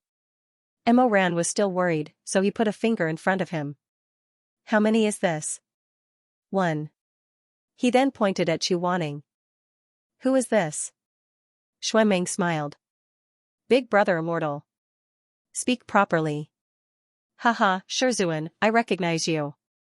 Shuimeng hugged the pillar and laughed. Emoran frowned and silently cursed Shuimeng. Why was this guy's alcohol tolerance getting worse year after year? He still wasn't at ease, so he pointed at himself and asked, "Then what about me? Look carefully, don't joke around." "Who am I?" Shuimeng was stunned for a while. At this moment, it was as if time had overlapped with old memories. That year at the Mengpa lobby on New Year's Eve, Shuimeng was also drunk. He recognized Shuimei's face and said that Zhu Wanning was his big brother immortal. Then he looked at Emoran and laughed, saying that Emoran was a dog. Emoran looked at him calmly, preparing to secretly beat Shuimeng up if he said the word dog again. Then he would call Shui Jingyong over to take this little drunkard back. But Shuimeng just stared at him blankly for a while. He didn't know what kind of strange expression was on his face, but in the end, he opened his mouth and slightly pouted, as if he was going to say the word dog. Emoran wanted to reach out and cover his mouth. "Big brother." Before he could raise his hand, Shuimeng looked at him with hazy eyes. Slowly, softly, he called out, "Big brother." Emoran was stunned, as if he had been stung by a bee. The stinging pain spread into sharp pain, and the sharp pain became numb because of the poison. His throat was blocked, and he couldn't say a word. He could only stare blankly at Shuimeng's face. Young, arrogant, high-spirited facial features. On this face, Emoran was used to seeing hatred, anger, and disdain. But he had never seen his expression at this moment. Shuimeng stroked the Longqing saber at his waist. Emoran didn't hesitate to kill the big demon spirit and seize the supreme-grade spirit stone to give it to him to embed in. Without this saber, perhaps he wouldn't have been able to win first place in the Spiritual Mountain Conference. Without this saber, perhaps he could only be reduced to a nameless cultivator, bearing the injury of Zhongyong. When he was awake, because of various reasons, because of his self-esteem and face, he had never properly said a word of thanks to Emoran. But in reality, he was very uncomfortable. Every day when he cleaned Longqing, his heart was filled with a myriad of emotions, all sorts of feelings. Especially after returning from the Confucian Wind sect and finding out that it was Emoran who saved him from Su Shuanglin, Shuimeng suffered even more. After waking up and hearing that Emoran and Zhu Wanning's whereabouts were still unknown, he cried bitterly. Everyone thought he was only crying for his master. Only Shuimeng himself knew. That night, he hugged the Longqing saber as he lay on his sickbed, gazing into the darkness, and said hoarsely, "Big brother, I'm sorry. Where are you? Are you and master? Are you all right?" Emoran couldn't speak, and he couldn't move his feet. His entire body seemed to be fixed, standing stiffly in place. Yesterday's events were like flowing water, rapidly flashing before his eyes. He thought of the peak of life and death in his previous life. Shui Meng went up the mountain alone, standing in the desolate Shaman Mountain Hall, and asked him about Chu Wanning's whereabouts with red eyes. Shui Meng said, "Emma Weiyu, turn around and look." He thought of when he became the Emperor Ta, Shui Meng and Mei Hanshue ambushed and assassinated him. In broad daylight, Mei Hanshue blocked his path. Shui Meng angrily shouted, his face twisted sinisterly, and the saber stabbed into his chest, causing blood to spurt out like a hurricane. Shui Meng said, "Emma Weiyu, no one can save you. There is no place for you in this world." He thought of all the grudges, the anger, the passion, the dancing of dragons and serpents. He thought of the day Chu Wanning died in this life. Shui Meng suddenly jumped up and roared as he pressed him against the wall. His carotid artery bulged, and he roared like a trapped beast, "How can you say he won't save you? How can you say he won't save you?" Suddenly, his mind flashed, and his eyes seemed to light up. Perhaps it was because Emo Ran stood stiffly like this for too long, so long that it reminded him of his earliest, most vague memories. He seemed to have seen two youths. One was extremely thin, cowering in fear, like an abandoned dog used to being whipped. He squatted uneasily in front of the small table in the disciples' room, squatting on the bench. His small hands were tightly clenched, protecting his knees, motionless. That was himself. There was another youth, with a face as white as snow, proud and cute, like a proud and dazzling little pheasant with bright wings. He stood, with a beautiful curved sword at his waist, 1 foot on the chair, and used his dark round eyes to look at him disdainfully without blinking. "My mother asked me to come and see you." The youth Shui Meng hummed, "I heard you're my cousin? You look so shabby." Emo Ran did not say anything, and lowered his head. He was not used to being stared at like this. Shui Meng asked, "Hey, what's your name?" "Mo." "That Mo." "What?" "Tell me, I don't remember." "I'm asking you a question, why aren't you saying anything? Are you mute?" After not saying anything, the youth Shui Meng was so angry that he laughed. "Everyone says you're my cousin, but look at how timid and skinny you are, running away as soon as the wind blows. How can I have such an embarrassing older brother? What a joke." Emo Ran lowered his head, and was even more unwilling to talk to him. Just like that, he was silent. Suddenly, a bright red color appeared in front of him. The person who gave him the red color was too rough, and it almost poked the tip of his nose. Emo Ran was stunned for a while, and then realized that it was a stick of candied haws. "For you," Shui Meng said.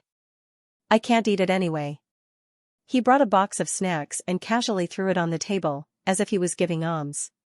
But Emo Ran looked at him in a daze, and only felt that he was very generous, very generous. In the past, no one was willing to give him so many things, not even kneeling to beg. This. What?" Shui Meng frowned, "What do you mean by this, what do you want to say?" "This stick, can I eat all of it?" "Ah? Actually, just one is enough. If you can't eat it, I'll." "Are you crazy? Are you a dog? Eat other people's leftovers?" Shui Meng opened his eyes wide, and said in disbelief, "Of course it's all yours. This whole stick, this whole box, is all yours." The lacquered box of snacks was exquisitely made, and there were red-crowned cranes and auspicious clouds painted with gold powder. It was a style of grandeur that Emo Ran had never seen before. He didn't dare to reach out his hand, but his black eyes kept staring at the box. Shui Meng was a little scared, so he simply raised his hand and opened the box for him. A rich milky, fruity, red bean paste, and mud mixed together, 3 horizontal and 3 vertical, a total of 9 snacks. Some were golden and crisp, some were pink and soft, and some had crystal clear skin, and one could faintly see the soft red bean paste inside. The young Shui Meng didn't even look at it, and pushed the whole box of snacks in front of him, and said impatiently, "Hurry up and eat, if it's not enough, I still have more. I can't finish it all, just enough to share with you." This young master's attitude was bad, and his tone was also bad. His round eyes were rolling up, and his nose was up in the air, looking down on others. But the snacks that were handed to him were sweet and soft. After 2 lifetimes of bitterness and blood, that faint sweetness seemed to return to the tip of his tongue. Emo Ran looked at Shui Meng's drunken face under the moonlight, and Shui Meng also narrowed his eyes, looking at him. After a while, Shui Meng laughed, but because he was drunk, no one knew what he was laughing about. He let go of the pillar he was hugging, as if he wanted to go over and pat Emo Ran's shoulder, but his steps were unsteady, and he stumbled into Emo Ran's arms. "Oh, brother." Emo Ran stared blankly, and then slowly lowered his eyes, lightly patting Shui Meng's back. The night wind blew, and his scattered hair covered half of his handsome face, so no one knew what kind of expression Emo Ran had. After a long time, Shui Meng, who couldn't hold his liquor, fell asleep in his arms. At this time, Emo Ran said hoarsely, "Shui Meng, I'm sorry, I don't deserve to be your brother." On the day when Chu Wanning finished his seclusion, an uninvited guest came to the peak of life and death.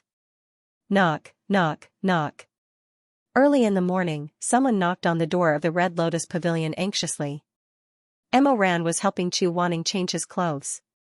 He had just finished his cultivation and was in a daze after 10 days of meditation.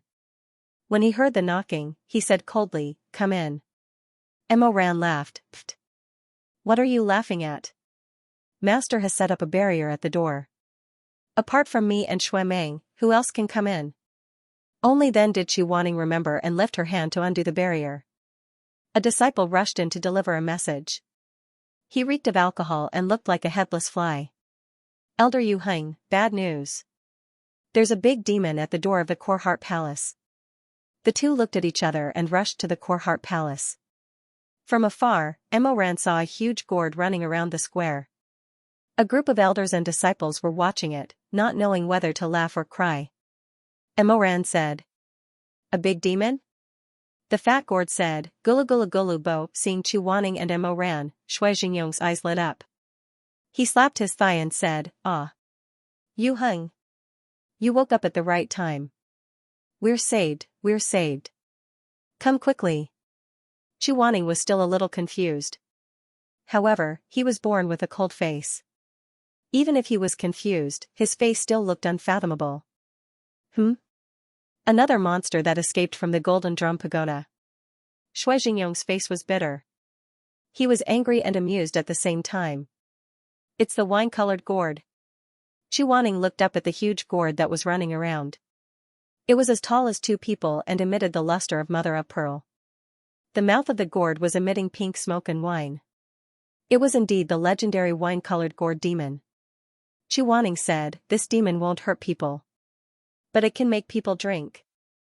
The wine-colored gourd was chasing a group of young disciples all over the place.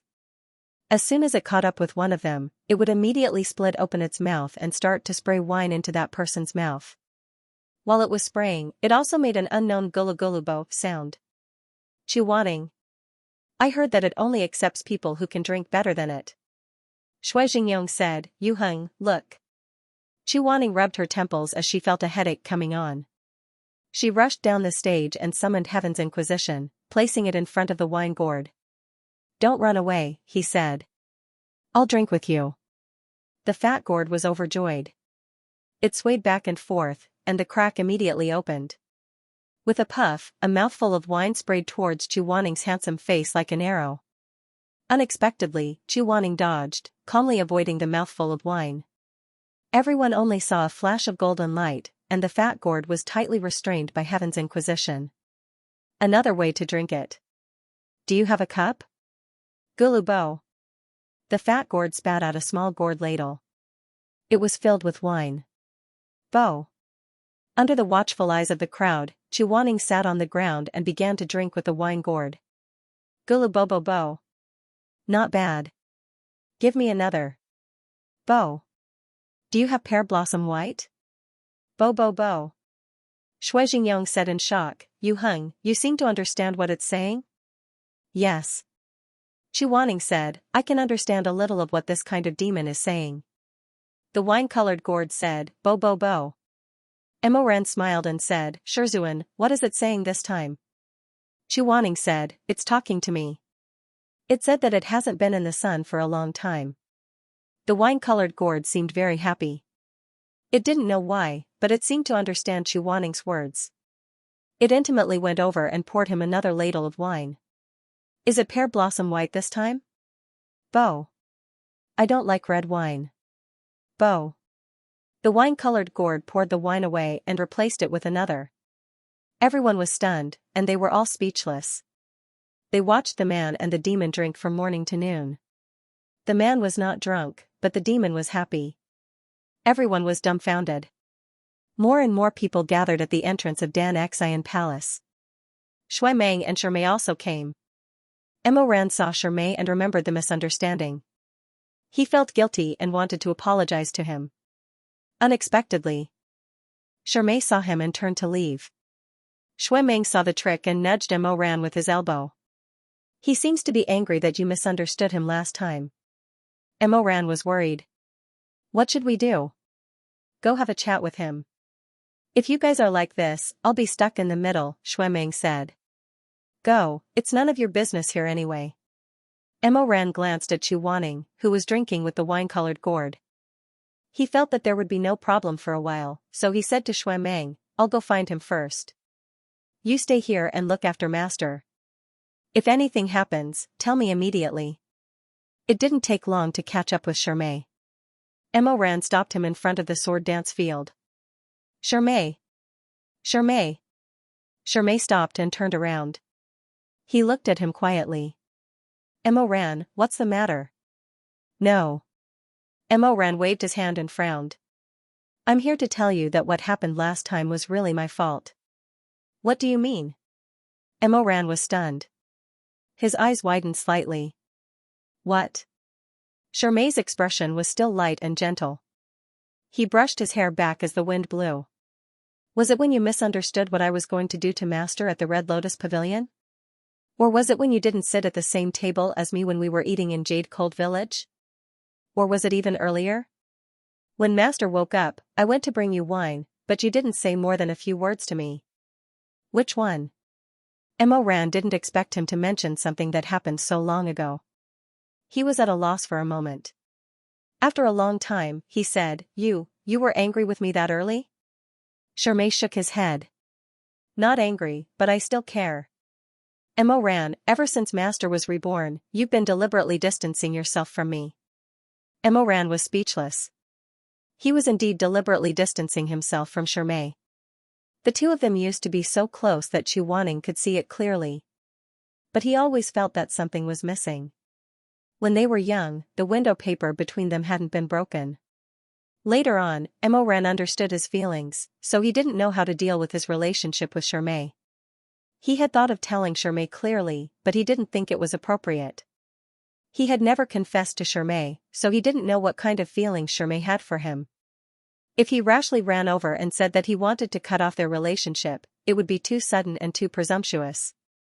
So in the end, he thought that it would slowly fade away. Shermei quietly gazed at him. After a while, he said, When you first came to the peak of life and death, I told you that I have no parents and not many friends. From now on, we are family. Yes. Then why did you change? Emo Ran was very sad. He suddenly felt a little confused. He didn't know why he distanced himself from Shermei like this. Since returning from the world of spirits and souls, had he ever said more than 100 words to Shermei? The two of them used to be inseparable, but now they were gradually drifting apart. Emo Ran couldn't help but hesitate. Did he go too far? He said, I'm sorry. There's nothing to be sorry about. Shermei turned his gaze away. Forget it. That's all. Don't be angry. If you're angry, I don't feel good. You've always been very good to me. Shermei finally smiled faintly. I'm very good to you, but what about compared to Shizun? Emo Ran said, It's not the same. Shermei looked at the distant Qing Dai and said, I remember you told me before that I was good to you because I gave you a lot of warmth. What about Shizun? Emo Ran said, He gave me my life. Shermei didn't answer for a long time. In the end, he sighed. It's the same. Emo Ran saw him like this and felt even more uncomfortable. He said, There's nothing to compare. Everyone is different. Shermei didn't wait for him to finish. He turned his face to the side. Against the wind, he raised his hand and patted Emo Ran's chest. Okay, you don't have to say any more. I know what you mean. In fact, I'm not that calculative. But I'm really sad that you misunderstood me like this before. Yes. Let's move on. Don't think about it anymore. Morant's black eyes were warm. After a while, he nodded and said gratefully, okay. Shermay's slender figure leaned against the jade railing of the sword dance field. He looked down at the trees below. After a while. Let's go back. What did you want to say that year? They opened their mouths almost at the same time. Moran was startled. Which year? Shermay said, the year when the heavenly split. Only then did Moran recall the unspoken confession he had made when Kai Dai had shattered the heavens. He froze for a moment. Shermay said, you didn't finish telling me that year. I don't know what you wanted to say. Can I ask you now? Moran was about to answer when he suddenly heard a loud noise coming from the Dan Xian palace behind him. His and Shermay's expressions changed. Moran said, it's from Shizun. Shermay didn't have time to chat. He said, let's go back and see. The two turned around and rushed back to the main palace. When they arrived at the gate of the Dan Xian palace, they found that there was a second fat gourd in the square. Moran was shocked. What is this? Shui Jingyong covered his face and said, a wine-colored gourd. How many are there? 2. One is wine-colored and the other is wine-colored. They are twins on the same stem. Shui Jingyong's head was about to explode. The one who competed with Yu Heng in drinking was the younger one. This one is the older one. Moran's eyebrows twitched. After a while, he reacted. The wine-colored gourd likes to compete with others. That wine-colored gourd. He turned around with a pale face and looked at the spinning pink fat gourd. Shui Jingyong said awkwardly, the wine-colored gourd can do anything to tempt others. It only listens to the purest person. Moran turned his head and said, Shui Meng. Shermay said, why isn't Shui Meng here? Where did he go? Shui Jingyong pointed at the wine-colored gourd. He's already in the gourd. He said he wanted to share Yu Heng's burden. Moran let out a sigh of relief. That's okay. If even Shui Meng isn't purest, then there's no purest person in the world. Just as he finished speaking, there was a pung sound. Shui Meng was spat out of the wine-colored gourd and landed heavily in the middle of the crowd. The movement was so loud that everyone looked over. Even Chu Wanning, who was drinking with the wine-colored gourd, turned his head. Shermay said in shock, what happened? Someone else said in shock, even young master. Cough cough cough.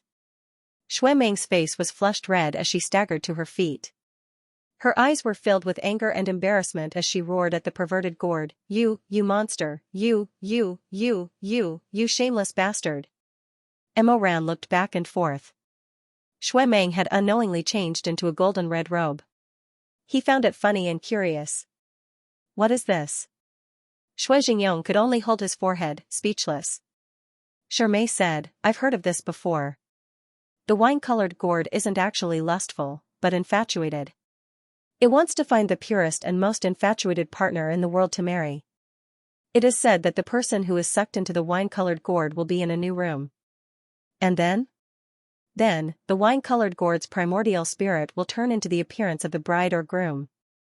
But no matter the bride or groom, their faces will be covered and they will have to wait for the other party to uncover it. Moran said, is the wine-colored gourd's true self the one who uncovers it? Of course not. What one sees after uncovering it varies from person to person. If one has a sweetheart, he will see the appearance of the sweetheart. If one doesn't have a sweetheart, but is lustful, it is said that he will see. Shermay coughed slightly and said awkwardly, a naked man or woman. Only the purest people can see the wine-colored gourd's true self. Moran turned his head and looked at Shui Meng in disbelief, then what did Shui Meng see? He couldn't believe that Shui Meng had a sweetheart, but he also didn't believe that Shui Meng could see any naked woman or man. However, Shui Meng was thrown out by the wine-colored gourd, and the wine-colored gourd was jumping and rolling around happily. Obviously, the wine-colored gourd was laughing at Shui Meng. Shermay couldn't bear it and tried to smooth things over for Shui Meng, maybe the wine-colored gourd misjudged. Before he could finish, Shui Meng took out the dragon city, pointed at the wine-colored gourd and shouted, King changed my illusion to confuse me. You even made me wear women's clothes in the illusion. You dog. How dare you humiliate me? Many of the disciples at the Life and Death Summit, including Mo Ran, were silent for a moment. They wanted to hold it in, but they couldn't, and they all laughed out loud. Shui Ziming is the most narcissistic of all. The peacock spreads its tail and the daffodils are reflected in the reflection. Shui Meng lifts the veil and sees her own face with heavy makeup. It makes sense. Mo Ran tried his best to hold back his laughter and nodded. Shui Meng should be very beautiful as a girl. Before he finished laughing, he heard Shui Jingyong shout with a headache, Yu Heng, after we deal with the wine-colored gourd, why don't you help cure this wine-colored gourd too? At the peak of life and death, there were 3 people who were the most aloof and innocent. Shui Meng, Elder Tanlang, Chu Wanning. Shui Meng had already been thrown out by the perverted gourd. Elder Tanlang was not a concubine. He had married a wife in his early years, but that woman had a weak body and passed away not long after the marriage. It was said that Elder Tanlang studied medicine because he was unwilling to see anyone around him pass away due to illness. Therefore, only Chu Wanning was left. Elder Yuheng can definitely handle it. Yes, even the young master can't. We can only rely on the young master's master. Mo Ran was furious at the side, but he could do nothing. He could only stand there. Unable to do anything, Mo Ran tried anything and said to Shui Jingyong, why don't I try? Shui Jingyong sized him up and said tactfully, Ranner, the first requirement to subdue the perverted gourd is that you have never had a romantic history. Mo Ran. On the other side, the wine gourd was already dizzy from Chu Wanning's drinking and finally fell to the ground. After the smoke dispersed, it turned into a small jade gourd lying quietly on the ground. Shui Jingyong went forward and put the wine gourd into his Chankuan bag. He said happily, haha, as expected of Yuheng. Come, perverted gourd, perverted gourd. Chu Wanning's expression was normal, but his eyelashes fluttered. He was unwilling to look Shui Jingyong in the eye. I'm not going. Shui Jingyong was stunned. Not only was he stunned, but the surrounding disciples and elders were also stunned. Why? I drank too much. I'm tired. Shui Jingyong was not stupid. Chu Wanning was not lying when he said that he could not get drunk after 1,000 cups. He stared at the cold man in white until Chu Wanning became impatient. He flicked his sleeves and turned away. Shui Jingyong suddenly understood. He was stunned for a moment and blurted out, Yuheng, you can't be. Chu Wanning's ears suddenly turned red. He angrily turned around, his phoenix eyes like lightning. What nonsense are you spouting? Before Shui Jingyong could say the words, not a concubine, he couldn't take it anymore. He thought to himself, how is this possible? Who is Chu Wanning? Wanya Yuheng, the Northern Dipper Celestial Venerable, who would believe that he had some sort of one-night stand? Shui Jingyong slapped his thigh anxiously and said, then, you should give it a try. Otherwise, this gourd will keep wandering around here. Although it won't hurt anyone, it will be very troublesome. Moreover, the skin of this wine-colored gourd is very hard. I'm afraid that even after 3 to 5 years, I still won't be able to peel off a layer of its skin. Chu Wanning's gaze swept across the crowd. All the disciples were eagerly looking at him. Only Mo Ran felt guilty in his heart. He was somewhat embarrassed but could not hide his burning gaze as he stared at Chu Wanning. Chu Wanning cursed inwardly. But now he was in a dilemma. If he flicked his sleeves and left, he was afraid that there would be more gossip in the future. He thought for a moment and said, then I'll give it a try. In the blink of an eye, the perverted gourd sucked Chu Wanning into the stomach of the gourd. Then, it shook its head and spun around. The disciples at the peak of life and death did not have any doubts. They all firmly believed that if Chu Wanning went in, the perverted gourd would definitely be subdued by him. Only Mo Ran knew. The purest immortal in the world, on that rainy night not long ago, in a dark inn in Wuchang town, on the bed where lips and teeth touched skin. He had dirted it with his own hands.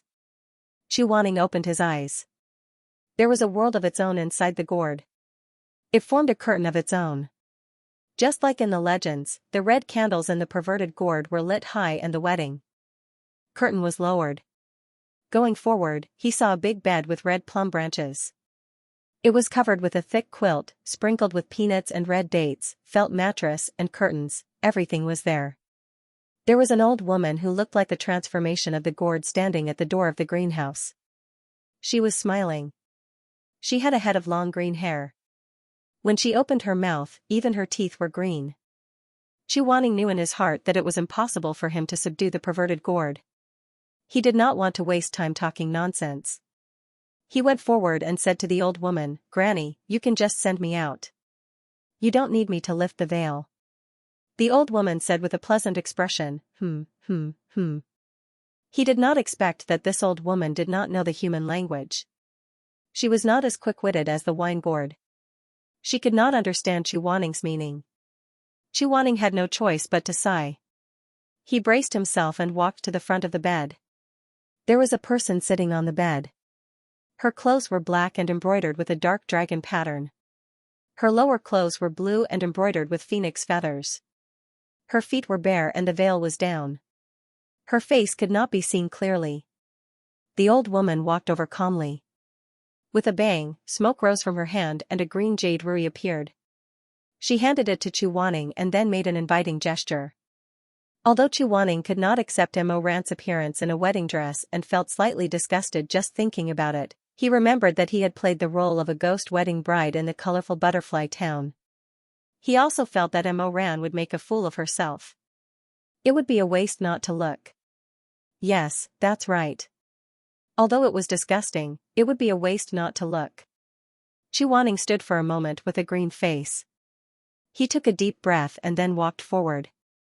The old woman urged, Got it. Don't worry.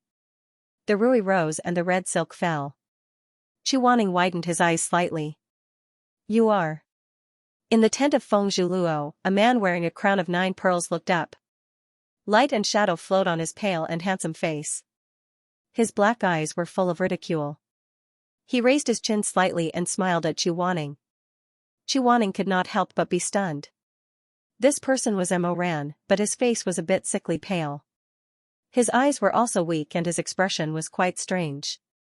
Oh, it seems that in Waning's heart, you still can't forget this seat.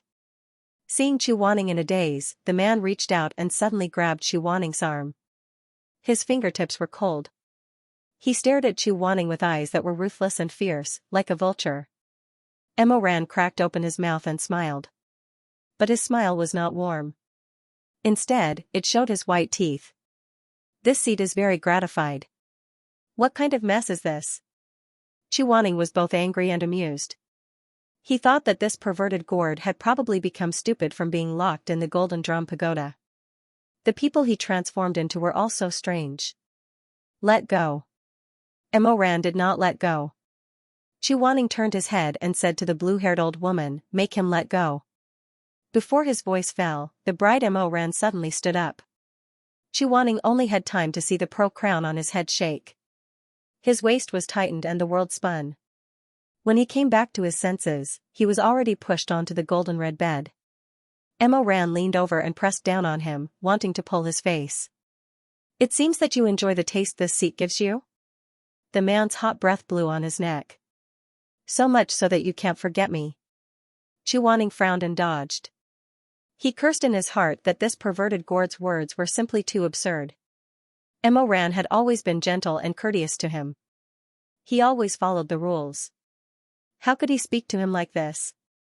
He was embarrassed and amused at the same time, annoyed and bewildered at the same time. After dodging like this for a while, the pillow table was in a mess. Suddenly, in a flash, Chuaning narrowed his eyes and looked at the golden red embroidered quilt. He suddenly thought of something. A dream. He was stunned for a moment. Then his face suddenly turned red. This was a dream he had. In the dream, Mo Ran was like this. He said harsh and provocative words. His actions were rough and did not show any pity. So this was not an illusion that the perverted gourd randomly created. Was it the shameful imagination in the depths of his heart? This thought was too shameful, and it made Chuaning feel extremely embarrassed. She blushed with embarrassment, and even the tips of her ears were burning. Baby. Suddenly, there was a hot and wet feeling. While Chu Wanning was distracted, Mo Ran had already kissed his earlobe. Greedily and evilly, he put his tongue into his ear. Chu Wanning was caught off guard. He was so shocked by this sudden strong stimulation that he groaned. This groan was hoarse and moist, full of water vapor. Once the sound was out, it was even more humiliating. But for some reason, the scene in front of him was too real. It was as if he had kissed and entangled with Mo Ran like this a long time ago. Chu Wanning was restrained on the bed. Mo Ran kept kissing his neck, cheeks, and ears. His movements were rough and hurried. He was anxious and angry. Even the corners of his eyes were red. He wanted to struggle, but he could not break free. Until this Mo Ran's lips were about to land on his lips. Bang! Suddenly, Mo Ran seemed to feel something. He was stunned for a moment. He stared at Chu Wanning in disbelief. Taking advantage of this opportunity, Chu Wanning pushed him away. A golden light flashed in his hand. The Heaven's Inquisition suddenly lit up. He chopped down at the Mo Ran in the illusion. Seeing the light of the Heaven's Inquisition, Mo Ran was shocked to the extreme.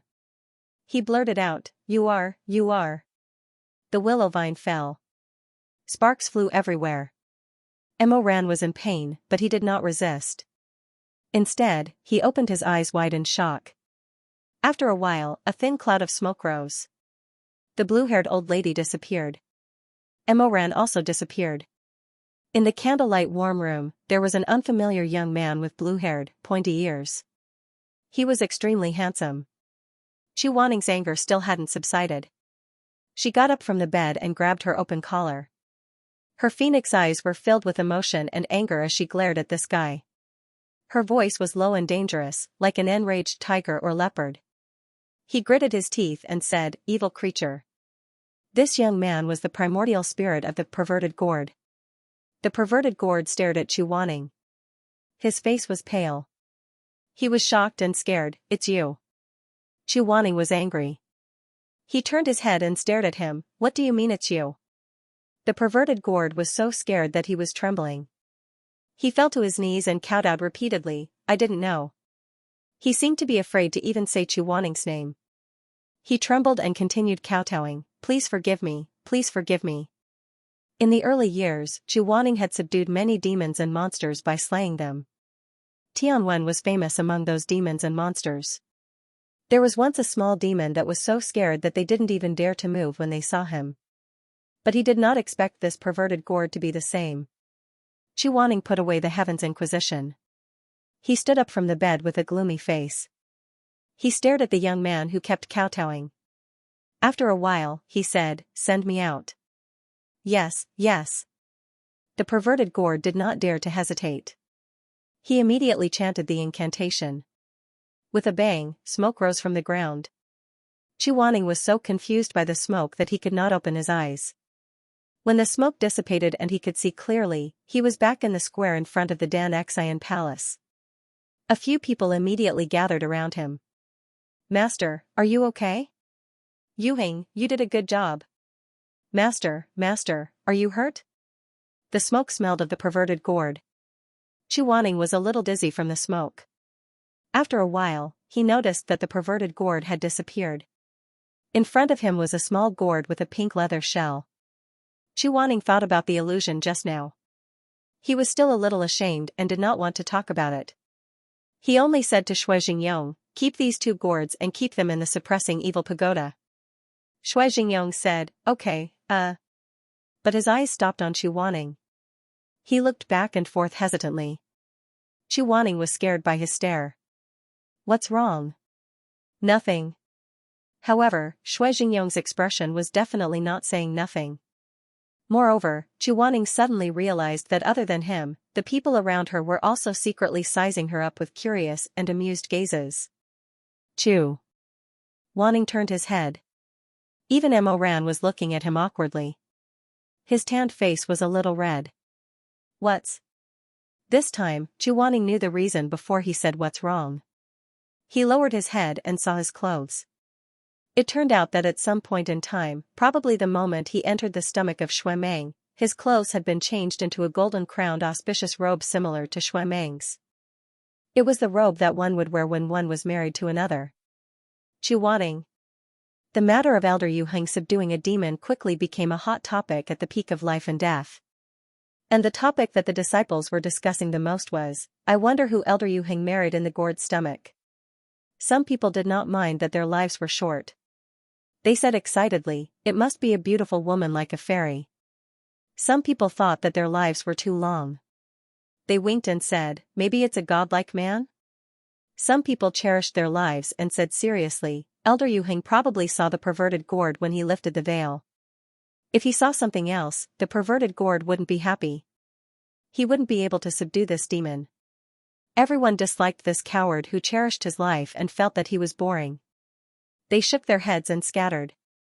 However, at the peak of life and death, there was a brave warrior who was not afraid of death. On this day, the weather was gloomy and the morning cultivation was suspended. Mo Ran secretly brought snacks early in the morning. While no one was paying attention, he snuck to the Red Lotus Pavilion to hang out with Chu Wanning. After the two of them finished eating, this heavenly immortal beauty and heavenly immortal handsome man in everyone's mouth held Chu Wanning's hand with a smile and asked, Shizun, did you marry me in that perverted gourd? Chu Wanning was a bit full from eating, so he angrily said, marry what? You're a man, aren't you ashamed to say such things? Mo Ran's smile became even brighter. Then, if you're not marrying me, then I'm marrying you? Chu Wanning became even more angry. Not only was he angry, but he was also ashamed. Even if he was beaten to death, he would never tell Mo Ran that the appearance of the colored gourd was the pale-skinned Mo Ran that he had once dreamt of. He would never tell Mo Ran that in that dream, they were entangled and sweaty as they made love intensely. As the saying goes, people need face, and trees need bark. One of the most important things in this world was Elder Yu Heng's face. Thus, Chu Wanning flicked his sleeves and said, if you keep talking nonsense, you'll leave now.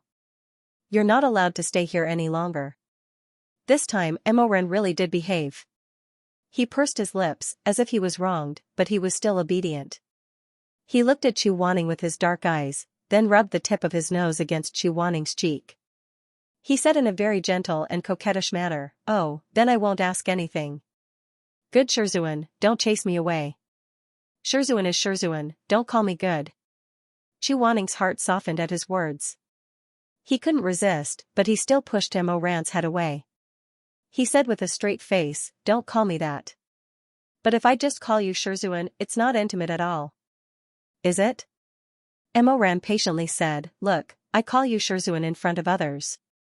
If I also call you Shizun when we're alone, how boring would that be, right? Chu Wanning didn't fall for it. Wrong. Mo Ran's first move didn't work, so he changed to another one. He pulled Chu Wanning and called, Shizun, Shizun, Shizun. Every call was so sweet that it made Chu Wanning's hair stand on end. In the end, Chu Wanning couldn't take it anymore and threw a book at Mo Ran's face. Shut up. The scroll was very thick, but it was very light and did not hurt when it was hit. Mo Ran smiled as he took down the book, revealing the handsome face behind it. I'm afraid that I'll get used to calling you that and accidentally call you Shizun in front of others. So, let's think of another name. Chu Wanning furrowed his brows. If you call me something else, won't you get used to it?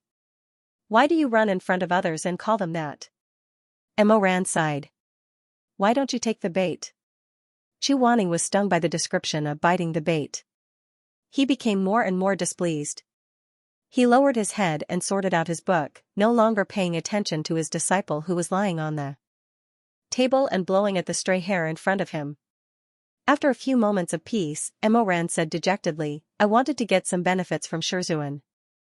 Shirmei and Xuemeng both call you Shizun. I also call you Shizun. There's no difference. I don't want much. I just want something different, something that only I can call you. Chu Wanning stopped what he was doing and straightened up to look at him. I won't call you that often. Mo Ran's thick and long eyelashes drooped down, casting a small shadow on the side of his nose. Just occasionally, can't I? If you really can't, then forget it. Mo Ran looked more and more disappointed. If you don't want to call me that, then don't call me that. In the end, Chu Wanning gave in. Probably because he was 10 years older than Mo Ran, he still couldn't resist the coaxing and pestering of young people and acted like a spoiled child. He looked at the handsome man who smiled brilliantly after he nodded and suddenly felt that he had been deceived. He seemed to be fierce all the time, baring his fangs and brandishing his claws. But in the end, he was always the one who compromised and obeyed Mo Ran. He was a fish.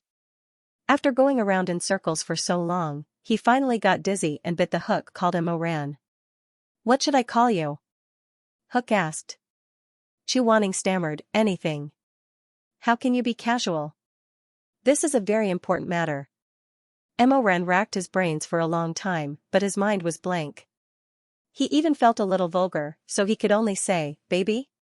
Chu Wanning immediately thought of that dream and couldn't bear it. "Don't. Chu Lang?" Chu Wanning was really disgusted. He asked with a gloomy face. "Then do you need me to call you Sister Ran?" "Ha ha ha, that's not very good." Mo Ran scratched his head and laughed for a while. He then frowned and pondered. But he always thought too hard, so it was still terrible. "Chu Lang darling?" After saying that, he couldn't bear it anymore. He held his forehead and felt a little hopeless. Chu Wanning saw him like this and couldn't help but laugh. "Don't think about it. What's the point of thinking about it so hard? It's awkward." Mo Ran felt that what he said made sense, but he couldn't accept it. In the end, he smiled and said, "Then in the future, I'll think about it carefully and think of the most suitable one for you." After a pause, he pulled Chu Wanning, who was standing at the side and reading a book, over.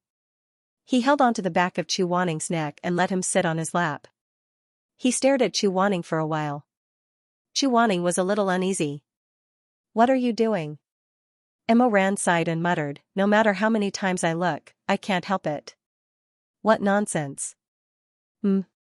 Before he could finish speaking, his lips were covered.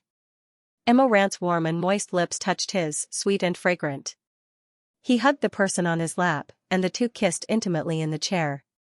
It was raining outside, and the sound of the rain covered the sticky and shy sounds of their tongues intertwining. When they separated, Chu Wanning slowly opened his moist eyes. He wanted to look at Mo Ran, but he didn't dare to. Mo Ran smiled. He knew that he was thin-skinned, so he couldn't help but hold him in his arms. He stroked him, his heart beating wildly. "Actually, I can call you anything." "En? It's nothing." Mo Ran smiled. In the end, he only said, "Shizun is the best." Chu Wanning leaned on his shoulder.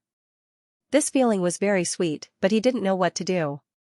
He sat on Mo Ran's lap and could clearly feel that hard and hot thing. He felt like his head was smoking. After a while, he said softly, "Why are you?" "Cough, it's nothing. I'll help you." After saying this, Chu Wanning's face was burning. Mo Ran hurriedly said, "No need, Shizun still has to go to the Council of Elders in a while." Chu Wanning glanced at the hourglass. "There's about a cup of tea's time left, it should." Mo Ran said awkwardly, "It's not enough." "En? It can't be done." Chu Wanning was stunned for a moment. When he reacted, his face became even redder. He hurriedly got up from Mo Ran's lap and took a step back. After he took a step back, he was a bit annoyed. He probably felt that he was acting like a coward, so he took another step forward. Mo Ran found it funny. He sat on the chair and didn't hide it. Even though he was covered by clothes, the places he wanted to look at were still horrifying and could take a person's life. "I won't tease you anymore." In the end, Mo Ran grabbed his wrist. He originally wanted to pull him over and kiss his lips, but Chu Wanning's taste was so tempting. He was afraid that if he touched Chu Wanning, he wouldn't be able to control himself. So in the end, he just held Chu Wanning's hand. He put the hand to his lips and looked at Chu Wanning. Then he lowered his eyelashes and kissed him. It was very sincere. In the end, he lightly licked the back of Chu Wanning's hand. "Shizun, you're so sweet." The rain in Sichuan had been falling intermittently for half a month. Today, it finally cleared up and a good sun could be seen. Mo Ran stepped on the deep and shallow ponds and walked in the bamboo forest. Morning cultivation resumed today, but Chu Wanning didn't come. He heard that he went to the back of the mountain to teach Xuanji's stupid disciples how to throw plum blossom darts. Before he reached the shooting range, he heard Chu Wanning's cold voice. Relax your hands. Hold the plum blossom darts between your index and ring fingers. Release your spiritual power from your fingertips and let it flow to the tip of your fingers. When the edges emit a golden light, throw it at the target. Just by listening to the sound, Emo Ran knew that the disciples missed again. They all lamented. God, it's really difficult. Elder, can you show it to us again? Chu Wanning said, when the golden light is emitted, the plum blossom darts will be slightly hot. Feel it carefully, don't look at it with your eyes. Can you throw it accurately without looking? Before Chu Wanning could answer, he heard a laughing voice behind him. Of course I can throw it accurately. Chu Wanning turned around. Why are you here? The new disciples said, senior brother Mo among them was an extremely delicate and cute female disciple. When she saw Mo Ran, she blushed and hurriedly cupped her hands. Mo Ran didn't pay much attention to Xuanji's disciples. Instead, he went straight to Chu Wanning and said, Shizun, why don't you blindfold them and show them? Okay. After getting permission, Mo Ran took off the snow blue hair band on his head. It was 3 fingers wide and wrapped in front of Chu Wanning's eyes. The hairband was tight, but it didn't hurt. The silk felt like flowing water. The hairband fluttered slightly in the wind. Chu Wanning said, plum blossom darts. One of Xuanji's disciples came forward and handed his plum blossom dart to Chu Wanning. Chu Wanning said, 3. Huh? Although the disciple was puzzled, he still took out 2 more from his concealed weapon pouch and gave them to him. Chu Wanning's slender and cold white fingers rubbed the cold metal texture of the plum blossom dart. He pursed his lips and didn't say a word. He didn't stay for long. With a flick of his finger, the dart flew out from between his fingers. Clang! Clang! A crisp sound rang out. It hit. The target's heart is red. But there's only one. Chu Wanning didn't say anything. Mo Ran said indifferently, there are 2 more in the target behind you. The new disciples didn't believe him. They all turned around to look. As a result, they were all horrified. The remaining 2 iron darts, one on the left and one on the right, were deeply embedded in the target in the opposite direction. They hit the bullseye. In the rustling bamboo forest, the first rays of dawn flowed. Xuanji's disciples were so shocked that they couldn't speak. Chu Wanning raised his hand and took off the snow blue ribbon covering his eyes. His phoenix eyes slightly opened and his eyelashes fluttered. He returned the ribbon to Mo Ran and said, the first sound just now was the sound of the 3 plum blossom darts colliding in the air. If you control your spiritual energy well, you can cause 2 of the darts to be repelled and fly in the opposite direction. During a battle, you can often catch your opponent off guard and gain the upper hand. The disciples looked at each other. Suddenly, a young disciple shouted with a longing expression, Elder, how do we practice this? Do you have a trick? Chu Wanning said, Mo Ran, let them see your hand. Mo Ran smiled and stretched out his hand. The young disciples gathered in a group, fighting to see what secret Mo Ran's hand had. In the end, after looking for a long time, they couldn't see anything. Instead, the female cultivator looked at him, her heart beating wildly and her eyes shining brightly. She and a few of her sisters had just entered the sect. Their hearts were still not calm, so they often went to the foot of the mountain to buy some leisure books. The book that Chu Wanning read a while ago, they had also privately read it. When the girls saw the size ranking, they were both embarrassed and surprised. They laughed and joked around, laughing at each other. However, they also quietly discussed this matter in the disciples' room. I heard that the longer a man's fingers, the more majestic that place is. A big-breasted and bold senior sister said, next time, if I have the chance, I'll go to the Mangpa lobby to eat. I'll squeeze behind senior brother Mo and see how big his hand is. In the end, that senior sister really did squeeze. In order to get behind Mo Ran, she ran in a hurry and accidentally knocked over the soup bowl, splashing half of the hot soup on him. The girl's small mouth slightly opened. She was stunned and embarrassed. Just as she didn't know what to do, she saw a slender and well-proportioned hand take away her bowl, which was still dripping hot soup, and put it back on the table. Then, a new bowl was replaced. Don't knock it over again. It's not good to waste it. Hearing his deep and magnetic voice, that senior sister didn't even dare to raise her head. Her face flushed red, and her head was steaming like the soup in the bowl. From beginning to end, she only dared to secretly look at Ran. She looked at his waist, his strong lines, his wide chest, and of course, she looked at his hands the most. Top quality. After she came back, she couldn't say a word of praise. In the end, she could only come up with this word to describe it. At that time, all the junior sisters in the room didn't say anything. They pursed their lips, and their hearts were all hot and full of fanciful and charming fantasies. Suddenly, a cold voice interrupted her recollection. What did you see? A disciple said, Elder, please forgive this disciple. This disciple is slow-witted and really can't see anything. Senior brother Mo's hand seems to be especially strong? Everyone was talking at once. When it was her turn, she blushed. In a moment of nervousness, she blurted out, his fingers are very long. Ran was stunned for a moment. He didn't know what they were looking at. He simply withdrew his hand, scratched his head, and looked at Chu Wanning. Although Chu Wanning didn't know what long fingers represented, he wasn't a slow-witted person. He glanced at the female disciple's shy appearance and vaguely understood that it wasn't something good. His face gradually darkened. He flicked his sleeve and coldly said, What nonsense are you looking at? Seeing the anger between his eyebrows, the disciples were frightened and couldn't help but lower their heads.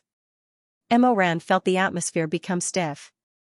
He didn't want Chu Wanning to be said to be unreasonable later, so he smiled and took the initiative to say, It's a cocoon. After he said this, he glanced at Chu Wanning and said, She's not going to make a fuss. Rub the fingertips, form a cocoon, and rub it again. After repeating this for nearly 100 times, you can accurately control your spiritual power. There are no shortcuts. After practicing with them until noon, most of the disciples had roughly grasped the basics. Chu Wanning didn't stay any longer. It didn't matter if he gave some pointers to other people's disciples, but if he taught them too carefully, it wouldn't necessarily make Elder Xuanji feel comfortable. Chu Wanning wasn't the 15 or 16-year-old youth that had just left the mountain. In the end, he understood some of the ways of the world. He and Ran walked out of the bamboo forest together and arrived at the Bridge of Helplessness. They walked very close together, side by side. Under their drooping sleeves, the backs of their hands would occasionally rub against each other. They rubbed against each other until their hearts were numb and warm, like spring buds sprouting. There was no one around. Ran finally quietly reached out and clasped Chu Wanning's fingers. Although they quickly let go, the tips of their ears were slightly red and their throats were hot and thirsty. Speaking of which, after the intimate night in Wuchang town, the two of them had very few opportunities to be alone. Occasionally, they would close the door of the Red Lotus Pavilion and entangle with each other. They also had to worry about whether Shui Jingyong would suddenly visit. In fact, until now, just the brief touch of their fingers had made Ran's chest burn. He said softly, Master, can we go tonight? Before he could finish, someone suddenly rushed in front of them. Ran immediately straightened his tall body, pursed his lips, and stood to the side without saying anything. That person didn't notice anything strange. Along the way, he bowed and said, Elder Yuhing, there's an urgent matter. My lord has asked you to go to Dan Xian Palace immediately. Chu Wanning asked, What's wrong? A guest has arrived with important news. It's related to Su Shuanglin. Sect leader Shui couldn't make up his mind alone, so he called all the elders over early in the morning for a discussion. You're the only one left. When Chu Wanning heard Su Shuanglin's name, she could no longer care about being affectionate. She immediately rushed to Dan Xian Palace. Ran followed closely behind and said, Wait for me. I've fought with Su Shuanglin before. Maybe I can help. The two of them quickly swept past with their lightness skill and arrived in front of Dan Xian Palace in a short while. They pushed the door open and entered the palace. The whole place was silent. Other than Shui Jingyong and the elders, there were two people covered in blood standing in the main hall. Ran's gaze fell on the sword case on the back of one of them. He felt that it looked familiar. After a while, his eyes suddenly widened and his expression changed. Yu Wangxi? Hearing someone call out to him, Yu Wangxi turned his head. Although her expression was haggard, her spirit was not as bad as Mo Ran had imagined. Seeing Mo Ran, Yu Wangxi lowered his eyes and bowed to him. It was still the etiquette of a man. She could not change this habit and said, "Young Master Mo." Mo Ran looked at her and then looked at Nangongxi beside her. He couldn't help but ask, "You, where did you come from? Why are you all covered in blood?" Yu Wangxi said, "We set out from Lini and encountered evil spirits on the way. It's unavoidable that our clothes are disheveled." "Sorry." Mo Ran was about to ask again when Shui Jingyong said, "Ranner came? That's good. Come in and talk." After Chu Wanning entered the room, he no longer looked at Mo Ran. Instead, he sat in his own seat, tidied his clothes, and looked at Nangongxi. Although he and Nangongxi were not master and disciple in name, he had the grace of enlightening him. He looked at Nangongxi for a moment and couldn't help but feel sour in his heart. However, he only asked a simple question. "Are you all well?" Since the destruction of the Confucian Wen sect, this was the first time someone had seen them and asked if they were well. Nangongxi's eyes immediately reddened. He suddenly lowered his head and clenched his hands into fists. He closed his eyes and endured for a long time before he resisted the urge to cry in front of Chu Wanning. He said hoarsely, "No, no, we're all well." Chu Wanning sighed softly and lowered his eyes. He didn't say anything else. He didn't believe Nangongxi's words. The road to Lini was long. How could these two young people not have suffered? Shui Jingyong was very distressed and helped explain, "Yuhing, you didn't come just now. It's like this. Young Master Nangong and Miss Shi found some clues and specially came to tell us." "I heard. It's related to Su Shuanglin?" N. Chu Wanning said, "Let's sit and talk." Mo Ran went to bring chairs over, but Nangongxi and Yu Wangxi felt that they were dirty and smelly, so they were unwilling to sit. Chu Wanning didn't force them. After a pause, he asked, "After we parted ways in Lini, where did you go afterwards?" Nangongxi said, "Yu Wangxi and I were forced to take shelter to Mount Wei. A river." He paused for a moment before continuing, "Mount Wei is a desolate place, so it's inconvenient to send messages. Yu Wangxi was also injured, so after the fire was extinguished, we rested for a while before returning to Confucian Wen sect." Now that she heard Nangongxi mention this sect that she had thrown herself into when she first entered the secular world, things were still the same, but the people had changed. Chu Wanning didn't know what to feel either. After a while, she sighed and said, "That place should be barren." "Grandmaster, you're right. It's true that it's barren, but some things crawled out of the ruins." Chu Wanning looked up and asked, "What?" "These bugs." Nangongxi opened a blood-stained bag in front of him. It was half open and the other half open. It was filled with buzzing bugs. There were black spots on their green shells. There were 3 big spots and 2 small spots in total. The bugs' tails emitted a faint smell of blood. Most of the insects were still in the bag, as if they were afraid of the light.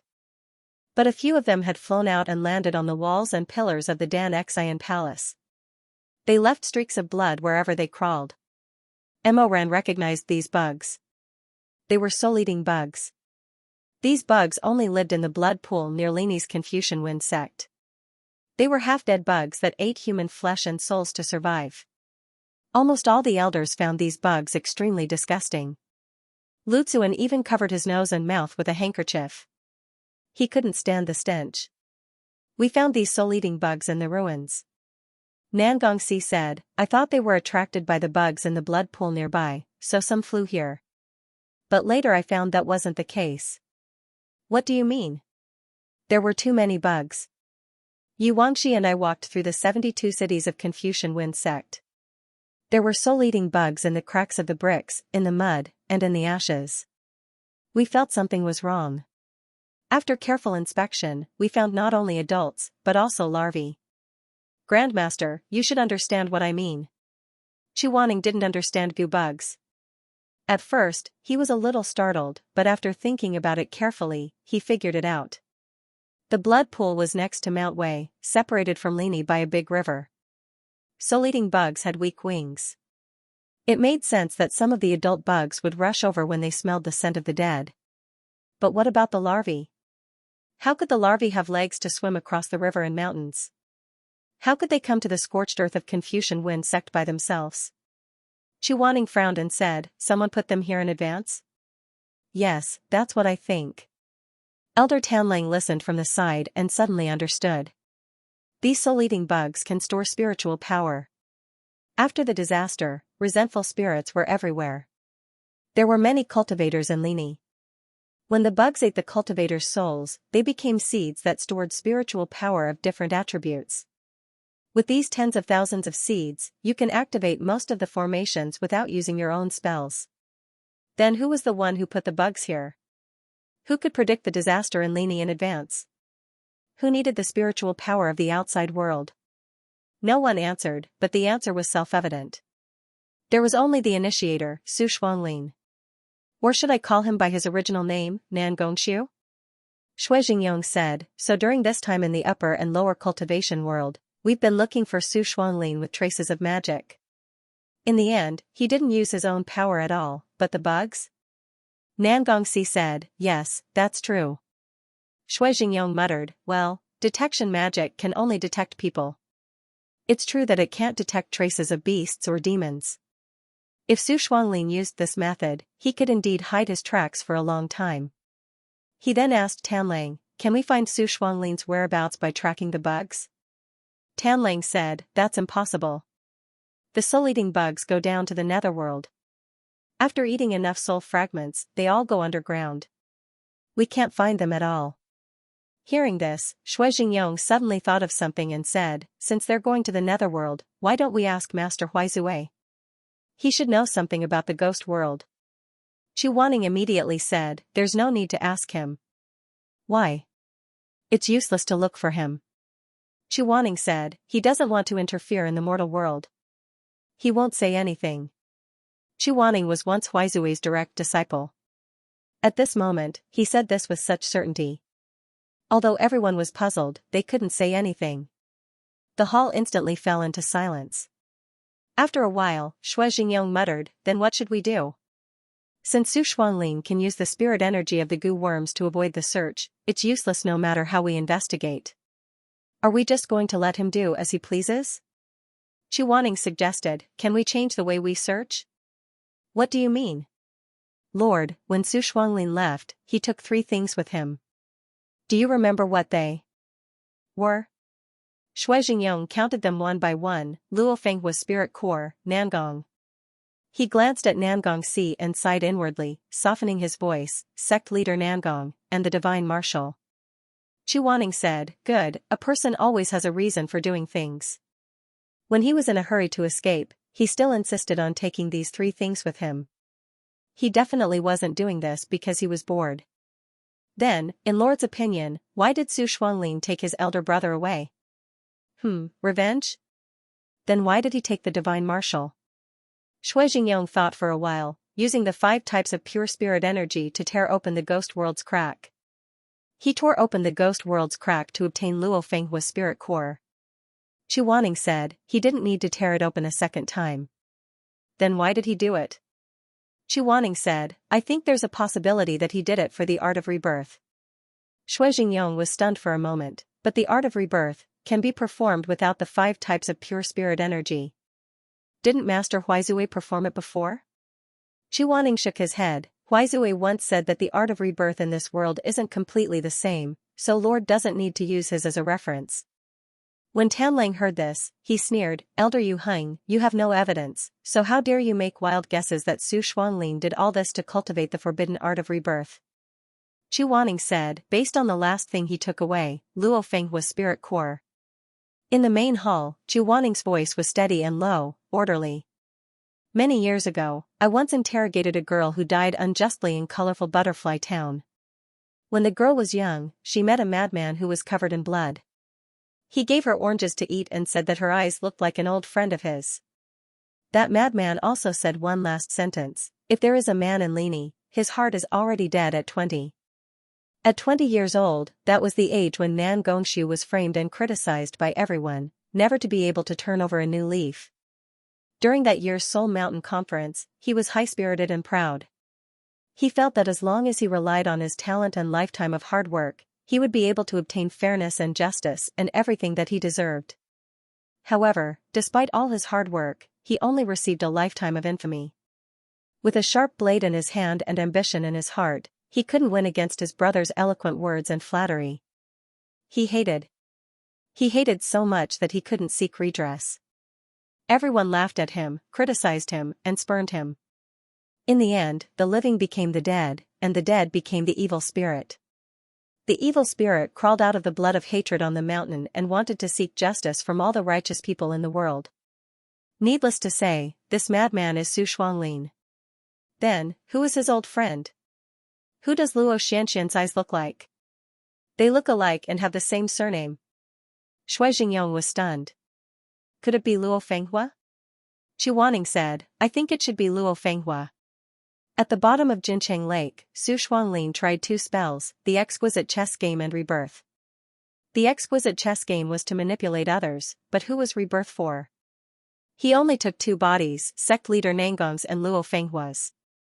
It can't be for sect leader Nangong's. Shui Jingyong muttered, but why did he resurrect Luo Fenghua? Wasn't Luo Fenghua the one who framed him? It's hard to predict people's minds. Don't talk nonsense. Chu Wanning said, but I can't think of any other reason why he took Luo Fenghua's body, other than to resurrect it. Everyone was silent. After thinking carefully, they all felt that Chu Wanning's analysis was indeed correct, but there was still no evidence. In the end, these were only their inferences. The answer to this question could only be answered by Su Shuanglin, who was hiding somewhere at this moment. After the meeting, Mo Ran thought for a long time. That night, he went to the warm room to find Shui Jingyong. Shui Jingyong was looking through ancient books, looking for something related to the soul-eating insect, hoping to find some clues to track down Su Shuanglin's whereabouts. Uncle. Ranner? It's so late. Why aren't you sleeping? I can't sleep. I have something to ask Uncle. Shui Jingyong raised his chin and motioned for him to sit down. Mo Ran didn't beat around the bush and asked directly. Uncle, do you know what kind of person Luo Fenghua, Su Shuanglin's master, is? Luo Fenghua. Shui Jingyong frowned and thought hard for a long time, then shook his head. I have little contact with him, so I can't tell you the details. He's probably upright, resolute, fair, a man of few words, but he has a good temper. He's also bold in doing things and won't drag his feet. When he was the head of the Confucian Wind School, he even sent disciples to the lower cultivation world to kill demons. Mo Ran said, so, in short, except for seizing the position of the head of the Nangong family, he has no other faults, right? Shui Jingyong sighed. That's right. He's not only a good person, but he's also a good person. I don't understand why a person like him would put such a heavy curse on his disciple. Mo Ran pondered for a moment and suddenly said, Uncle, don't you think your description of Luo Fenghua is a bit like a person? Shui Jingyong was stunned. You mean Yu Heng? Come on, Yu Heng doesn't have a good temper. No, it's someone else. Who?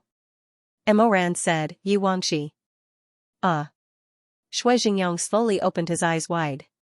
He silently chewed on the 3 words between his lips and tongue, then slowly said, Yu Wangxi. This person was benevolent and resolute, tenacious and unyielding. He was indeed very similar to Luo Fenghua, who had only been the head of the school for a short year or so. Do you? Yes. Shui Jingyong was gradually surprised. Because Yu Wangxi and Luo Fenghua were of different genders, and their ages were also very different. Their statuses in the Confucian Wind sect were also different, so he had never compared the 2 of them together. Now that Mo Ran pointed this out, he was shocked to realize that the 2 of them were practically carved from the same mold, exactly the same. The more Shui Jingyong thought about it, the more shocked he became. The memories that had been buried for a long time surfaced one by one. He could even vaguely remember that when Luo Fenghua was still a guest elder of the Confucian Wind sect, the clothes he wore were extremely similar to what Yu Wangxi was used to wearing. There was also the way the 2 of them talked and acted, the way they spoke. Even the way they drew the bow. When he was young, he had also seen Luo Fenghua draw the bow.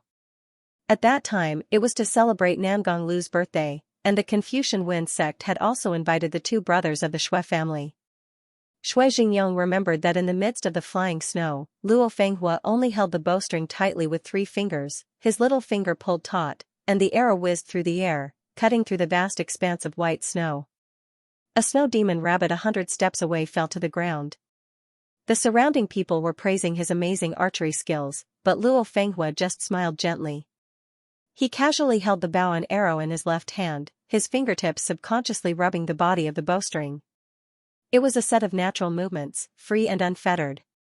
The final ending was also different from other people's majestic and grand movements. Shui Jingyong watched from the side and felt that it was breathtaking, so he remembered it in his heart. At this moment, he suddenly remembered that during the Battle of the Heaven-Splitting Sky, Yi Wanxi and Nangong Si used the bow and arrow together. Nangong Si's arrows were swift and fierce, but Shui Jingyong didn't have much of an impression of them. On the other hand, Yi Wanxi, after a round of flying feather arrows, would habitually hold the bow in his left arm and hold it in his right hand, his fingertips subconsciously rubbing the bowstring. At that time, Shui Jingyong couldn't help but take a few more glances, as if that gentle and smooth, confident and at ease posture was very similar to a certain person. He suddenly slapped his forehead and said, "Aya, it's true, it's true, it's true, it's true. It's exactly the same." Emoran raised his eyebrows and said, "What's exactly the same?" "The way Luo Fenghua shoots the arrow is simply too similar to Yi Wanxi, exactly the same, exactly the same." Emoran looked at Shui Jingyong's amazed expression and couldn't help but laugh, but he said, "Uncle's words are wrong." "Ah?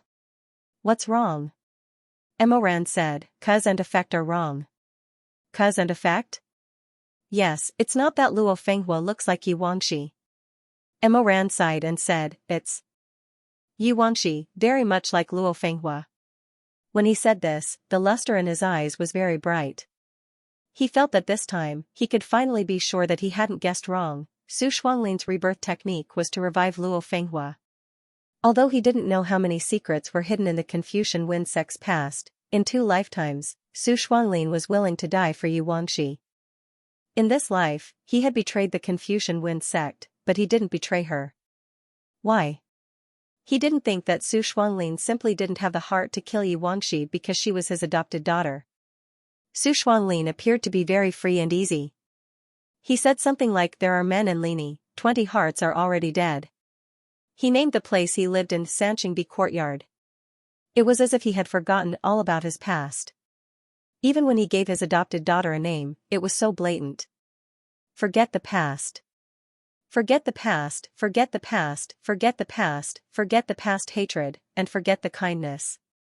But Su Shuanglin had unwittingly cultivated Yi Wanxi into that unforgettable reflection. He had raised this abandoned orphan into the appearance of another person. This person, who earnestly wanted to forget all of the past, might have been living in the mire of memories from the beginning to the end. At this point, Emoran had a vague guess in his heart. Probably because he had also gone crazy in the darkness, he felt that his prediction of Su Shuanglin's actions should be more accurate than others. However, it wasn't convenient for him to say these thoughts to others. He could only guess and wait and see. The next day, Shui Jingyong, who had flipped through the ancient books to no avail, summoned the crowd again. He said, "Poisonous insects and strange beasts are Loman's strong points. Why don't we first report to Xianxia that we found soul-devouring insects in the old site of the Confucian Wen sect?" Xuanji agreed. The world's #1 medicine master, Cold-Scale Divine Hand, is under Xianxia. Let him think of a way to investigate. It shouldn't be wrong. But Chu Wanning frowned and asked Yi Wanxi, "Miss Yi, since you were young, have you ever seen your adopted father raise any poisonous insects or beasts?" "No." "Then what about medical skills and beast-taming skills? Have you dabbled in them?" "He only raised a parrot. Not to mention strange beasts, he didn't even have the heart to take in an ordinary puppy. His medical skills are even worse." After hearing this, Chu Wanning said to Shui Jingyong, "Don't tell Lone Moon about the soul-devouring insects first." "Why?" "Since Su Shuanglin isn't good at medical skills or beast-taming skills, then the one who fed and controlled the goo worms might not be him." It's most likely the hand that reached out from the last crack. You suspect that lone moon. Don't jump to conclusions. Xianxia said, but it's always right to be cautious. In this way, he could no longer rely on Lone Moon. After the meeting, Shuizhengyong asked Tanlang to go with him to the greenhouse to find Madame Wang and discuss how to track them down together. It was said that every profession had its own specialization. At this point, Xianxia could not help, so he could finally relax for a while. In the evening, he stood by the pontoon bridge of the Red Lotus Pavilion, watching the fish. There was a knock on the door. Xianxia said, "Come in." The moonlight illuminated the youth's face. It was Nangongxi. "Grandmaster called for me?" Xianxia said, "I heard that you and Yuangxi will be leaving the Peak of Life and Death the day after tomorrow. Where do you plan to go?" Nangongxi lowered his eyelashes. "We plan to go to Jiao Mountain." Jiao Mountain was a stronghold of the Confucian Wen sect outside of Lini. It was an extremely important place for the Confucian Wen sect. According to legend, the first sect master of the Confucian Wen sect had once made a pact with a Jiao dragon. After the Jiao dragon died, its bones turned into a mountain. Since then, all the heroes of the Confucian Wen sect had been buried there. This mountain guarded the heroic spirits of the Confucian Wen sect. If there were any intruders or reckless people, they would be executed on the mountain, dying without a complete corpse. Every year, the sect master of the Confucian Wen sect would go there to offer sacrifices. Thus, to put it bluntly, Jiao Mountain was the Confucian Wen sect's ancestral shrine. My father. Nangongxi's eyes seemed to darken for a moment, then he said, "My father told me that the ancestral shrine on Jiao Mountain contains the treasures left behind by the previous sect masters in case the later generations needed them. I think that now is the time to take them out." He did not hold back or guard against Xianxia, so he naturally told him the location of the treasure. Unlike Shuimeng and the others, he was not as close to Xianxia, but they were always connected in countless ways. It was just that, due to a combination of circumstances, he did not become Xianxia's disciple in the end. Sometimes, Nangongxi would think that if his mother had not passed away back then, and if the cruel matter of exchanging one's wife for a weapon had not happened at Jincheng Pond, then the current him, would he have called Xianxia master? Xianxia said, "The Jiao Mountain road is very long, and I heard that as a sign of respect, one must abstain from eating and drinking for 10 days, only then can one enter the mountain smoothly, otherwise one will be rejected by the Jiao spirit outside the mountain. Since we're going, why don't we complete our fast at the Peak of Life and Death before leaving?" Nangongxi shook his head.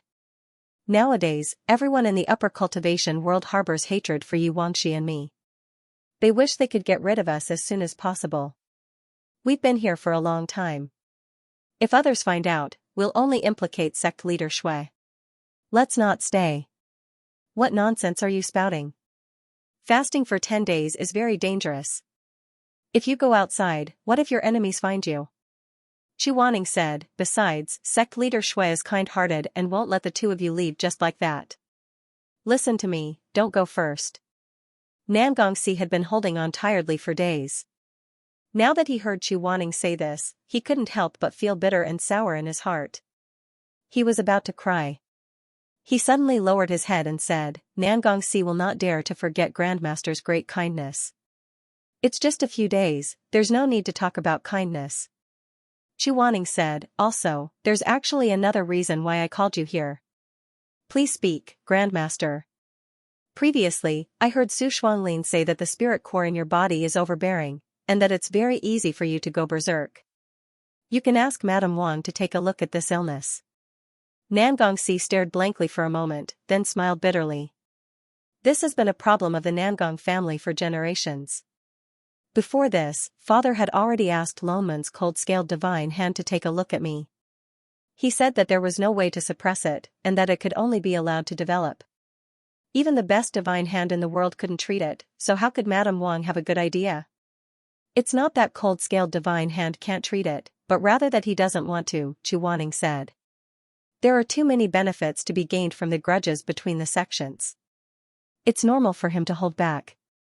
As for Madame Wang, she has a deep understanding of how to suppress the spirit core. Perhaps she can help you. Nangongxi didn't understand. Why would she want to study this? It's just a coincidence. Don't ask too many questions. Go. After Nangongxi thanked him again and again, he left the Red Lotus Pavilion. Chuaning looked in the direction he left and couldn't help but sigh. He thought, Nangongxi used to be such a high-spirited person. He was arrogant, proud, and loved to laugh when he was in a good mood. When he left, his eyes sparkled like the light of the morning sun. He didn't know when he would see him again. Just as he was about to return to his room, there was a sudden knock on the door of the pavilion. Chuaning thought that Nangongxi had returned because he had something to do, so he said, "Come in." The door opened, but the person outside wasn't Nangongxi, but Mo Ran. He was holding a wooden basin. He seemed a bit hesitant, as if he didn't want to appear too impulsive. He coughed lightly and said, "Shizun." Chuaning was slightly surprised.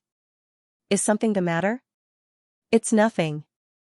I just wanted to ask if you wanted to take a bath together." Chuaning was a bit choked. His eyes widened, and after a while, he coughed lightly and asked, "Where are we going?" Mo Ran hesitated for a moment, then said, "The Pool of Fine Sound." The Pool of Fine Sound had 9 bends and 18 bends. It was difficult to distinguish one's 5 fingers. If they found a hidden place, no matter what they did, it wouldn't be easy to be discovered. He didn't expect that Mo Ran would actually invite him to take a bath there. Chuaning was almost a bit scared. He thought that this person was really shameless.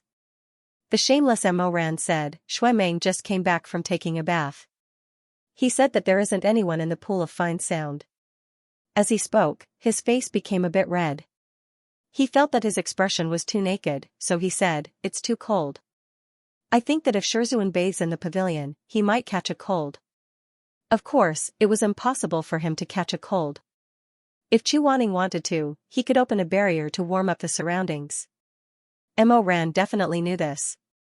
He knew, but he still invited Chuaning to take a bath at the Pool of Fine Sound. This was clearly Sima Zhao's intention. He actually dared to say that he was afraid that he would catch a cold. He was too shameless. The shameless Mo Ran looked at him with his dark eyes. "Shizun, are you going?" Chuaning knew that if he nodded right now, he would clearly tell Mo Ran that he knew of his wolf's ambition, but he was willing to fall into his mouth. Fall into his mouth. Thinking of this, he suddenly remembered that night in the inn.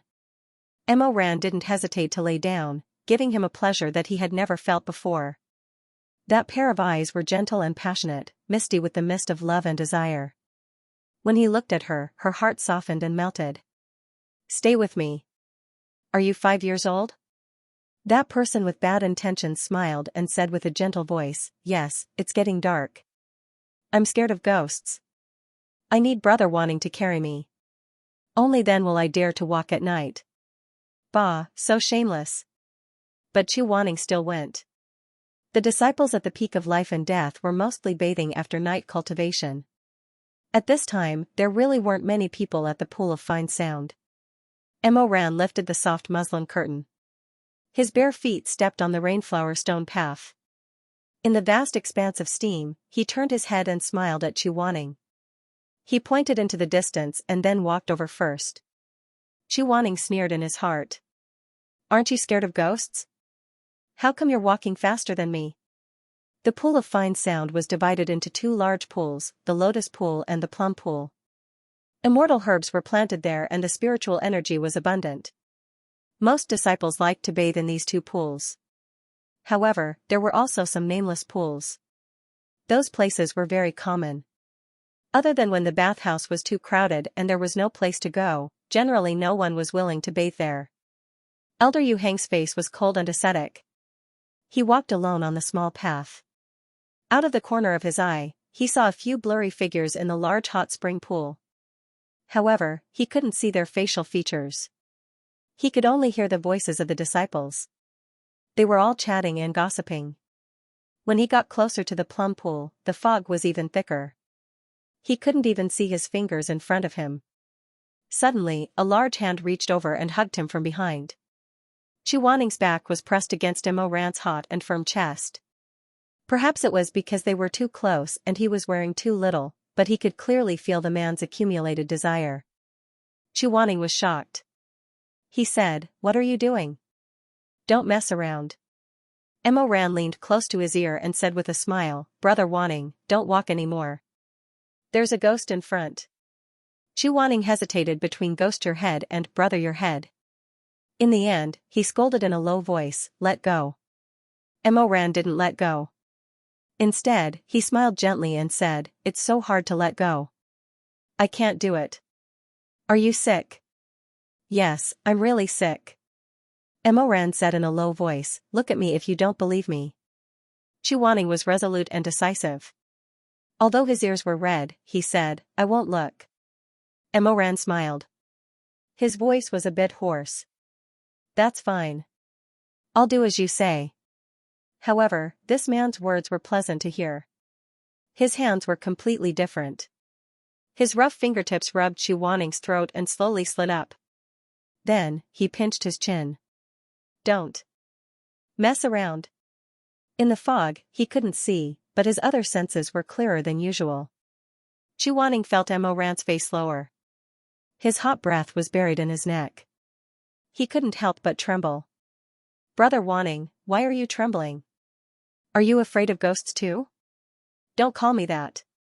Emoran smiled gently. He hugged him from behind and kissed his neck. He said respectfully, "I'll listen to you. I won't call you that." Then, "Shizun, let this disciple help you bathe and change clothes, okay?" It seemed to be worse. Chu Wanning couldn't take it anymore. The steam from the hot spring burned his body and mind. He felt very embarrassed for no reason. He even felt a bit humiliated. The corners of his eyes turned red. He suddenly said, "I won't bathe. I'm leaving." Emoran knew that he was thin-skinned, but he also felt that this person's retreating appearance was really cute and funny. He asked, "Shizun is like this now. Can you leave? What if you're seen by someone?" Chu Wanning said with a sullen face, "If you're seen by someone, then so be it. Being bitten by a dog is better than messing around with you." "Bitten by a dog? What's wrong?" Emoran smiled. Because of the burning desire, his eyes were dark and not as gentle as usual. He revealed a mouthful of white teeth and leaned close to Chu Wanning's ear. Chu Wanning originally thought that he was going to say some random vulgar words. Just as he was about to get angry, he heard the man softly and dangerously whisper in his ear, "Oh. Ow. What do you mean? You don't know how to imitate it?" Emoran was genuinely a little distressed. "I used to have a puppy with blue eyes and 3 fires. That's what it called." Chu Wanning was speechless. "I've never heard of it.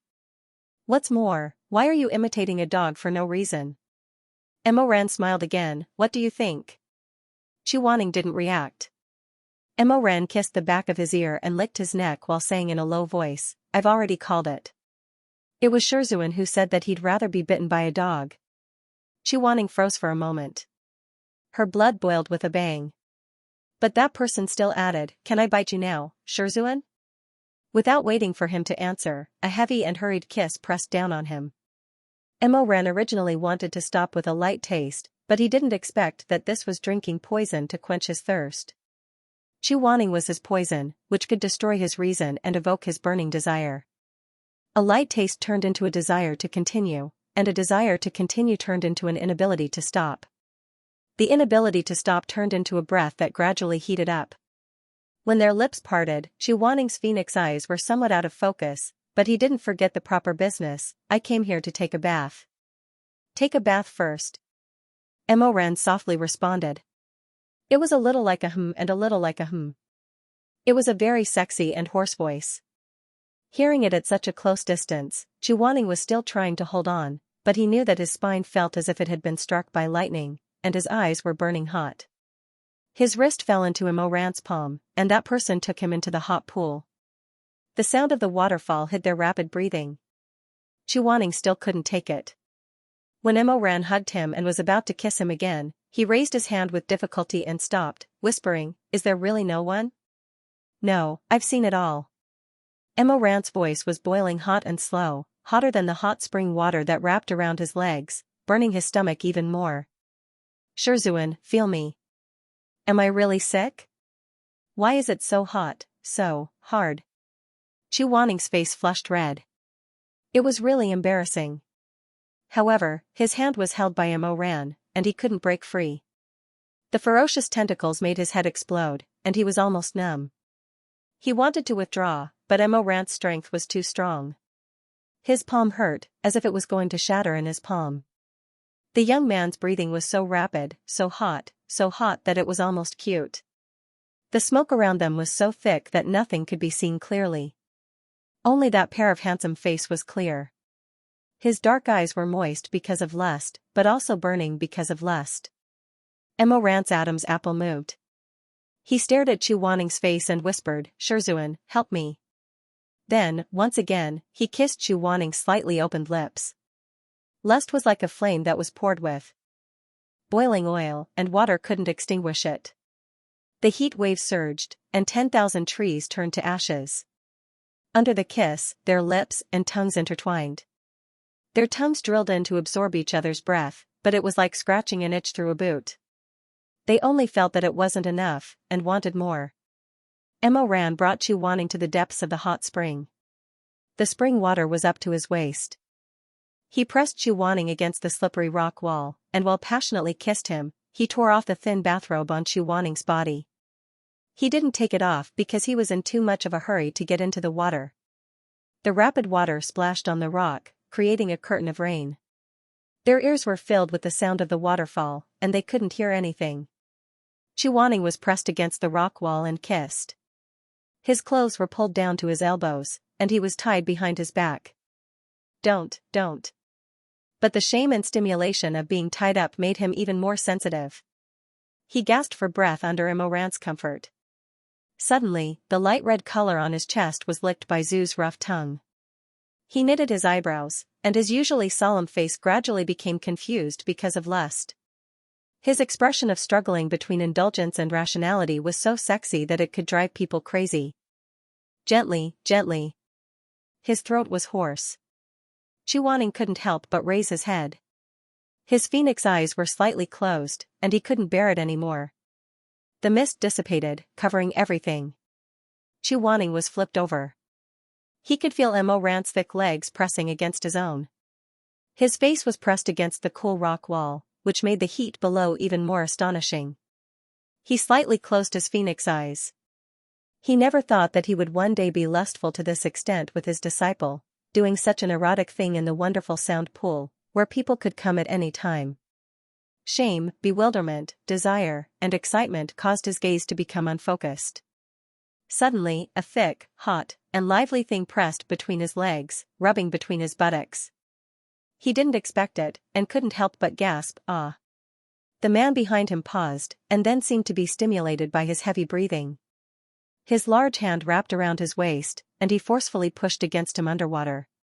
Although he didn't go in, and only moved between his legs, Mo Ran was extremely aroused. The person below him was Chu Wanning, and this was the most powerful aphrodisiac for him. He laid on top of him, and from the surface of the water, it seemed like he was only stirring up a splash. But under the hot spring, his penis was thick and long, and it rubbed hard against the inner wall of Chu Wanning's thighs. Several times, it rubbed against that secret place of warmth. His head was dizzy, and he almost wanted to lift Chu Wanning's thighs without a care in the world. He wanted to go in and fuck her, and let that place that he had entered and exited so many times in his previous life swallow and suck him. He wanted to hug Chu Wanning and completely possess her. He wanted her legs to wrap around his waist, and he wanted to fuck her until she cried. Wanning. His throat was moist and hoarse, and it was full of sparks. Mo Ran's eyes were dark, and the sound of the water ripples was very similar to the rhythm of copulation in his previous life. The warmth of the hot spring combined with the touch between Chu Wanning's thighs made him realize that he was about to lose his mind. He gasped, and before he could do something even crazier, he suddenly turned Chu Wanning over. Their chests were pressed tightly against each other's chest, and the waterfall confused their eyes. The hot water splashed on their dazed faces. Mo Ran kissed him fiercely, and in a hurry, he kissed his chin. But soon, he hungrily held his lips with a somewhat violent force. His other hand reached down and grabbed Chu Wanning's desire, which had also swelled to the point of pain, and pressed it against his penis. Wanning didn't think that he could do this. This kind of direct friction between desire made him close his eyes, raise his neck, and lightly moan, "Mo Ran." He only had time to vaguely call out his name, and the rest of his voice was sealed between Mo Ran's lips and teeth. Mo Ran hurriedly stroked his and Wanning's desires, rubbing them together, stimulating them. He tightly hugged his Shizun and felt Wanning slightly tremble in his arms. His trembling made him feel pity, adoration, and made him crazy and infatuated. When the kiss ended, his lips and teeth were wet and sticky. Wanning subconsciously opened his eyes in this beastly passion, and lowered his head to look at the place where the two of them were rubbing against each other. With just one look, his scalp went numb. It was the first time he saw Mo Ran's penis so clearly. It was really a blade of flesh and blood, thick and full and menacing. At this time, because of the passion, that thing was angry, and the tendons were clearly defined. The head of the stem was wet and sticky, and in the rhythm, it rubbed against Wanning's abdomen. Wanning suddenly closed his eyes. His entire body was trembling, and his mind was in chaos. How could it be so big? How could it go in? He probably couldn't even hold it in his mouth, and would vomit. How could it be like this? He was extremely ashamed, and the corners of his eyes were burning. If such a thing went in, would he die? So those dreams he had before were indeed some unrealistic illusions. Wanning's cheeks were burning red. If he thought about it, how could it be possible? How could he kneel on the bed and endure such an intense invasion? How could he accept such a penis, and even shamelessly gasp and moan, like a beast in heat begging for more and more intense sex? How could he feel comfortable? How could he be penetrated and ejected? How could it be possible? The more he thought about it, the more he felt that it was inconceivable. He felt extremely humiliated and wronged. He even felt a sense of self-contempt, but fortunately, Mo Ran didn't give him too much time to think about it. Mo Ran's big hand held himself, and also Wanning, and skillfully played with him. The desire gradually increased, and the veins on his neck protruded and trembled because of the pleasure. Wanning couldn't take it anymore, and almost let out a sound. "Don't shout, the fog here is thick. I can't see people, but I can hear you." As he said this, Mo Ran's other hand covered Wanning's mouth and nose. He covered so tightly that in the warm fog, Wanning almost gave birth to a kind of suffocating, terrifying boiling. His hands were still tied behind his back by his own clothes, and his voice was also muffled. The feeling of being bound and forcibly taken was so painful and exciting. Woo! He was bullied so badly that the corners of his eyes couldn't help but shed physiological tears. He was like a red-crowned crane on the verge of death, slightly leaning back, exposing his fragile neck, and constantly shaking his head. No, he really couldn't. Mo Ran didn't let go, but instead leaned over and nibbled on his Adam's apple. Then he faintly raised his eyes, looking at Wanning's painful appearance, looking at him frowning as if he was about to die. "Shizun," he murmured, and couldn't hold it in any more. He removed the hand that was covering Wanning, and fiercely kissed him. The sound of water surged, and the waterfall flowed rapidly. Wanning was kissed by Mo Ran until he couldn't breathe anymore. His lips were slightly swollen, and he gasped for breath, his eyes unfocused. Mo Ran hugged him, burying his head in his neck. The desire and panting in the secret hot spring lasted for a long time, and when it was finally about to be extinguished, the two were completely soaked. Hot sweat and hot spring, they were like wild beasts, madly entangling each other, only hating that they couldn't be tighter and denser, that they couldn't completely knead into each other's flesh. "No. I really don't want." Wanning was almost struggling, the needle-like pleasure made him tremble. "Don't do it anymore, I don't want to do it." Hearing Wanning's slow murmur, Mo Ran's eyes grew darker. He kissed his cheeks, and said in a low voice, "Darling, wait a little longer, together with me." His hands moved faster and faster, and his crotch even unconsciously moved against each other. Gradually, the two people had no other thoughts, only the people in front of them, desire, and love. When they were releasing, it was too comfortable. Perhaps it was because of the stimulation of having an affair at the wonderful sound pool, but it became more and more intense.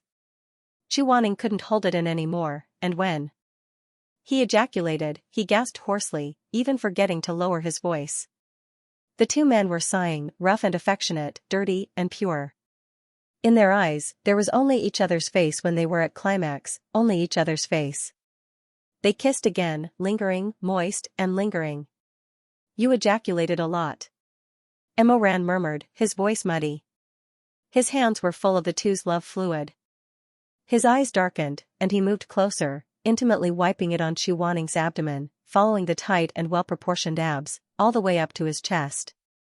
Chu Wanning had been trembling in Emoran's arms, trembling because of the pleasure and stimulation, which he couldn't control.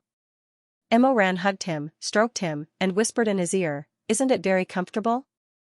Next time, if you're ready." Emoran kissed him, their sweaty skin sticking together. "Let's do it for real, okay?" Although he was already prepared, when he heard these words coming from his mouth, in addition to the terrifying anger he saw with his own eyes, Chu Wanning couldn't help but feel his back go numb, and his whole body tensed up. Emoran felt his small muscle movements, and kissed him even more gently.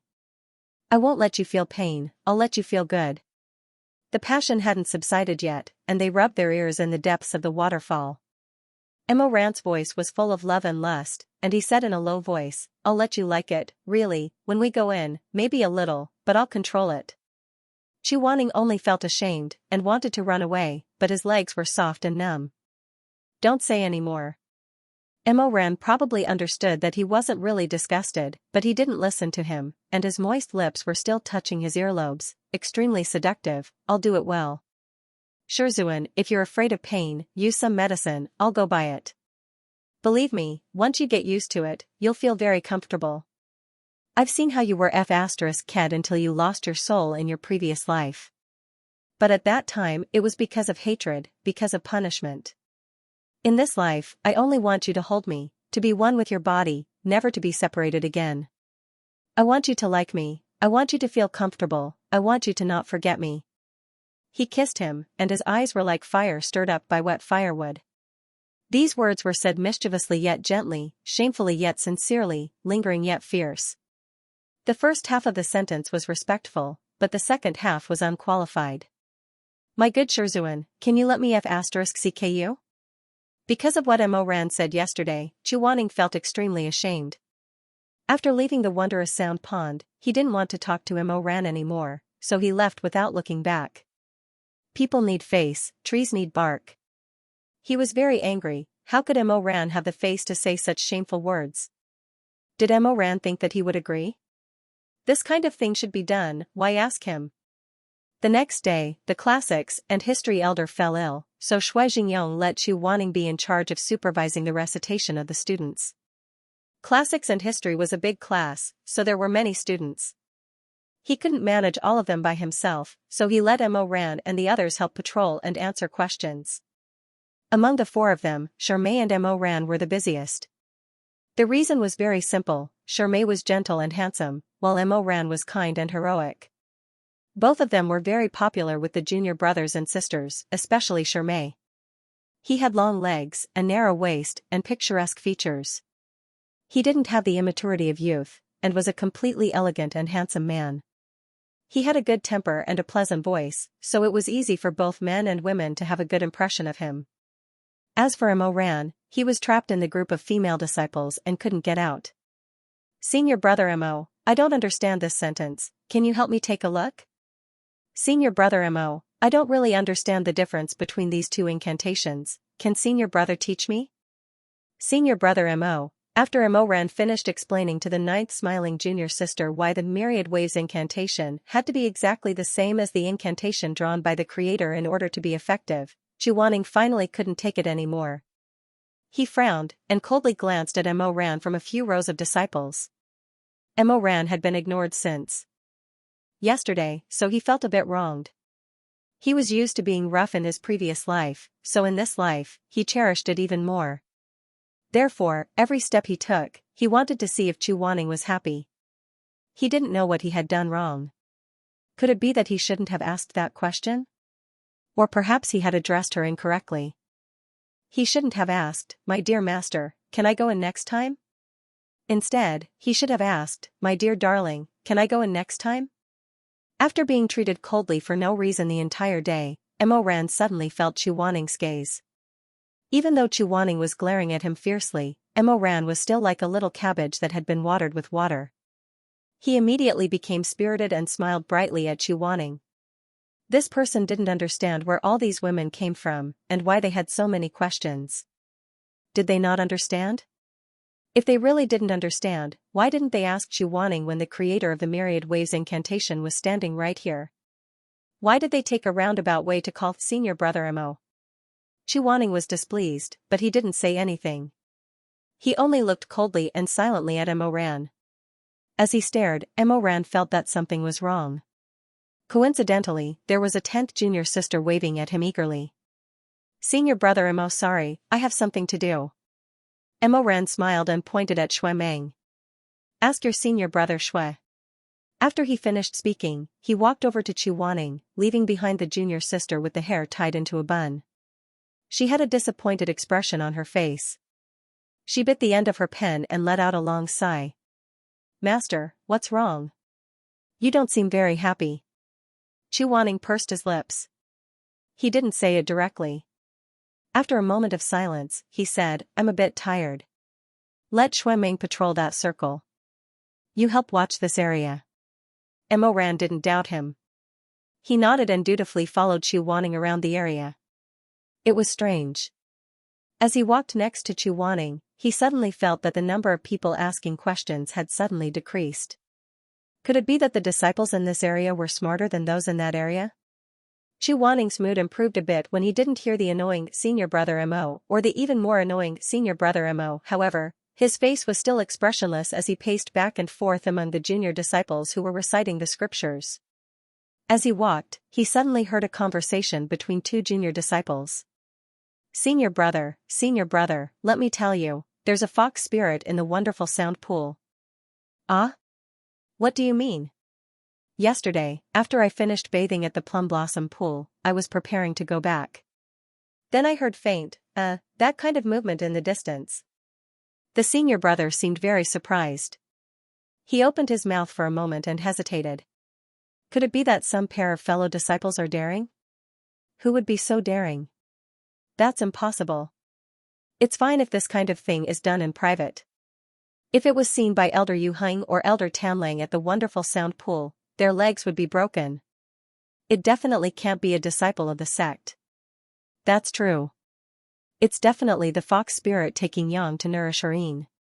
Tonight, I'll call a few of my fellow disciples to go take a look and see if we can catch that little fox. That would count as making a contribution. We can't just let her go seduce our fellow disciples, right? That's true. But did you see who the fellow disciple she seduced yesterday was? The fog at the wonderful sound pool is so thick. You have to walk right under their eyes to see their facial features. I don't want to go. I'm still a child. What if that fox spirit takes a fancy to me and drags me into dual cultivation with her?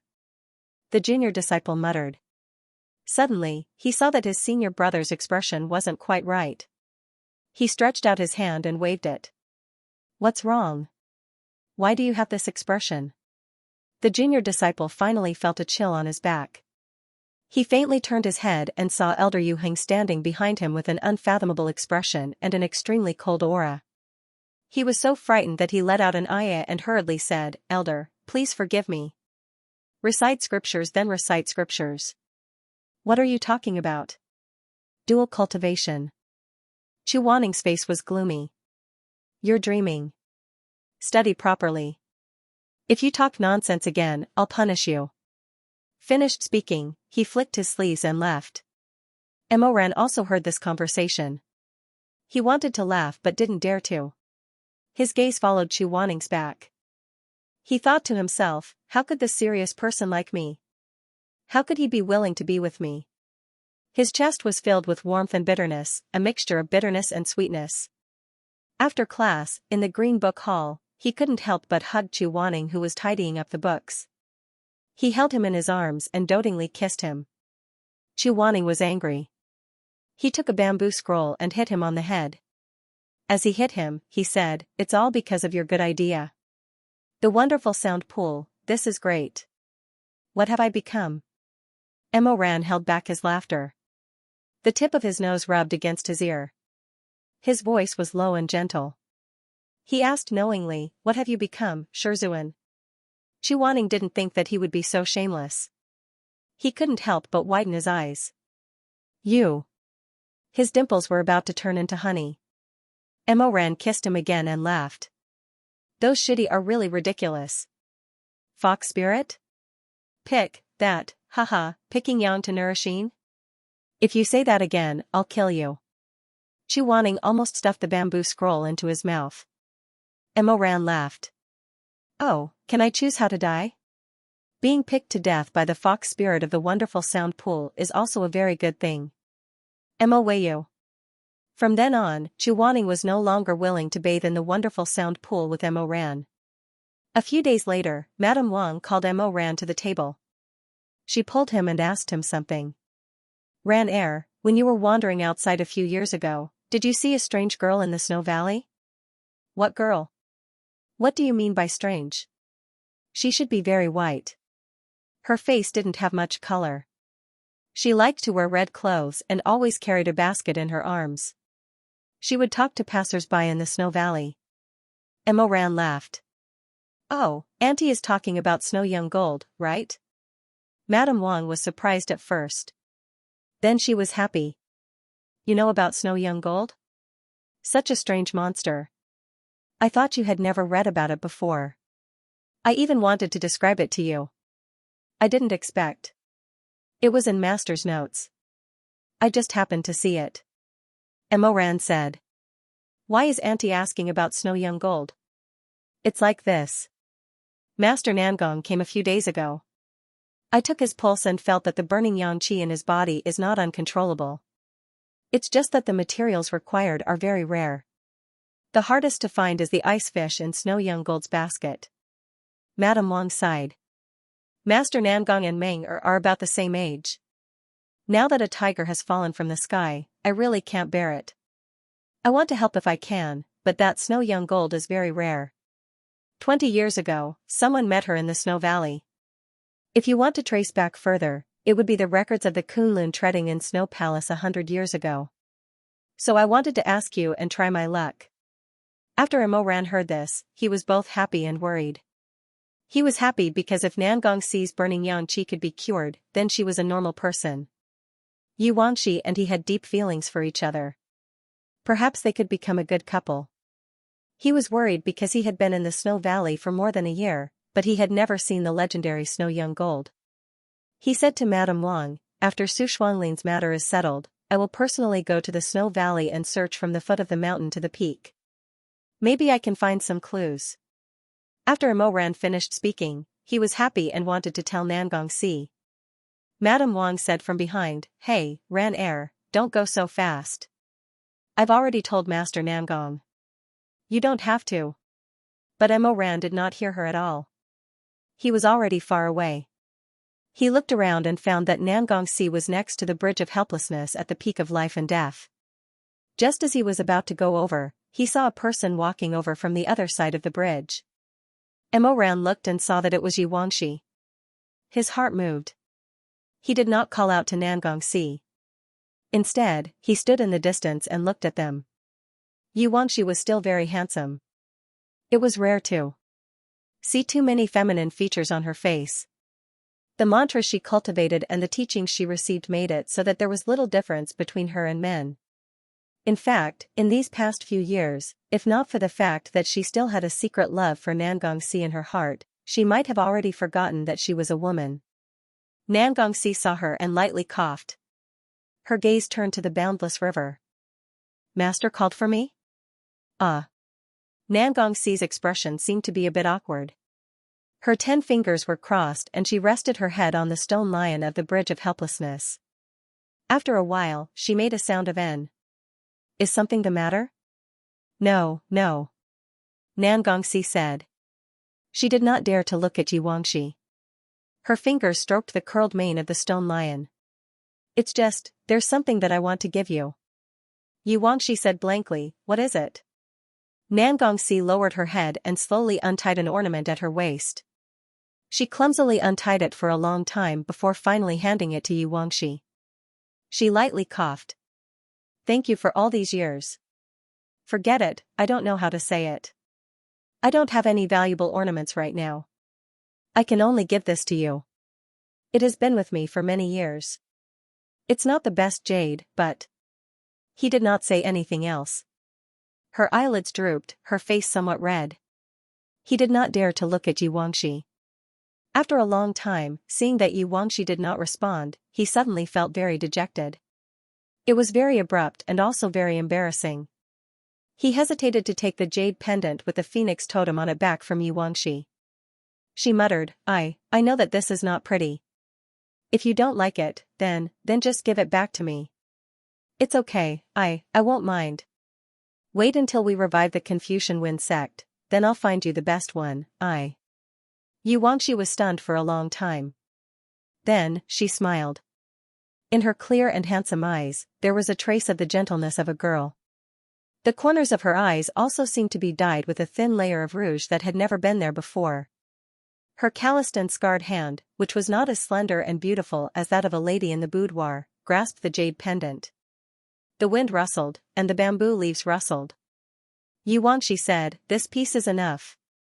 Thank you, young master. Nangongxi's face turned even redder as he stuttered, as long as you like it. I also, sigh. I don't know what to say. Mo ran. He listened in the bamboo forest and wanted to hold down Nangongxi's head and smash it against the stone lion. Did this person not know how to do anything else other than raising a few wolfhounds? Why did it turn into I don't know what to say? Out of nowhere, Nangongxi suddenly said, Madame Wang told me that the violent spirit core in my body can be suppressed. Perhaps we don't need the dual cultivation method to resolve it. Xianxia was stunned, but seemed to have misunderstood. She softly nodded and lowered her eyelashes, not saying anything else. If there was no need for the dual cultivation method, then Nangongxi could be with anyone. Perhaps she would no longer have a reason to shamelessly stay by his side. She also had her dignity. She did not want to beg Nangongxi to love and pity her. Nangongxi wanted to use this jade pendant to end things, so that he could keep it as a memento in the future. Do you understand? Do you understand what I mean? Nangongxi heard this and became happy, but still stupidly said, then if you're willing, actually, you can call me like when we were young. I think that's pretty good, sigh, sorry. I really don't know what to say, sigh. He sighed twice in a row. In the end, even he could not stand it anymore. He covered his eyes and sighed, oh my god, what am I saying? This time, it was Xianxia's turn to be at a loss. She blankly raised her head. Suddenly, she seemed to understand something. Her eyes widened slightly, and then a thin trace of blood appeared on her face. The bamboo leaves on the bridge of helplessness fluttered. Her clothes gently fluttered. The jade pendant was warm, and the bright red tassels fluttered between her fingers. After a long while, Xianxia hesitated. Probingly, she softly called out, see? In an instant, not knowing if it was an illusion or not, Nangongxi actually felt that her voice, which had been distorted by the sound changed spell to the point where it could no longer be restored, faintly had some softness, some gentleness in the blurry wind. He suddenly raised his head and looked at Xianxia's face. The rosy clouds of the morning sun filled the sky like brocade, reflecting her eyebrows and eyes. She smiled. She still had the familiar handsome and upright appearance, but there were fragments of light flashing in her slightly narrowed eyes. She could not hold it in. In the end, tears rolled down from her smiling face. Nangongxi looked at her, looked at this face, and a vague impression of his childhood came back to him. It was a little girl, green, tender, with rosy cheeks and long eyelashes. She had a very gentle and sweet appearance. At that time, Xianxia had not yet been sent by Nangong Lu to Anqing to practice the Heart Sutra. She had just been picked up by Su Shuanglin not long ago. She followed Nangongxi all day long and learned some basic spells. That day, in order to train them, Nangong Lu let them go to the simplest illusion of the Confucian Wind sect together to test their skills. The illusion was not difficult, but it was a little scary. There were ghosts who had died unjustly. They wandered around inside, their hair disheveled, and they let out faint whimpers. At first, Nangongxi did not plan to pay attention to Yuangxi. He only cared about himself. Who knew that as he walked, he found that Yuangxi did not follow him. A little girl, curled up in the ruined temple of the illusion, did not dare to move. He looked back at her and snorted. Just as he was about to leave, he suddenly saw a hanged ghost floating behind her. It stretched out its bright red tongue to coil around her throat. Ah! When the little girl realized it, it was too late. She was so scared that she could only scream. But she could not do anything. She hugged the sword in her arms and turned her head. But nothing happened. When she timidly opened her eyes, she discovered that Nangongxi was standing in front of her. That hanged ghost had already been repelled by his sword and stuck onto the lightning talisman spirit. Amidst the flickering sparks, he turned his head and lowered his eyes to look at her. He originally wanted to reprimand her, but that girl's expression was so pitiful. She was like a frightened cat with her round eyes wide open. She couldn't hold back her tears and they gushed out. Nangongxi was stunned. After a while, he said, Why are you so useless? You're even afraid of ghosts. That's a ghost. Yuangxi cried, if I'm not even afraid of ghosts, what am I afraid of? Nangongxi. Why are you girls so useless? Then I also want to be useful. The beautiful little girl cried and cried. She was so wrong that even her snot flowed down. Who wants to drag you down? I also want to help, but you left so fast. You didn't wait for me. I'm just afraid of ghosts. Nangongxi had no choice but to squat beside her. He didn't know how to coax people, so he just watched her cry. Yuangxi, who had not experienced the hardships of Anqing, was like the most ordinary girl. Her tears kept falling down. Crying and crying, she choked, What are you looking at? I want to see when you're done crying. When you're done crying, let's go together. Who told you to be so weak? Nangongxi sighed. He raised his hand and flicked the little girl's white forehead, Follow me, I'll protect you. Rosy clouds rose and the world was bathed in golden radiance. Only now did Nangongxi suddenly realize that in the illusory realm that day, it was actually the only time in his life that he saw Yuangxi as a girl crying out of fear. Later, she became iron and turned into ice, suppressing all her emotions under a light face. She suppressed it to the depths. Not to mention Nangongxi, even she forgot what kind of person she was originally. She only remembered that she chased the back of the young master of the Confucian Wind sect in front of her. From a child to a teenager, until he became a young master, and her beautiful face was no longer there. She was like this, not crying, not dragging him down, silently following him for 20 years. After 10 days of fasting, Nangongxi and Yuangxi could set off for Jiao Mountain. Due to Nangongxi's injuries, Nangongxi's vitality was greatly damaged. Therefore, he could not carry his master on a long journey for the time being. This huge demon wolf transformed itself into a cub the size of a palm. It placed itself in Nangongxi's quiver and stuck its furry head out. Mo Ren sent the two of them to the entrance of the mountain. He stroked the mane of the handsome horse beside him and smiled, Jiao Mountain is far away, and riding a sword is tiring. These 2 horses are for you. They grew up eating spirit herbs and can travel 1,000 miles in a day. Although they are not as powerful as Neobajan, they are still passable. Nangongxi thanked Mo Ran and mounted his horse with Yuangxi. He bowed his head and cupped his fist, Thank you, brother Mo, you don't have to send us off. We will meet again someday. Be careful. He stood at the entrance of the mountain and watched as Nangongxi and Yuangxi's figures gradually disappeared into the distance. Just as he was about to leave, he suddenly heard a crunching sound from the woods to his left. It sounded like a dead branch had broken off and fallen to the ground. Meow. Mo Ren narrowed his eyes slightly and muttered, A cat? On the other side, Yuangxi and Nangongxi rode side by side and went down the mountain. There was still a desolate path from the peak of life and death to Wuchang town. The sun shone through the mottled branches and leaves. With every step of the horse's hooves, the scattered light was trampled into specks of dust. Nangongxi looked sideways at Yuangxi. Just as he was about to say something, Neobajan, who had already returned to its quiver, popped its head out and revealed two snow-white front claws. Ayo, ayo, it howled twice. Nangongxi was startled. He suddenly pulled the reins and said, "Be careful." Just as he finished speaking, a torrential rain of needles shot towards them from all directions. Nangongxi and Yuanxi drew their swords at the same time. The two of them had trained together since childhood, so they had a tacit understanding of each other. They leaped into the air, one on the left and one on the right. Nangongxi wielded her sword on the left, while Yuanxi wielded his sword on the right. After a series of clinking sounds, the poison pear blossom needles fell to the ground one after another. Immediately after, Yuanxi raised his hand and threw out a talisman. A barrier soared into the air and enveloped the two of them. Nangongxi said sternly, "Who are you?" The sun was dim, but it was not blocked by the clouds. Instead, a person was standing on a slender branch. He was wearing a wide robe with long sleeves, and his beard and hair were flying in the wind.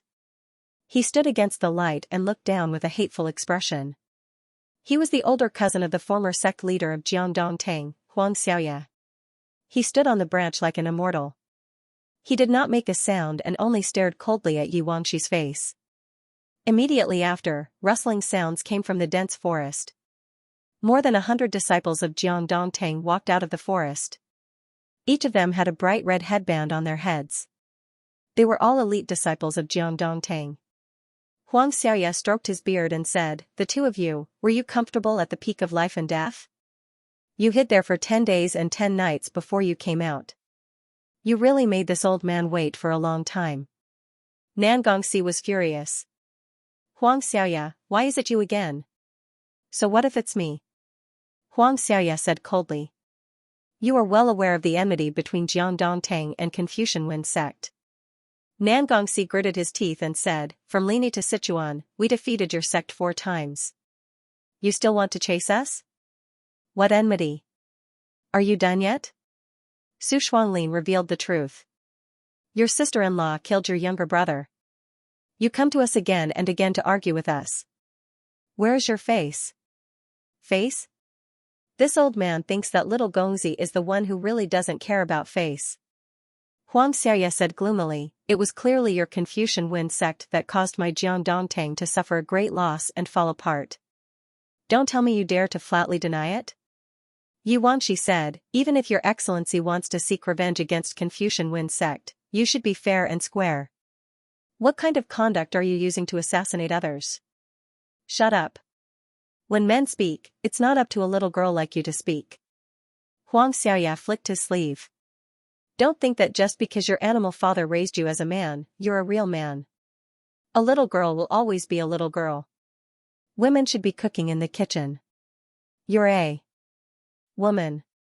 What qualifications do you have to come out and show off in front of this old man?" Nangongxi angrily said, "Xianxia, be reasonable." "Very well, then this old man will reason with you and settle the account." As soon as Xianxia finished speaking, he pointed at Nangongxi and sternly said, "Your father has no regard for honor and shame. He had an affair with a married woman and instigated that poisonous woman to poison my younger brother to seize power and usurp the throne. As for the one next to you," he fiercely pointed at Yuanxi again. "She is an animal's daughter. Her Ifu spread my, Jiangdongtang's, private affairs to the world, damaging my, Jiangdongtang's, vast and clean reputation. Today this old man personally led our school's outstanding talents to intercept you thieves, all in order to return Jiangdongtang and return justice to the world."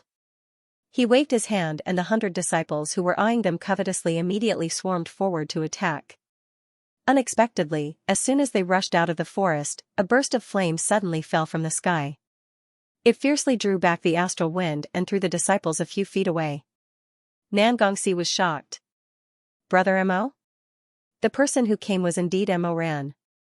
He held a willow vine in his hand and stood on top of a tree facing Xianxia. He coldly stared at the other party. Xianxia didn't expect Mo Ran to appear. His expression instantly became very unsightly.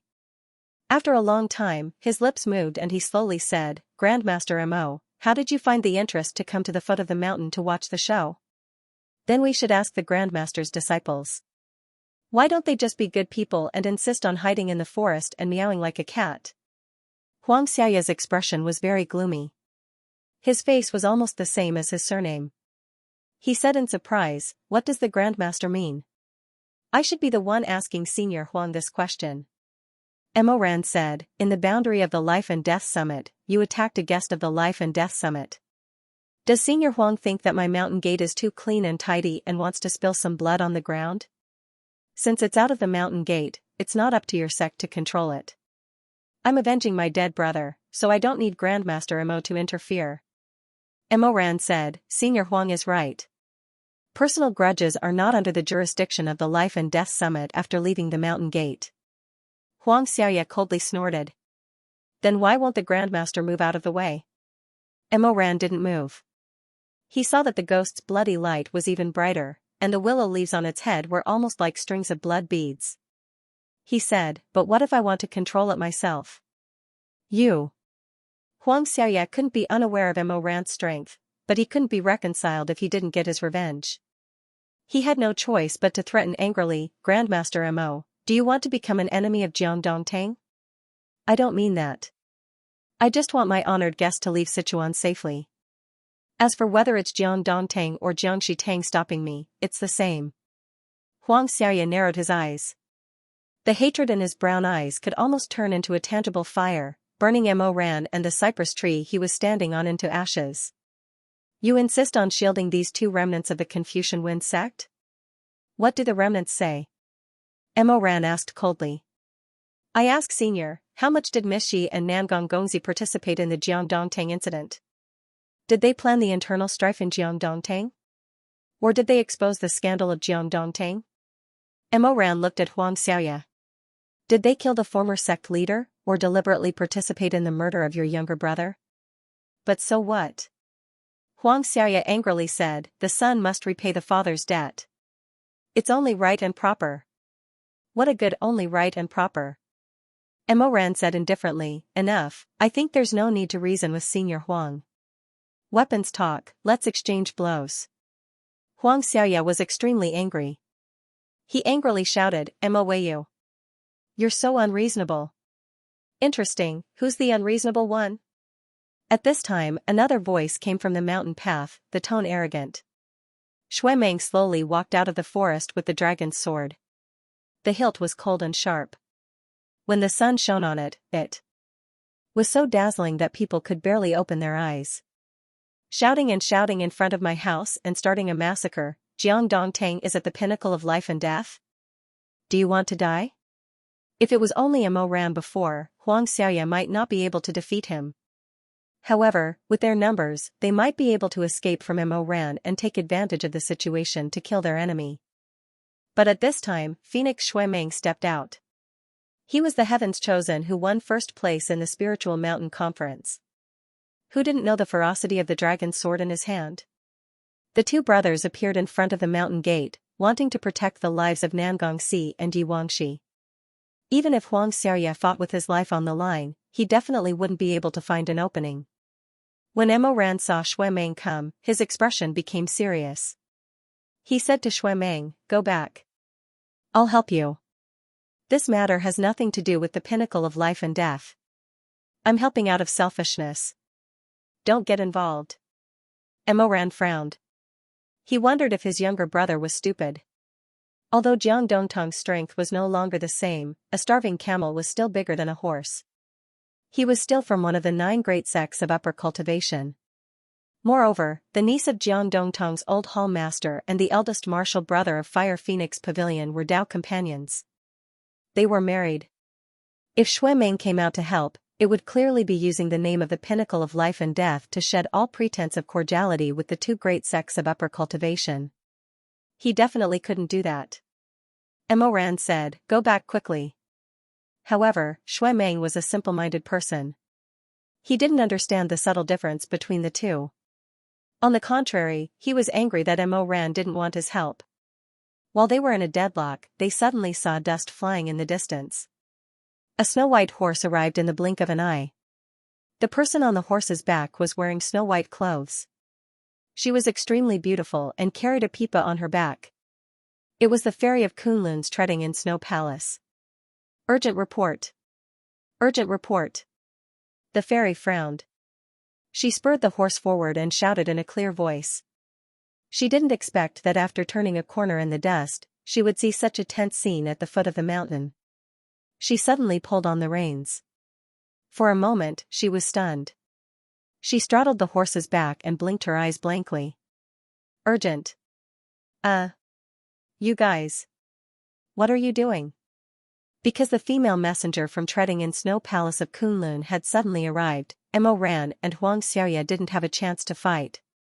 Xianxia was invited by Shuizhengyong to the pinnacle of life and death. She was also summoned back along with Yuanxi and Nangongxi. The fairy of Treading in Snow Palace stood in the Dan Xian Palace. Her red lips opened and closed as she bowed. Then she said, "Urgent report. We found Su Shuanglin's whereabouts." As soon as she said this, Yuanxi's face suddenly changed. In an instant, all the blood drained from his face. The fairy said, "Our sect released more than 10,000 jade butterflies to track down Su Shuanglin's whereabouts. This morning, we finally returned 2 of them.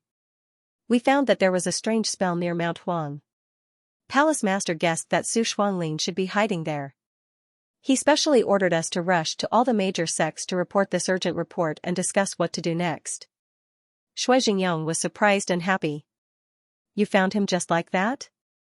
The fairy said, "We can't be sure. However, the jade butterflies reported that recently, the smell of blood has been faintly lingering around Mount Huang. It hasn't dissipated at all. There is already a strange phenomenon. It should be close." Shuizhengyong stood up. "Good. Since we have a clue, let's not delay any longer. Speed is the most important thing in war. What does your palace master think?" Palace master and sect leader have the same opinion. She also feels that there is no time to lose. We should go there as soon as possible to investigate. "That's great." Shuizhengyong turned his head toward Huang Xiaoya and said, "Huang Daozhong, why don't we go together? If this time we can catch the main culprit, Su Shuanglin, we can avenge our younger brother's death." Huang Xiaoya's heart thumped. He was very clear that his chance of killing Su Shuanglin was very small. Moreover, the so-called revenge was just a pretense. Actually, how much could his younger brother's death have to do with Nangongxi and Yuanxi, these 2 juniors? Although he was shouting the slogan of avenging his younger brother, he was actually scheming something else in his mind. It should be known that after this disaster, Jiang Dongtong's strength had declined greatly. He had already heard that the Confucian Wind sect was hiding a rich treasure, so he planned to catch both Yuanxi and Nangongxi in one fell swoop and force them to spit out their ancestral treasures for his own use. Huang Xiaoya suddenly clenched his fists under the sleeves of his gown. After weighing the pros and cons for a long time, he squeezed out a yellow-brown smile that resembled a wrinkled orange. He said, "We still don't know whether the one on Phoenix Mountain is really Su Shuanglin or not. Moreover, Jiang Dongtang has already formed a grudge with the Confucian Wind sect. This is not a personal grudge, but a major matter that concerns the reputation of the sect. We must settle this properly." "That's right," Shuizhengyong said, "then we'll look for Su Shuanglin to avenge our personal grudge first, and then we'll look for the Confucian Wind sect to settle our grudge." Sect leader Shui's words are interesting. The Confucian Wind sect is now a scorched earth. How do you want me to settle this account? I don't know. You'll have to ask Daoist Huang yourself. Shuizhengyong said with a smile, "Why is the Confucian Wind sect in such a hurry to exterminate those 2 juniors when the Confucian Wind sect is already in ruins?" "You." Huang Xiaoya calmly flicked his sleeve and rebuked, "This is a personal matter of mine." Shui Meng said with a smile, "Just now you said it was a major matter that concerns the sect's reputation, but now it's a personal matter. Jiang Dongtang is one of the 9 great cultivation sects in the upper cultivation world. How can you act so casually?" Huang Xiaoya knew he was in the wrong, but he didn't know how to defend himself, so he simply remained silent. He glared fiercely at Shuizhengyong. With a wave of his sleeve, he led a group of Jiang Dongtang disciples out of the peak of life and death's gate. They took the lead and flew on their swords towards Phoenix Mountain. Yuanxi was extremely apologetic. He said to Shuizhengyong, "Sect leader Shui, I'm really sorry. Even if the nestling falls into the net, the hunter won't kill it.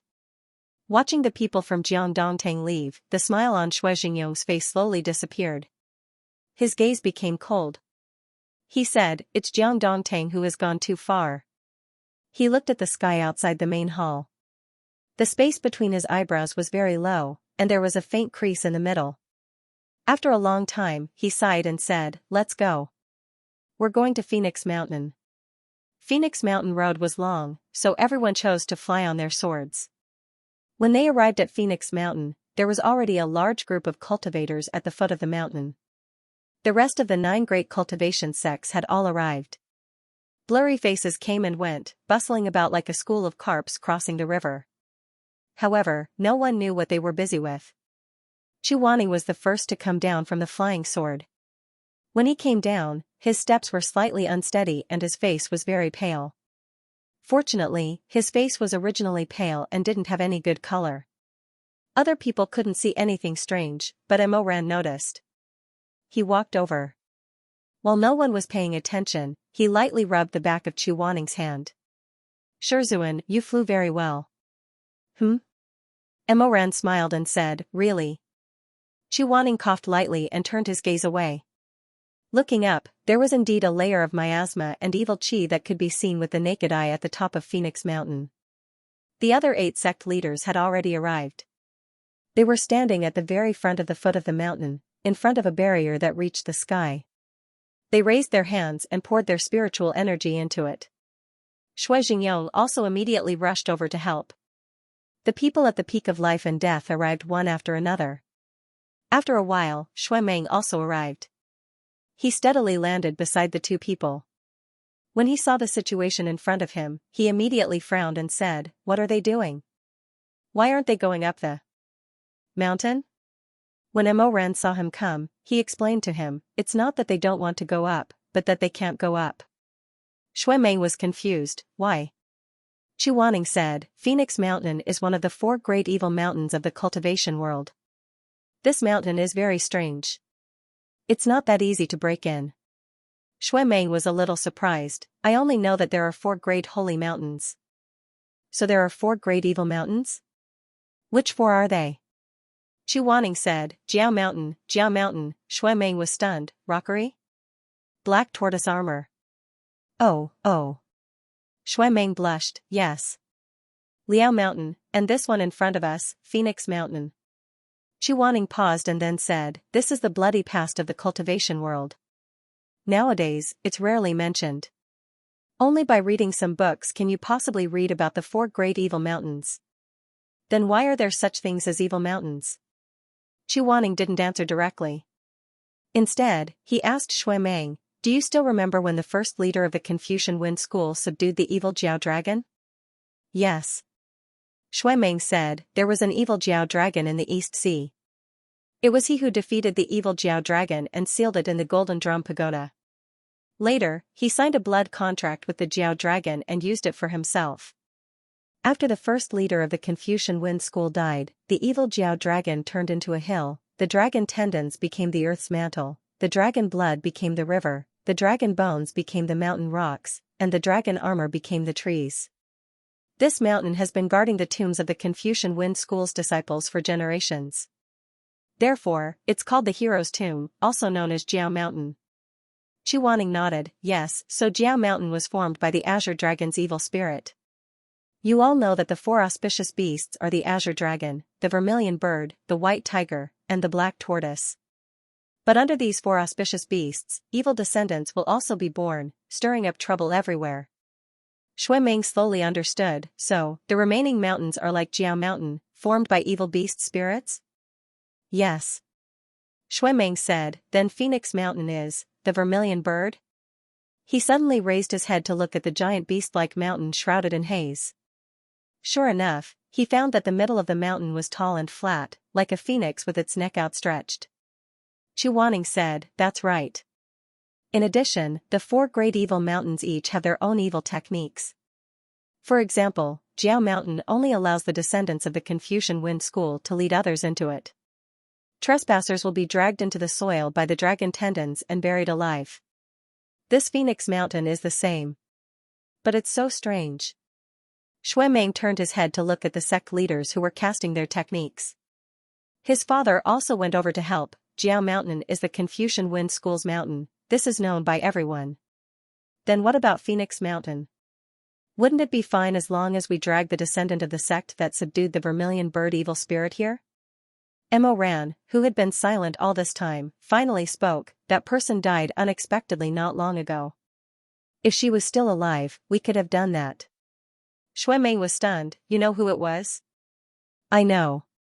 Mo Ran said indifferently, it was a woman, we all know her. Ah, who is it? Is she the only one who can command Mount Huang? What about the other descendants who subdued the vermilion bird evil spirit? Mo Ran did not answer him directly. Instead, he said, 1,000 years ago, the one who subdued the vermilion bird evil spirit was called Song Qiao. His courtesy name was Xingyi. Meng turned pale with fright. He blurted out, Hua Bai Supreme, Xingyi. Yes.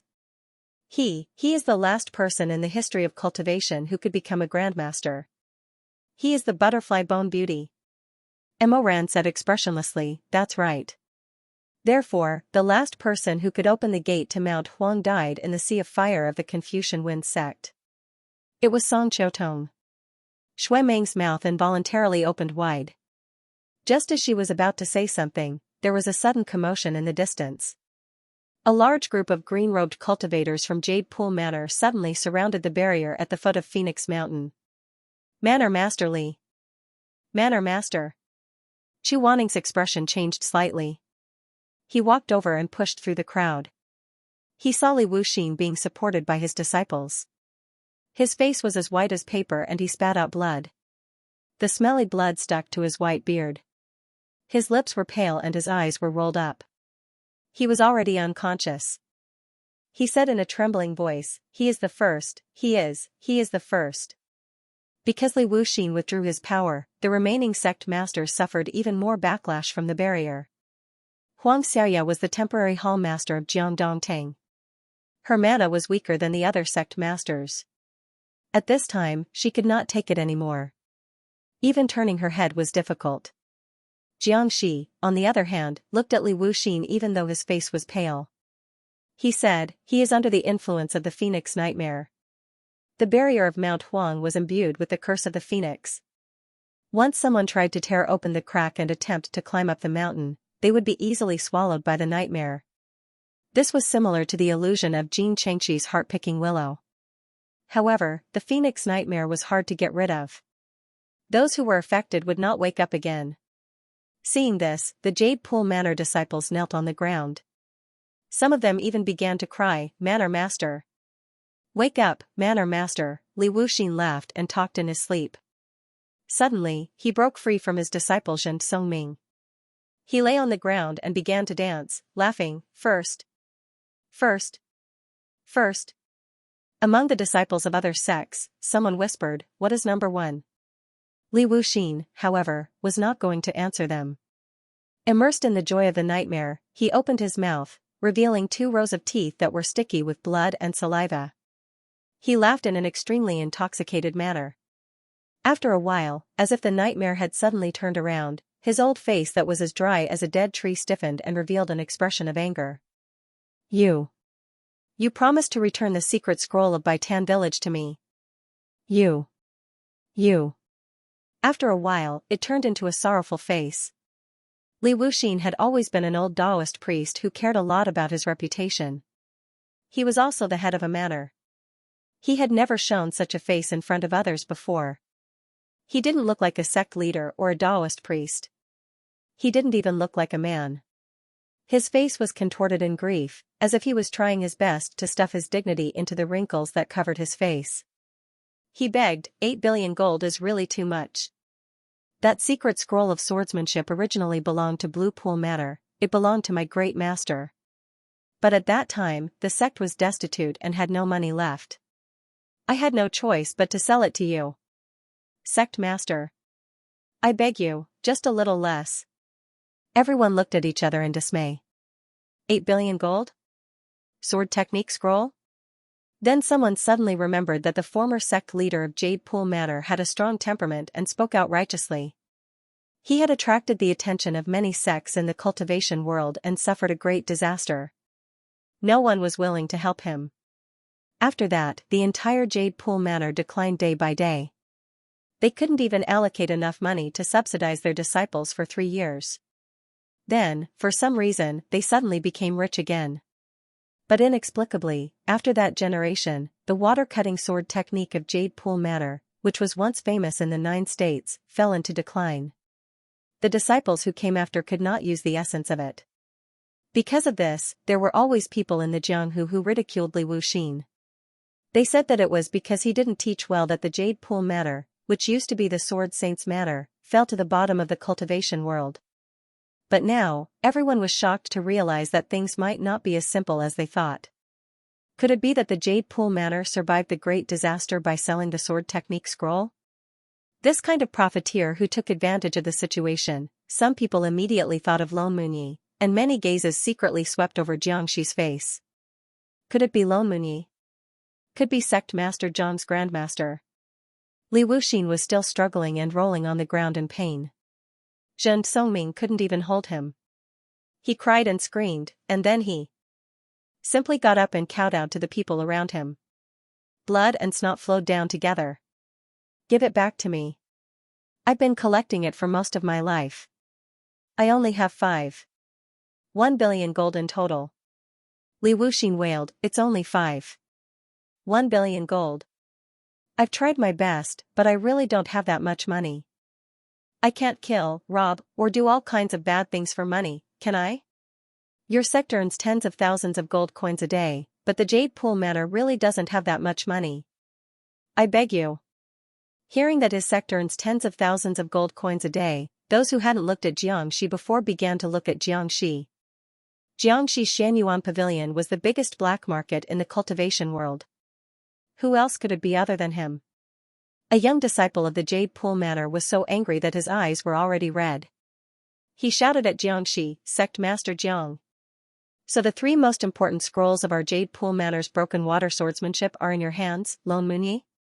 You want 8 billion gold coins, how can you be so shameless? Before Xianxia could speak, someone on his left said in a hoarse voice, the truth hasn't been revealed yet. How dare you accuse Sect Master Jiang? The person who spoke was actually Xianxia, who was almost out of breath. This old guy's hands were trembling as he held the barrier. He still wanted to speak to Xianxia to show his loyalty. His intentions were clear as day. The Jade Pool Manor disciple was so angry that he rushed up to scold Xianxia. However, he was firmly held back by his fellow disciples, who advised, Zhenfu, don't provoke them. Hearing this name, Emo Ran was stunned. If it was in the past, he might have thought that this name was the same as being really smart, making people laugh their heads off. But now, as he looked at the rotten old man who kept kowtowing in the mud, he suddenly felt very bitter. He couldn't laugh at all.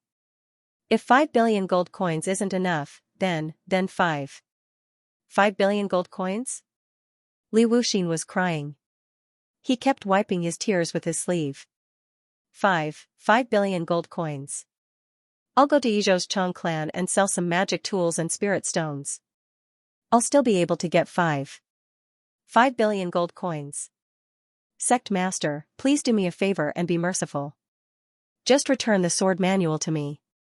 He bent his head and kowtowed. In the end, his forehead was cut and bleeding. The broken water swordsmanship is the soul of Jade Pool Manor. He cried. Before my late master passed away, his only wish was for me to redeem the sword manual. I've tried my best all my life. All my life, I've turned from black hair to white hair. I've also begged you instead of your father. I've even begged Luo Fenghua. Ah. Everyone suddenly turned pale. Luo Fenghua? Li Wuxin had begged Luo Fenghua? It wasn't Lone Munyi, it was. They all turned around, but no one was moving. However, they immediately parted ways, because almost all of the people from the various sects were turning their heads to look at Nangongxi and Yuangxi in the corner. It's the Confucian Wen sect. This time, there was no need to whisper. Someone yelled. How shameless! I was just wondering how the Confucian Wen sect's swordsmanship suddenly improved so much in the past few decades. They even have the style of a sword saint. Beasts. Back then at the Spiritual Mountain Conference, they even gave Nangongxi third place. What kind of swordsmanship is that? This is so disgusting. Nangongxi stood in place with a stupefied expression. Of course, he didn't know about the evil scandals of the Confucian Wind sect. The evil that his father and ancestors had committed should have fallen on the heads of the 72 cities of the Confucian Wind sect. Now, he had to bear all of it alone. He didn't run away, nor did he make a sound. His expression was ashen as he stood there silently. Yuanxi wanted to shake his hand, but Nangongxi quietly pulled it away. He stood in front of Yuanxi. He actually has the face to come. His father is such a beast. What kind of good do you think his son is? The people of Jade Pool Manor were the most indignant. They shouted at them, "Scram! Why aren't you scramming? The Confucian Wind sect is no longer among the 10 great sects. What are you standing here for? Scram! Adulterous couple, shameless!" Impassioned voices rose and fell from the surroundings. They were cursing and spitting, and their faces were filled with clear hatred. Suddenly, someone rushed over. It was a disciple of Jade Pool Manor. That person grabbed Nangongxi by the collar. Yuanxi immediately shouted, "Ah, see!" Nangongxi only managed to push her away in the time it took for a spark to fly off a piece of flint. Then, that Jade Pool Manor disciple pressed him to the ground. Fists rained down on his face, chest, and abdomen. Fist after fist, they didn't use spiritual energy, but they were heavy, fierce, and crazy. At this time, another cold voice suddenly said sternly, "Stop." A heavy punch landed on Nangongxi's handsome face. Nangongxi coughed up a mouthful of blood. His hair was disheveled, and he lay on the ground covered in mud. That angry disciple wanted to wave his fist again, but his arm was grabbed by someone. He angrily turned around and spat, "Beast. I don't want you." He didn't say anything. Because the person standing in front of him was the world's #1 martial scholar, Chu Wanning. "Stop." Chu Wanning's eyes were like a cold spring. He looked down at him with an indescribable expression. It seemed like there were many emotions on his face, but it also seemed like there was nothing. He just tightly held the youth's arm and pursed his lips. After a while, he said, "Stop fighting." Nangongxi coughed up another mouthful of blood on the ground. Yuanxi hurriedly tried to help him up, but he was waved away. "Don't worry about me. I should take responsibility for the Confucian Wind sect in place of my father." That youth became even angrier. He struggled to break free from Chu Wanning's hand and wanted to fight again. Chu Wanning's sword-like eyebrows rose. "Stop fighting. It's none of your business. You're someone at the pinnacle of life and death. It's none of your business." That youth also went crazy. He roared at Chu Wanning, "Why are they treating my master like this? Why? Why are they treating Jade Pool Manor like this? Jade Pool Manor has been acting like an ox or a horse for the Confucian Wind sect for so many years. Why? He began to wail. Behind him, Li Wuxin was moaning and begging. Li Wuxin was still begging Nangong Lu, who didn't actually exist in his consciousness. Luo Fenghua said he was willing to exchange the sword manual for mine, but I don't know where he put it. You promised me. Sect Master, you promised me. I'm 79 years old this year. I don't have many years left to live. In this lifetime, my cultivation level isn't high enough. Maybe I won't be able to become an immortal and see my master, but I can't fail to do the one thing he entrusted me with." Li Wuxin's every word was like a blood clot that had been dug out of his throat. He was also wailing, "I can't not do it, Sect Master, give it back to me, give the Jade Pool Manor back to this old man. I beg you." The Jade Pool Manor disciple was trembling. Chu Wanning's hand was also slightly trembling. The youth's eyes were filled with tears, hatred, and confusion. But he couldn't break free. In the end, he spat on Chu Wanning's face and said, "What Grandmaster? They're all beasts. Shizun. Mo Ran, stand there and don't move. Don't come over." Chu Wanning let go of the youth's hand. The youth regained his freedom and immediately went to beat up Nangongxi, who was already covered in cuts and bruises.